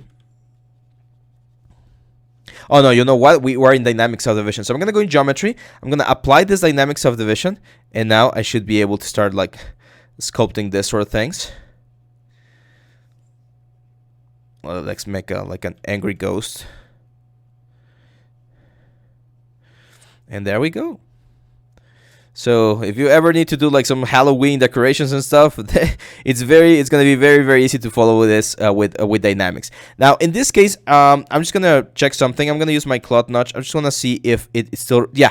So even though Nick is hidden, it still respects the fact that Nick is like the collision box or the collision slider. So as you can see, if I start using the cloth notch, I can start pushing the cloth towards where Nick is. Now, be very mindful with something, and that is thickness. You do not, and I repeat, you do not want to use cloth simulation with thickness, because it will create a mess. It's very difficult for it to calculate both sides. So what if I wanted to keep on simulating this guy right here? Maybe I want to add like what we're doing right now, the cloth twister, and I want to add some twisters here, some like big wrinkles. Let's make it a little bit bigger. And I want to keep playing with this, but I want thickness, right? Like I want to see this thing be thick. Well, remember, first, if you just want to see the other side, you can just go to display properties and turn on double, and that's going to give you a nice like double side view of the whole thing. But if that's not what you're going for and you actually want thickness because you're 3D printing or something, what you need to do is you're going to go into geometry, you're going to turn on dynamic subdivision again so that you get like this very nice soft effect. And remember, we have thickness here. And this thickness will work fine. So, of course, don't go overboard, but you're going to be able to create thickness for your cloth and continue working with like all of these things. It will be a little bit slower, as you can see here, because it's more like geometry that it needs to think about. But you can like turn this off, like work on what you want, and then just turn it on again and see how it looks, okay? So that's it, guys. That's the basics of the dynamic system. We're going to be using this. We're going to do a couple of examples, and then we're going to talk about other extra little things that are important as well in regards to cloth. And yeah, so hang on tight, and I'll see you back on the next video. Bye-bye. Hey guys, welcome back to the next part of our series. Today we're going to be sculpting a t-shirt, which is something very, very common that you will be doing for a character. T-shirts, jackets, like normal shirts, like there's a lot of things you're going to be doing. And we're going to be following a very similar process to what we did with the helmet. We're going to be using extraction, okay? That's probably one of the easiest ways to do it. So in this case, I'm going to go with this character. I'm going to press Control, Shift, click, and I'm going to select Mask Lasso. It's going to be a little bit easier. Actually, Control, click, and we're going to use Mask Lasso. Oh, come on. There we go. It's this Mask Lasso, which works just like you would imagine, like a lasso. So we're going to go here, and we're going to create the t-shirt for him. We have symmetry turned on, so as you can see, it covers pretty much everything that we want. Make sure we go there. Now, there's a couple of things that we can do for the mask before we do the extraction, which is going down here to masking, and we can actually say sharpen mask, and we can click it a couple of times, and as you can see, that's going to give me like a nicer look on the overall shirt. Now we can also like go Control, start drawing, and click Alt to get rid of some of the elements that we might not want or need. There we go. Now this also depends on the topology of the character. You can see he actually has some very nice polygroups, but I don't want the shirt to be so low cut. So we're gonna do this right here. We're gonna go Subtool all the way down here to extract, and we're gonna extract this, remember, with 0 thickness. I really like doing this with 0 thickness because it gives me a nicer result. So extract, that looks good, accept. There we go. So it looks okay, but if we take a look at the topology, you can see that we have some extra topology that we might not want. So for instance, I'm going to press Control Shift Alt and hide like those guys right there. So this is a little bit nicer. The neck is fine. I think it's fine. Yeah, it looks good. So now that we have this thing right here, I'm just going to say delete hidden to delete the little parts that we have there. And we definitely want to see remesh. Now, this is actually nice topology. We could work with this topology, but I think we could benefit a little bit from some see remeshing. So I'm just going to see remesh here real quick. And let's use half to minimize this a little bit more. There we go. We can also like smooth out the curvature here on the neck to get a nicer effect. And yeah, that looks good. So now we go out of solo mode, or we turn on back Nick, and we are gonna of course turn on and off collision volume so that it recalculates, or you can just click recalculate right there. And if we were to simulate now, you're gonna see this happening, and this is horrible. I remember the first time I did this is like, what? Why is this like thing inflating? Well, I don't know why, but by default, Zbrush has this thing set to inflate at 1. You're gonna want to have that at 0. So when you run the simulation, the shirt will be hugging the surface nicely, as you can see right here. Now, another one of the problems is that the simulation is happening a little bit fast, so you can see a little bit of clipping over there. So we could decrease or either increase the iterations, or decrease the gravity a little bit more. I think just increasing the iterations will be a good idea. And you can also see that this thing is falling down, which is not what I want, right? Like it seems like it's drooling, and it looks not flattering at all. This guy has a really nice body, so it would be nice if this was a little bit more form-fitting. This is where the inflate or the contract buttons come into place. If you just turn on contract and you run the simulation, this thing is gonna shrink. It's gonna look really, really ridiculous. So this is not what you want. But in case you ever need something like this, well, that's what happens. If you deflate, you're also gonna get this sort of effect where it's gonna try to deflate. It looks a little bit better, but it's not what we want. In this case, I do want the contract, but I'm gonna turn off. In this case. Let me just remember. I'm gonna turn off X and C. So I'm just gonna leave Y turn on. So what this is gonna do, well, actually no, it was C, the one that we need to keep on. And if we run the simulation, what's gonna happen is this thing is gonna contract front to bottom, or from front to back, sorry. And the shirt, as you can see, will give us a nicer result. So this is one way to make sure that the shirt is like form-fitting the character very, very nicely. Now remember, we can display, if we go here to dynamic subdivision and we turn it on, we can display a little bit of thickness so that the shirt looks like it's actually on top of the character, which is common. Let's give it a little bit more thickness. There we go. And one thing that I really like to do is, while this thing is on, we can actually start sculpting the shirt. So let's start by using our move cloth brush. So it's gonna be B, and it's this cloth move. And let's bring the cloth down a little bit. So remember, you want to make this with slow, small steps so that the iterations get enough time to properly work. And then we can actually start like moving this thing to create some nice wrinkles over here. Here's where reference really comes into play. So let me get some reference real quick here for you guys. So usually t-shirts will have this sort of like float to them. Some of them are really like form-fitting, but usually you'll get this sort of stuff, right? Like when someone's wearing a normal t-shirt, like in a normal way, you're gonna see a couple of like bundling here on the armpits and a little bit on the hips. So that's the kind of thing that we wanna get here in our scene. So I'm gonna turn off symmetry. That's one of the big secrets about cloth sculpting. You really wanna turn off symmetry, because if cloth is never symmetrical. Like you're always gonna get like different wrinkles on different parts of the model. So let's start like, I'm actually gonna change this to the notch one. So cloth notch, so that we start like nudging and creating some interesting wrinkles here. There we go. On the back, like on this area, you usually get some wrinkles as well, because that's where our like a spine is, and it's hollow, so it's not like actually form-fitting anything. So we'll get that sort of effect. Pretty cool, right? And again, remember, at any point we can go into our clay buildup, go into our alpha, like let's grab like a round alpha, and if you want to add like some more specific wrinkles, it's just a matter of sculpting. Now here, even though it might seem like I'm sculpting on the top side, remember that we are sculpting on this like element right here, on this like low poly shirt. So just keep that in mind. I mean, we could of course Control D, give it one division. It's gonna give us a lot of a better look. And if we turn on dynamic subdivision, we're gonna be able to visualize the thickness a little bit better. But again, keep in mind that that's gonna increase the poly count. So let's start adding like some of the wrinkles here. He's really buffed, so usually when you have like a muscle that's pushing towards, you're gonna get this like small ripples. You see this a lot in superhero characters.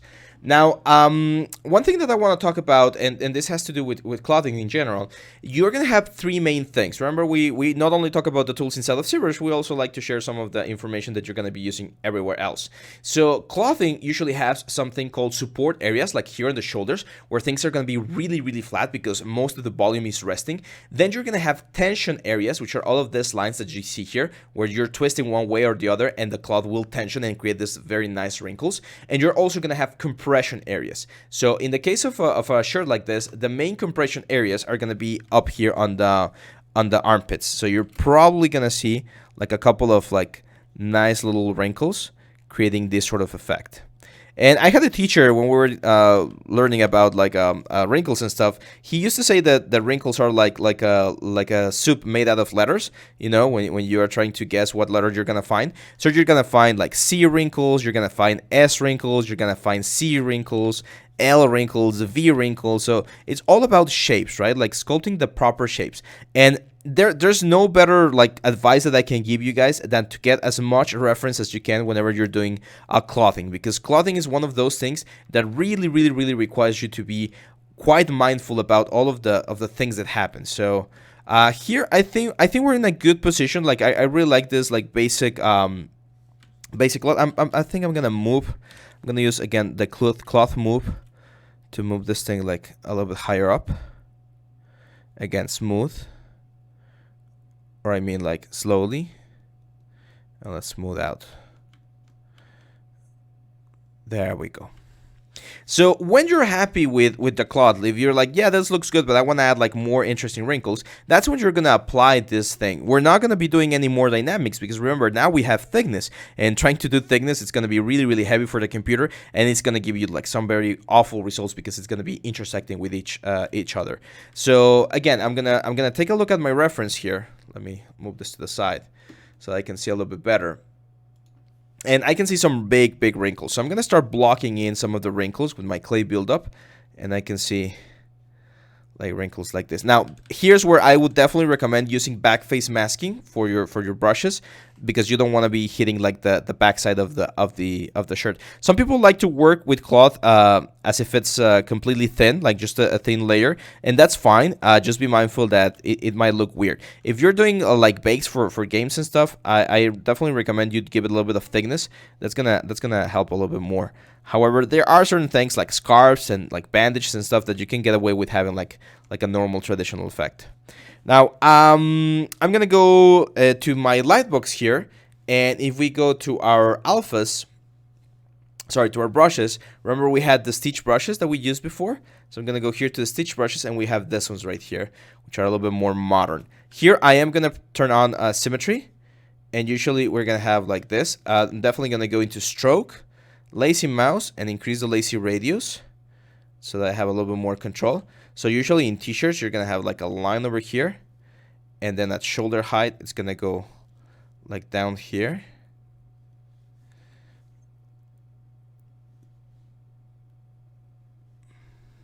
There we go. And then you're going to have one seam line going all the way through the middle. Just take a step out and take a look at your shirt, and you're going to see that it follows a very similar pattern as what I'm doing right here. And usually where you have a seam line, that's where you're gonna have some of the like small wrinkles that are gonna go into the main form. And wrinkles, we talked about wrinkles before when we were doing the Minotaur. Wrinkles are one of those things that you are gonna have like a pit and like a peak and a valley. Okay, so it's not only like carving in, you're also gonna have volume coming out of the volume. Like here, let's turn off symmetry again, and we can start adding some like big lines going to like different sides and smooth those out. There we go. And it's looking cool. I mean, our good old Nick here is getting a nice makeover. Now we can go Shift D to like a lower subdivision, and we could still, like, it's a little bit heavy right now, but we could still use like a seam modeler to add like a little trim to the whole thing, if that's something that you're going for. Or if this is gonna be like a damaged shirt, we can just like start adding like holes and stuff. And all of this, of course, is gonna have to be retopologized and baked into the final element or the final model. But it's a really cool way. I've done a lot of cloths. I was doing like I was working for a little like zombie game a couple of years ago, and we were doing a lot of story cloths, and this was one of the workflows. We would just like cut things out because all of this guys would be baked later on, so we would be doing that. Even here, like, you can just like cut a hole. Here's where I would turn off backface masking so that we actually push like both sides of the element, and you could cut a hole into the element. We're not actually cutting a hole, we're just like displaying the underlying geometry. But if you bake this out, that's going to be skin, or that could be skin if you paint it so, and you get a very nice effect. So yeah, I mean, this is pretty much it for this one, guys. In the next video, we're gonna give him some pants because he definitely needs some pants. I'm thinking about whether pants or shorts. It's probably gonna be pants because I want to show you a little bit about the compression, which is another one of those things that's really important in cloth sculpting. So yeah, hang on tight, and I'll see you back on the next one. Bye bye. Hey guys, welcome back to the next part of our series. Today we're going to continue with sculpting pants, so let's get to it. Let me just, sorry, I always forget to turn that off. There we go. So we're back here with our good friend Nick, and we're going to be sculpting pants now. And pants are one of those fun things because they have something that t-shirts usually don't have, which is compression. Now, one thing that I did forget to mention is that Damien Standard is actually a very, very nice tool as well to play around when doing wrinkles. And the reason is you're actually going to be able to get this very nice fine wrinkles. And if you press Alt and do it negatively, like if you do a Damien Standard negatively, you're going to be sharpening up the what's the word, the wrinkles. So you're going to be able to create this sort of effect where it looks a little bit more like chiseled marble. So if you want to go for this like very old school traditional super wrinkly shirt, then that's a method that's really going to help. Now I'm going to go back to Nick. Very important to remove the mask. You can see that the mask is still there, so we need to remove the mask. And now in this case, I think we can use like a traditional like box mask. We're just going to mask everything here on Nick's lower body. And we're going to do the same process. So we're going to go back to geometry, or sorry, subtool.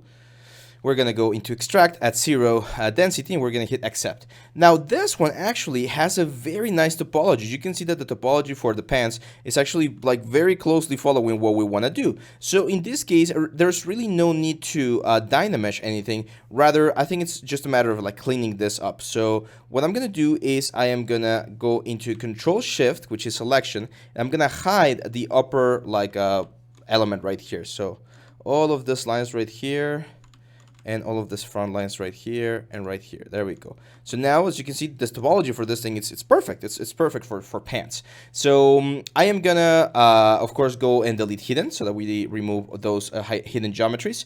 And now it's just a matter of going back into the dynamic section. There we go. So the topology is looking good, right? And it works fine. So we should be doing this nice. And now I'm going to turn off the geometry of the shirt because I don't want to take that into account when we're doing the actual dynamics. So I'm going to recalculate here, and let's turn off the dynamesh. And if I were to run the simulation, of course, the pants are going to be falling down, right? Like you can see how they're slowly falling down. The iterations seem fine, but it's falling down. And I don't want that. I want to keep the pants where they're supposed to be, right? So we're going to go all the way back here, and I'm going to use my move cloth here to push the pants up a little bit. I think they're a little bit too low. So let's push them up. There we go. That's a little bit better. And now one very cool thing about dynamics is that they actually respond to masks. So if you mask this top part and you run the simulation, all of the lower parts of the pants are going to be simulating, but not the upper parts. Okay, so we're going to get this. See how it's kind of like falling down, but it's being kept up thanks to the mask that we have right there. Now it's contracting a little bit, which I actually don't want. So I'm going to turn off contraction, and let's run the simulation again. There we go. So that's going to give me some more baggy pants. And at this point, it's more about sculpting than it is about dynamics. Yes, we could use, for instance, let's go B, and let's go like cloth notch, and we could start like nudging the pants a little bit to create like a couple of like wrinkles and stuff. For instance, there. I'm gonna like mask out the bottom part, and let's notch the cloth over here as well. In this case, I do think we need one more level of geometry, so I'm going to go to geometry and give it one level. There we go. Let's delete lower, just in case we need to do anything. And now if we start moving, you can see how we can get this sort of like very nice natural wrinkles. Let's smooth a little bit there. Remember, we're still working with like a very traditional, just like smooth or a thin layer. We don't have any sort of thickness just yet. Now there's one very nice brush that I like, which is the brush inflate, which it is really strong. As you can see, it's kind of like inflating the cloth. But if you reduce the intensity quite a bit, you'll get a little bit more volume on your cloth. So especially if I want like a little bit of baggier jeans right here, we can start like pushing this up. Let's soften this up as well. It's a little bit too weird. There we go. Now, here's where we're going to take a little bit of a detour. Not a detour per se, but I'm going to show you one of my favorite artists, traditional artists, which is called George Bridgman. And George Bridgman was a very famous guy a long time ago. He's long past. and he did a lot of studies about cloth, and this is traditional, by the way. Like, this is traditional clothing, like effects. This is the guy that I learned the tension points and all of those things from. So if you want, you can get this book, which is called Drawing the Draped Figure by George Britran, and it's really, really good because it shows you a lot about what are the things that you should look for. Now, unfortunately, jeans were not the same way they are right now, so I'm gonna look for jean wrinkles reference, and we're gonna take a look at some of the wrinkles here. And this is what we're looking for, right? Like, whenever you look for reference, by the way, this is something that for some reason a lot of people make this mistake. They will go into 3D stuff like this one right here, and this is not a bad 3D model, but this is not a real model, although it might be like photogrammetry. The thing is, you always want to look for this sort of thing where you're seeing like real reference from real world, so that you can copy this into your characters. So I like this ones right here because they're gonna allow me to show you some of the cool stuff that I mean. And again, as I've mentioned, one of the secrets about cloth sculpting is asymmetry. So you definitely want to turn symmetry off, and you want to start like adding the big wrinkles that you want to have here. Now this is very important. See how when I do this, I carve into the body. It's very important to keep your body's character in Zbrush or in your subtool, because you want to know when you're pushing the cloth too far in. Sometimes people start sculpting things and it looks really good, but if you think about it, like the leg couldn't be there because there's no space for it. So that's why it's very important to keep your model, even if it's just like a cylinder, even if it's not sculpted, just to have a little bit of a reference of what you're going for. Now, it's not rare, and that's exactly what I'm gonna do here with this one. It's not rare to actually dynamesh this thing. Of course, we're gonna go like quite high in dynamesh. Let's hide this just a second. There we go. So we're gonna go quite high, and we can dynamesh this pants so that when we start working on all of the effects and all of the wrinkles and stuff, we can get a very, very nice effect. I know we already had some nice, like, what's the word? We had some nice topology before we did this, but doing this will allow us to nicely sculpt all of the wrinkles that we're gonna still miss here. And again, eventually, if this guy was meant to be for like a video game or like a production, we would do retopology and just create like a nice low poly version of the pants. Some people have asked me, do you always like do retopology and high polys and bakes? No, not always. If you're gonna be doing like a feature film, think about like, well, recently Disney released Encanto, which is a very nice film. If you haven't seen it, I strongly recommend that one. And there's a lot of cloth simulation in there. So whenever you do that, you're not actually going to be sculpting cloth. You're going to be simulating the cloth, the cloth with other types of softwares. In Maya, for instance, you have Encloth. There's another software called Marvelous Designer, and all of those like softwares will allow you to get like some very, very nice dynamic movement and realistic effects on the cloth. Disney, of course, has its own like proprietary softwares and plugins that they use to generate all of those effects. But yeah, like for big productions like those ones, you're probably going to be doing some of that. So as you can see, nothing too fancy here. It's just a matter of using, again, clay buildup to block in the general things. Now, here's what I mentioned about like the tension points. From here, we're probably going to have like some big wrinkles coming down because there's a lot of tension from the groin area and from the hips all the way down. Then here on the knee, this is where we're going to have the, what's the word? Oop, Control N. Whoa, what happened here?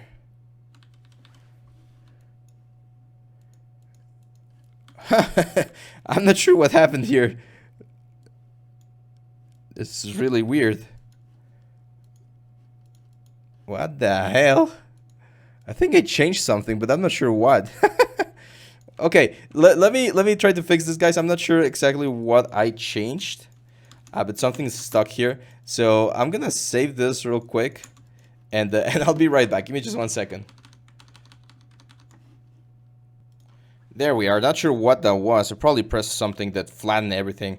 But that's really weird. Anyway, so I was mentioning that this is where we're gonna get like all of the tension points, and where it is important to start like pushing things in and out of the different profile. One of the main things about cloth is how it changes the silhouette of your character. So one very nice trick, and I haven't mentioned this one before, but there's this flat color right here that pretty much gets rid of all of the lighting information. There's not gonna be any light or shadows. It's gonna be just the silhouette of your character. So that material is really, really good whenever you want to check out whether your silhouette is like good enough or not, like extreme or not of not. So for instance, I'm gonna add like one big wrinkle over there, and you can see that is definitely gonna change the silhouette. Now I'm gonna sharpen it up a little bit, make sure that we're not like carving into the body. We talked about that one a little while ago, and yeah, just gonna keep on adding stuff. So for instance, on this leg right here, we could like really create like a nice little wrinkle here, like a big wrinkle, changing the form, because on the knee we're usually going to get like compression.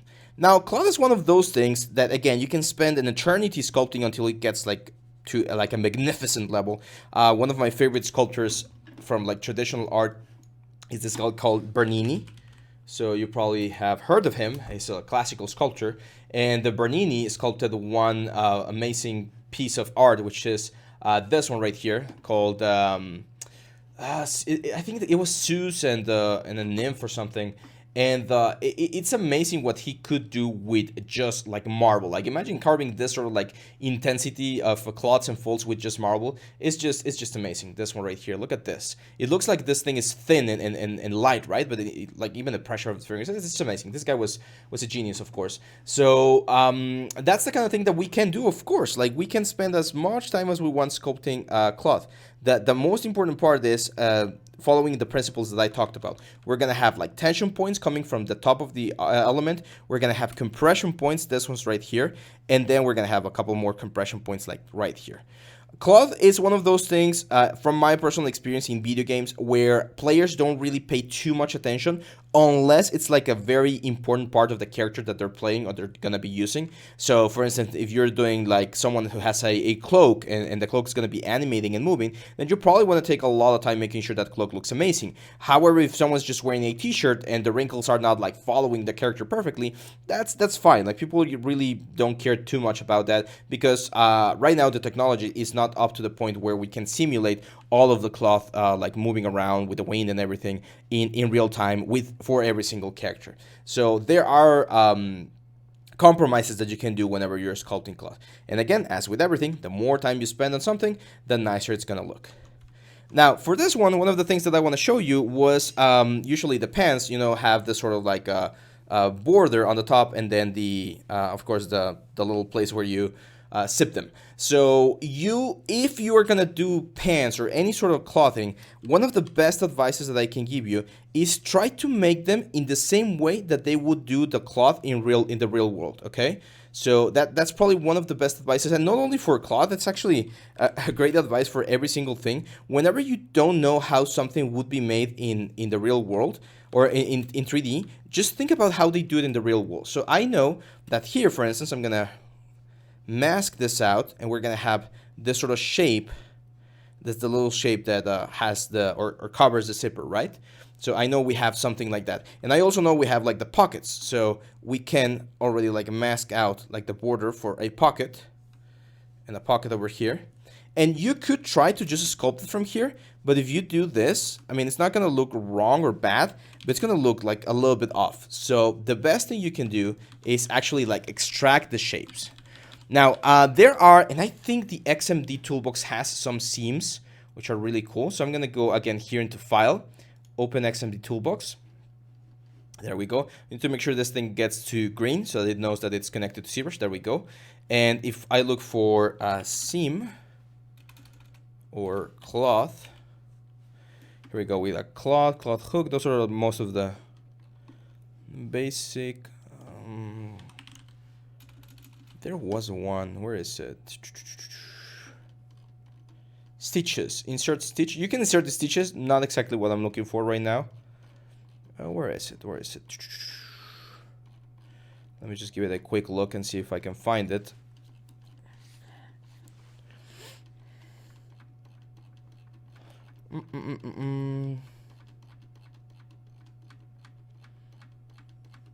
No, I don't see it. But there are some brushes out there that you can, of course, look for, and they will give you this very nice, like cloth seams stitching. In this case, we're just gonna use like our traditional stitch. So pants usually have like stitch like on the side. Again, let's go to Stroke, Lazy Mouse, and increase the lacy radius quite a bit, so that we follow it along. Here's where we would definitely like increase either the resolution for Dynamesh, or go into subdivision levels. So there we go. And usually pans have another seam line on the center. I'm actually gonna turn on symmetry now. And let's do it on this side. That might be a little bit too big, like a little bit too stylized, but you get what I mean. And of course, like if you want, you can get like the zipper line just using this little thing right here. And now let's go back to the shirt and turn it on. And here is where both elements are gonna start like interacting with each other, right? So in this case, I think I want the shirt to be on top of the pants. So I'm just gonna go with my move brush and just move this on top. These pants are way too far out, so let's go back into the pants. Push this guys in and push the glutes out. He's got some interesting glutes out there.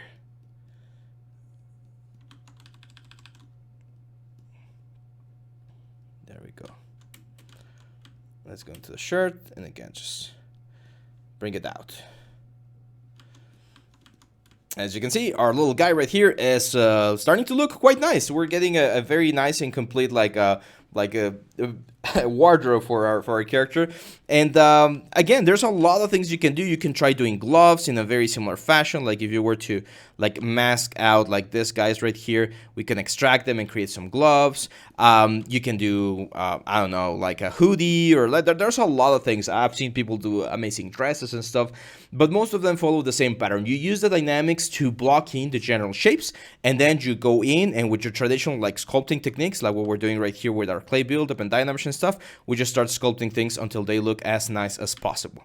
Okay, so this is it for now, guys. For this one, I'm gonna go over one more video regarding clothing, and then we're gonna jump onto chapter number 8, which is poly paint, which is textures. I think you guys are gonna really like that one as well.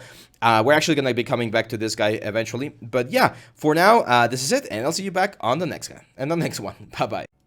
Hey guys, welcome back to another video in this guide. In this chapter 6, we're gonna go with micromesh now, and we're gonna be talking about another method before we jump into micromesh.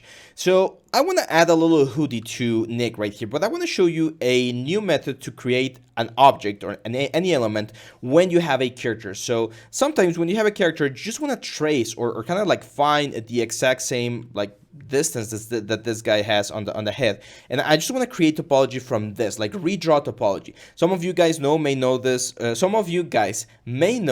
retopology inside of Maya or Blender. Well, we do have retopology inside of Zbrush. However, it's a little bit finicky. I'm gonna show you. Here we go. So first we need to go into subtool and we need to append a Z-sphere. Now, you might be wondering, why a Z-sphere? We haven't used a Z-sphere in a while, and you would be right. We need a Z-sphere because the Z-sphere is the one that's going to be like doing this sort of like change. Now, I'm going to move it and scale it so that it's inside the head. It can be like really small. It doesn't really need to be like big or anything. It's just pretty similar to the other spheres, like a placeholder. Then we need to make sure that this sphere is right beneath the object that we want to retopologize. So in this case, is the head of Nick. So I'm going to press this guy a couple of times, and now we're on top of Nick. I'm going to press Q to go into draw mode. And now if I start going I need to go all the way down here to topology, and I'm going to hit this option that says edit topology. Now, if I start pressing, I'm going to start adding points along this line, which is exactly what I want to do. So I'm going to turn on symmetry, of course. Symmetry, there we go. And we're going to start like here, and then we're going to go to the center. There we go. I'm going to click outside. Very important to click outside. Every time you finish drawing like a point, you're going to click outside. So I'm going to go like 1, 2, 3, 4, 5, 6, 7, 8, 9, and 10. Click outside. And now I need to combine this. So I'm going to go to where the points are, which I'm not seeing. I should be seeing them a little bit like more intensely. There go 1, 2, click outside. 1, or 1, 2, click outside. 1, 2, click outside. 1, 2, click. Oh, it was not there. It's there, there. Click outside, there, and there, and click outside. And as you can see, we're creating the topology that we would normally need. Now, at any point, you can grab the points and press W and move them around. So if you need to to like fix some of the topology proportions or move a couple of things around, you can very easily create this sort of like a net. There we go. Now, the only problem with this is, as you can imagine, it's a little bit time consuming. So I'm going to have to do the whole head right here. So that's just a way to do it. Let's go back here to Q. I'm going to go 1, 2, 3, 4, 5, 6. And then 1, 2, 3, well, 1, 2, 3, 4, 5, 6. There we go. Now we should be able to go to the points. So point. It's weird. Usually you get like a better indication of where the point is. There we go. In this case, it seems like it's the little red dot. There we go.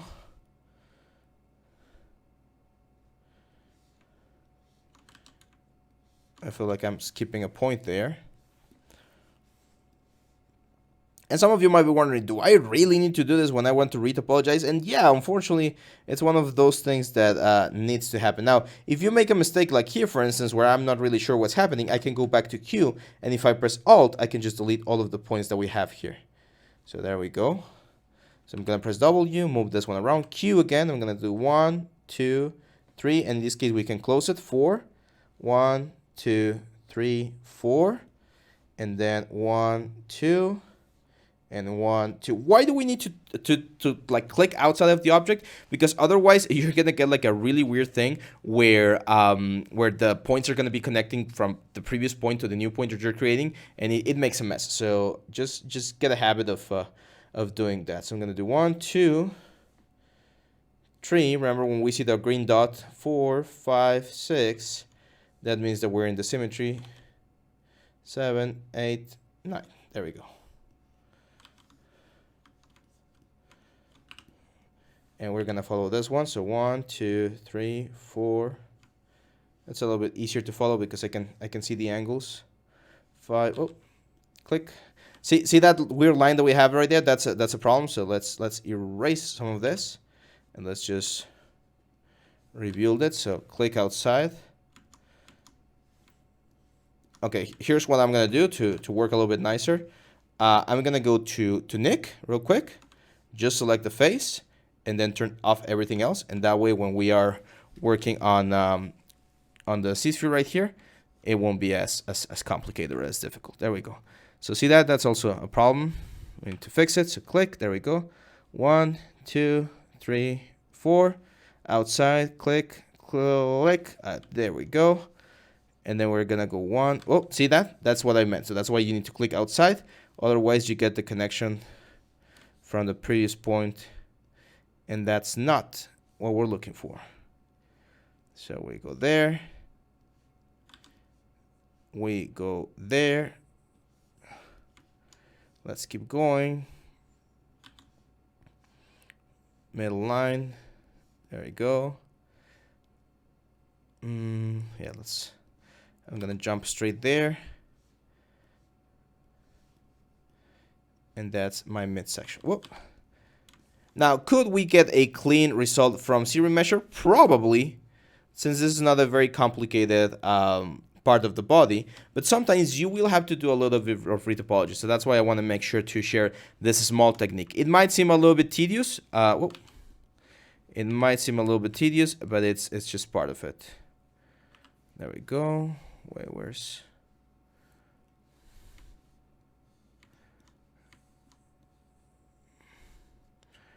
topology, edit topology. There we go. So let's keep going. Now we're gonna go to the side. So 1, 2, 3, 4, 5, 6, 7, 8, 9. There we go. And again, click, click 1, click, click 2, click, click 3, click, click 4. Oh, click, click 5. I feel like Dora the Explorer by counting with you guys, but I really don't know what else to say. This is usually a very, very tedious process, so it's part of the thing. So we're gonna go here, and eventually we're gonna have to change the topology, like right about here. See how we're modifying the points here so that they flow in a nicer way. This is the kind of thing that we can't really do if we are using Series Measure, because Series Measure will do whatever Series Measure thinks is the best thing for your model, and that might not be exactly what you need on your particular asset. So we'll go here. Now here, for instance, I'm seeing that we're missing a little bit of divisions. Like it's very like the squares are getting a little bit bigger on this side. So it might be a good idea to just hit Q, and in the same way that we add a C-sphere, we can just go and add one pair of C-spheres right there. And as you can see, they try to follow us nicely. Let's move them. Oh, there's okay, let's delete. There we go. So let's just rebuild here a little bit. So Q, we're gonna do Q, click. It's gonna be from here to the middle and then there. From here to the middle and then there. And then from here to here. There we go. Now here's where we're gonna have our crazy polygon. Or not crazy, but it's gonna be a little bit different. I have one. And then even like a little triangle there, it's not wrong, but I think we can make this just flow.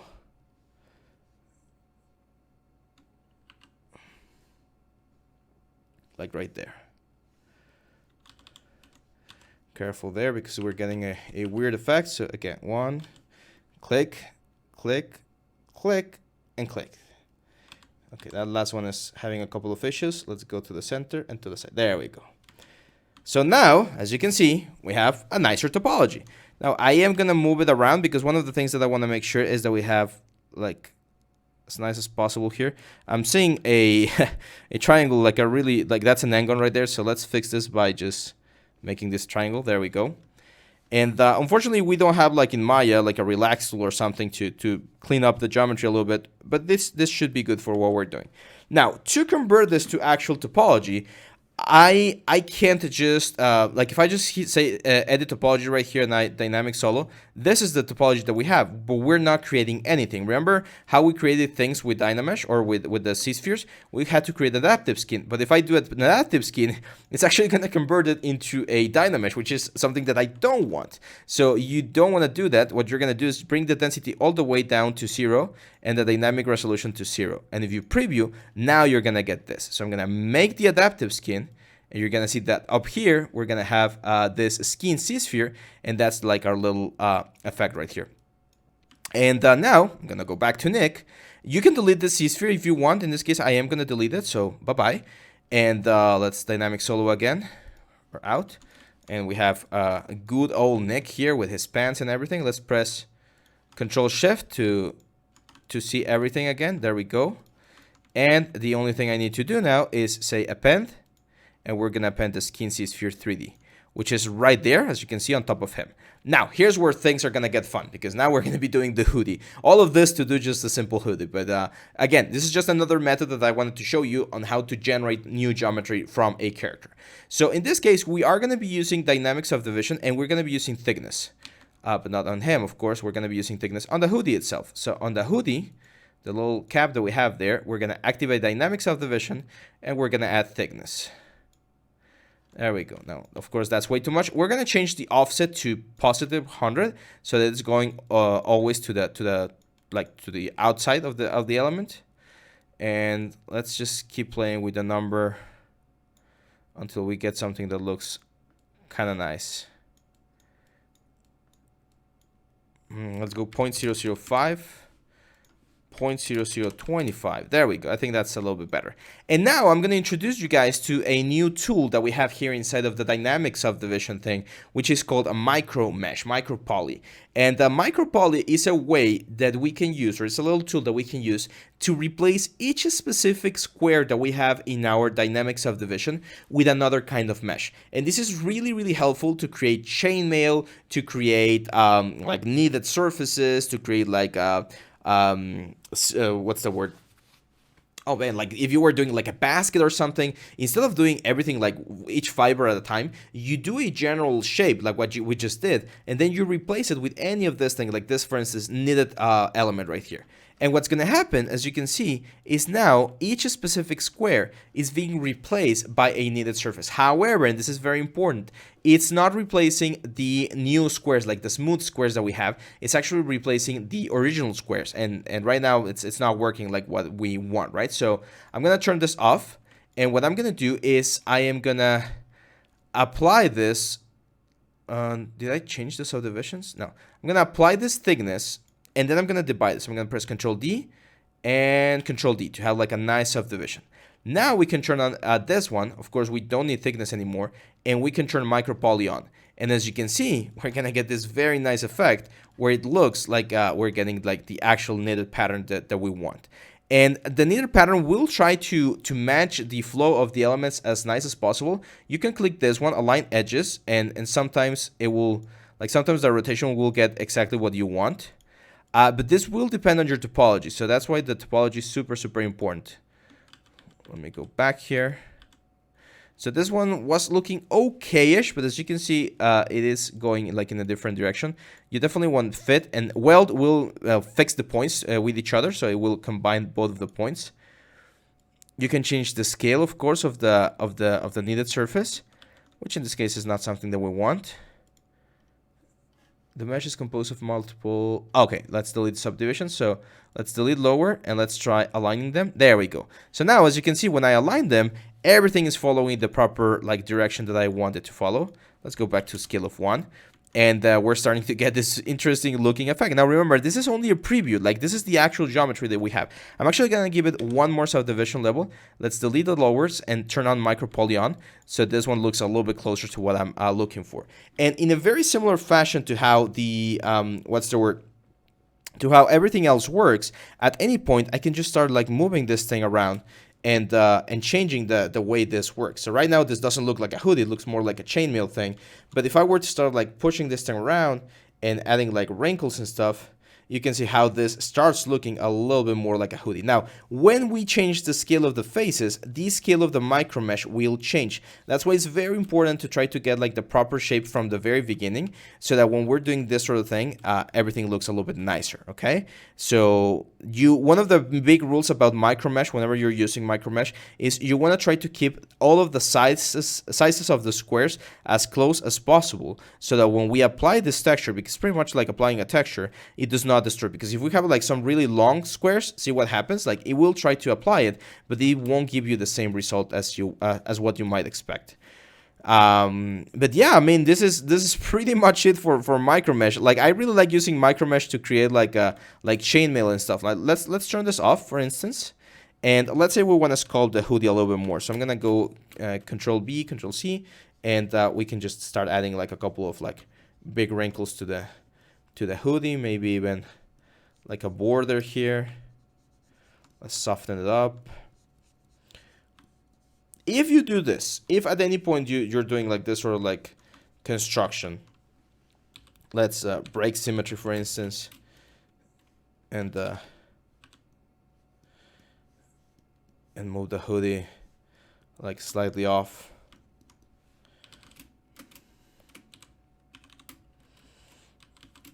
There we go. We're just using a little bit of clay buildup here to, again, change the form of the hoodie, give it a little bit more organicness in general. And now, yeah, the hood looks a little bit better. We can, again, turn on micro poly, and it's going to look interesting. However, you are going to see that certain areas might not look exactly like you might expect. But that's pretty much it. Now, if you do want to convert this geometry into actual geometry, it can be done. However, it will be very, very heavy. Some people like to use this for like normal map baking or for 3D printing. The only thing you need to do is, again, just apply. And now, as you can see, we have 1.134 million polygons, and that's giving me all of the micro mesh that I can have over here. And again, this is a really, really handy technique. Let me show you here with like a sphere. So I'm gonna go here to this sphere 3D. If we want to do like a chainmail thing, let's make this a polymesh 3D. We can go, again, dynamics of division, turn micro poly on, and when you turn it on, you get this. And let's say like this, we get like this chainmail, like this chainmail linked. And there we go. Like we have chainmail. Like every single square on our object has been replaced with a chainmail pattern. And now if this was like an armor piece or like a shoulder pad or whatever, you would have this effect. And if you apply, of course, all of this information, 2.5 millions, it's a lot, of course, but all of this geometry will be now on your character, on your sculpture.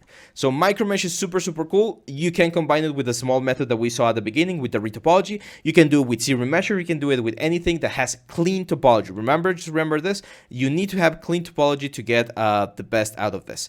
So that's it, guys. Small chapter this time around. This chapter 7 is just a little bit of a wind down, just going over some important tools before we jump onto some of the main things. So chapter 8, we're going to be focusing on polypaint. We're going to be texturing a very cool character. I'm going to be showing you a little bit of color theory and how all of this like works together. And then chapter 9, it's going to be just some I call them specific tools that might not be used all the time, but they're really cool and you should definitely know them. And finally, we're going to get to chapter 10, which is going to be our alien project. Very, very cool one, where we're going to be applying every single thing that we've learned so far. So hang on tight, and I'll see you back on the next one. Bye-bye. Hey guys, welcome back to another video in this series. Today we're going to start with chapter 8, basic color theory. And believe it or not, we're not going to be taking a look into Zbrush just yet. We're going to be talking about a little bit of color theory because we're going to be using this for the creation of our characters, or the paint of our characters rather. So color theory is a very interesting topic. Of course, this 10-15 minute video won't be enough to cover every single intricacy inside of the color theory, but I just want to give you guys a quick rundown of why it is important and why you should study it and why and how we're going to be using it for our own benefit. So the first thing that we need to understand is that there are two types of color theory. In school, we're usually taught this thing called the active model, which is red, green, and blue. We combine, no, sorry, it's not actually that one, this one. The red, blue, and yellow. We're taught that these are like the primary colors, and that by combining those colors, we can get pretty much any other color in the color wheel, right? Well, the thing is, in 3D, we're actually going to be using the RGB method because we're working with light. Our monitors, our screens, they emit light, so the way that color behaves in a monitor is different than the way it behaves with like traditional paint or in the real world. So we're going to be using RGB, or mostly RGB, when we talk about our colors inside of the screen. Now, color has three properties, and this is probably one of the most important and at the same time one of the most confusing things for people. The properties of color are as follows. Let me look for like a nice color we can use though, because I don't see any. Okay, let me just look for it. So the three properties of color are hue, saturation, and value.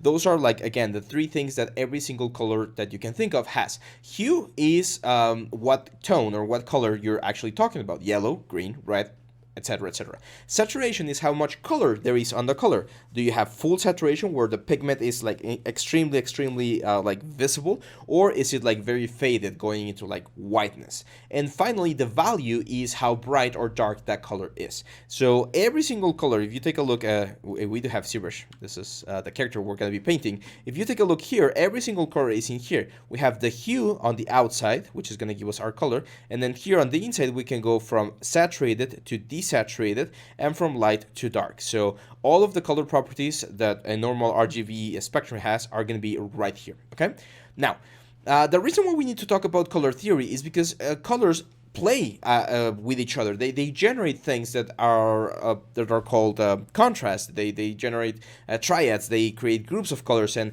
if we know how those groups generally work, it's going to be very easy to create amazing contrast and amazing compositions in our scenes. So the color wheel is usually like make this way. Oh, no, I don't want that. Like this. Let's go. So this is the color wheel. This is how it's usually arranged. And on the three corners, or in like this 3 points, we're going to have our primary colors, yellow, blue, and red, the ones that we are taught in school.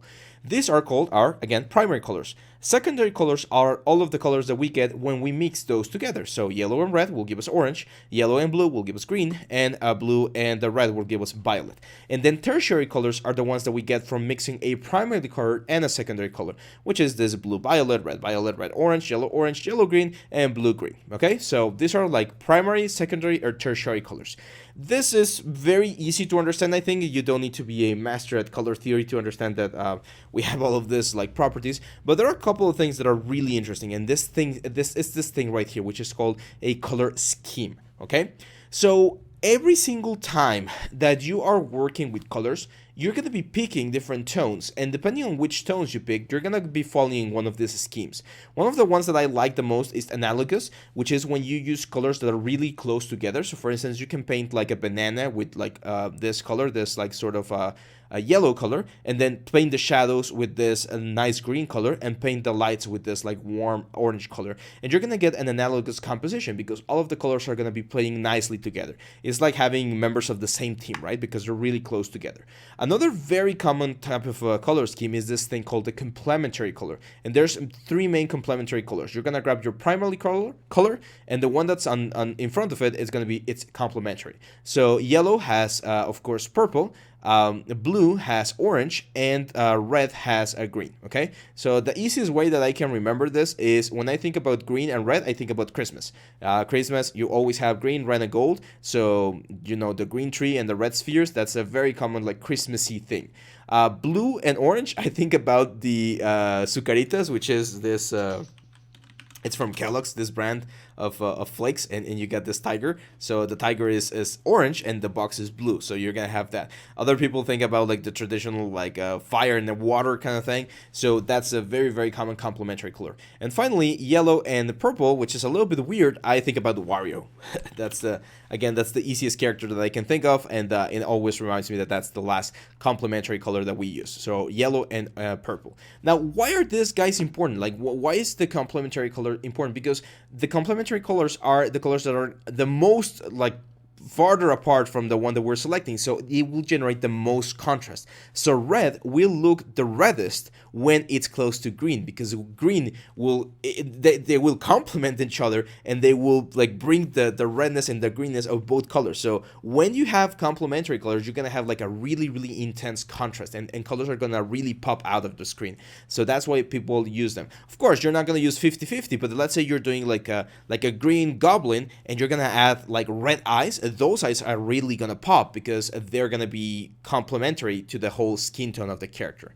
A split complementary is a little bit more advanced. You grab your primary color, and then you select the two ones that are in the complementary.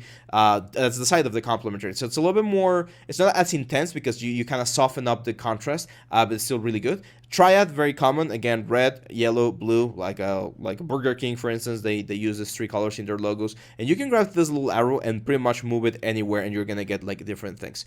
So that's like a basic of the color wheel and how we're gonna be using it to our advantage. Okay. Now, another thing I want to talk about is a little bit of a painting technique. So this has to do a little bit more with like miniature painting. So if you've ever seen like the things that people can do with miniature paintings, like for D&D and stuff, there's some amazing things out there, like this kind of stuff right here. And we're going to be using some similar techniques because it's a very similar process to what we're going to be doing. Now, we're not going to go as stylized as this guy's right here, but there's three main things that we need to think about, and that is the base color of the object, the light that hits the object. You can see the highlight here, the white like rain light that we have on the cloak, and then the dark like shadowy area. So we call those highlights, and we call those washes when you add the shadow on the well, that's one way to do it, of course, when you place the paint inside of the crevices of your object. So we're going to be using some of those similar techniques, and now it's time that I introduce you to the project that we're going to be working with, which is this character right here. This is a character that I did a couple of months ago, and that's supposed to be a tiefling from, again, Dungeons & Dragons, so it's like a demon person. He's a good one. He's a good guy, though. He's trying to get rid of his past, and we're going to be using him as our dummy to paint him and create some amazing tones. Now, before we jump onto the actual painting of the object, I need to teach you how painting works here inside of Zbrush. You can see that this is a really high level of sculpture. We're at 3.7 million points, so it's quite dense, which is one of the things that we need for this to properly work. We need a lot of resolution for our paint to work, because the way this works is as follows. Let us grab one sphere right here and make it a polymesh 3D. The easiest way for me to explain this is as follows. I'm going to change this. I'm going to get rid of CAD, and I'm going to turn RGB. Now I'm gonna go into color and I'm gonna say fill object. So now what just happened is I filled this object with this white color. So if I change the color now on my little color wheel over here, you're gonna see that nothing happens on my sphere, which is exactly what I want. Now if I select like a red color and I have RGB turned on with RGB intensity set to 100, when I start drawing, you're gonna see that each vertex of all of the faces that I have will get this nice red color. And this is why this thing is called polypaint, because it's not painting a UV map, it's not painting a texture, it's painting the actual vertex, okay? So if I were to give this more divisions, Control D, then my paint's gonna look even better. You can see how smooth my brush looks now because we have more points. So that's one of the first things that you need to remember about polypaint. The more polygons you have on your object, the nicer the polypaint is gonna look. Now, can we transfer this polypaint to a traditional texture map to use somewhere else, like in Marmoset or Unreal or Maya? Yes, we can, and it's rather simple to do. However, you will lose some quality. You will never have the same quality that you have on a pixel than what you have on a vertex, right? Like if you have a 10 million polygon and you have 10 million vertex colors, it's gonna be way nicer than a 4K map, for instance. There are some technologies. One of them is called PTEX. It's a little bit more advanced. We're not going to be covering it, but there are ways in which you can actually texture objects without UVs and just texture directly onto the vertices. However, I would say 99% of the industry uses UV maps, and that's what you should be learning as well. So that's the main drill. Now, in a traditional like painting, there was this show called Mask Off or Face Off. And I really like this show because it was a creative show where they had to do traditional makeup artists and create like creatures and aliens and stuff. It was super impressive because they had like very little time to create amazing stuff. And one of the tools that they used the most was an airbrush. So you probably guys, some of you might use an airbrush. I've been wanted to try one myself, but they're a little bit expensive, and I really can't justify buying one of the nice ones. And but airbrushes allow us to control the flow of the paint, and they do this very like mist-like process, right? So instead of having like this very like harsh effect like this, like a line that's gonna be very obvious that's just a line, we're gonna build our standard brush so that it closely resembles an airbrush. So I'm going to change the stroke to color spray, and I'm going to change the alpha to alpha 07, which is dots. Now, when I do this, as you can see, this is going to look a little bit more like a brush, like an airbrush. We're going to get this very nice effect. Now, the color spray has a nice little setting that we're going to be using to our advantage, which is called, right here, it's called color intensity variance. So if I change this, if I bring this all the way up, I'm gonna get like this clown effect where I'm getting a lot of different points and a lot of different tones. And if I keep it low, like let's say to like a 0.3, I'm gonna get a lot of different reds. So you can see that there's a couple of reds and a couple of oranges and a couple of like yellows. So we're keeping like an analogous effect, and we're getting a little bit more variation on our skin tones, on our elements. So that's it. You need to make sure that you have your standard brush set up. This is the tool. You're gonna find this in your palette. It's gonna be called Tiefling Start. So just open this tool, set up your standard brush so that you have your color spray and your alpha ready, because now we're gonna start with one of my favorite techniques, which is called the clown technique. So I'll see you back on the next video, guys. Bye-bye. Hi guys, welcome back to the next part of this series. Today we're gonna start with the clown technique, and this is a technique that has been taught for a long time. It's a very famous one. Again, traditional makeup artists use this one as well, and we're going to be using this airbrush to fill our character and start adding very nice, like a rich skin tones to the whole thing. Now, of course, we need to find a little bit of a reference. So if we were to look tieflings in the in the internet, you're gonna find that there's a lot of variation. Some people like having them blue, green, red, orange, whatever color. And I'm actually gonna allow you guys, or not allow you, I mean, you're free to do whatever you want, right? But I'm gonna encourage you to pick a different color than the one that I'm using so that you can try the color theory things that we're gonna be talking about. So in my case, I think I'm gonna go for like a purple color. I really like this purple tone, and what I'm gonna do is as follows. I'm gonna look my color wheel, so let's look for color theory, and I'm gonna take a look at what the complementary colors are for the color purple, right? So the first thing I need to do is, of course, I need to select a base purple.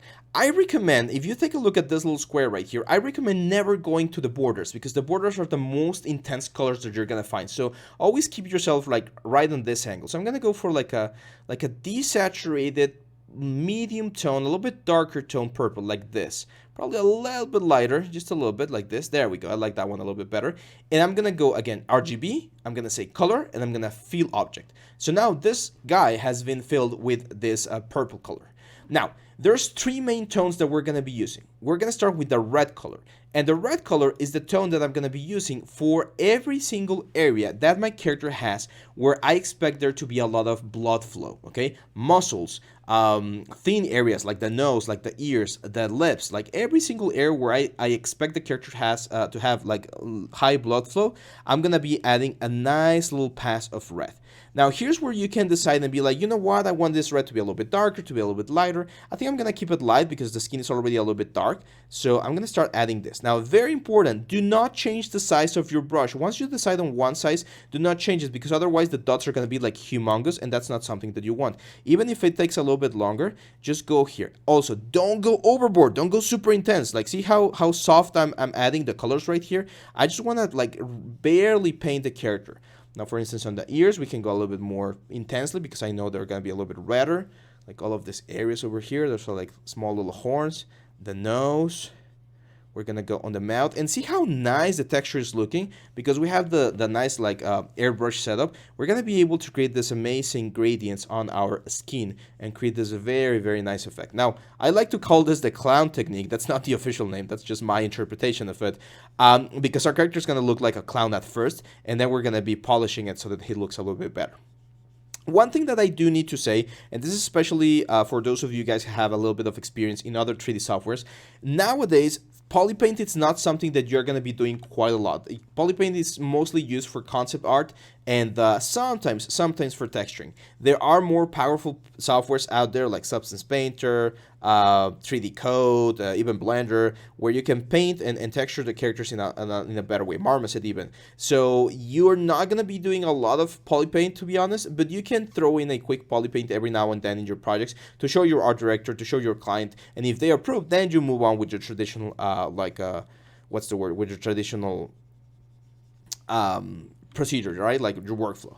So there we go. Again, the reds are going to be in all of the areas where I expect there to be a lot of circulation. So when you see like big muscles like this, like the masseter, like here in the mouth, I would expect to have a lot of blood flow. So I'm going to be filling this with a lot of red, Doesn't really matter if you go like, even if you go like super overboard, just don't go like all the way. You can go like really, really intense, but don't go all the way because then it's a little bit difficult. It's going to be a little bit difficult to pull it back. So there we go. Now, that's the first color. The second color that we're going to pick is going to be our crevices. And here's where, in my case, things are going to be a little bit different. Why? Normally, if I was painting like a traditional human skin, I would be using like a deep purple or like a deep blue for all of the crevices. But in this case, this guy is already purple. So we need to pick a color that gives us like a nice effect without really like doing something weird. So I think I'm going to go for like a blue. Let's try a blue and let's see how this looks. So the crevices, yeah, the blue looks nice. I think I'm gonna go a little bit darker though. And the blue will allow us to give it a little bit more depth on areas where I would expect there to be like crevices, like the inside of the nose, a little bit here on the lips, for instance. And again, you don't want to overdo it. You want to keep it like simple. You want to keep it soft because we're building layers. And this is one of the cool things. This is why this technique is so effective, because by doing this in this sort of like layered way, the reds that we had before are now going to start combining with the blues, and they're going to start giving me some very nice deep purples that would be very impossible to get like by hand. So these blues now that I'm adding here on all of these places will allow me to nicely blend everything in my character. Look at that. So a little bit here. This is where all of this like crevices that we have here on the horns. It's looking like a devil, but don't worry. We'll bring the purple back. Right now, this is just the construction of the character, so don't worry. I also like to add a little bit of the color pretty much everywhere just to have something, because otherwise things start becoming a little bit too, again, monochromatic. So we're going to go something like this. There we go.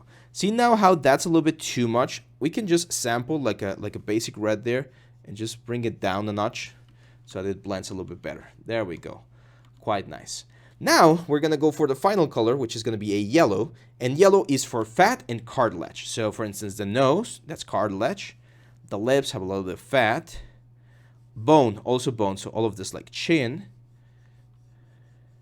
Of course, the horns, we'll talk about the horns later, but all of these little like horns that we have here, probably going to be like yellowish. All of this area, a little bit on the nose, have the clavicles down here, like the spine on this side, this guy right here, like the whole skull. Again, I always like to add even just a tad bit everywhere, but there's going to be areas where this is going to be a little bit more prominent. The zygomatic arch, of course, so all of this, the eyebrows.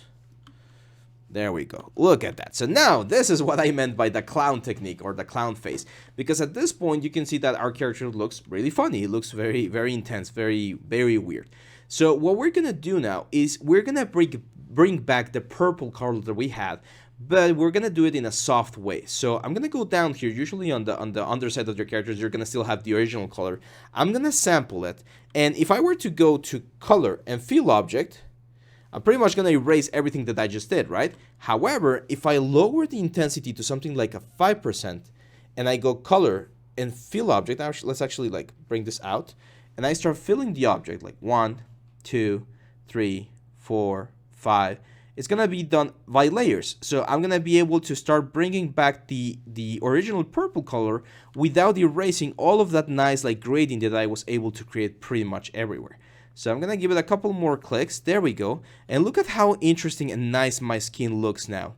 This is the kind of effect that we want to achieve, because as you can see now, we have a nice gradient, a nice transition pretty much everywhere that we're going to be able to blend now to create an even more interesting effect. So I'm going to sample, for instance, like this nice purple color here, and I'm just going to start blending.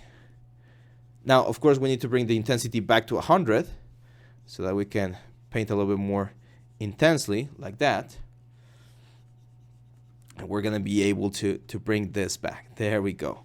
So now, as you can see, the skin of our character, and one easy way to do this, or to check this, if we go to flat color, we're gonna be able to see this. Now, I can immediately tell here that we're getting like the splashes of red, right, in several areas. So I'm gonna use this sort of like very soft purple tone that we have here to fill in all of those gaps, because I do want to have like big blotches, but not as big. Everything should be like slightly faded. So you can also go here into flat color and use it as an indication to know where to blend your color. So for instance, that blue, it's a little bit too intense, so let's sample it, and let's just use the same color of the blue to kind of like fade it out, because I do like it. It's just a matter of in certain areas, it's like the transition from one color to the other, it's very, very obvious. So I'm just gonna start using the same color to fade it out into different directions.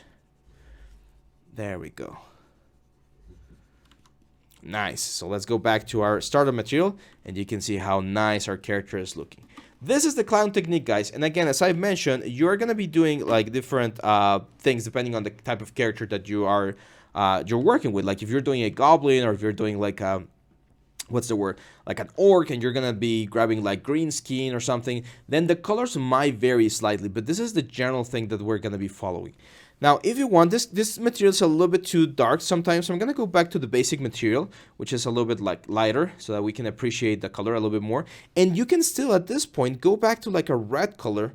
I'm going to keep it like a little bit analogous. And if you want to like touch up a couple areas, just be very, very soft here. You can even like decrease the RGB intensity to like 37% or something. And you can touch up a couple of areas, for instance, the nose. Let's add a little bit more color to the nose.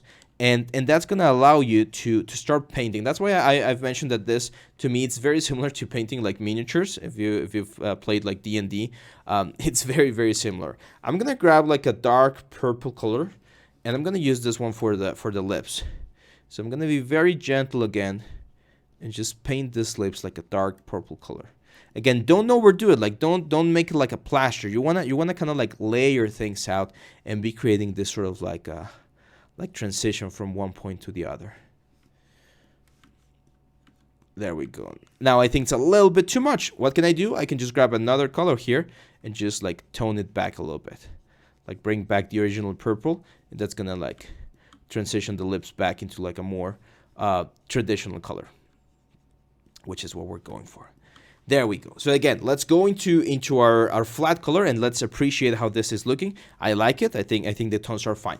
Now, one thing that we're seeing, like we can see all of the crevices and all of the elements here in our character, but we're not really seeing them once we go into flat color. Like it looks really flat, and I would like things to look a little bit nicer. So I'm gonna be adding something called an ambient occlusion pass, or like a cavity pass. And the way that we're gonna do this is with our masking tools. We've talked about masking things before, but we've not done like advanced masking. So we're gonna jump down here to the masking tab, and we're gonna be using this thing called mask by cavity or mask by ambient occlusion. We're gonna start with mask by cavity, and then we're gonna click mask by cavity, and something's gonna happen here. Let me go into the flat color so that you can see. What we've done here is as the name implies, we've masked all of the cavities of our character. And it's really fine. We pretty much mask even like the pores and the lines in between the elements. We can change this. If we lower the intensity here, for instance, for the mask by cavity, let's go to like, I don't know, 90%, and we mask by cavity again, or let's go even lower. You can see that we only mask certain cavities. So you're going to be able to change this thing around. You can also change which cavities we're looking for. So if we push this curve like out, you're going to see that we get a little bit more of the mask because we're looking for this kind of profile on our character. But what we're going to be doing with this is I'm going to press Control and click to invert the mask.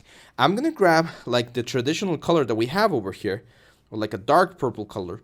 And with a low RGB intensity, I'm going to be filling the object. So I'm going to say fill object like 1, 2, 3 times. Then when we take the mask out, you're gonna see that we're getting a little bit more definition on all of those crevices that we have. So that's gonna give me more depth. I'm gonna do a couple more times. So 1, 2, 3 more times. And as you can see now, in the flat color, we're actually seeing more of the detail for our characters than what we had normally. So this is going to give me way more contrast. Let me go, let's go here in the basic material. It's going to give me way more contrast, and our character is going to start looking quite nice. Okay, so that's one trick that we can use. I'm going to stop the video right here, guys. We're going to now jump onto adding a little bit more details with to the overall character, and we're going to add, more texture, more elements. There's a couple of things I want to show you about, like the scars and blood, how to do the little horns and stuff. So yeah, just hang on tight, and I'll see you back on the next one. Bye-bye. Hey guys, welcome back to the next part of our series. Today we're going to continue with the poly paint, and we're going to be adding more details to our character. So the first thing I want to add, as you can see here, if we go into our flat color, you're going to see that the overall lighting situation for our character is pretty much the same. Now usually you want to keep it like that, but if we want to like really push this concept, we can actually use some of our colors to add more light and more shadow to other parts of our character. So for instance, I can grab this color right here, go a little bit lighter, like this pink light, and kind of like if I was wearing or using makeup, I'm gonna push the pinkiness of these areas a little bit more. Let me see where my RGB intensity is. There we go. There we go. So see how we can push that? It's gonna be really solid. So I'm just gonna kind of like highlight some of the like the upper points of my character. I can even do that a little bit here on the cheekbones. And it's again, it's kind of like using makeup, or like if we were adding makeup to our character. I think it's a little bit too much, so let's bring the RGB intensity back. And very softly, we're gonna highlight a couple of the areas of our character. That's gonna really bring him up into like a nicer effect.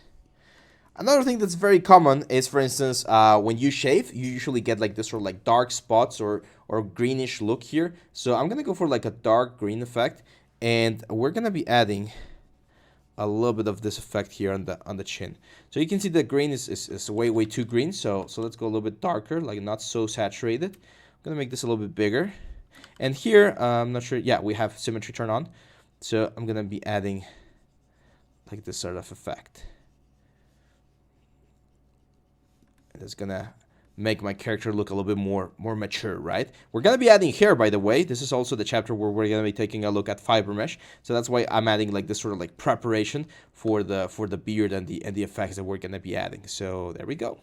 Let's add a little bit of that over here, and that's it. Now we have this nice little cut right here, and that's where blood would be really good. So I'm gonna go for like a darkish red, and very softly, I'm gonna start painting this with this red blood. So we're gonna go right there. Now, unfortunately, I had symmetry turned on and there's no symmetry for this scar. So I'm going to go back, turn symmetry off, and it's just a matter of adding this paint color right here. So I'm guessing this is a fresh wound because otherwise it wouldn't be as red as what we have right now. So that's why it's like super, super intense. And usually like the skin would get a little bit red on the sides. So in this case, it would be like a little bit pinkish, like freshly cut skin. Let's go a little bit redder. Because you usually get a little bit of inflammation on the sides of a cut. All of your defense cells, your white blood cells, doing the fight so that you don't get an infection. And there we go. That looks pretty cool. Animals. I know I'm not saying that this guy's an animal, but animals usually have like some like skin effects. So here's where I might go with like some bigger dots and add a little bit of texture, like on the scalp, pretty much. Like we can add some interesting spots here and there, just to add, you know, some visual interest to the skin. I want the skin to have some sort of like weird look. Let's make it a little bit darker. We could even grab, like, change this to drag red and change this. There's like this alpha 25, which is like weird skin texture. It's a little bit too much, I think, so I'm gonna just bring the intensity way down. Just like a little bit of like branding. Well, it's not a brand, but it's, you know, something there. So it's a very, very, again, cool way to add variation to our creatures, to our characters, so that we get something nice out of them. There we go. Now, another thing that we can do, of course, is add like marks and branding. So again, I mentioned this guy was he's supposed to be like a demon from hell, who's trying to redeem himself, kind of like Hellboy. So we could add like a tattoo. So what if we were to go here to the side of the mask, and what I'm gonna do is I'm gonna draw a mask. I'm gonna draw like this weird runes going on the side of his head, of his eye, kind of like Mike Tyson. There we go. And then you can just invert this. Let's select like a blue color, like a nice, like kind of shiny blue color. And with a low intensity, 24 seems fine. I'm just gonna fill the object, probably twice.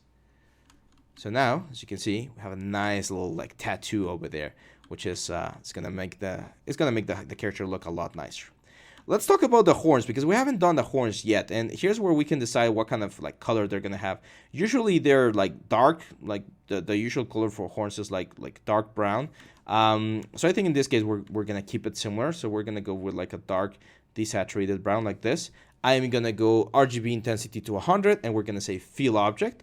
And unfortunately, this one's like they don't really benefit a lot from what we're doing with the airbrush. They benefit a little bit more from what we just saw, which is the cavity masking. So I'm gonna go again here and mask by cavity. You're gonna see that we get all of that effect. Let's invert this.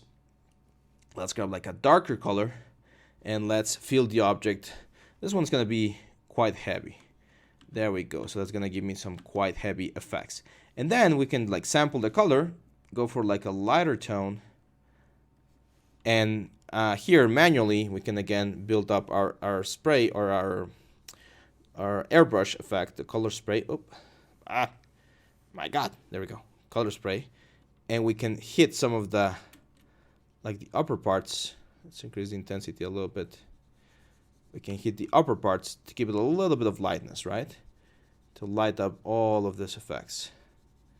So it's kind of like if we were painting the light in. We're not really like creating a gradient or anything. It's more again like painting the light in. And we can go a little bit higher and a little bit lighter. Give it another pass like up here. And again, that's gonna make the horns really, really shiny. If we need to tone it down, we just need to grab like the original tone and just like fade it out a little bit. Use it to kind of kick the color back and blend it back to the original color that it had. Now this is the kind of color that I would need to add to this little horns right here. So I'm gonna go back to the little guy here. Let's increase the RGB intensity so we can paint this little like incrustations here.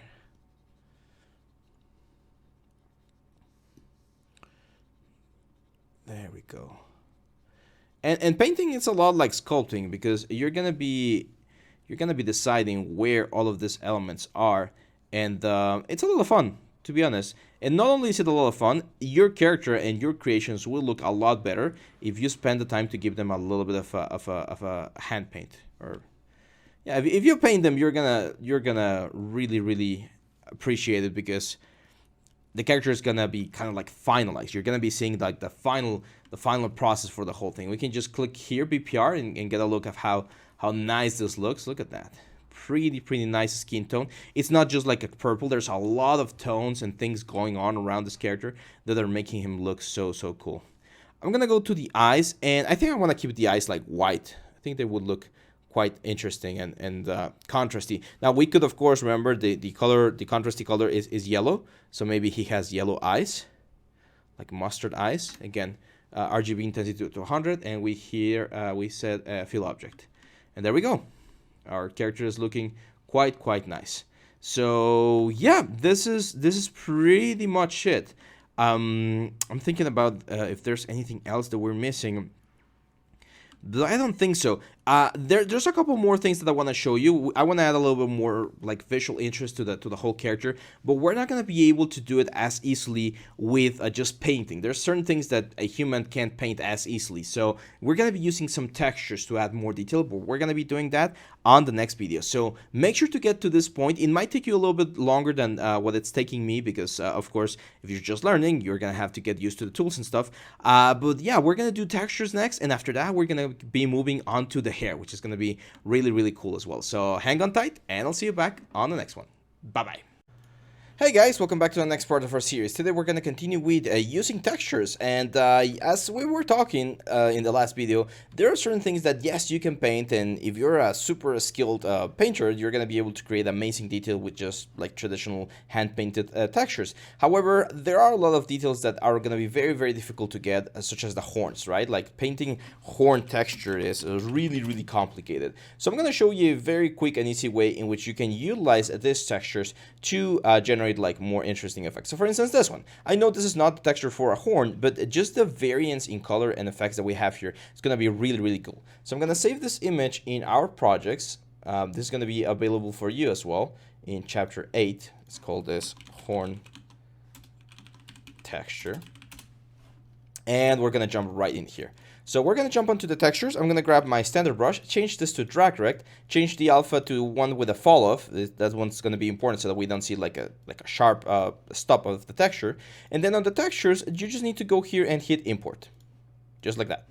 You're going to select the texture, hit open, and once it's imported, you just select it here, and there we go. So now if you drag and drop this texture, as you can see, we're going to be able to get this amazing effects. Now, the only problem, of course, is that since our RGB intensity is set to 100, we're pretty much overriding every single thing that we did before. And I really like the tones, so I'm just going to move this thing down. I'm going to go back to RGB. Remember, we don't want to paint the texture really.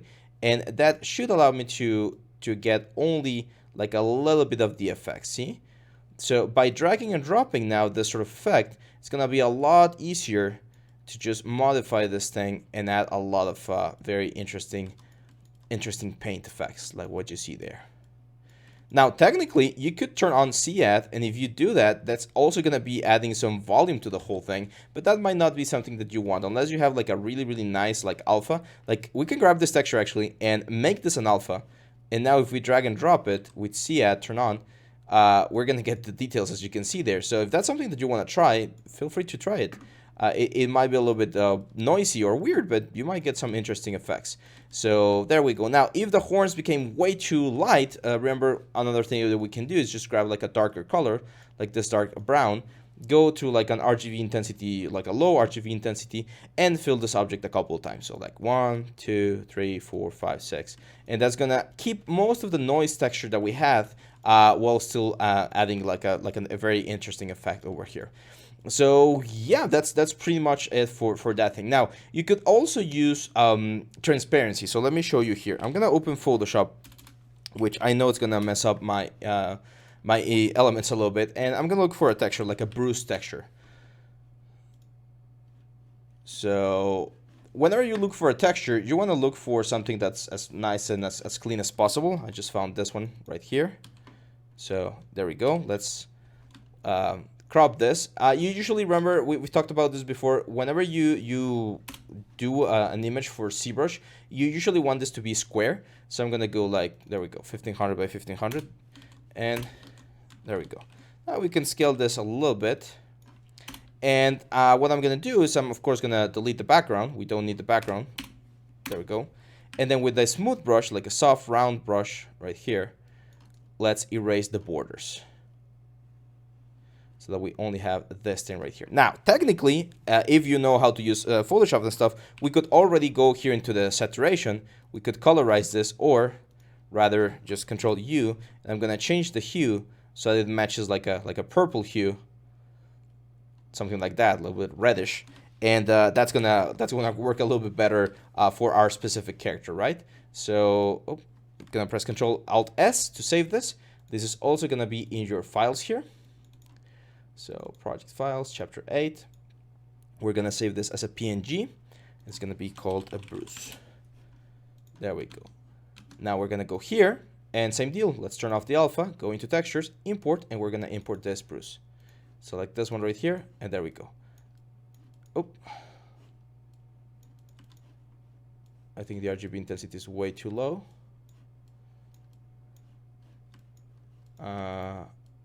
There we go. Now, as you can see, it's actually grabbing this thing right here, which is not something that we want. Here's where having an alpha would be very, very handful. So I'm gonna add a new layer here.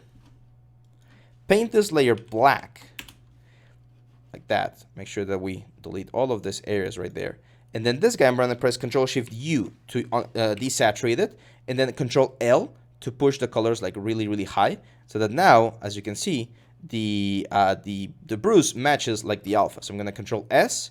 I'm gonna save this as a PNG as well, and this is gonna be called Bruce Alpha. So now we go back into ZBrush, we go into our alphas, we import the alpha, and we select this one right here. And that will make sure that only, as you can see, the Bruce is being applied to the skin. So we pretty much cut the thing using our alpha, and this is giving us a nice result. So maybe, I don't know, like over here. Again, I would probably bring the RGB intensity down so that we don't see it as much, but there's gonna be like a slight like mark in a couple of the character's face. And again, this sort of texture is the texture that it will be very difficult to paint. Like, you could try it, of course, but it's gonna be really complicated to get like such nice variations of tones in a fast way. So yeah, I mean, that's pretty much it, guys. This is, again, a short video just about how to use textures here inside the ZBrush. Super simple. I usually only use textures when I need to do this sort of thing, or if you remember back then when we were using the axe for the image plane, for the import image, that's another use for the textures, because normally I would use things like Substance Painter to create realistic textures. So I'm gonna stop it right here, guys, and in the next one we're gonna talk about the principles of fiber mesh, which is the new like system that we're gonna be taking a look, and then we're gonna do a quick like beard groom for this guy right here. So yeah, hang on tight, and I'll see you back on the next one. Bye. Hey guys, welcome back to the next part of our series. Today we're going to continue with fiber mesh. So before we jump into fiber mesh, I just wanted to give you guys a little bit of a rundown about hair, because hair is one of those things that a lot of my students have questions about, and there's, well, different ways to handle it. So the first thing is sculpted hair. So that's probably the easiest one for any beginner to start like getting their hands into, and they're going to be able to create some amazing stuff. Sculpted hair has been around for like thousands of years. If you take a look at the old Greek and Roman sculptures, most of the hair there, or pretty much all the hair there, was sculpted. So you can get away with like very nice sculpted hair. It will take pretty much the same tools that we've used: clay buildup, Damien standard, blocking in the shapes, main forms, secondary forms. There are some like custom hair brushes like this one right here. Some of them are free, some of them you can get online. But yeah, so this is pretty much part of what you can get, right? So that's a sculpted hair, and it's really good. You're gonna be able to get amazing results. The best example, or one of the best examples that I can give you guys, is of course League of Legends. League of Legends, most of the characters, well, actually all of the characters inside of the game will use like sculpted hair. You're gonna see like the block of hair moving around, not in the concept art, not in the cinematics, but in the game itself. You're gonna see a lot of sculpted hair. Another example would be Fortnite. Fortnite has a lot of sculpted hair for their characters, because that's like the stylized look of it. The other type of hair is, of course, hair cards. And hair cards are really, really complicated to do. Well, not super complicated, but they are tricky. It's not like the easiest thing to do. They require a little bit more of a technical approach because you're going to be doing bakes, you're going to be like placing them. There's a special UV things that you need to take into consideration, and it takes time. That's one of like the big drawbacks about hair cards. It will take quite a bit of time to hand place or use some sort of plugin to place them around your character. Most of the games nowadays, especially if you want to go for like realistic games, are going to be using hair cards, and you're going to get amazing results like this one right here. They are expensive, they get a lot of polygons, they get a lot of texture, but they look really, really, really good. Now, the most expensive of all of them, or the most expensive type of hair, is of course like a realistic hair. One such example is, for instance, Ornatrix. Ornatrix is a plugin for Maya that does hair, specifically for hair. It's a really good plugin, not super expensive for what it does, especially if you're doing a project that requires a lot of hair, and it will generate like the actual fibers of the hair. That's one of the strong points about like this sort of systems, that you will create each individual hair strand, and most of those hair strands can even move with the wind. If the character jumps, the hair is going to jump and flow like realistically. Of course, this is really, really expensive. There are some games out there that use hair as a system, and you can see Witcher 3 did it with I think it was called NVIDIA Hairworks or something, but it is really expensive. You need like a lot of graphics power to be able to operate and simulate the hair, so not a lot of games actually do it. Most either go with sculpted hair or with hair cards, as we mentioned. Now, inside of Zbrush, we have this thing called fiber mesh, and this is super old as well. I can't exactly remember when they introduced this, but it was a long time ago, and it's really good for concept. It's not super great for production. There are some pipelines out there that teach you how to bring fiber mesh into Maya or into Blender and convert it to polygons or convert it to curves and create like your hair systems and stuff. But most of the great projects that I've seen with fiber mesh, they stay inside of Zbrush. Like they just keep it inside of Zbrush. You get a nice little concept, and then recreating it with other systems, you're gonna be able to rebuild the same effect. So fiber mesh is a hair system or a hair module inside of Zbrush, but the only difference, or the way it works, is that instead of creating curves, it creates very like fine and small lines of polygons. So it's like a really nice and small strip of a geometry that acts as a hair. So let me show you here real quick. I'm actually gonna go. Let's get rid of the color, and I'm gonna go to like a sphere 3D just to show you the general basics here first. And the way fiber mesh works is very easy. You're gonna mask out an area where you want the hair to grow, let's say right about there, and then you're gonna go into the menus here, and there's one menu called fiber mesh that we're gonna be able to preview. When you preview, as you can see, boom, we got like a buckle of hair, like a bundle of hair right there. In this particular case, it might be good for me to change the background here. I don't think we've talked about this before, but in document, you can change the range here to 0, and now the background is completely gray, and that's going to allow you to appreciate the hair a little bit more. And there's so many modifiers in here, like you wouldn't believe it. There's so many things that you can change. So let's start taking a look at some of them before we jump onto the actual grooming for our character. Well, as you can see right now, these are just polygon strips, and it does look like hair, but it looks like a very like spiky, like not so smooth hair. If you press BPR, or when you press BPR, what's going to happen is that Zbrush will convert, as you can see it right here. Let me get closer. As you can see it right here, Zbrush will convert all of those hairs into like a nicer, more like fine looking hair. Now, let's go over the modifiers. The first one is max fiber. That will tell you how much like fibers, how much hair you're gonna have on that specific area. Are you gonna have like a really dense like hair, or are you gonna have like a really small and scattered hair? Then we have the length, which is very, very easy to understand. It's this one right here. Now, here it's a lot bit easier to see how these are polygon strips. You can see like the bends, because right now there's an option right here on segments, and that's the number of segments per fiber. You can see it right now we have 3 segments, so the hair is really scratchy, right? So, however, if we press BPR, you can see that even though it looks very bad on the viewport, once we render here inside of Zbrush, it actually converts it to a nicer looking hair. So we're gonna be able to get away with like very blocky looking hair here, and then get nicer hair later on. So that's the length, of course. Then we have the length profile. This is important because this tells me how the length is going to be distributed. So if I were to change this like up here, you're going to see that it goes longer on certain areas. And then if I go over here, it's going to go shorter. So you can play around with this graph as well. Remember, if you at any point add a point that you don't want, you can just take it out by dragging and dropping it outside of the area here. Now, let's close this. The width, of course, is the same thing, like how wide the object is going to be, or the hair in this case. You can play around with that one as well. But let's talk about coverage, because this one's really important and it gets a little bit confusing. Coverage is how much area the hair is going to, well, cover. So if we make the coverage bigger, what's going to happen is the hairs are going to become thicker. So it's going to be more like rubber. So imagine we're doing, I don't know, like a mop or something, and you want to add like the fibers of the mop at the end. I'll probably go with like a really high coverage, so that we get like this really big, blocky, like they kind of look like noodles, right? So that's what you might want to get for your specific character or prop. Now, if you want like really thin hair, you're gonna go with like a really small coverage, and you're gonna see that this becomes like really fuzzy. So think about like an old man's hair; it becomes really thin.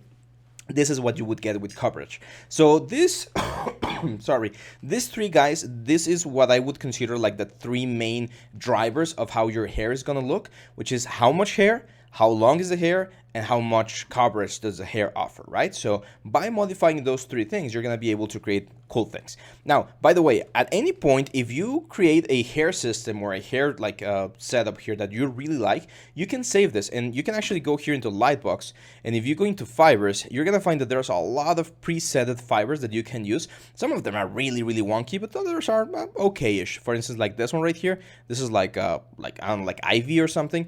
So there's some cool stuff in there, and you can again save this at any point as a fiber preset.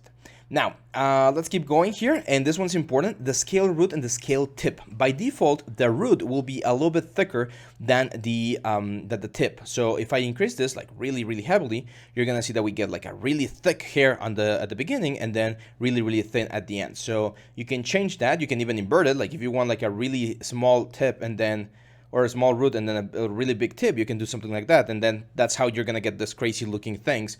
They don't look like hair anymore, it's more like antennas or something, but it's cool, it's fun to play around with these things. Usually your scale for the root is going to be like 1.25, and the scale for the tip is going to be like 0.5 or 0.75, so that you get like this tapering effect where the hair becomes like thinner, right? Which is something that happens very naturally.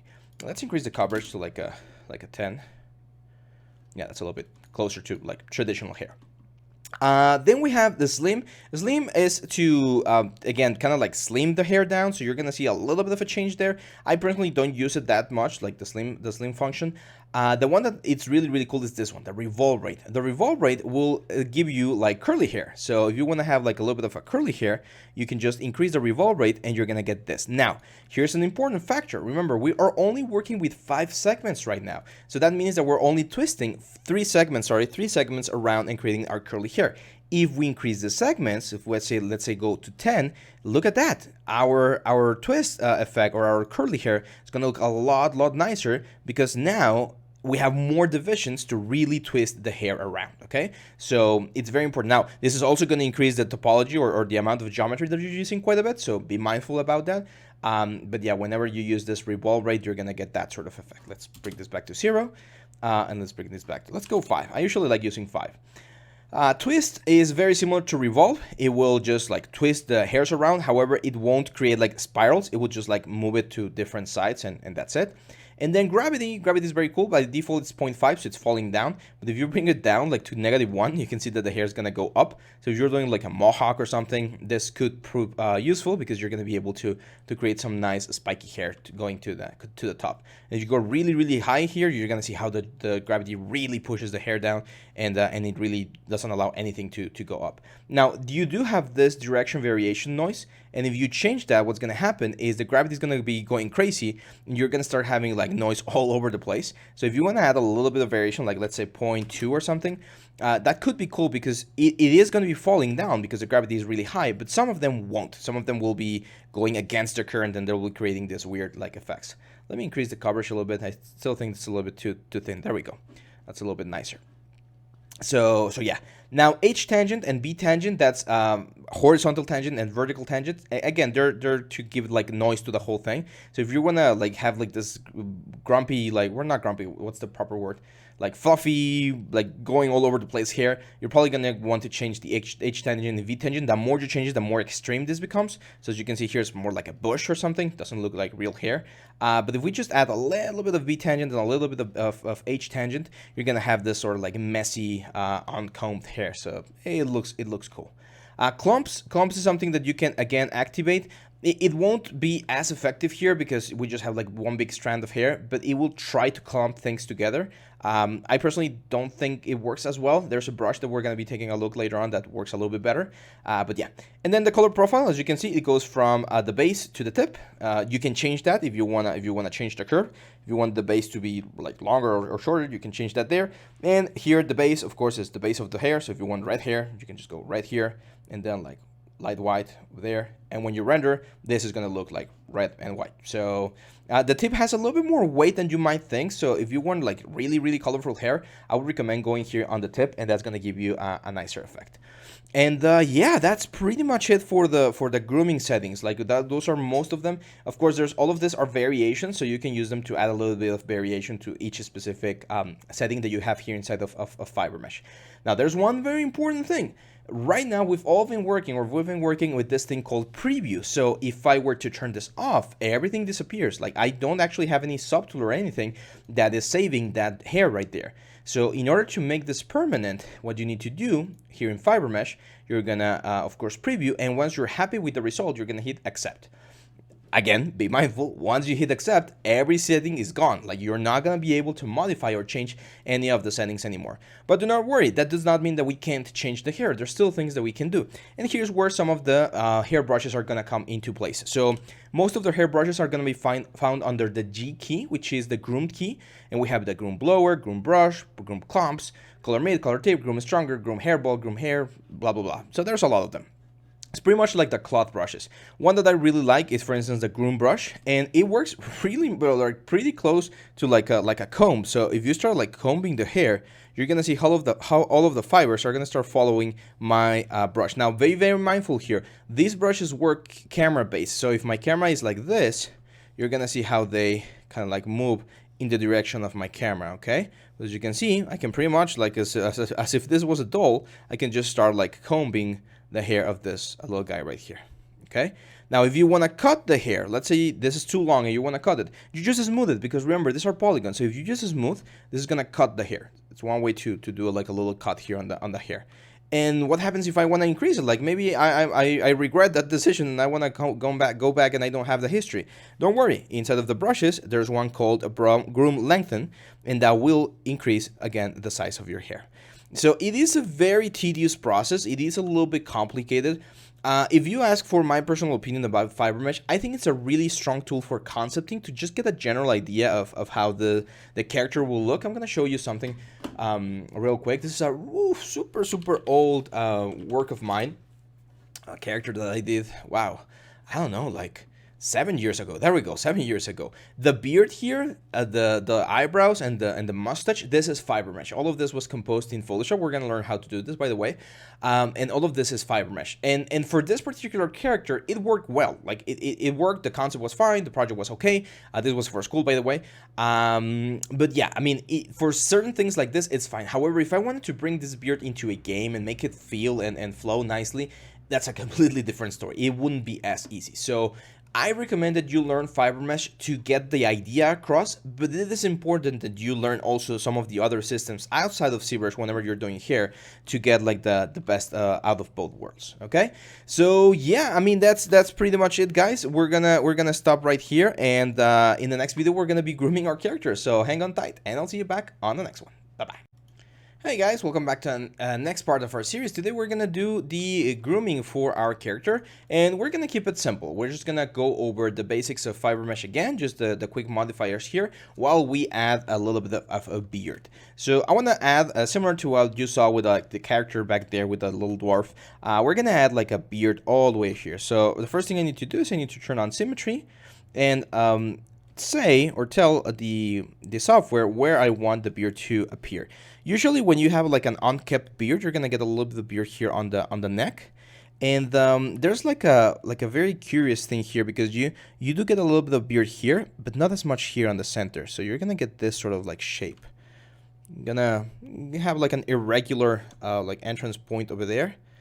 And there we go. So that's gonna be the beard. So we're gonna go here, we're gonna preview, and that looks interesting, but not exactly what we want, right? So the first thing I'm gonna do is I'm probably gonna give it a little bit more length.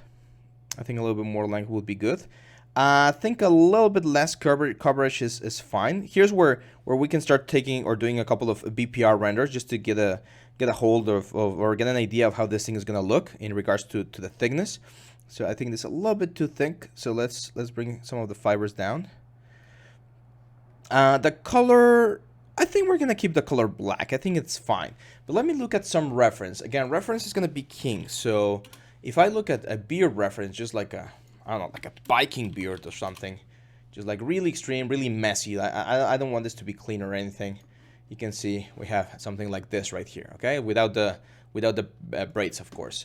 So the first thing I need to do is I'm probably gonna increase a little bit of H tangent and a little bit of B tangent to make the beard a little bit more messy. I'm definitely going to increase the gravity so that it falls a little bit more. And that's good. I mean, that for just like a basic beginning here for the beard, I think it's good. So I'm going to hit accept. And it's going to ask me this. This is something that we didn't get on the last time. And it wants to know if we want to have the fast preview option turned on so that the fibers look a little bit better. If your computer has good processing speed and you don't feel any like a bump in speed whenever you're working with fiber mesh, then just hit yes. However, if you feel like it's getting a little bit slow, just say no, and we're going to see the fast preview once we hit BPR. So here, I'm going to start by cutting the hair a little bit, and symmetry does work even though the fibers are not symmetrical. If it finds like things close enough together, you might get lucky and be able to cut some of this. So I'm gonna go now with the mesh lengthen or the groom lengthen. There we go. We already have it selected, and let's just lengthen this thing a little bit. There we go. I'm gonna go V, and we have, remember, the groom brush. So we have this like groom blower. The groom blower is very cool as well. It will kind of like puff the hair out. So if we want to have like really like puffy hair, the groom blower is really cool. In this case, I don't think it's the best idea. So let's go with the groom brush and just like groom the beard a little bit. Remember, this is camera base, so it's very important that we take a look at where the camera is facing. So all of the fibers are pointing where we want them. Otherwise, you might get some weird angles or weird results. There we go. I think I'm gonna reduce a little bit of the beard on this area. So I want the beard to be shorter where it starts and a little bit longer down there. There we go. The mustache is the one that's gonna really help. So let's go back to the character, remove the mask because the mask was still active, and let's paint on the mustache. So all of this area is where my mustache is gonna be. There we go. And we preview. Now it's gonna keep, or it's gonna save the same sort of the same settings that we had. So here we can, for instance, like bring the length down a little bit, maybe the max fibers as well. Mustache sometimes is not as heavy. And there we go. Let's see the length. I really like that length because I can see the lip and see how the mustache immediately changes the whole thing. So pretty cool, right? Pretty nice. So I'm just gonna hit accept. And this is the moment of truth, because now when we play or when we press BPR, we're going to be able to see how nice or not a deep beard looks, which in this case, again, for a concept piece or for something that we're just getting like the general idea of how we want things to look, I think it's looking pretty cool. So I'm going to show you one more thing that I think might be a little bit bizarre, but let's add a little bit of hair on the back of the character. So I'm going to select all of the back here of the character. That's going to help me with like having a nice silhouette. So all of this area. I'm not sure if you guys are in a country where hairy backs are common, but you know, in the world there are some people that do have hairy backs. I personally do not, but I know there are some people that do. So here we're gonna preview, and of course, actually that's really good. I think we can still like reduce the max fiber because we don't want as much. I am gonna increase the segments, and I'm gonna give it a little bit of twist. I am gonna give them a little bit more length. Oh no, not that much. something that looks okay like that. And again, we can take a look at BPR before we commit to the change. And it's looking okay-ish, but I think we can make it a little bit better. Let's remove some of the gravity.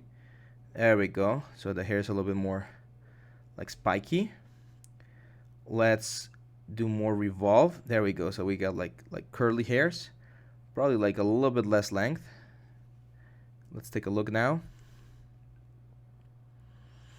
Nice. I like it. Looks cool. Maybe a little bit more fibers. Not that many though. Or a little bit less. It's just a small detail. I've seen some people do like the little peach fuzz that some characters have in their face sometimes. That's another nice application for fiber mesh. We could do like hair chest here. For instance, eyebrows. Eyebrows are one of those things that really that we can really benefit from. So let's go here again. Let's get rid of the mask. And let's do this. I strongly recommend that you give the eyebrows like the shape of an eyebrow. Otherwise, you're gonna get like Flanders from The Simpsons, like a really heavy eyebrow. So try to keep it like small and nice. Let's preview there. Here I am gonna change the gravity. There's not gonna be any gravity, so 0. Length seems fine. Of course, we need to groom them because right now they're going crazy everywhere, and I definitely do not want any revolve rate. So I'm gonna keep the revolve at 0 and twist at 0. I'm just gonna hit accept right there as is, and then with my groom brush, there we go, and symmetry turn on, we can like kind of push the eyebrows in the direction that they normally go. And as with everything, guys, the more time you invest in things, the nicer this is gonna look. We can do like a 10-hour course on hair, and this time because there's still a lot of things that we need to cover about Zbrush. But yeah, as you can see, that we can get some pretty nice results. I kind of like how that one was looking. I think they're a little bit too thick, so let's use a little bit of smooth to bring them back. And there we go. Not bad, right? Not freaking bad. So a little bit of back here now. One thing that's important: every single fiber that we've been creating, it's a subtool. So if there's a subtool that you don't like, for instance, like the hair in the back, we can just disable it or delete it, and you're gonna be back to what we have right here. Now let's just review something about the render real quick, because as you can see, we have like a very sharp render. It's like if we had like a spotlight or something. So I'm gonna go to lights, and I'm gonna move this light like a little bit forward facing, and if we take a render, we're gonna get the shadow of the hair, and again, it's gonna be like really intense. So we're gonna go to render, and if we go to BPR shadow, we can increase the angle of the light, and by increasing the angle of the light, what's gonna happen is that we're gonna get a softer shadow, which is usually what we would get with hair. So this is gonna look a little bit nicer. Now again, as I mentioned, you could technically like export all of these polygons to another software and render them as like these little lines and stuff, but it's really difficult. So that's why BPR, or in this case Zbrush and Fiber Mesh, really only play well together. So it's not going to be super easy to bring these guys into other softwares, and you're going to be kind of like stuck with whatever you can get here with in regards to renderings or with renders. Okay, but yeah, I mean, let's compare real quick where we started with this guy. We have this tiefling start. This is where we started. No color, no hair, no nothing. And now we have this full character right here that's it's full with personality. There's a lot more information here, and you can do as many hairstyles or as many variations as you want. You can change the skin. You're free to do as you wish. And yeah, that's one of the general processes for like concepting art. I know a lot of people. I have a very good friend who's an illustrator, and he does this kind of stuff with characters and then brings them into Photoshop and paints over them to continue doing like the concept art. And if the concept gets approved, then he can send this to like a modeler, and the modeler will use some of the stuff that he did here to save a little bit of time. However, most of the times, once this like hair goes into production, you're pretty much gonna have to recreate it using one of the proper methods. So that's it, guys. That's it for this one.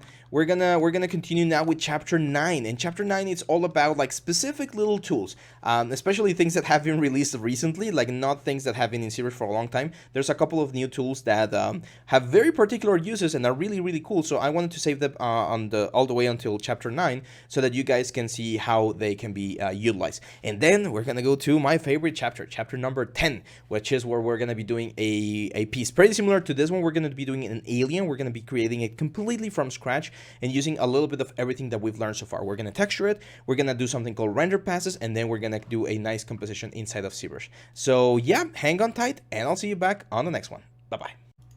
Hey guys, welcome back to another video in this series. Today we're going to continue with Chapter 9, and as I've mentioned before, Chapter 9 is going to be one of those chapters where we're going to be focusing, or we're going to be taking a look at specific tools that might not require like a full hour to explain, but that are really, really cool. So there's a technique in the sculpture world known as bas relief. You've probably seen this one in like ancient coins or murals or pillars and stuff, and bas relief is quite challenging. Like if you have ever tried to sculpt something like this, you know it takes quite a bit of time and effort to get this sort of like 3D effect. Thankfully, in one of the latest releases for Zbrush, we actually got ourselves a very nice thing that we can use to create stuff. So in your Chapter 9 file folders, you're gonna find this dwarf start, and it's this nice little guy right here. This is another exercise that I did for some of my students, where we were of course sculpting this guy. So I'm gonna go into subtool, and I'm gonna say all high, which is a way to just push this guy to the high subdivision level. As you can see, the hair still needs a little bit of detail, so I'm going to sculpt it real quick here. Let's just add like a couple of fibers here. It's going to add a little bit more detail to the overall thing that we're doing. And you can add as much detail or as little detail as you want. But as you can see, we have this nice little dwarf here. So I'm thinking about, you guys know that I love fantasy, so if we look for some like dwarven coins, you might see this sort of stuff, right? Like this kind of stuff, where you have like this very nice king here on a coin, and maybe you want to print them out or create like a series or something, or maybe for like a game there's going to be like a collectible that you need to find. So doing this sort of like dwarven king here in bas relief style would be very, very tricky. It would take a little bit of time.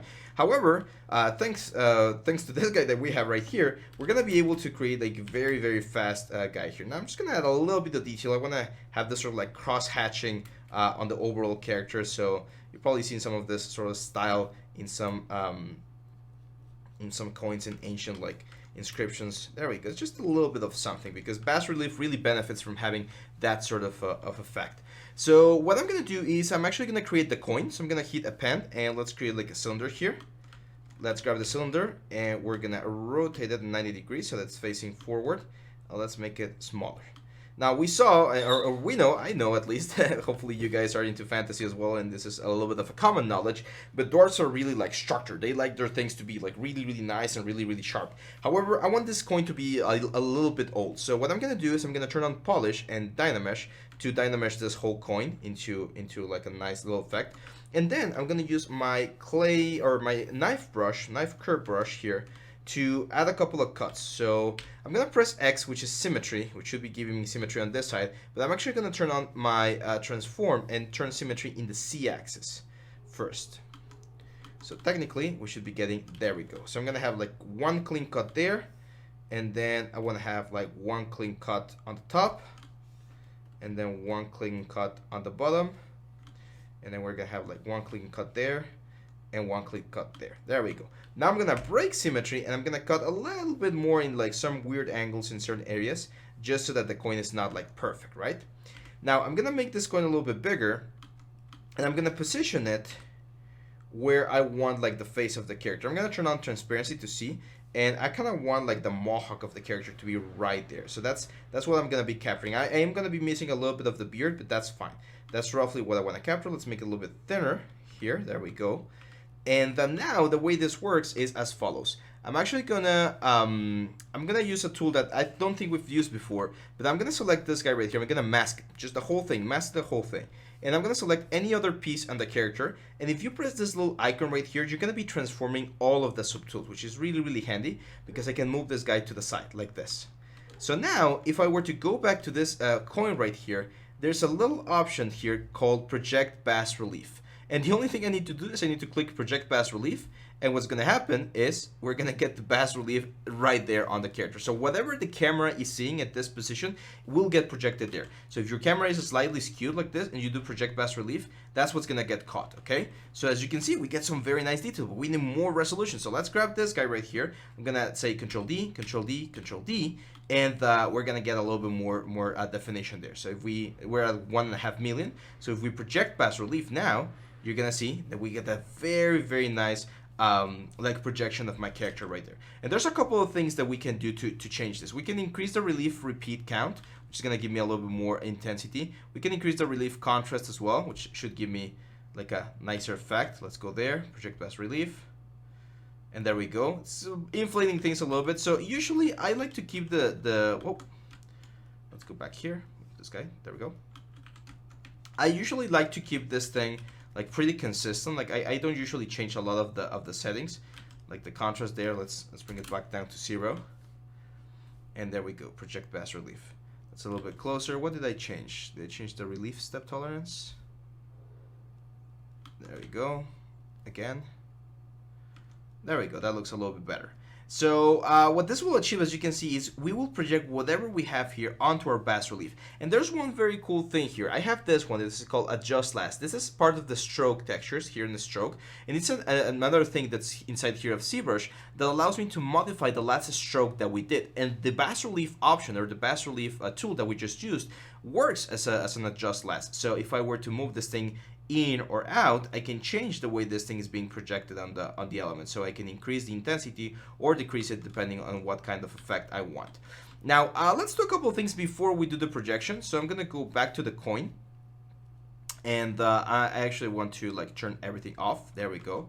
And I would like to add a little bit of detail to the coin, because right now it looks very wonky. So I'm gonna grab this guy right here. Unfortunately, we don't have, I mean, we do have a poly group, which could help. I mean, we could try and do like a let's go all the way down. We could try and do like a Q mesh or like an inset, but it's gonna be a little bit tricky, right? So here's where again live booleans really come into place. So I'm gonna clone this coin. Let's go here, and what I'm gonna do is I'm gonna duplicate this coin, and then this duplicated element, do not switch. I'm gonna scale it. Let's send to the pivot point and scale it. There we go. And now I'm gonna scale it in. Oh, wait. I have both this option selected. Let's go back there. So now I should be able to scale this down and scale it out like this.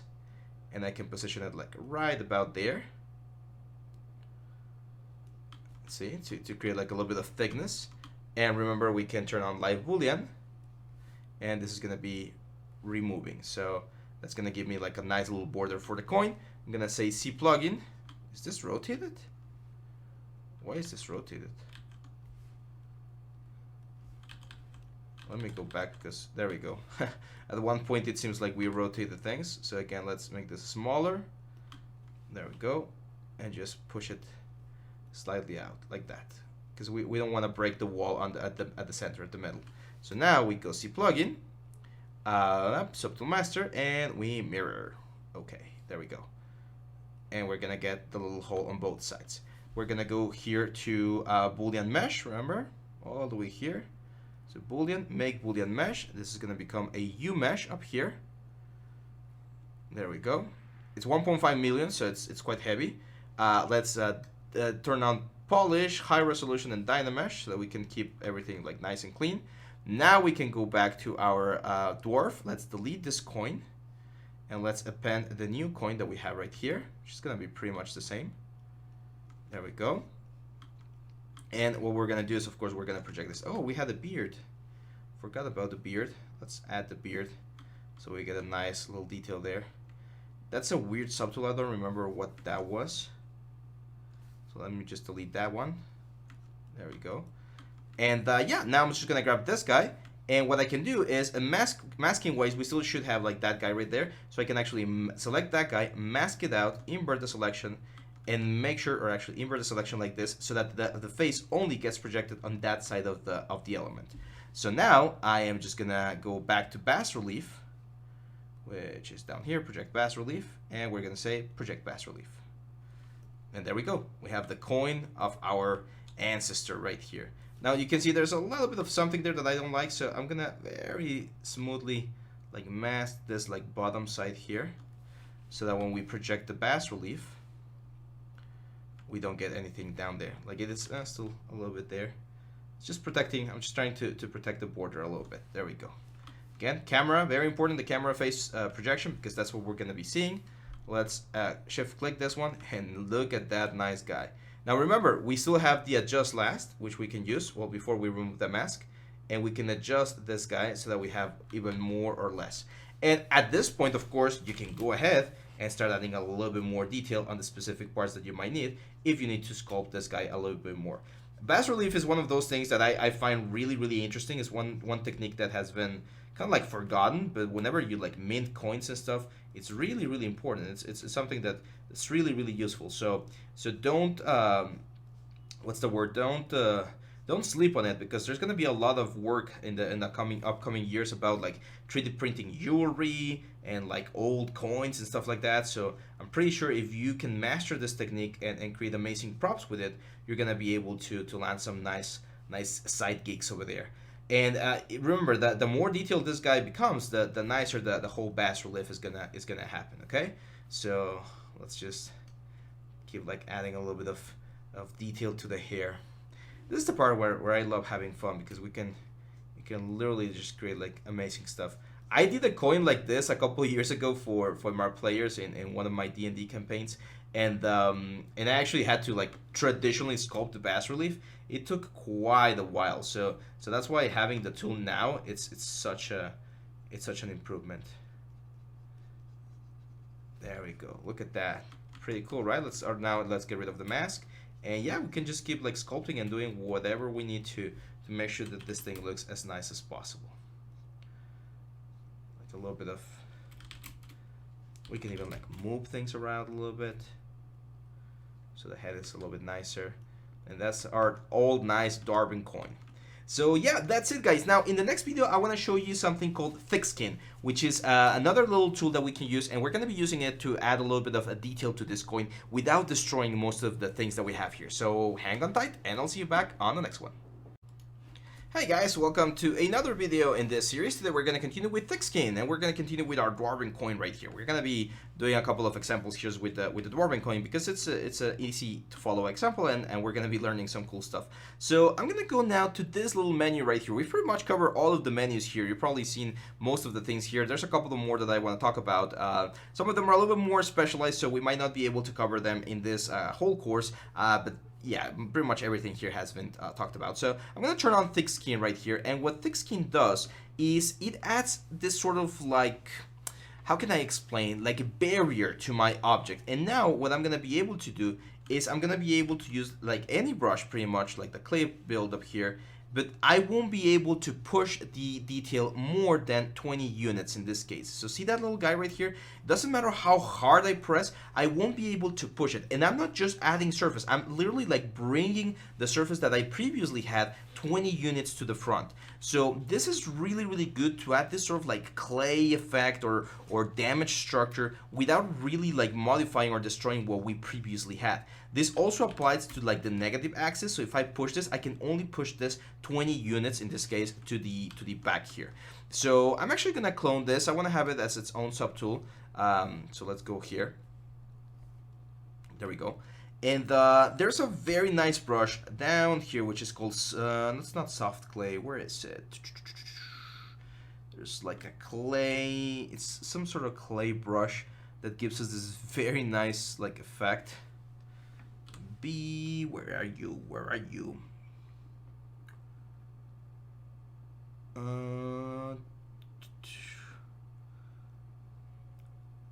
Should be around here. I can't find it. But this brush is really cool because it adds this sort of like again like clay. There we go. Thick skin clay. That's the one. So this one, as you can see, it kind of looks like I'm pushing and moving the surface, but I'm not destroying the detail. See, like the detail still remains all the way up to this point, to the 20 thing. So it doesn't matter how much I do this. You can see that it still kind of keeps the same thing over there, right? Like on the same plane. So I can use a little bit of this to kind of give this element or this character the sort of like handmade metal effect, right? Like if I want to really damage the element, and it's a really good way again to control, because it doesn't matter how hard I press it, it's never gonna like deform it in like a super unnatural way. So I really like this effect, especially if you're working with like a character and you're doing like a statue or something. It works really nice. I'm also gonna jump here into my clay buildup, and again we can just like start like hitting different areas. Train dynamic, of course. to hit some of the coin areas and give it this like old damage. See how with the thermodynamic I can't go lower than 20, and we're gonna get this. So that's the point where I probably would like to turn this off, because otherwise we're gonna kind of like stop. So that's why I called thick skin like a safe measure, because it won't allow you to push the surface of your object more than the amount of depth that you define on the thickness. And again, if you really want to add like some like specific detail to everything without running the risk of erasing your detail, all of the hard work that you've done so far, or the thick skin is a really nice tool. Now, another tool that I want to talk about, and I'm sorry that I couldn't include it on the title, it would go like a little bit too long. It's the morph target right here. So morph target is very similar to the layers, but it's just like one layer. Instead of having like multiple layers that you can switch between, morph target only allows for one layer. So I'm gonna store a morph target, and what this just did is save a copy of this guy right here. So now what I can do, for instance, is I can, let's go again to thick skin, turn it off, there we go. I can do as much damage as I want to the object. Like, let's really destroy the coin with like slashes and everything that you might imagine. Again, this is only one layer, but there's a lot of things that we can do. And at any point, at any moment that I want, I can just go back to the morph target right here and switch back to my original effect. So it's like storing a what's the word? It's like storing a version of your object so that you can go back to it if you need to go back. And again, at any point I can switch. But that's not the only thing. There's actually a morph brush that we can use. It's called BMG. They changed the shortcut. It's BMG, the morph brush. And the morph brush will kind of like erase. It will switch between one of the effects and the other. So one of the stored morph targets and the other. And you're gonna be able to blend between each other. So that's also gonna give you some nice effects and more natural, a more natural look. So it's again another really handy tool that you can use to generate and create like more interesting looks for the whole for any prop that you might be working on. This coin, for instance, is an excellent, let's delete the morph target, start a new morph target, and this is an excellent way or element to use like surface on. So I'm going to use noise, and let's increase the scale of the noise like quite high, and then let's add like this sort of like porous effect. There we go, like damage metal. I'm going to apply to mesh, and all of this happened on the other morph object. So I can just switch back to the original one, switch back, or we can blend here with the morph how much of this damage we want. So let's add a little bit of coin damage there, and there we go. That starts to look pretty cool, right? So these are just, again guys, examples of things that you can do or you can use to create like different kinds of effects on your models. Here I think I'm just gonna use a little bit of time in this video to add some more details. So maybe like carve in like a year. Let's say it's gonna be like X, B, and I. That was the year, and then over here we would like probably write the currency. So I would expect this guys to write the currency in like a sort of like organized Roman method. So let's say this is like a 5 value coin, right? So I'm gonna do like a B here. Here's where, for instance, thick skin could work very well, because if I turn thick skin on, no matter how hard I do this, I won't be able to go more than 20 units, right? So I can be sure that this V shape that I'm drawing won't be passing the 5 units. So yeah, as you can see, it's quite a nice way to control certain types of details. So let's do like the 2 lines over here. Oh, that's a little bit too weird. Let's do them again. There we go. I do want it to be like a little bit old, maybe not as clean. Let's make this smaller. And again, we can just like combine these two, because I know that doesn't matter how hard I draw this, they will never go above the amount of thickness that I have here, thanks to the thick skin. So yeah, I mean, that's pretty much it for this little exercise right here for this coin. Let's turn off thick skin, and I'm gonna start like adding a couple of more like little details here. So let's go with clay buildup. Let's increase my intensity, of course. I really want to like damage it a little bit. And you can combine again as many of the tools that we've seen here as you might want. Let's add a couple of like, I don't know, like dots or something. Here again, I think thick skin might be good so that the dots are flat. So 1, 2, 3, 4, 5, until we hit like that flat plateau. 6, 7, and 8. Let's change the color. Let's go with like a gold material, and we can get a very nice idea of how this coin is gonna look. So not bad, right? Not freaking bad. You guys want to do a quick review about polypaint? Let's do it. I'm gonna say mRGB. I'm gonna say color, fill object. So now everything is gold. And then I'm gonna go into masking, and I'm gonna do mask by cavity. Mask by cavity, so all the cavities are now masked. I'm gonna grab this sort of like blue hue thing, and let's go for like a basic material. It's a little bit flatter, and probably like a little bit less saturated like this. We're gonna bring the intensity down. We're doing mRGB now because we want to fill with material and with color. And I'm gonna say color, fill object, like a couple of times. Probably a couple of times was a little bit too much, and that was 100%. So let's go back to like 10. There we go. Color, fill object. Is that too much? I think the material changes way too much. So that's one of the issues of using some of this guys. That you can see it doesn't change color. So let's go down here to like this. Let's do this like metallic, and let's grab like this yellow color, or let's grab like a yellow color. There we go. So mRGB at 100%, color, fill object, and that's gonna be like a sort of metallic looking coin. It's a little bit dull though. We have like a nicer one. Yeah, this one. There we go. So color, fill object. There we go. That's, I mean, it's a little bit too saturated. Let's desaturate it again. Color, fill object. A little bit better. Now we're gonna go for like this blue hue-ish thingy. Again, mask by cavity. Invert the mask, and I'm gonna say at an intensity of like 10%, color, fill object.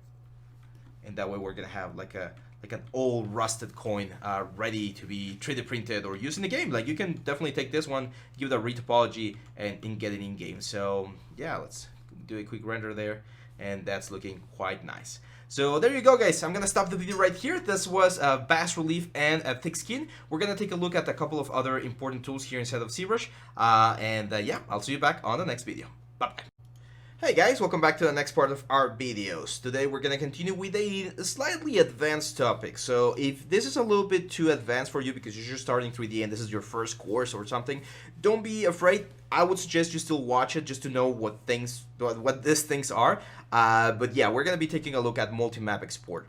So a lot of you guys might have some experience in the 3D world, and you might be wanting to use Zbrush to add detail to your objects. So let's say this is a prop that we want to use for our game or something. We know, or those of you that are aware of the game production pipeline, that we need something called a high poly and a low poly, which is the highest version of details that we have, like this one right here, 250,000 points, and then a small version that we're going to be using to bake things into. Right now, we don't have that. If I were to check here, subtool, geometry, we don't have anything. We don't have any subdivision levels, but we can create one rather easily. So the only thing I'm going to do is I'm going to duplicate this coin. I'm going to rename the top coin. I'm gonna call this dwarf coin low, so that I know that this is gonna be my low poly. And I only need to go into geometry, Z-remesher, and Z-remesh this thing. And Z-remesh will automatically try to give me like something nice that should be like workable. Let's do this. However, it's doing symmetry. So let's remove X so that we don't have symmetry. And I'm actually gonna do detect edges. There we go. And let's dynamic solo this thing so that we're only working on the coin that we're modifying. And again, we're going to hit Z-remesher. And Z-remesher will do its best to try and minimize the amount of polygons that we have while keeping most of the topology that we might need. So as you can see, we have reduced the coin to 11,000 points, which is about 20k like polygons. Still a little bit too high. Like if we wanted to do this properly, we would need to definitely create a nice like what's the word? A nice like retopology and stuff. But we can at least go here to half and see remesher, and it should at least reduce this by half, which it's a lot better. So 9,000 points, it's quite nice, and I think we can still reduce it like by another half. There we go. So this is quite close to what we would expect from this sort of coin. Again, we can definitely optimize this a little bit more, but for the sake of this plugin that I want to show you, the multi-map export, this should be more than enough.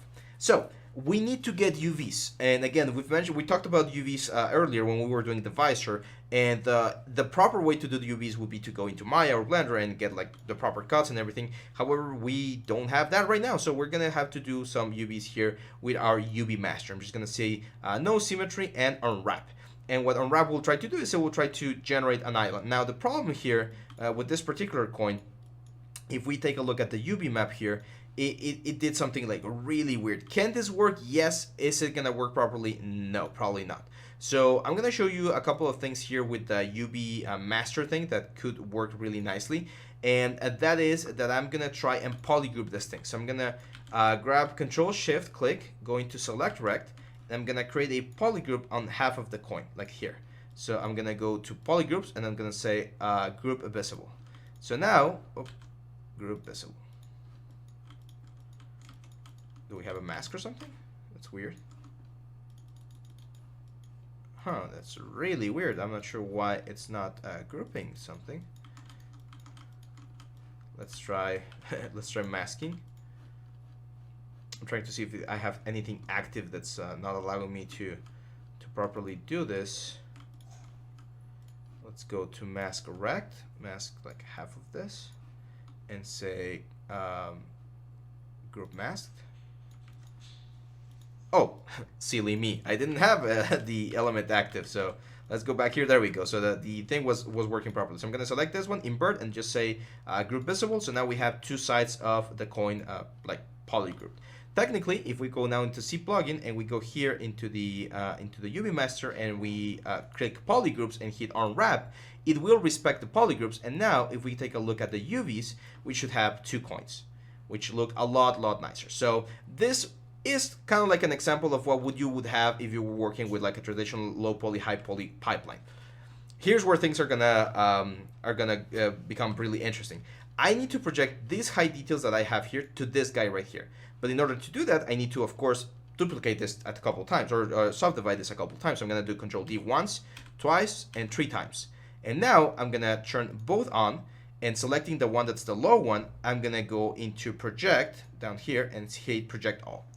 Polypaint data, yes, I do want to project the polypaint data as well. And as you can see, it did a pretty nice job. This is our new coin. It kept most of the color, most of the form, most of the shape, so everything is working fine. And now we have subdivision levels. We have our lowest subdivision level and we have our highest subdivision level. This coin right here, we don't need anymore, so I'm gonna delete. Okay. I'm actually gonna save this coin low as a different subtool in case you guys want to start or try this. I'm gonna call this multi-map exported MME. So this one already has the low poly and the high poly done. Now, the plugin itself is up here in the plugin section. I'm gonna dock this over here, and it's called, let's undock this one.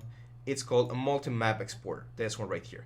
And the multi-map exporter will allow us to export a lot of different maps that we can use in other softwares. Like if you're gonna use displacement or vector displacement, you can do those. We're not gonna do displacement today. We're gonna do normal map, we're gonna do texture from polypaint, and we're gonna do ambient occlusion. These 3 maps are the ones that we're gonna be using to recreate this coin inside of another software such as Marmoset in this case. I'm gonna select the size. I think 2K is perfectly fine. Very important that you flip B, because by default Zbrush does this weird B flip. We saw that with the axe, I recall. And yeah, now another important option here is in the export options. If we go to the normal map, I'm gonna say that the lowest subdivision is gonna be my subdivision level 1. I do want this to be a tangent space normal map, and that's pretty much it. That's the only one that I really need to get. So now if I say create all maps, I am gonna set up the place, in this case chapter 9. I'm gonna call this dwarf underscore. Okay, I'm gonna call this underscore map, and then underscore, so that it is like normal map, displacement or texture map, and ambient occlusion, and I'm gonna hit save. And what's gonna happen is there's gonna start this thing is gonna start a process. In this case, it was really fast, and we should have created, let's go here to the project files, 3 images. This one's right here. So the ambient occlusion is this string right here, which tells where the shadows are. Very nice ambient occlusion in this case. The normal map is where the details are.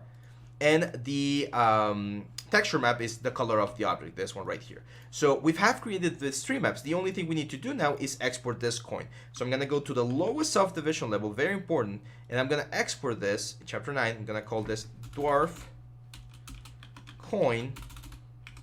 I'm going to say low because it's going to be my low poly format. I'm going to export this as an FBX actually. I like FBX format a little bit better, and just hit OK. Now, if we jump very quickly into Marmoset, which is a rendering software, we will be able to plug those maps into our scene right here. So let's open this little thing right here. I'm literally just gonna drag and drop my dwarf cone low here. You can see it right here, which has none of the details that the high poly has. We have the material here. We're gonna drop the normal map into the normal map channel. And there we go. We get all of the details, all of the scratches, everything in there. We're going to drop the texture map into the albedo channel, which is the color. I'm going to change the option here from or metalness. I'm just going to bring the metalness all the way up. So now this behaves more like a metal. And we can play around with the roughness depending on how much we want this thing to be like rough. We don't have a roughness map, unfortunately. We will have to take the texture map and convert it into a roughness map, but this one is working quite nice. And then down here, we're gonna have the occlusion tab where we can add the occlusion, and we can add the ambient occlusion map as well right here. So it's gonna make it a little bit darker in certain areas. A little bit difficult to tell right now, but it should be working. Oh, I'm gonna change this to, yeah, actually I don't want the RGB channel.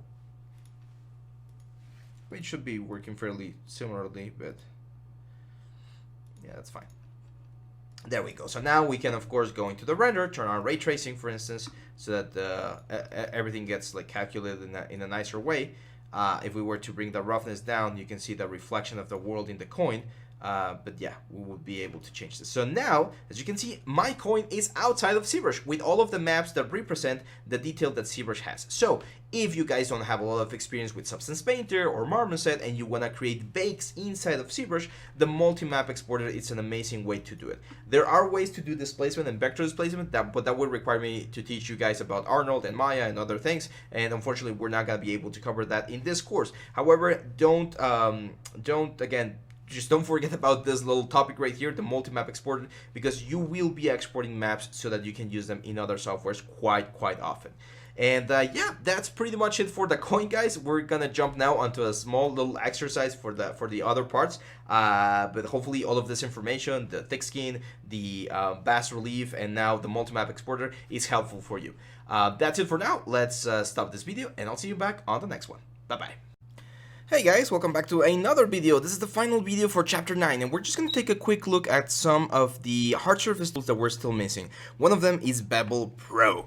So Bevel Pro is a new addition to Zbrush 2022, very recent to be honest, and I need to do a couple of cuts here to show you how this works. So imagine that we're creating some sort of like sci-fi thing here on this like sphere.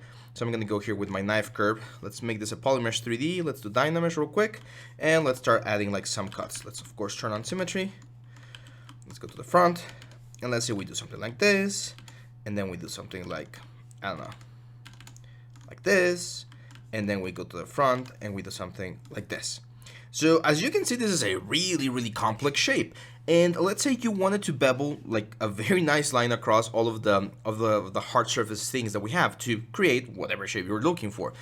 The problem here is that as the complexity of this shape is really big, it will be quite difficult to do so. Now, we do have two new tools, which we're going to be talking about shortly, the Bevel Arc and the Bevel Flat, but unfortunately, they don't really work for surfaces as complex as this one right here. Now, this is where Bevel Pro comes into play, and there's a very important thing that you need to know about Bevel Pro, and that is that polygroups play a super important role in the proper or correct usage of Bevel Pro. Now, Bevel Pro is going to be found right here in the Geometry tab. No, sorry, it's I think in the Subtool. No, I just lost it. Where is it?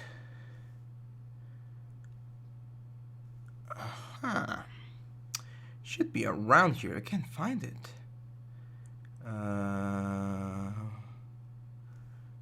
There we go. It is on the subtool panel. There's this Bevel Pro thing. Now, Bevel Pro, it's actually its own little software. So when I click on it, what you're gonna see is we're gonna actually change and go into a different view right here. So this is the Bevel Pro interface, and it's actually quite simple. Now, one thing that they mentioned during the presentation of Bevel Pro a couple of weeks ago is that you are going to be using something called Vulkan.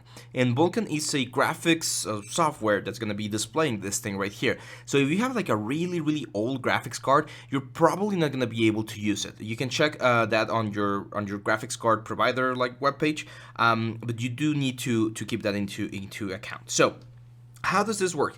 Well, as you can see right here, we're getting this like red thing that's showing us where the bevel is going to be occurring. And we can change this bevel by changing a couple of things over here. For instance, we can change the bevel amount, make it really big, or make it really small. We can change the bevel smoothness, whether we want it to be like really sharp or really smooth. If we go here, you can see that the bevel changes slightly. And we can change the polygroup angle to detect whether or not a polygroup is happening or not. Now, the mesh edge resolution, if we increase this thing, we're gonna get like a closer like effect right here. Now, one thing here is right now, if I were to hit just OK, what's gonna happen is that I'm gonna be inserting a new element over here. Let's turn off polyframe, and you can see how the bevel is actually working. You can see all of my nice lines are getting there. But this is because we're activating live booleans, and the Bevel Pro created this weird mesh right here, which if we extract, you can see right here, it's creating this weird mesh that's extracting itself from this main shape. So when we turn this on, both of them on, of course. And yeah, there we go. You can see how this like divides from the other one.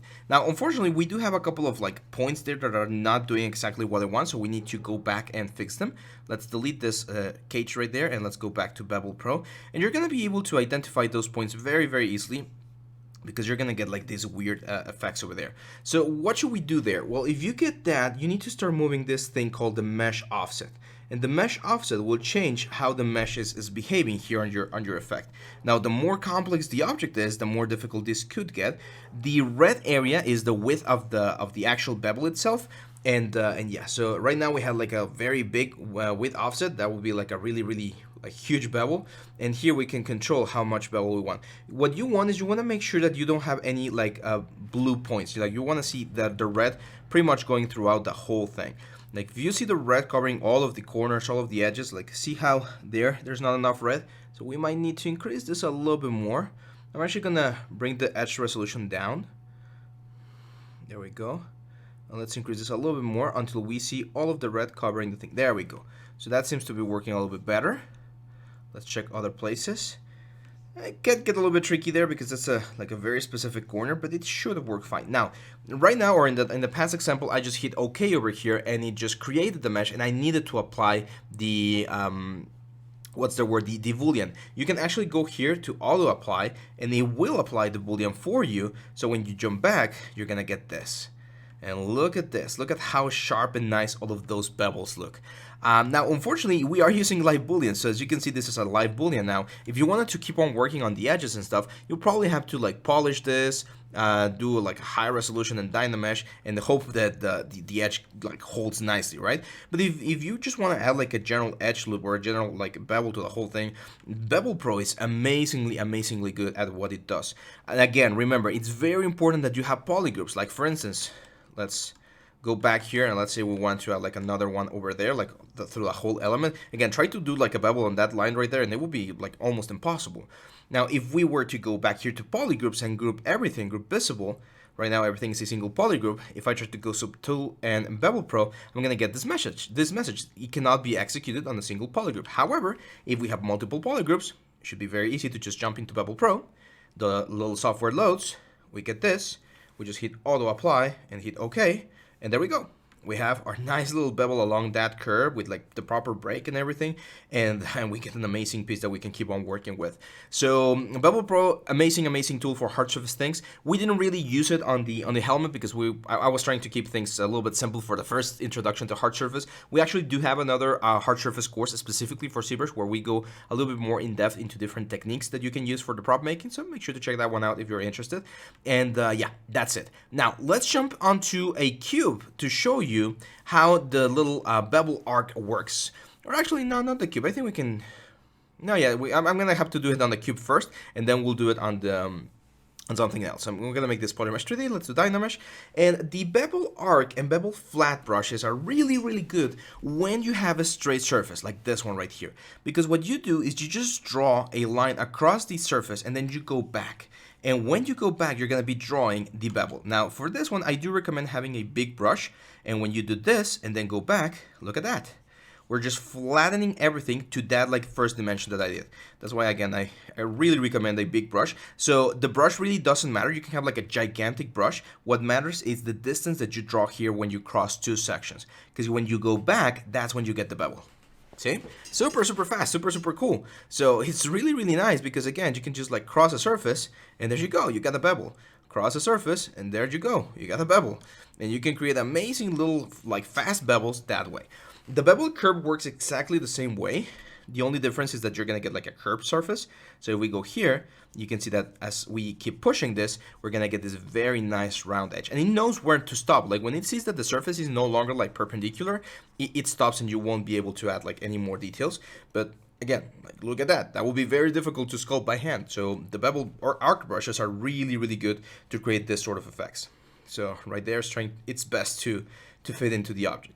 The only problem with this one is, of course, if you go into like complex shapes like this, because even if we do like Dynamesh and we try going like over here, yes, on the first segment it's gonna work, but as soon as we start going down, you can see that it's trying to project the whole thing all across the surface, so it might get a little bit difficult. Now, one thing you can do though is you can actually like mask out. Let me go here to mask pen. You can mask out certain areas and then create the bevel and it will stop on that area. You might get some weird, like, of course, like pinching and stuff, but if you just want to add like a soft little like bevel over here, like keep it like really simple, like a nice transition, it might be a nice tool to do. This I think will work a little bit more in this sort of like organic sci-fi hard surface things that I was talking about. But whenever you're doing like this sort of stuff, like really perpendicular lines that you want to do, it's gonna be really cool. Another cool little trick here, for instance, is we could grab like a section of the object, like let's say right there, and if we do a bevel arc, it will stop at that section, see? So it knows that it needs to stop at that specific section, and we'll get like a very nice clean cut that if we have polished active and Dynamesh, we can clean up that later. I've seen like other people do this sort of stuff where they like mask a couple of areas, and then you go across, and it can actually like, it understands that it needs to leave those areas alone, and you're gonna get like this interesting shapes as here. Again, remember that one of the cool or the key things is to have like a really, really big brush so that when you do the pass goes like really, really fast and you get like the exact sort of dimension that you're looking for quite nicely, like that. So yeah, these are the bevel brushes. This is Bevel Pro, and there are relatively new additions to the Zbrush interface, to the Zbrush software. Hopefully, these little tools, I know that we didn't do a specific project, but it's important that you guys know that they exist because you might be using them later. So that's pretty much it, guys. We're finished with the chapter 9, which was this like sort of filling in some of the gaps of the things that we were missing. And now we're gonna jump to chapter 10. We're gonna be doing a full project. It's gonna be a small project. It's probably gonna be like about 2 hours. But it's going to be a project where we're going to be taking like literally just a sphere and converting it into something amazing. So hang on tight and I'll see you back on the next and final chapter. Bye-bye. Hey guys, welcome to chapter 10, the final showdown, the final part of our course, and one of the most fun chapters that we have planned for you guys. So today we're going to be doing a full process with an alien. We're going to be doing from the base mesh, primary forms, secondary forms, details, like every single thing that we've explored so far, and we're gonna end with a nice final composition inside of Photoshop. So if you're not familiar with the Photoshop interface, do not worry, I'm still gonna of course record it for you, but you can still get all of the information here from Zbrush. So today we're gonna start, or in this first video, we're gonna start with the concepting part of things. And of course you could just look for alien concept and try and do something that you see and find to be cool. However, I think you do learn quite a bit from trying to create your own creature, okay? So what I'm gonna do here is I'm just gonna look for cool animals, just like that. And let's see if we can find some sort of inspiration. By the way, this is not scripted, like I'm not really sure what we're gonna be doing. We're gonna be creating something. And I don't really see anything interesting. Like, I've seen this fish before, which is a very sad story because apparently these guys get like the pressure on the surface is way bigger, so they inflate, but that's not the real form. We could do like an octopi or something like that. But you know what? Let's go a little bit more crazy. Like, if we look for cool, I don't know, fungi, for instance, we can find stuff that is also really, really interesting. And every single thing that nature has to offer, we can use as an inspiration, okay? So right now what I'm doing is I'm just filling my brain with ideas. For instance, I really like this sort of thing where you have like a lot of different holes and stuff. I think we can maybe incorporate something like that. Let's look for like cool minerals, for instance. And we can find, again, interesting stuff like this sort of like rock formations, or this sort of like rock formations. Like, there's things that we're gonna find in the, like, look at these colors, this look amazing. So you can grab as many images as you want to create some sort of ideation. So this process that I'm about to show you is one way that you can start doing it. And I'm just gonna grab my move brush, and we're gonna be doing a bust, of course, because otherwise this will be like a full course and just doing like an alien. So I'm thinking like this is gonna be a relatively slim alien. So I don't want to do like a super like tanky one. I'm not sure if I want to do creepy or like cool. I think I'm gonna go for like the cool factor. So that's gonna be like the neck, and then let's push the face up here. I'm gonna use my inflate brush to give this thing a little bit of volume. We're in Dynamesh, so at any point I can just like Dynamesh and soften this up. And yeah, just play around with the forms. This is one of the cool things about Zbrush, since it's such a fast software to do this sort of stuff. Like, you can very easily like create or find shapes and forms inside of your object. So those kind of look like the shoulders to me. I'm just gonna add them real quick. I kind of like this like weird neck shape. So maybe like it has like a multi like segmented neck, and he can kind of like a stabilization camera. He can like move around. I think we're gonna go for something like that. Silhouette is, again, one of the most important things about like creature creation. So you can decide to go for like a very like traditional like humanoid shape where it's just like a Dorito shape here, or we can try and explore like different ideas. So here's where the snake hook brush comes like really handy. So I'm just gonna go here with snake hook. It's gonna say that it works best with Sculptris Pro. I'm just gonna say okay, fine. We're not gonna use it just yet, and we can start like pulling and pushing things to create like interesting effects. So maybe something like that. Now going back to like the mushroom thing that we saw, I think it would be nice to have like a dome like shape over here on the head. There we go. Now I'm not sure about the neck now because the head is really heavy, and the neck looks like a little bit weird. So I'm gonna use Trim Dynamic to maybe like give it a traditional look. Here's where, of course, knowing a little bit of anatomy, a little bit of proportions and stuff can really help to make sure that the design that you're coming with like really works, right? I'm thinking about maybe like a female alien. I haven't done a female alien in a while, so if we're gonna do like a female alien, we might as well like refine the shapes a little bit more. Yeah, I think a female alien might be nice, like a female fungi alien. I think that would be cool. I really like this shape. Let's turn off the dynamic perspective so that we can take a better look. Now I'm not gonna add like little boobies to the alien here, but I do want to add like this sort of like feminine or traditional feminine silhouette. So I would expect to see some like neck muscles coming down here. And this is just, again, this is just the ideation. This is the ideation phase that we need to like follow. Ooh, I really like those shapes. Let's bring the trapezius muscle down a little bit. Look at that. That looks cool. So now I'm thinking about have you guys seen Blade Runner? I think we've mentioned Blade Runner somewhere. So in Blade Runner, there's this girl. I don't remember her name. Rachel. Blade Runner Rachel, and she has a suit. And the suit that she has, it's like a very like old school suit with like super like defined shoulder pads. So I'm kind of getting that vibe here, which I really like. However, I'm not like too fond of the head, and here's where we're gonna be again using some of our tools. So I like where the head position is. Like, I kind of like the head position right about there, but the neck shape looks really weird. So if we want, we can just go here, select rect, select lasso, let's select the neck, and delete it, delete hidden. So now the head and the torso are like a separate piece. And now I can go VI. Remember the curves? We have this. There's actually a B, and we have a curve brush, like this, curve flat or curve flat snap. This one, curve tube. So I am gonna go to the midsection here and just drag down. Make the brush smaller, smaller, smaller. And now I can move this thing around and play around with how I would imagine the neck to connect. So I think like going forward, like a traditional neck is a good idea. Just dynamesh this thing. Of course, we're probably gonna have to add a little bit of volume here to fill in the gaps on both sides, of course.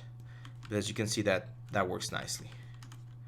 Dynamesh to make sure that everything is stuck together. There we go. I'm not sure I like this guys right here. Maybe even like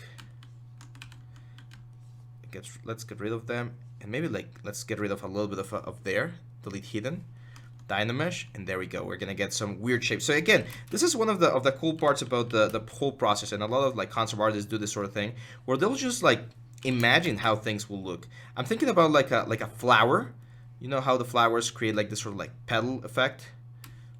So I think it would be nice to have like a nice little crown here. I'm getting inspired by like fungi stuff. So this is like a fungi lady, maybe like a fungi queen. Let's bring the neck connections forward. Let's get rid of some of the elements here. And we're not gonna see the arms like all the way to the back. I'm already thinking about like the composition. So, but we're probably gonna see a little bit of them. So it might be a good idea to just mask these things out and just like bring the arms like out like this. We're gonna do a little bit of sculpting with them, not a lot, just a little bit of detail here on the upper torso, which is what we're gonna be seeing the most. There we go. So that's like this is roughly the shape that we're gonna be going for. Now it kind of reminds me of this like a flower creature, right? So let's see how we can repeat like this nice crown pattern that we have there somewhere else. So I think I'm gonna be doing it. I'm gonna use my move brush again. I think I'm gonna be doing it like right here on the shoulders, like going back, kind of like if she was wearing like a cape or something, but it's just like part of her body, right? So it kind of rides the clavicle muscles, and it creates this nice little shape. So you might not see it from the front as much, but on the back you're gonna be able to see this sort of like nice formation. Now I'm gonna start adding certain things that you would expect to see on a humanoid, so like a spine. Therefore we can expect to see like the spine groove over there, and all of those things are gonna make it a little bit more familiar for anyone looking at our concept.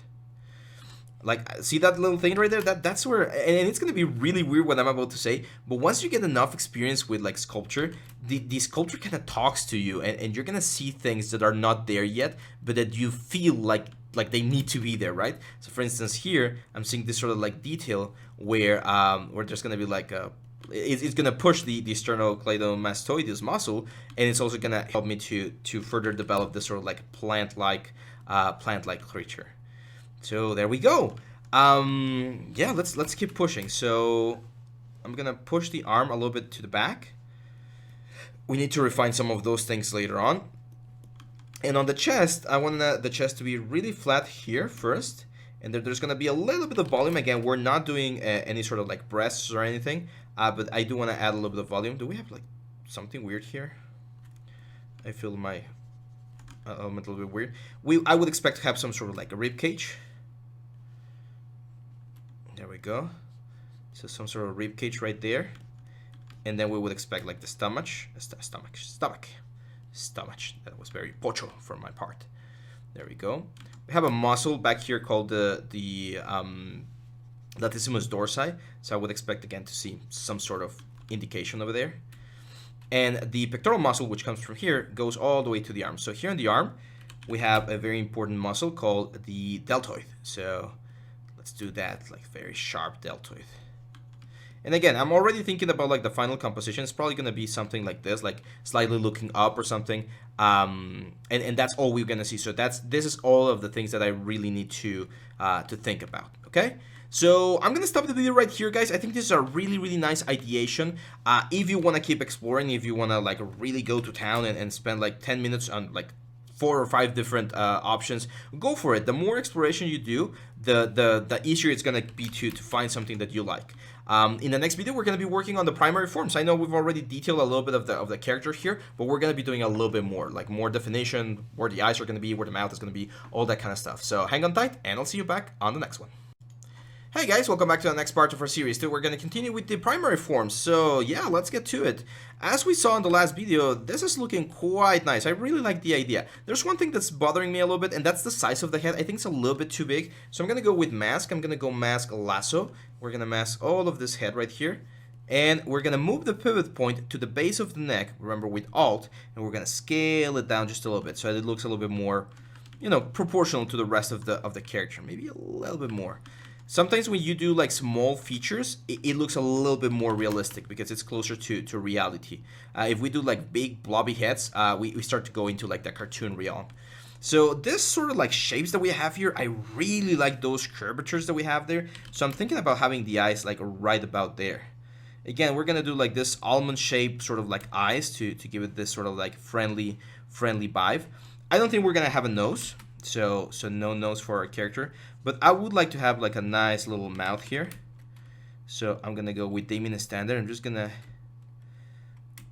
give it like this sort of like small mouth. It's gonna be right about there. Still not defined. We're gonna define a little bit again, more feminine.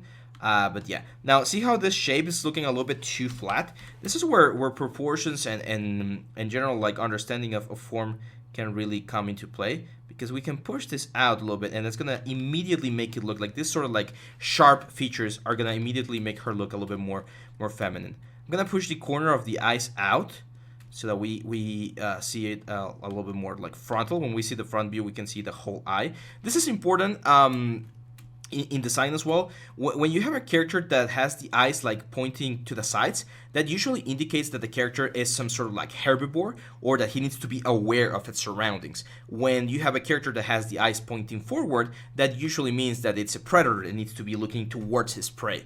So that's a little bit of like design principles, but they can very nicely apply to this sort of thing. I'm gonna make the mouth smaller, again a little bit more refined. I like that. I'm not sure what these things are though. They kind of like look to me like a roots or something. You know when you cut like a plant. So I'm probably gonna separate them from the face, because they do look to be like a separate piece. This is kind of like the zygomatic arch. So we're gonna just like sketch real quick there what we imagine. Now up here, I definitely want to use my snake hook again. BS, that's not BSH, it's now BS, what's the shortcut, they changed it, K, really weird. And we're gonna add a couple more like little points over here. Again, it's kind of like that, like the crown of a rose. I'm really thinking of like a rose, like the whole plant-like shape reminds me a lot of a rose. So let's maybe like add a group there. It's gonna give a nice primary form, and even though we don't have a nose, we kind of indicate that there's some sort of like something there, and it makes it again a little bit more relatable, right? Now, for instance, up here or down here, we have the pectoral muscles, and of course, I don't think plants would have pectoral muscles, but they would have some sort of like things going in the general same direction, right? So I'm gonna start adding like some fibers that represent how I would expect this creature to have its pectoral muscles. It's a little bit flat right now, so I am gonna give it a little bit more like bust to indicate that it's a female character. Of course, you can push this sort of like characterization as much as you want. You can make it like really intense or really subtle, depending on the kind of character and the kind of content you want to create. I'm just gonna keep it subtle. I don't want to go like any extreme. And again, I'm thinking about like the final composition, which is gonna be roughly like this. So I do want to make like seem that there's like she is a female character, but I don't want to be like on your face female character, right? Now the deltoid muscle, it's a muscle that I really like. It's kind of like this roundish shape, and it creates a nice little border here. So I'm really gonna push it there, and then it kind of carves in, because we're gonna have like the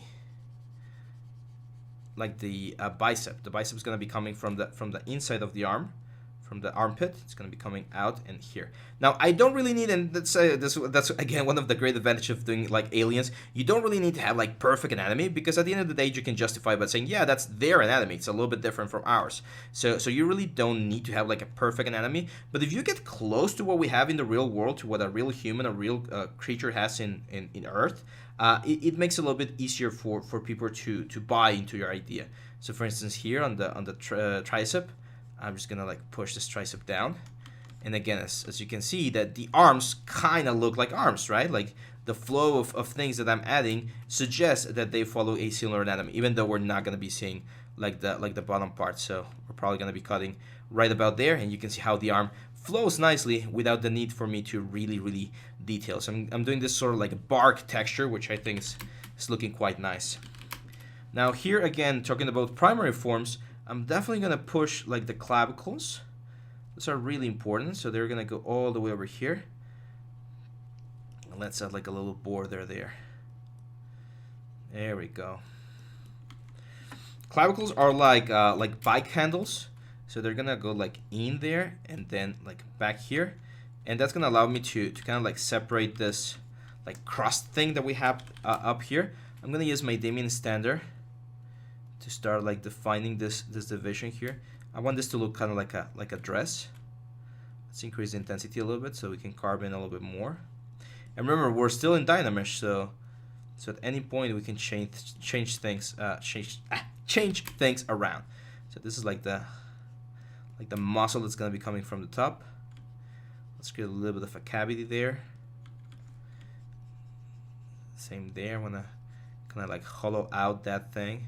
It's gonna be like a branch, like a stem. Is that stem or is it stem? Probably butchering the word there. There we go.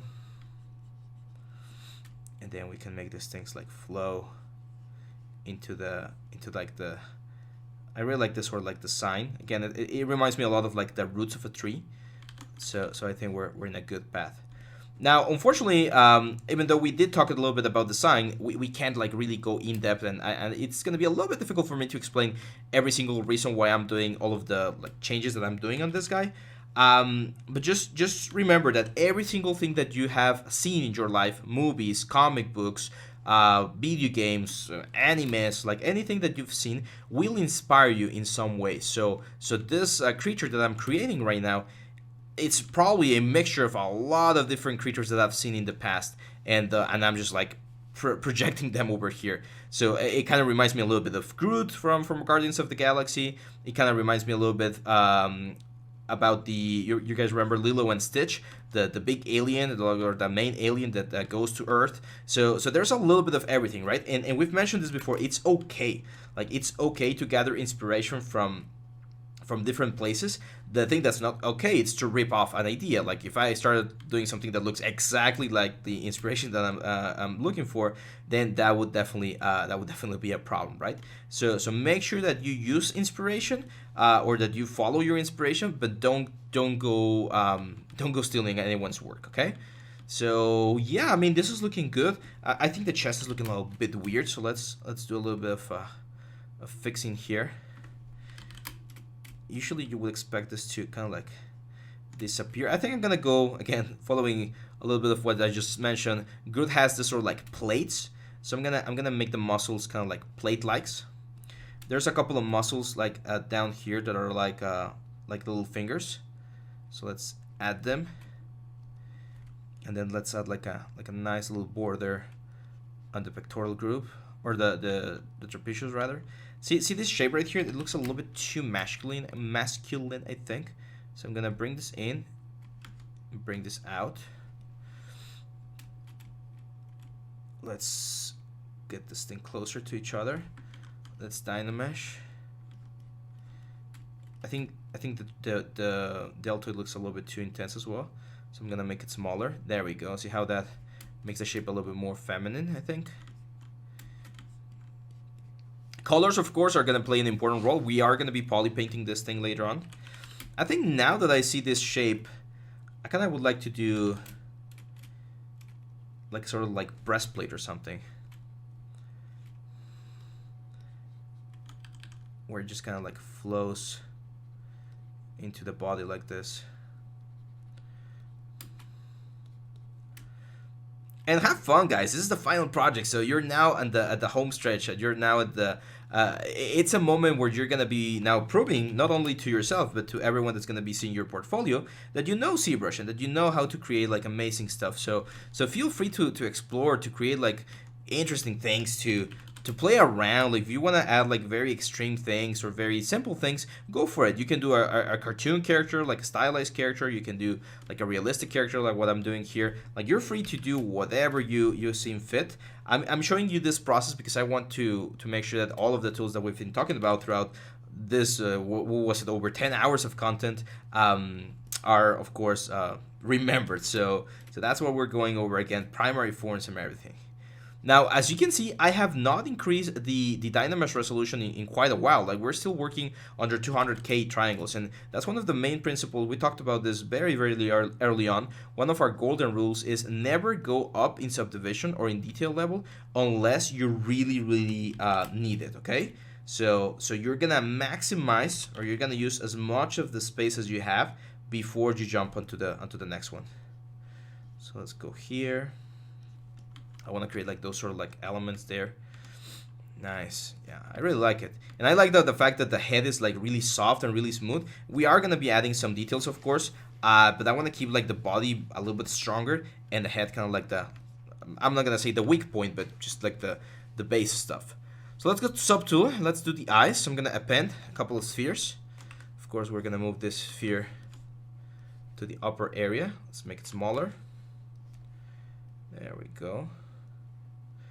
Remember, we talked about this. Smaller eyes tend to like fare better when you want to do like realistic characters. This eye will definitely have like a slightly different shape. It's not gonna be like perfectly circular. So I'm gonna make it like that probably. There we go. And then I'm gonna go C plugin, subtool master, and we're gonna mirror. We're gonna hit OK.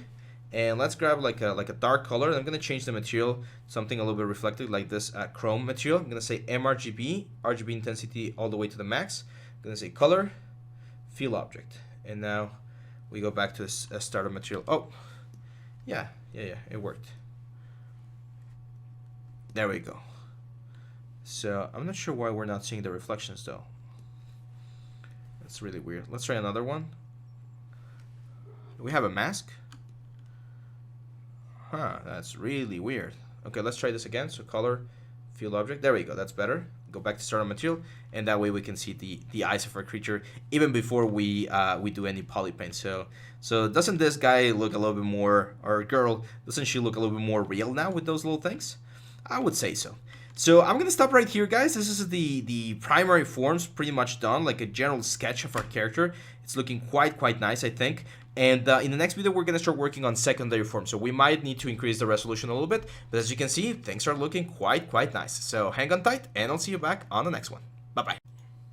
Hey guys, welcome back to the next part of our series. Today we're going to be working on the secondary forms of our character. We're going to continue here, and I'm going to pay special attention to the head right now because as you can see, it's really not as defined. So I'm definitely going to double my resolution. Let's go to 320 so that we can start working a little bit more on the character right here. So for instance, for the lips, now that we have a little bit more resolution, we should be able to carve in some nice like feminine lips right here.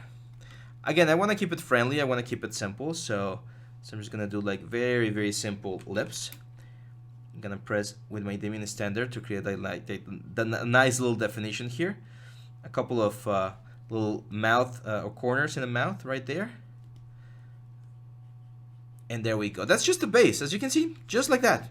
Super simple, and we already have something that looks cute and nice. We're of course going to be refining this a little bit more once we go into like tertiary forms and details, but this should be more than enough to give us a nice little like a feminine impression, and I think it does. It looks a little bit weird down here because it's like really detailed, and then the head is really like simple and soft, but I think it kind of adds to the whole thing. Now I'm going to start adding some like facial features here. I'm going to add a little bit of a mouth bag over here to imply that she can of course talk. Usually you get like two small little like bundles of fat right here, and then we're gonna carve in a little bit of this area. We don't want to exaggerate it though, because it's gonna start making her look a little bit old, and that might not be something that we want. For the eyes, I'm actually debating whether or not to give her eyelids. I think some sort of eyelids, but we need to make them like a really nice and stylized, like this very long kind of like eyelashes. See, that I like, but I'm not sure about like eye bags. Should we? Again, maybe something like this, like really sharp and nice. Yeah, I kind of like that. So I would guess this would go like down here, covering the eye. And I'm not gonna give her a tear duct. I think that would be a little bit too much. But I do want to make it seem like this lower eyelid is going beneath the upper eyelid. So as you can see now, we can work on this secondary forms. Now, some of you might be wondering, could we do like the subdivision method that we did for the Minotaur to get like a nicer effect? And yes, of course we could. I don't think we needed to do it right now because most of the forms are following nicely. But if we see that we're struggling with some of the elements, I would definitely go for it. So here's where I'm gonna start like dividing like this nice shape that we have here. I think we can really create like the division here on the face. And I'm guessing like this outer part is gonna be like this is gonna be the soft part, the inner side of the like the flower character, and all of this is gonna be a little bit more like armor, right? So I'm thinking about like adding a couple of lines here to really emphasize that this is like bark or a stronger material from her body. I really like this curvature as well, so let's accentuate it. Looks kind of nice. Let's just trim dynamic. BTD trim dynamic to blend this a little bit, so it's not like all super like intense with the clay buildup. Yeah, I like it. I think we're in a good position. As I mentioned, guys, this is not scripted. Like I did not practice for this alien. I'm just going with what we get, and this is one of the funnest parts about Zbrush, the fact that you can go and create this amazing characters super fast. So this one, since again I'm thinking this is like some sort of like bark or something, so I'm gonna go with Damien Standard, and let's start creating like the loop, right, to emphasize that these are like tree stumps or something. So let's like really cut here. Let's start adding like the knots that we would expect to see in this sort of thing. Again, just secondary forms. We're gonna be polishing all of this later on.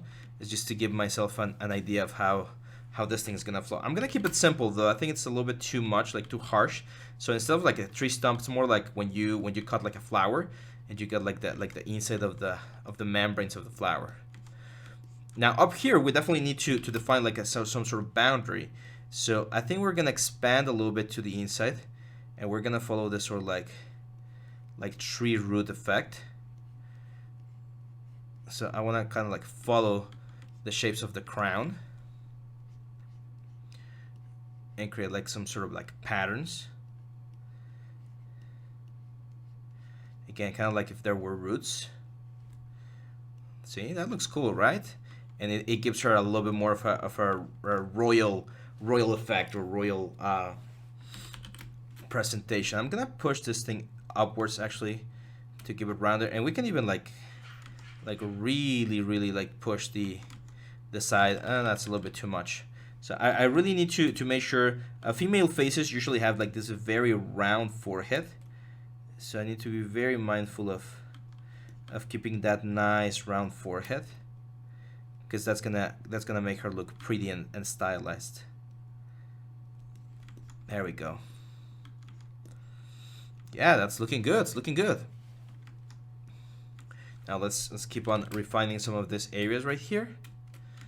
I'm gonna start carving in a little bit here to signify that this is like a transition into like a different sort of like material.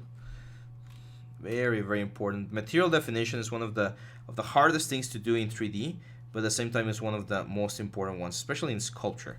Like with just the sculpture, I need to make sure that people understand like that this inside part that we're working on right now, it's soft, and then the outside part's a little bit like harder, right? So for instance here, I can use my clay buildup to build a couple of like pads. Like imagine if this was like fat pads or something, and those fat pads are gonna help me sell the idea, kind of like cushions, sell the idea that all of this area is like really, really, really soft. And just smooth all of this out. And there we go. Yeah, I like it. Do we add a nose? Maybe. I mean, it's very easy to add a nose to this creature. It's just like a couple of dots over there, and that should be good. Again, just thinking about like the general like how this thing is gonna be posed, and it's probably gonna be like a lower view, and then her looking sideways or something. I think that's gonna look really, really nice. Now back here, we need to think about like this whole crown thing, and I'm probably gonna be segmenting it. So this is gonna be probably split, and then we're gonna have like what would be like the scapulas of her character, something like that. So that in case we were like, I'm already thinking about like if we were to ever animate or rig this girl, how would she move, how would she like interact and stuff. All of those kind of stuff you can already think about when you're designing, so that you take those into consideration, because you eventually want them to come to life, right? Like you want them to do something on screen on a video game or somewhere, and that's why it's important to consider how we're gonna make that happen. There we go. So yeah, she kind of looks like a female Groot, right? I'm not convinced about this like lower part just yet, but we can explore. We can keep exploring and seeing how this looks, because I think like this upper part looks really, really nice, really cool. But then once we get here, it kind of loses the appeal, right? So the femininity kind of gets lost. So let's get rid of it. Let's see if we soften this up. Let's see if that helps. Yeah, actually that definitely helped. It was a little bit too much detail, I think. And we can still add the sort of like indication that she's a female of the species. Not a female Groot, because again, I'm trying to give this sort of like flower effect. Even here on the deltoids, we might want to reduce with trim dynamic a little bit of the details, and make it look more like branches rather than like bark, because I think that's what's giving it the sort of like Groot vibe, which is not what we're going for. There we go. That looks a little bit more interesting. Let's use trim dynamic here and keep going. I'm trying to keep this relatively brief. Like I want to take my time, of course, and show you guys all of the process. I'm not going to be skipping ahead, don't worry. But yeah, as I've mentioned like several times already, this will take time. Like I can't take forever. Like I can do like 8 hours of just this character. Because then it would just be very, I don't think it would be boring, but this is mainly a Zbrush course, so we're gonna be going over the whole process. We're going over the whole process, so I'm more interested in making sure that you guys get the whole process on this character, even if that means that we can't polish it all the way. But normally a character, if you ask me how long does a character usually take in production, it can be from 1 week, 2 weeks, all the way to a month, 2 months. Like it all depends on how nice you want the character to look, because there's some characters that really take some time. I believe they asked the same question to Raffaello Grassetti, one of the greatest character artists out there, and he mentioned that, for instance, for Kratos, for God of War, it took them like 2 months or 3 months to get just the model ready. So yeah, it can be time consuming to do a character from scratch and get it ready for like a game and stuff. So don't be impatient. Take as much time as you need to polish your character and your creation, and to make sure that it looks as nice as possible. Cool, so I think we're gonna stop right here, guys. I think we're in a really good position now. As you can see, most of the character has a detail everywhere, and I think we can jump out onto a little bit of tertiary detail. But for that, we're gonna be using the subdivision technique that we saw with the miniature, because we definitely need to clean some of the topology so that we can get to some very nice detail levels. So yeah, hang on tight, and I'll see you back on the next video. Hey guys, welcome back to the next part of our series. Today we're going to continue with the alien, and we're now going to jump onto the tertiary forms. So you guys remember, tertiary forms is when we start adding like the main wrinkles, like a better definition on all of this like nice crown that we have over here. We definitely need a better resolution, because even though we are above 1 million polygons, due to the nature of Dynamesh, we know that it usually doesn't like follow nicely with the flow of the topology. So I'm gonna duplicate this guy to create a copy, and then on either of the copies, normally I use the top one, but you can actually use the bottom one, it's totally fine. You're gonna go into geometry, series measure, and just hit series measure. It should find most of the main lines and just follow them through. Remember, we do have the option to add the series measure guides to help it find some of the main flow, but if I take a look at this one, you can see that it's pretty much perfect. Like most of the things that we're looking for, that I'm looking for, are there. So this is gonna be just fine. Now I do need to divide this a couple times. Well, not a couple times, several times, until we get close to the million polygons that we have. So that should be more than enough. I'm gonna go into subtool, turn off the eyes so that we don't project them. Select the one that you're gonna project to, and now we just go here to project, and we do project all. And what this will do, we know this, it's going to take all of the detail from the other subtools, in this case the Dynamesh subtool, and it's going to project it to the main tool. Now this one right here, which is the Dynamesh one, we don't need it anymore, we can delete it. And remember, at any point you can go back to Dynamesh, so if there's something that you want to change later on, you can do it with no issues at all. So let's go here, I'm going to grab my dimming standard, and the first thing I want to do is I want to like really separate these things right here. But here's where I'm going to be able to, I'm actually going to get one more subdivision level, so we're at 4 million now, and we're actually going to create like this nice little like effects right here. Again, this is tertiary detail, that's why we don't do this until we're like really sure that we want to keep all of these elements. So it's going to be like kind of like my crown decoration. There we go. I'm keeping it very loose, very natural. Like I could turn on what's the word, the lazy mouse, but I kind of want to have this sort of like effect. There we go.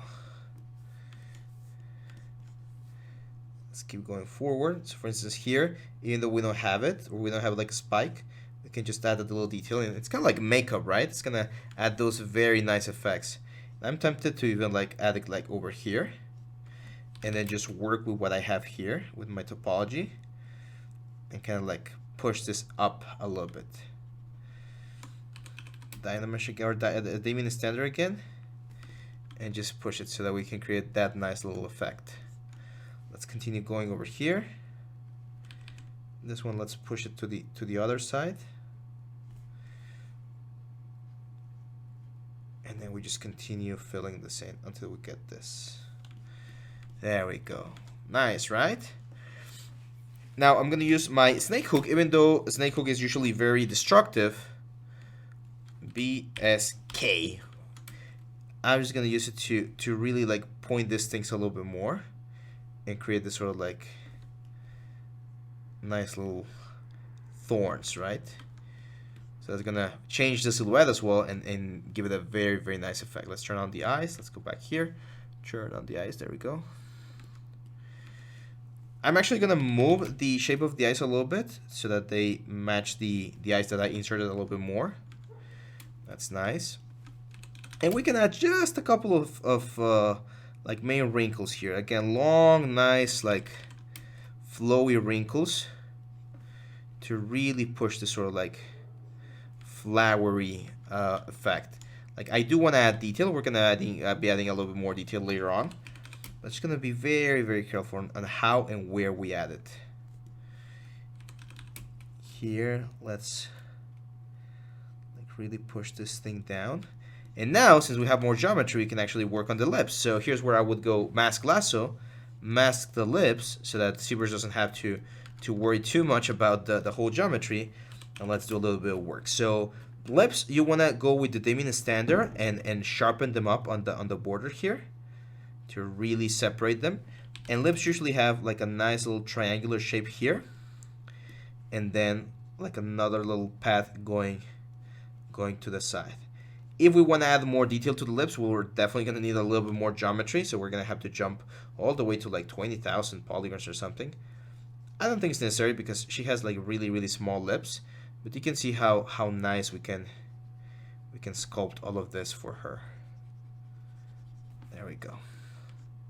Now usually here in the corners of the mouth, you're gonna have a little bit of a fatty pad. We call this the puppeteer lines. And again, the more intense you make them, the older the character is gonna look. So we can go a little bit intense there.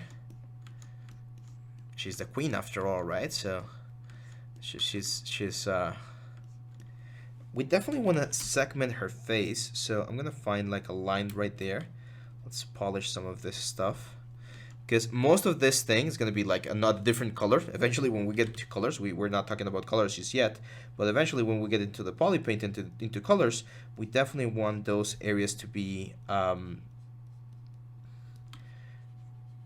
different, a different color, right?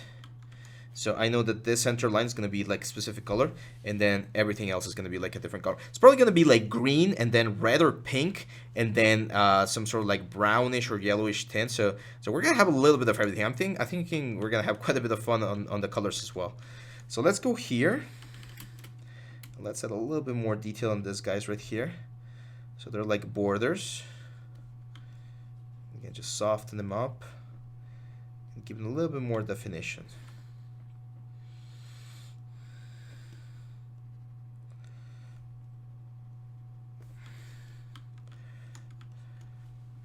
Very mindful here how they're going to be flowing. Just small little lines here. And then smooth. We can even go back like a subdivision level, because I think we haven't used like all of the resolution that we had here to really push these things in.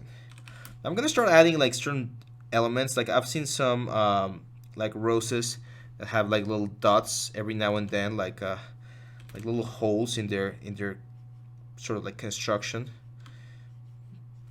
So I'm gonna add some of them, kind of like wrinkles, like if there were wrinkles. So there we go.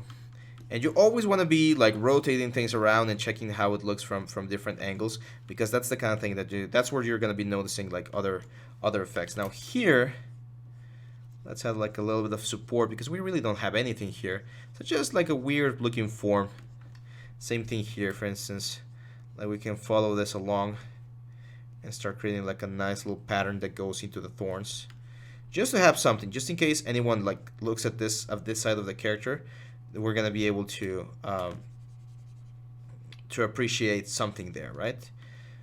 That's another of the rules from sculpting, especially in 3D. Usually in traditional sculpting, if your sculptor is gonna be like resting against a wall or something, you can hide things on the back because no one's ever gonna see it.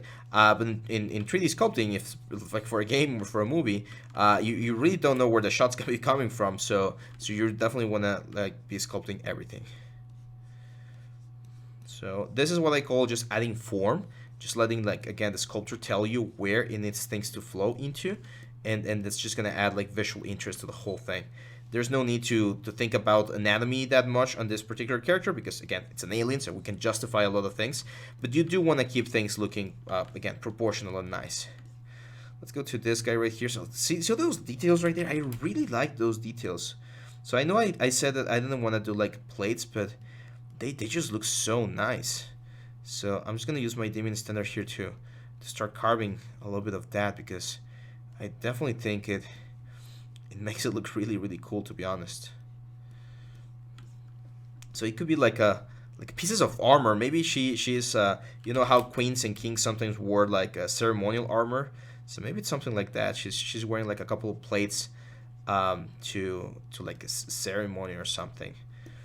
That's one thing. I don't think we've talked about this before, but it's always good when you add the story to your characters, because you're not only gonna be having fun from the actual like sculpting process here inside of Zbrush, but you're also gonna be like telling a story, even if it's just to yourself. And then when you present this to the world, if someone's like, hey, I really love that specific character, what's the deal, what's the story there, you're like, well, her name is this, she does this, her story is this and that, and you can just like start elaborating. And who knows, maybe one person will be like really interested and they'll like to turn your creation into like a video game or like a series or something. There's a lot of success stories about people like that. They keep their stories, they keep their characters, and then a golden opportunity just arises, and they just seize that opportunity and create something amazing. I like this shape right here. Kind of feels like a gemstone or something. So why not make it so, like a nucleus? Again, we can add a little bit of color over there and create something interesting. Let's add like a couple of the. I want to keep it simple though. I think that was one of the mistakes on the primary stage that we were doing. Things were looking a little bit too complicated, too like detailed and stuff. We can keep it a little bit simple and have cleaner shapes. There we go. Yeah, it's looking good. It's looking good. And time flies when you're sculpting, especially when you get to this point. Like, I always consider myself a really fast artist whenever I'm doing like the primary and secondary shapes. Like, I can block them in, like, I would say quite quickly. But once you get into the tertiary detailing, which you really need to go pretty much every square inch of your character and create some amazing stuff, that's when time is gonna fly. Like, I'm seeing right now that we're a little bit over 10 minutes now, and usually it takes me longer to realize. So that's one of the great things about sculpting. It's really cathartic, if you wish. So there you go. By the way, I'm not sure if I've mentioned this, but when I started recording this tutorial on chapters like 1 through 4, I was using a traditional Wacom tablet, and during the mid-production, I changed to a canvas, so I'm using a pen display now. Not to brag or anything, of course. I just want to make you guys know that after you take the course, if you think that Zbrush is something that you're going to be doing seriously, I can really recommend one. They're really, really good. I got like one from Huion. It's the Canvas 16, and it's really, really good. So if you are considering yourself, or if you consider that you're going to be doing Zbrush for quite a long time, and you want to invest on a nice tool, a pen display is definitely a nice investment. Just don't go for the Wacom tablets. I mean, unless you can really afford them, they're really, really really expensive, and I wouldn't want you guys to spend that much money and then stop working on 3D or something. So yeah, that's why the canvas, I think it's still a little bit expensive. I'm not gonna lie, but it's not as expensive as the Cintiqs. I can recommend it. So there you go. Perfect. So yeah, I mean, the detail is coming out nicely. I want to add a couple of like lines over here, again, just to break up this lip, because there's a lot of like simple lines, and having a little bit of those elements right there, I think it really helps. And I'm gonna kind of like fade away into like nothingness there, so that they kind of like just disappear once they start going down. I really like the crown.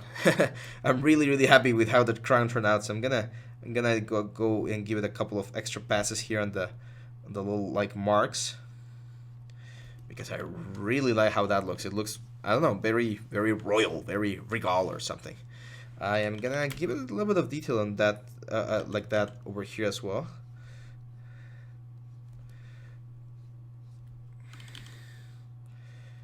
So let's, again, this is just to kind of like fade in into this like sort of like petal shape. I think that one's gonna look cool.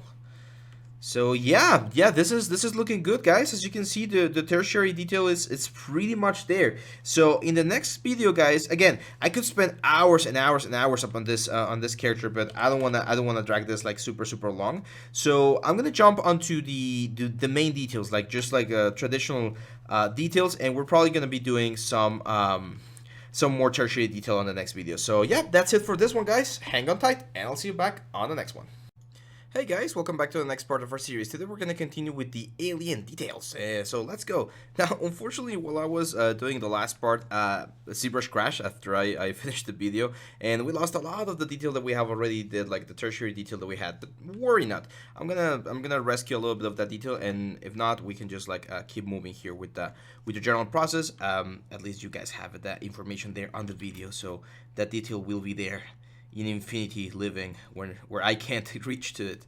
So quick thing, Zbrush is very like memory intensive, so if you start running low on memory, you might get a couple of warnings here and there, because it tries to save onto like Scratch file. It by default is your main drive, so if your main drive is like really cluttered, you might be getting those like weird crashes, which I of course do not recommend. Now for the detail, I don't think I really want to go like super intense here. So what I'm going to do is I'm going to grab my standard brush, I'm going to grab my drag rect, and I'm going to use a little bit of leather. So I'm going to go here to my alphas, And I'm gonna use like this leathery skin here, or this leathery skin over here, which to me it kind of looks like tree bark. So if we can add a couple of these things like here and there, I think we'll have like a nice detail. I'm definitely gonna decrease this. Let's give it one more subdivision level so that the detail is a little bit nicer.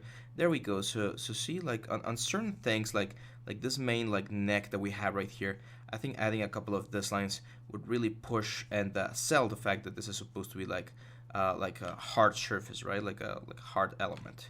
So yeah, just again, just have fun with how you're presenting or doing all of these things, and you're gonna get a nice result over here. Now the cool thing about details, and even though we lost a little bit of our detail, is that at any point I can just like go back to like another subdivision level and work with that, right? So it doesn't mean that we lost everything, because again we can very easily return. Here I'm gonna decrease the intensity even more, because I do want to have like some like lines here and there to again indicate that this material is gonna be a little bit like stronger, even though it's not like adding a lot of detail to the whole thing. We're keeping it really minimalistic, which I kind of like. I normally don't do this sort of characters, but I felt inspired for you guys, so let's keep going here. I'm gonna go back to my clay buildup here, make this a round brush, and since we lost a little bit of the detail, I want to kind of like get it back. I really like using the clay buildup because it gives you this sort of like sketch vibe, and it sometimes adds like a little bit of texture to the whole thing, so that's why I really like using it. And here's where again we can start adding like small little like details. You know how trees sometimes have like these holes and lines going into them. We can definitely go there. Theming the standard is also going to be like an important aspect of the whole thing, like for main wrinkles and stuff. Like see how it kind of gets like this sort of like effect there. So theming the standard can really allow me to build up and to really carve in and separate the different sections of our character. Again, I'm already thinking about like the final composition, which should be something like this, like trying to find something interesting here. I'm gonna use a little bit more theming the standard to add more detail. Did I remove symmetry? Looks like I did. There we go. So yeah, this is pretty much what I would recommend. Like, ooh, I like that wrinkle. I'm gonna add a little bit of form here instead of the head, just to again add a little bit of details. Not everything has to be like super detailed. We can have rest areas. We've talked about those ones before. And yeah, this is looking cool. So let's just keep adding a little bit more texture here. For instance, to this like sort of like breastplate, I want to add like a couple of lines here and then just smooth them out again, just to have something. We had the crystal here, remember? We saw like a crystal shape here that we can later on use to add like a nice little color there. What else? What else did we miss? I think that's pretty much it. Like I was able to recover most of it. Like there was a nice little detail that we were like building up here that we should recover. Kind of like again like a tree bark, like something that was cut or something. I think that could really benefit from a little bit of detail. I lost the thing that we had on the back here. I'm really sad about that one, because that one I really like how it was looking. But well, we got something here that's gonna work as well. So yeah, I mean this is looking fine.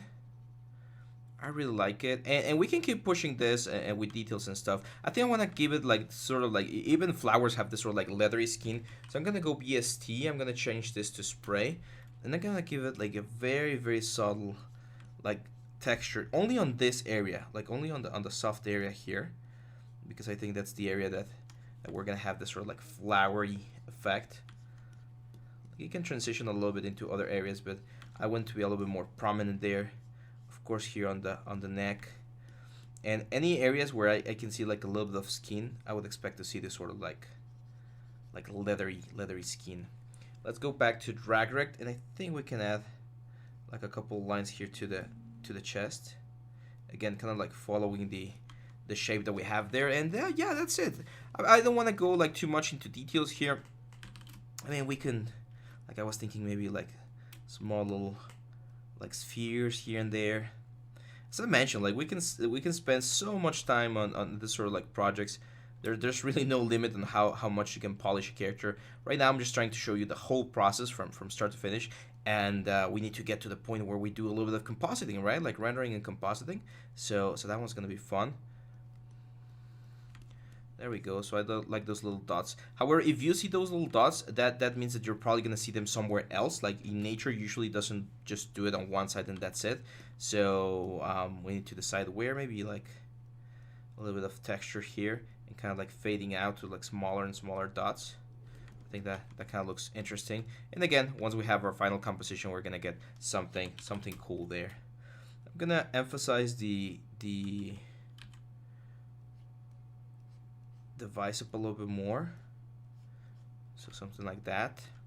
And yeah, there we go. I'm gonna leave it like here, like this, guys. So in the next video, we're gonna jump into Polypaint. And again, don't take my advice in this particular scenario. Like if you want to keep pushing your alien more and more and more and more, go for it. Like go crazy and create amazing stuff. Don't think that just because it took me like 6-7 minutes in this small video to show you how to add details, that's the exact amount that you should take. Normally, when I'm working on characters, as I mentioned, it can take days, weeks, even months, depending on how complex the character is and how much budget the project has, of course. So yeah, just keep pushing, keep moving along, and I'll see you back on the next one. Bye bye. Hey guys, welcome back to the next part of our series. So I have good news and bad news for you. Today we're going to be doing Polypaint, and the bad news is that I actually already finished the Polypaint and I forgot to record the thing. I was like talking to myself pretty much, and I normally don't like to do this sort of like overview of the process or talk through, but we're running a little bit low on time for the whole course, so I'm gonna be doing this just for this video, okay? So we're following the same standard thing that we saw in chapter 8 when we were taking a look at Polypaint. We created our airbrush here, and here I'm gonna show you. We started with a very simple, like basic green color, and I found this nice peach color that I started using as a gradient. So you can see me here using it to place paint on the most important areas of our character, right there. Now, as we move forward here, we use the technique that we normally use in the Polypaint aspects, which is using like the blue channel. You can see how I'm using a little bit of a blue color there to go into the crevices and into the pits of the character to give it a little bit more depth. And then I found this very nice red color. You're gonna see it right around here. There was a red color that I used for the lips, which looks really, really cool. You can see it right there. And then I said to myself, well, what if we added a little bit of that red on the like spikes of the character? And it worked out pretty nicely, as you can see here. By just like going over the spikes, everything started looking a little bit more like natural. And we added a little bit of this effect on the arms as well, on the little gem. So every single place where we had a skin showing, we would get like this sort of effect, okay? Now, here I'm adding a little bit of yellow. I got one of the analogous colors, like this like lemon yellow color, and that was giving me a little bit of an extra punch on the whole things. Then we went for like a little bit of brown here, a little bit of red there on the cheeks, and yeah, that was pretty much it. At the very end, I added an extra yellow pass here, and I added the cavity mask on the whole thing. That's pretty much it, and you can see the cavity mask right here if I go into flat color. So it was a very, very similar process to what we did with the demon, with the little tiefling guy, and it was just a matter of finding like the colors that I knew were gonna be complementary to each other. So remember the little color theory that we have, where red was gonna be our complementary color. Well, this is exactly it. Now, since I don't want this video to go to waste, and I do want to show you something, we're gonna be talking about how to pose the character. So I'm gonna save this real quick as Alien 002, which is the one with Polypaint, and let's talk about posing. There's a new feature here inside of Zbrush, or a newest feature called Stager, and Stager is really, really, really cool. It's here on, I believe, here, yeah, on Geometry. It's called Stager right here. So what I can do is I can save this guy. Let's go to W, which is movement. Let's turn on all of the subtools so that we can save this. And I'm gonna save this as home stage right here. Okay. Now, let's, of course, press Alt and go Home. Bring this up so that it's on an easy place to find. And what I'm going to do, like if I were to move this thing around, I can just pose the character. So what I want to do here is I want to mask out like all of the upper torso. I'm actually going to use my mask lasso. And we're actually going to go down in subdivision level. So Shift D a couple of times to go down in subdivision. Can we go down in subdivision? Do we have subdivisions though? Oh, it seems like we only have one subdivision. That's fine. So I'm gonna lasso this whole thing right here. Control click on the mask to soften it up. just like control click several times, and that's gonna soften up the mask. And then control click to invert the mask. I'm gonna move this thing down here to a pivot point, and now as you can see, I'm gonna be able to move this thing around a little bit. Now here actually I think I'm gonna select the neck only. So I'm gonna select the neck only. Again, snap here, soften the mask as much as you can, and then press W, move it to where the mask originates, and then we're gonna be able to rotate this thing slightly. So as you can see, we rotate it. It might move the geometry a little bit. You can of course move it and stuff, and it's gonna create a nice little pose for our character. Let's go for the head, for instance. So I'm gonna grab all of this part of the head. Same deal, like just the head. Control click to invert, and then soften the mask quite a bit. And then we're gonna move the pivot point up to where the base of the mask is as happening, which would be like the joint. And I'm gonna move it sideways. Of course, get rid of geometry or symmetry, sideways. And I'm gonna move it up a little bit so that she's like kind of like looking up. Then we're gonna do something called the contrapposto. Contrapposto is when we like move a couple of things around, especially the shoulders. They're like a little bit like inclined, if you wish, and this could really help us with the whole like proportion or with the whole like composition thing. We could do it with camera, like if we just like move the camera like this, that's gonna give us a nice effect. But we could also just like move them like actually move it. So it's just a matter of grabbing all the whole torso, moving this thing down to the center of the torso like this, inverting the mask, and then just moving this like this. So now you can see that the character is slightly skewed. And that thing is gonna give it a little more like naturality to it. So when we capture the our portrait, which would be something like this, we're gonna get a very nice effect. Look at that, pretty cool, right? Now all of this, we call them the target stage, and we can switch the stages and go from the basic stage to the target stage at any point. So that's gonna be really useful. Because if we want to go back to the previous stage, we can use the stager to do so. Now in this case, I'm just gonna save this as alien post, and I'm gonna stop the video right here. In the next one, guys, we're gonna go what's the word? We're gonna talk about the render passes that we're gonna be getting, because we're not gonna get the final render exactly from here from Zbrush. We're actually gonna be getting or doing the whole composition inside of Photoshop. Okay, so yeah, hang on tight, and I'll see you back on the next video. Very well, guys, so we're finally in the almost the last video of the series. This is the light passes, so let's get to it. Now I've already saved, and the first thing we need to do here is we need to find the camera that's gonna be the main camera for our character. So I'm gonna go here to document, and well, I'm gonna look here, and the first thing I need to find is I need to find the proper document size. So I want to do this at full HD but vertical. So I'm gonna go document, and we're gonna go height 1920, width 1080. Okay, and I'm gonna say resize. It's gonna give me this warning where you're resizing the document. I'm gonna say yes, and it will look really weird. That's fine. You're gonna press Control N, draw one again, and hit T to go into edit mode again. Now to really see the whole composition, even if we're not gonna be able to see the whole pixels because my screen is not as big, I can go here to where it says actual size, right? Or zoom. There we go. And this little square that we're seeing right here, like that square, that's the actual composition. So this is where you want to fit your character. This is the kind of like the square that you wanna showcase your character. So in our case, we're gonna go for something like this, right? So very cool. Now once you find a camera line that you really like for instance this angle right here, if you really like this angle, you're gonna go into document, and you're gonna go into this thing called sapling property. Sapling is another plugin inside of Zbrush, and we're just gonna use it for this thing which is called custom one. So I'm gonna click custom one, and what that's gonna do, it's gonna save that thing. So if by any like problem I move this thing around, I just need to go to here and go and click custom one, and I'm gonna go right back into the scene. And the reason why custom one or having a custom camera is so important is because we're gonna be getting passes, and passes are like layers, and if the layers don't match, then nothing of what we're gonna be doing is gonna work. Okay, so now let's talk about passes. When we generate a render, when we do BPR here for instance, and we get this nice little image, it's not bad. What Zbrush is doing, as you can see here on the render tab, let me snap this to the other side.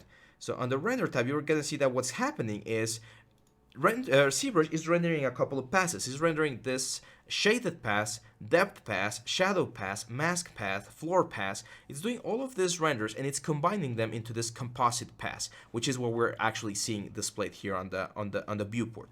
So what we want to do is we want to create a lot of different passes here that will allow us to control how we see our model, or how we're going to be mixing these layers inside of Photoshop, okay? So I'm going to go through the list of the main passes you're going to need, and you can actually get as many passes as you want. I've seen artists get like 20, 30, 50 passes to create like a single image. I don't think it's really necessary, but if you want to go like really, really crazy, you can do that as well. So we get like the first pass here, like PPR pass. Okay, perfect. So I'm going to save this depth pass. This one is going to be very important. I'm going to create a new folder here because we're going to get quite a bit of passes. So the first pass is going to be BPR depth. Perfect. Shadow. We definitely need the shadow, but I don't want the shadow. You can see that the shadow is really, really harsh. So we talked about shadows before. Let's increase the angle here and let's lower the GI strength a little bit and BPR again. And you're going to see that the shadow is now softer. That's perfect. So again, we go to BPR render pass, click on shadow here, which is way softer. And we're going to save this as shadow. The mask. We definitely want the mask in case we want to have like a background or something. And I do think we're going to have one. I am going to export the shaded one. You can see the shaded one is trying to be exported as a JPEG. You can export it as a PSD as well to have like the proper colors and everything. And I would love to have ambient occlusion and subsurface scattering. However, they're not active right now. So I'm going to go here to ambient occlusion, or not here, sorry, to render properties. And I'm going to turn on ambient occlusion. So now, if I do another BPR, as you can see, it's going to take a little bit longer because now it's rendering the ambient occlusion. But if I take a look at the render passes, you're going to see that we now have a ambient occlusion pass, which is going to be really helpful as well. So we export that one as well. The SSS is the subsurface scattering, and plants do have subsurface scattering. I do think we would benefit from having subsurface scattering. So I'm going to go to render properties. I'm going to turn on SSS as well. And now, if we render, you can see that the ambient occlusion and the SSS are both rendering. I'm going to see the BPR render pass, and you can see this one here. So anything that's really thin, you can see that the arms and a little bit of the spikes, they're going to get this sort of like a mask, which is, again, exactly what we're going for. So we save that SSS pass, and there we go. Now we're going to go into something a little bit more tricky, and we're going to be generating light passes, which are going to be lights that are going to be affecting my object, but it's only going to be the light. Like, I only want to see the light information. So for that, what I'm actually going to do is I'm going to turn off my colors here. By turning off this little like brush that we have here, we're turning off the colors. And I'm going to select something like a basic material with black color. So if I go with lights now, light, and I move the light to the right like this, and I render, you're going to see that on the render passes, we're going to get this composite thing, which is only getting like certain light from the right, like this sort of thing. I definitely want to increase the light, so I'm going to go here into light, and let's increase the intensity a little bit, because I want to see that sort of shine over there. So let's render again.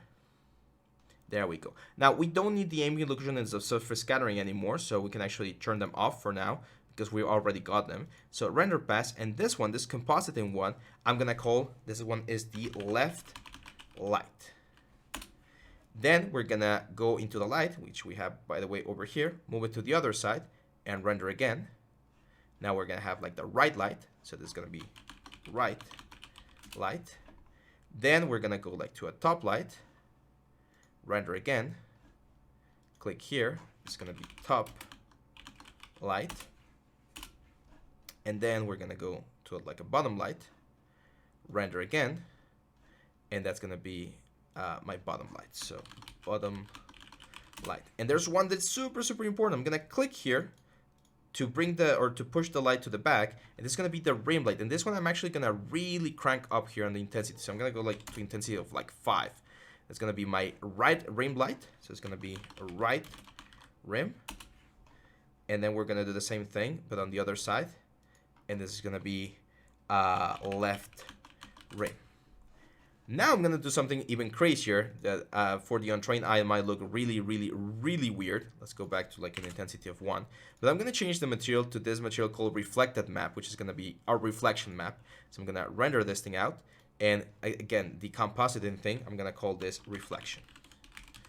There we go. So again, as I mentioned there, I've seen some people like get so many renders out of this. Like they get like a lot of these materials and then they combine them and create amazing things inside of Photoshop. We're gonna keep it simple. That's why we're using only the materials that I'm showing you here and only the passes that we've done so far. So that's pretty much it. Like once you've done that, you pretty much have all of the passes. Now don't worry if you don't see your colors. Just go back to the starter material and turn on your colors again, and you should be completely back to the original position. So I'm gonna save this real quick here just to make sure that we have a lot of backups in case of anything happens. And I'm gonna stop the video right here, guys. So in the next one, we're gonna jump right into Photoshop and we're gonna prepare to do our composition, which will take a little bit longer. Don't worry, it is gonna be a little bit of an extensive video because I really need to show you how to combine every single thing to create an amazing composition. So yeah, let's go to Photoshop. See you on the next one. Hi guys, welcome back to the next part and almost final video of this series. We're finally in the final composition part. So this is gonna get crazy, and as I've mentioned previously, like I'm not expecting everyone that watches this course to be completely familiarized with the Photoshop interface, so it might be a little bit difficult to follow along if you've never used Photoshop before. However, I'm gonna try to make it as simple as possible, and if not, then just think that the final render that we just got, that will be your final point until you can learn a little bit about Photoshop and continue with this sort of tools. So this is where things are gonna get really interesting, because I'm actually gonna grab all of these files right here, 13 layers, and I'm just gonna drag and drop them here inside of Photoshop. So yeah, there we go. That's all of the passes that we need. So you're gonna pick one, whichever you want. Like I'm gonna use this BPR shadow because it's the last one. Or actually, I'm gonna use this BPR render. And what you're gonna do is with your M key, you're gonna select the whole layer and just move it on top of the object right here.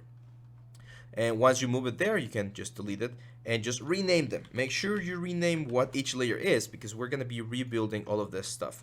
Like the mask, super important. So we just bring this here. There we go, and this is gonna be the mask. And then, oh no, we don't close that one. That's gonna be the one that we're gonna be like dropping everything into. We grab this guy right here.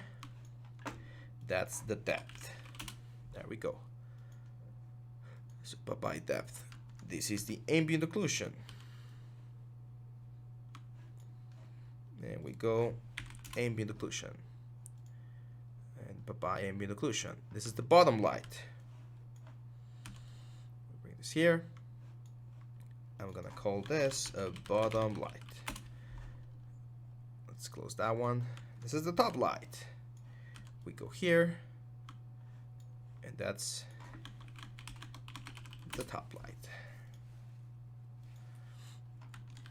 This is the right light.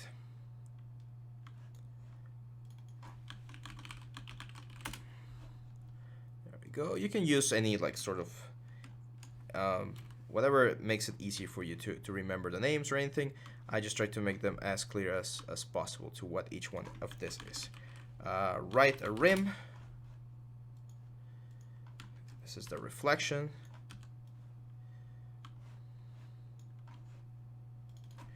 Now, by the way, if you guys are familiar with traditional rendering techniques like in Arnold, Marmoset, V-Ray, Keyshot, this is something that you would do instead of doing that. Some people prefer this. Some people find this a little bit like easier to do. I personally like doing, oh, that was left frame, oh, weird. I personally prefer to do like traditional rendering, but there are some people again that are really good at Photoshop and then concept art, and they can do great things with composition. So this is just one of the tools that I want to show you because it's a very common thing. A lot of people do this, and I think it's really important that everyone knows at least the basics of this. So there we go. Perfect. So I'm just gonna go double click the background, which is my base image. I'm gonna duplicate it and save a copy. This one I'm gonna lock it and hide it so that we don't see it. And let's start working with our layers. So the first layer that I usually like to work with is of course the mask, which is gonna allow me to mask this thing and have like a background, right? So the way this works is very easy. You're gonna grab your main layer, you're gonna create a mask, and then you're gonna go here. With your M key, you're gonna say Control C to copy the mask, and you're gonna press Alt click on this mask and press Control B, and that's gonna paste this mask in this layer right here. Now this one we can eliminate, we don't need it anymore, and as you can see our character is now cut from the rest of the elements. So for this one I'm actually gonna go for like a garden background, like this sort of thing I think looks good. And I'm gonna try to find something that kind of like matches the perspective. There we go, that one's quite nice. And of course, if we bring it all the way down, we're gonna get this. Now, right now, the lighting does not match, but we're gonna be fixing that in just a second. The first thing I'm gonna do is I'm definitely gonna blur the living hell out of that thing. So blur, Gaussian blur, and there we go. We're just gonna have like a nice blur over there. Now you can see that the light of the character does not match the light of the element, but that's what we're gonna be like working with very, very shortly. So shadows are a layer that we can use a multiply with. So if we say, for instance, here multiply, you're gonna see that the shadow is adding extra value to the whole thing. And that's just the way we're gonna leave it. The shadow is gonna be at a multiply, and then we can control the opacity to see how much light or not we wanna get there. Now, for instance, this one, I can immediately tell that we need a little bit more light, so I'm gonna press Control L to bring my colors a little bit closer, like closer to the main color that we have on the background. There we go. Now, depth we're gonna talk about later. Ambient occlusion, that's also multiply. So we can set this to multiply down here. And that's gonna multiply our ambient occlusion on top of the character. It's not giving me the result that I want though. What did I change something? Whoop. Let's move this here. What the hell? There we go. So go here, and this is gonna be ambient occlusion, and this is going to be set to multiply. And again, this one's going to add a little bit of extra shadow if we need to. If you don't need it, you can just lower the opacity, and that's fine.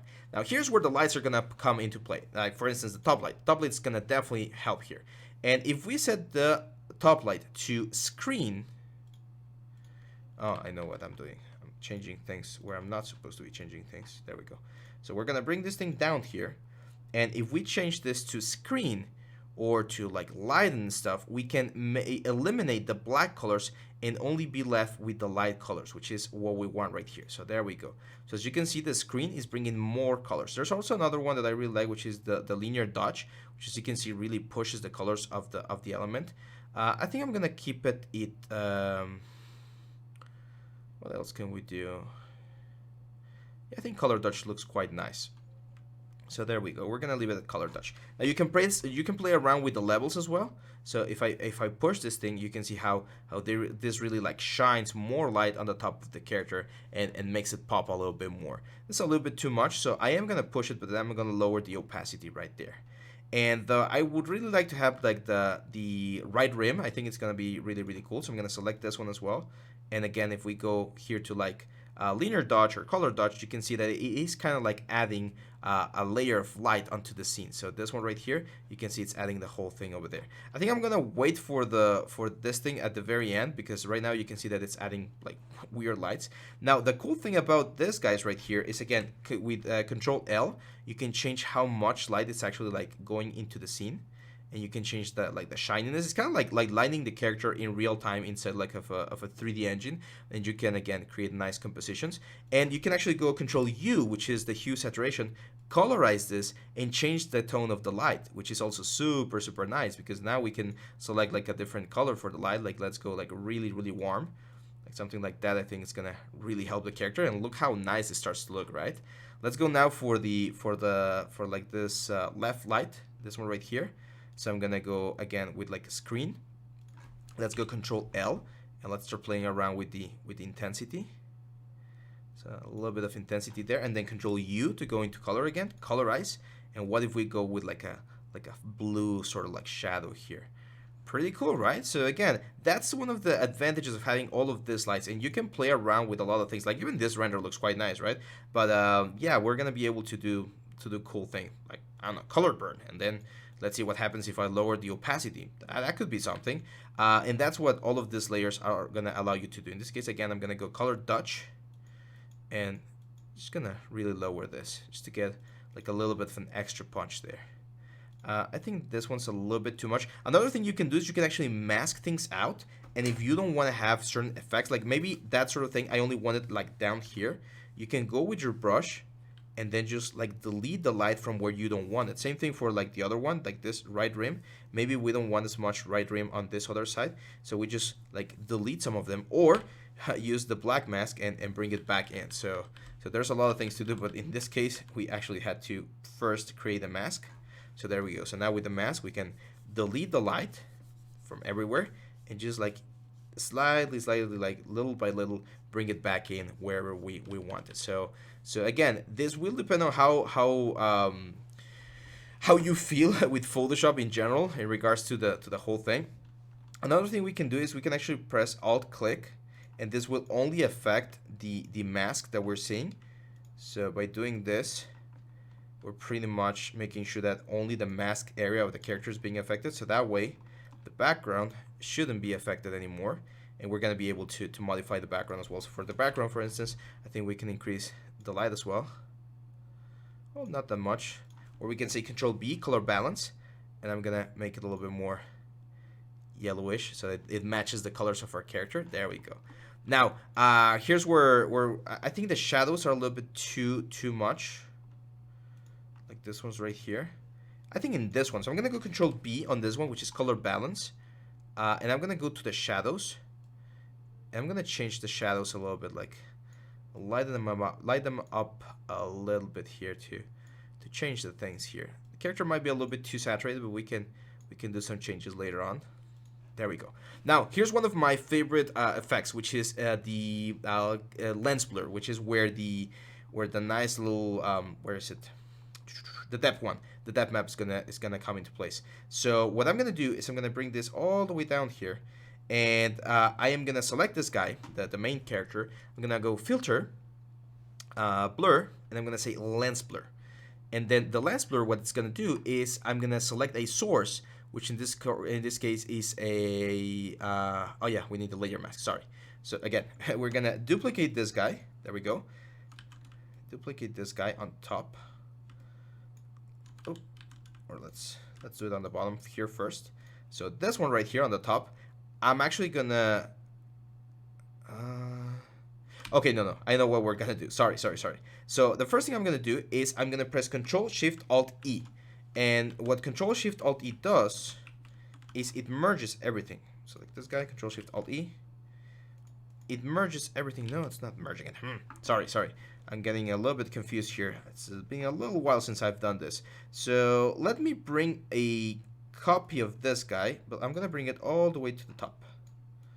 All the way to the top, the original one, with no lights, no nothing. It's just a blur. There we go. So in this one, I'm gonna do the same thing that we did before. So I'm gonna grab the where's the depth? There we go. So let's bring this all the way to the top as well. And the depth map is it's a black and white mask that tells what object is closest to the camera. This one's really important to get like that, like motion or not motion blur, like depth of field effect. So again, I'm gonna press M, grab this whole thing, and then hit Control C, Alt click this guy, Control B to paste it. So now this thing is on the mask right here. I'm gonna grab this guy right here, and I'm gonna say filter, blur, Gaussian blur, not Gaussian blur. Filter, blur, lens blur, and I will tell it to go into the layer mask. See? So now, as you can see, this bottom part here is getting like softer and softer, and it's gonna allow me to create a very nice like a gradient effect.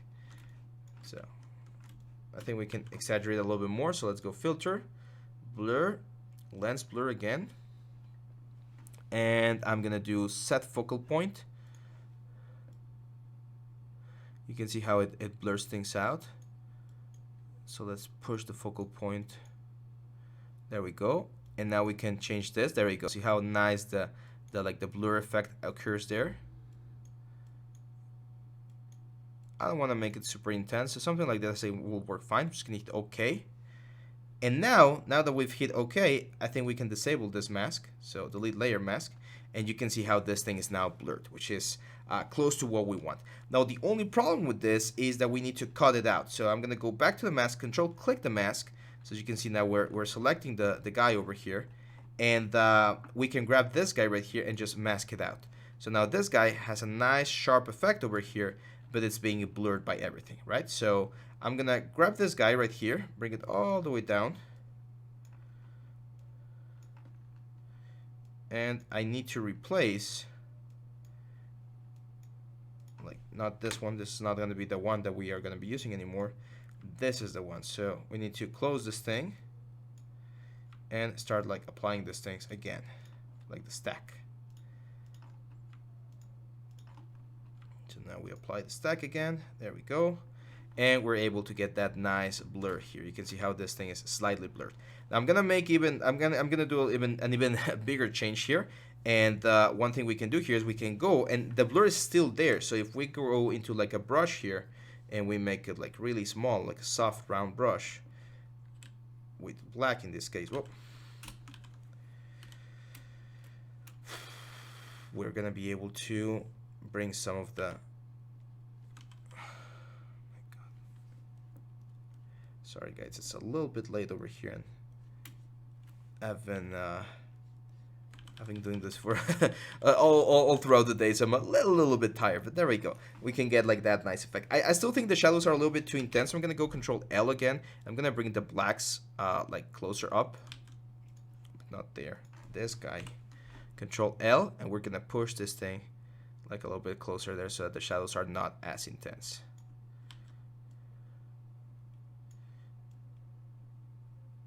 There we go. We can actually just like get rid of the shadows so that it looks a little bit more like it's actually being affected by the light here. But yeah, I mean, this is pretty much it. There's a couple of things I want to do. One very like cheesy effect, but it works quite nicely, is you can add some lens flares and stuff. So I have where is it? I have here some camera effects that a friend of mine gave me a long time ago.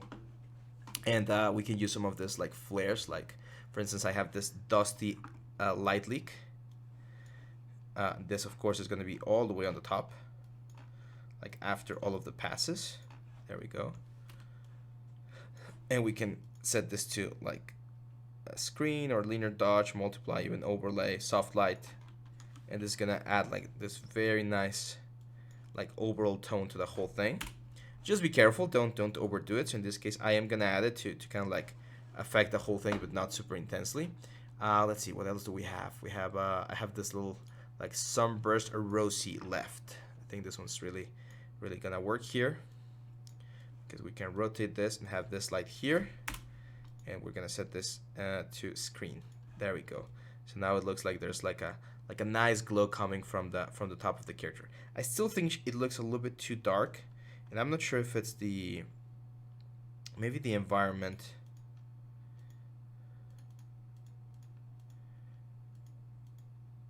Maybe it's the environment. So I'm gonna go Control L on the environment. And I'm gonna give it a little bit more contrast. Wait, oh no, it seems my bad. So at some point I lost all of the connections here again. So this connection is really important, because you only want all of this like reflections and things to be affecting the main character. There we go. That looks a lot nicer. There we go.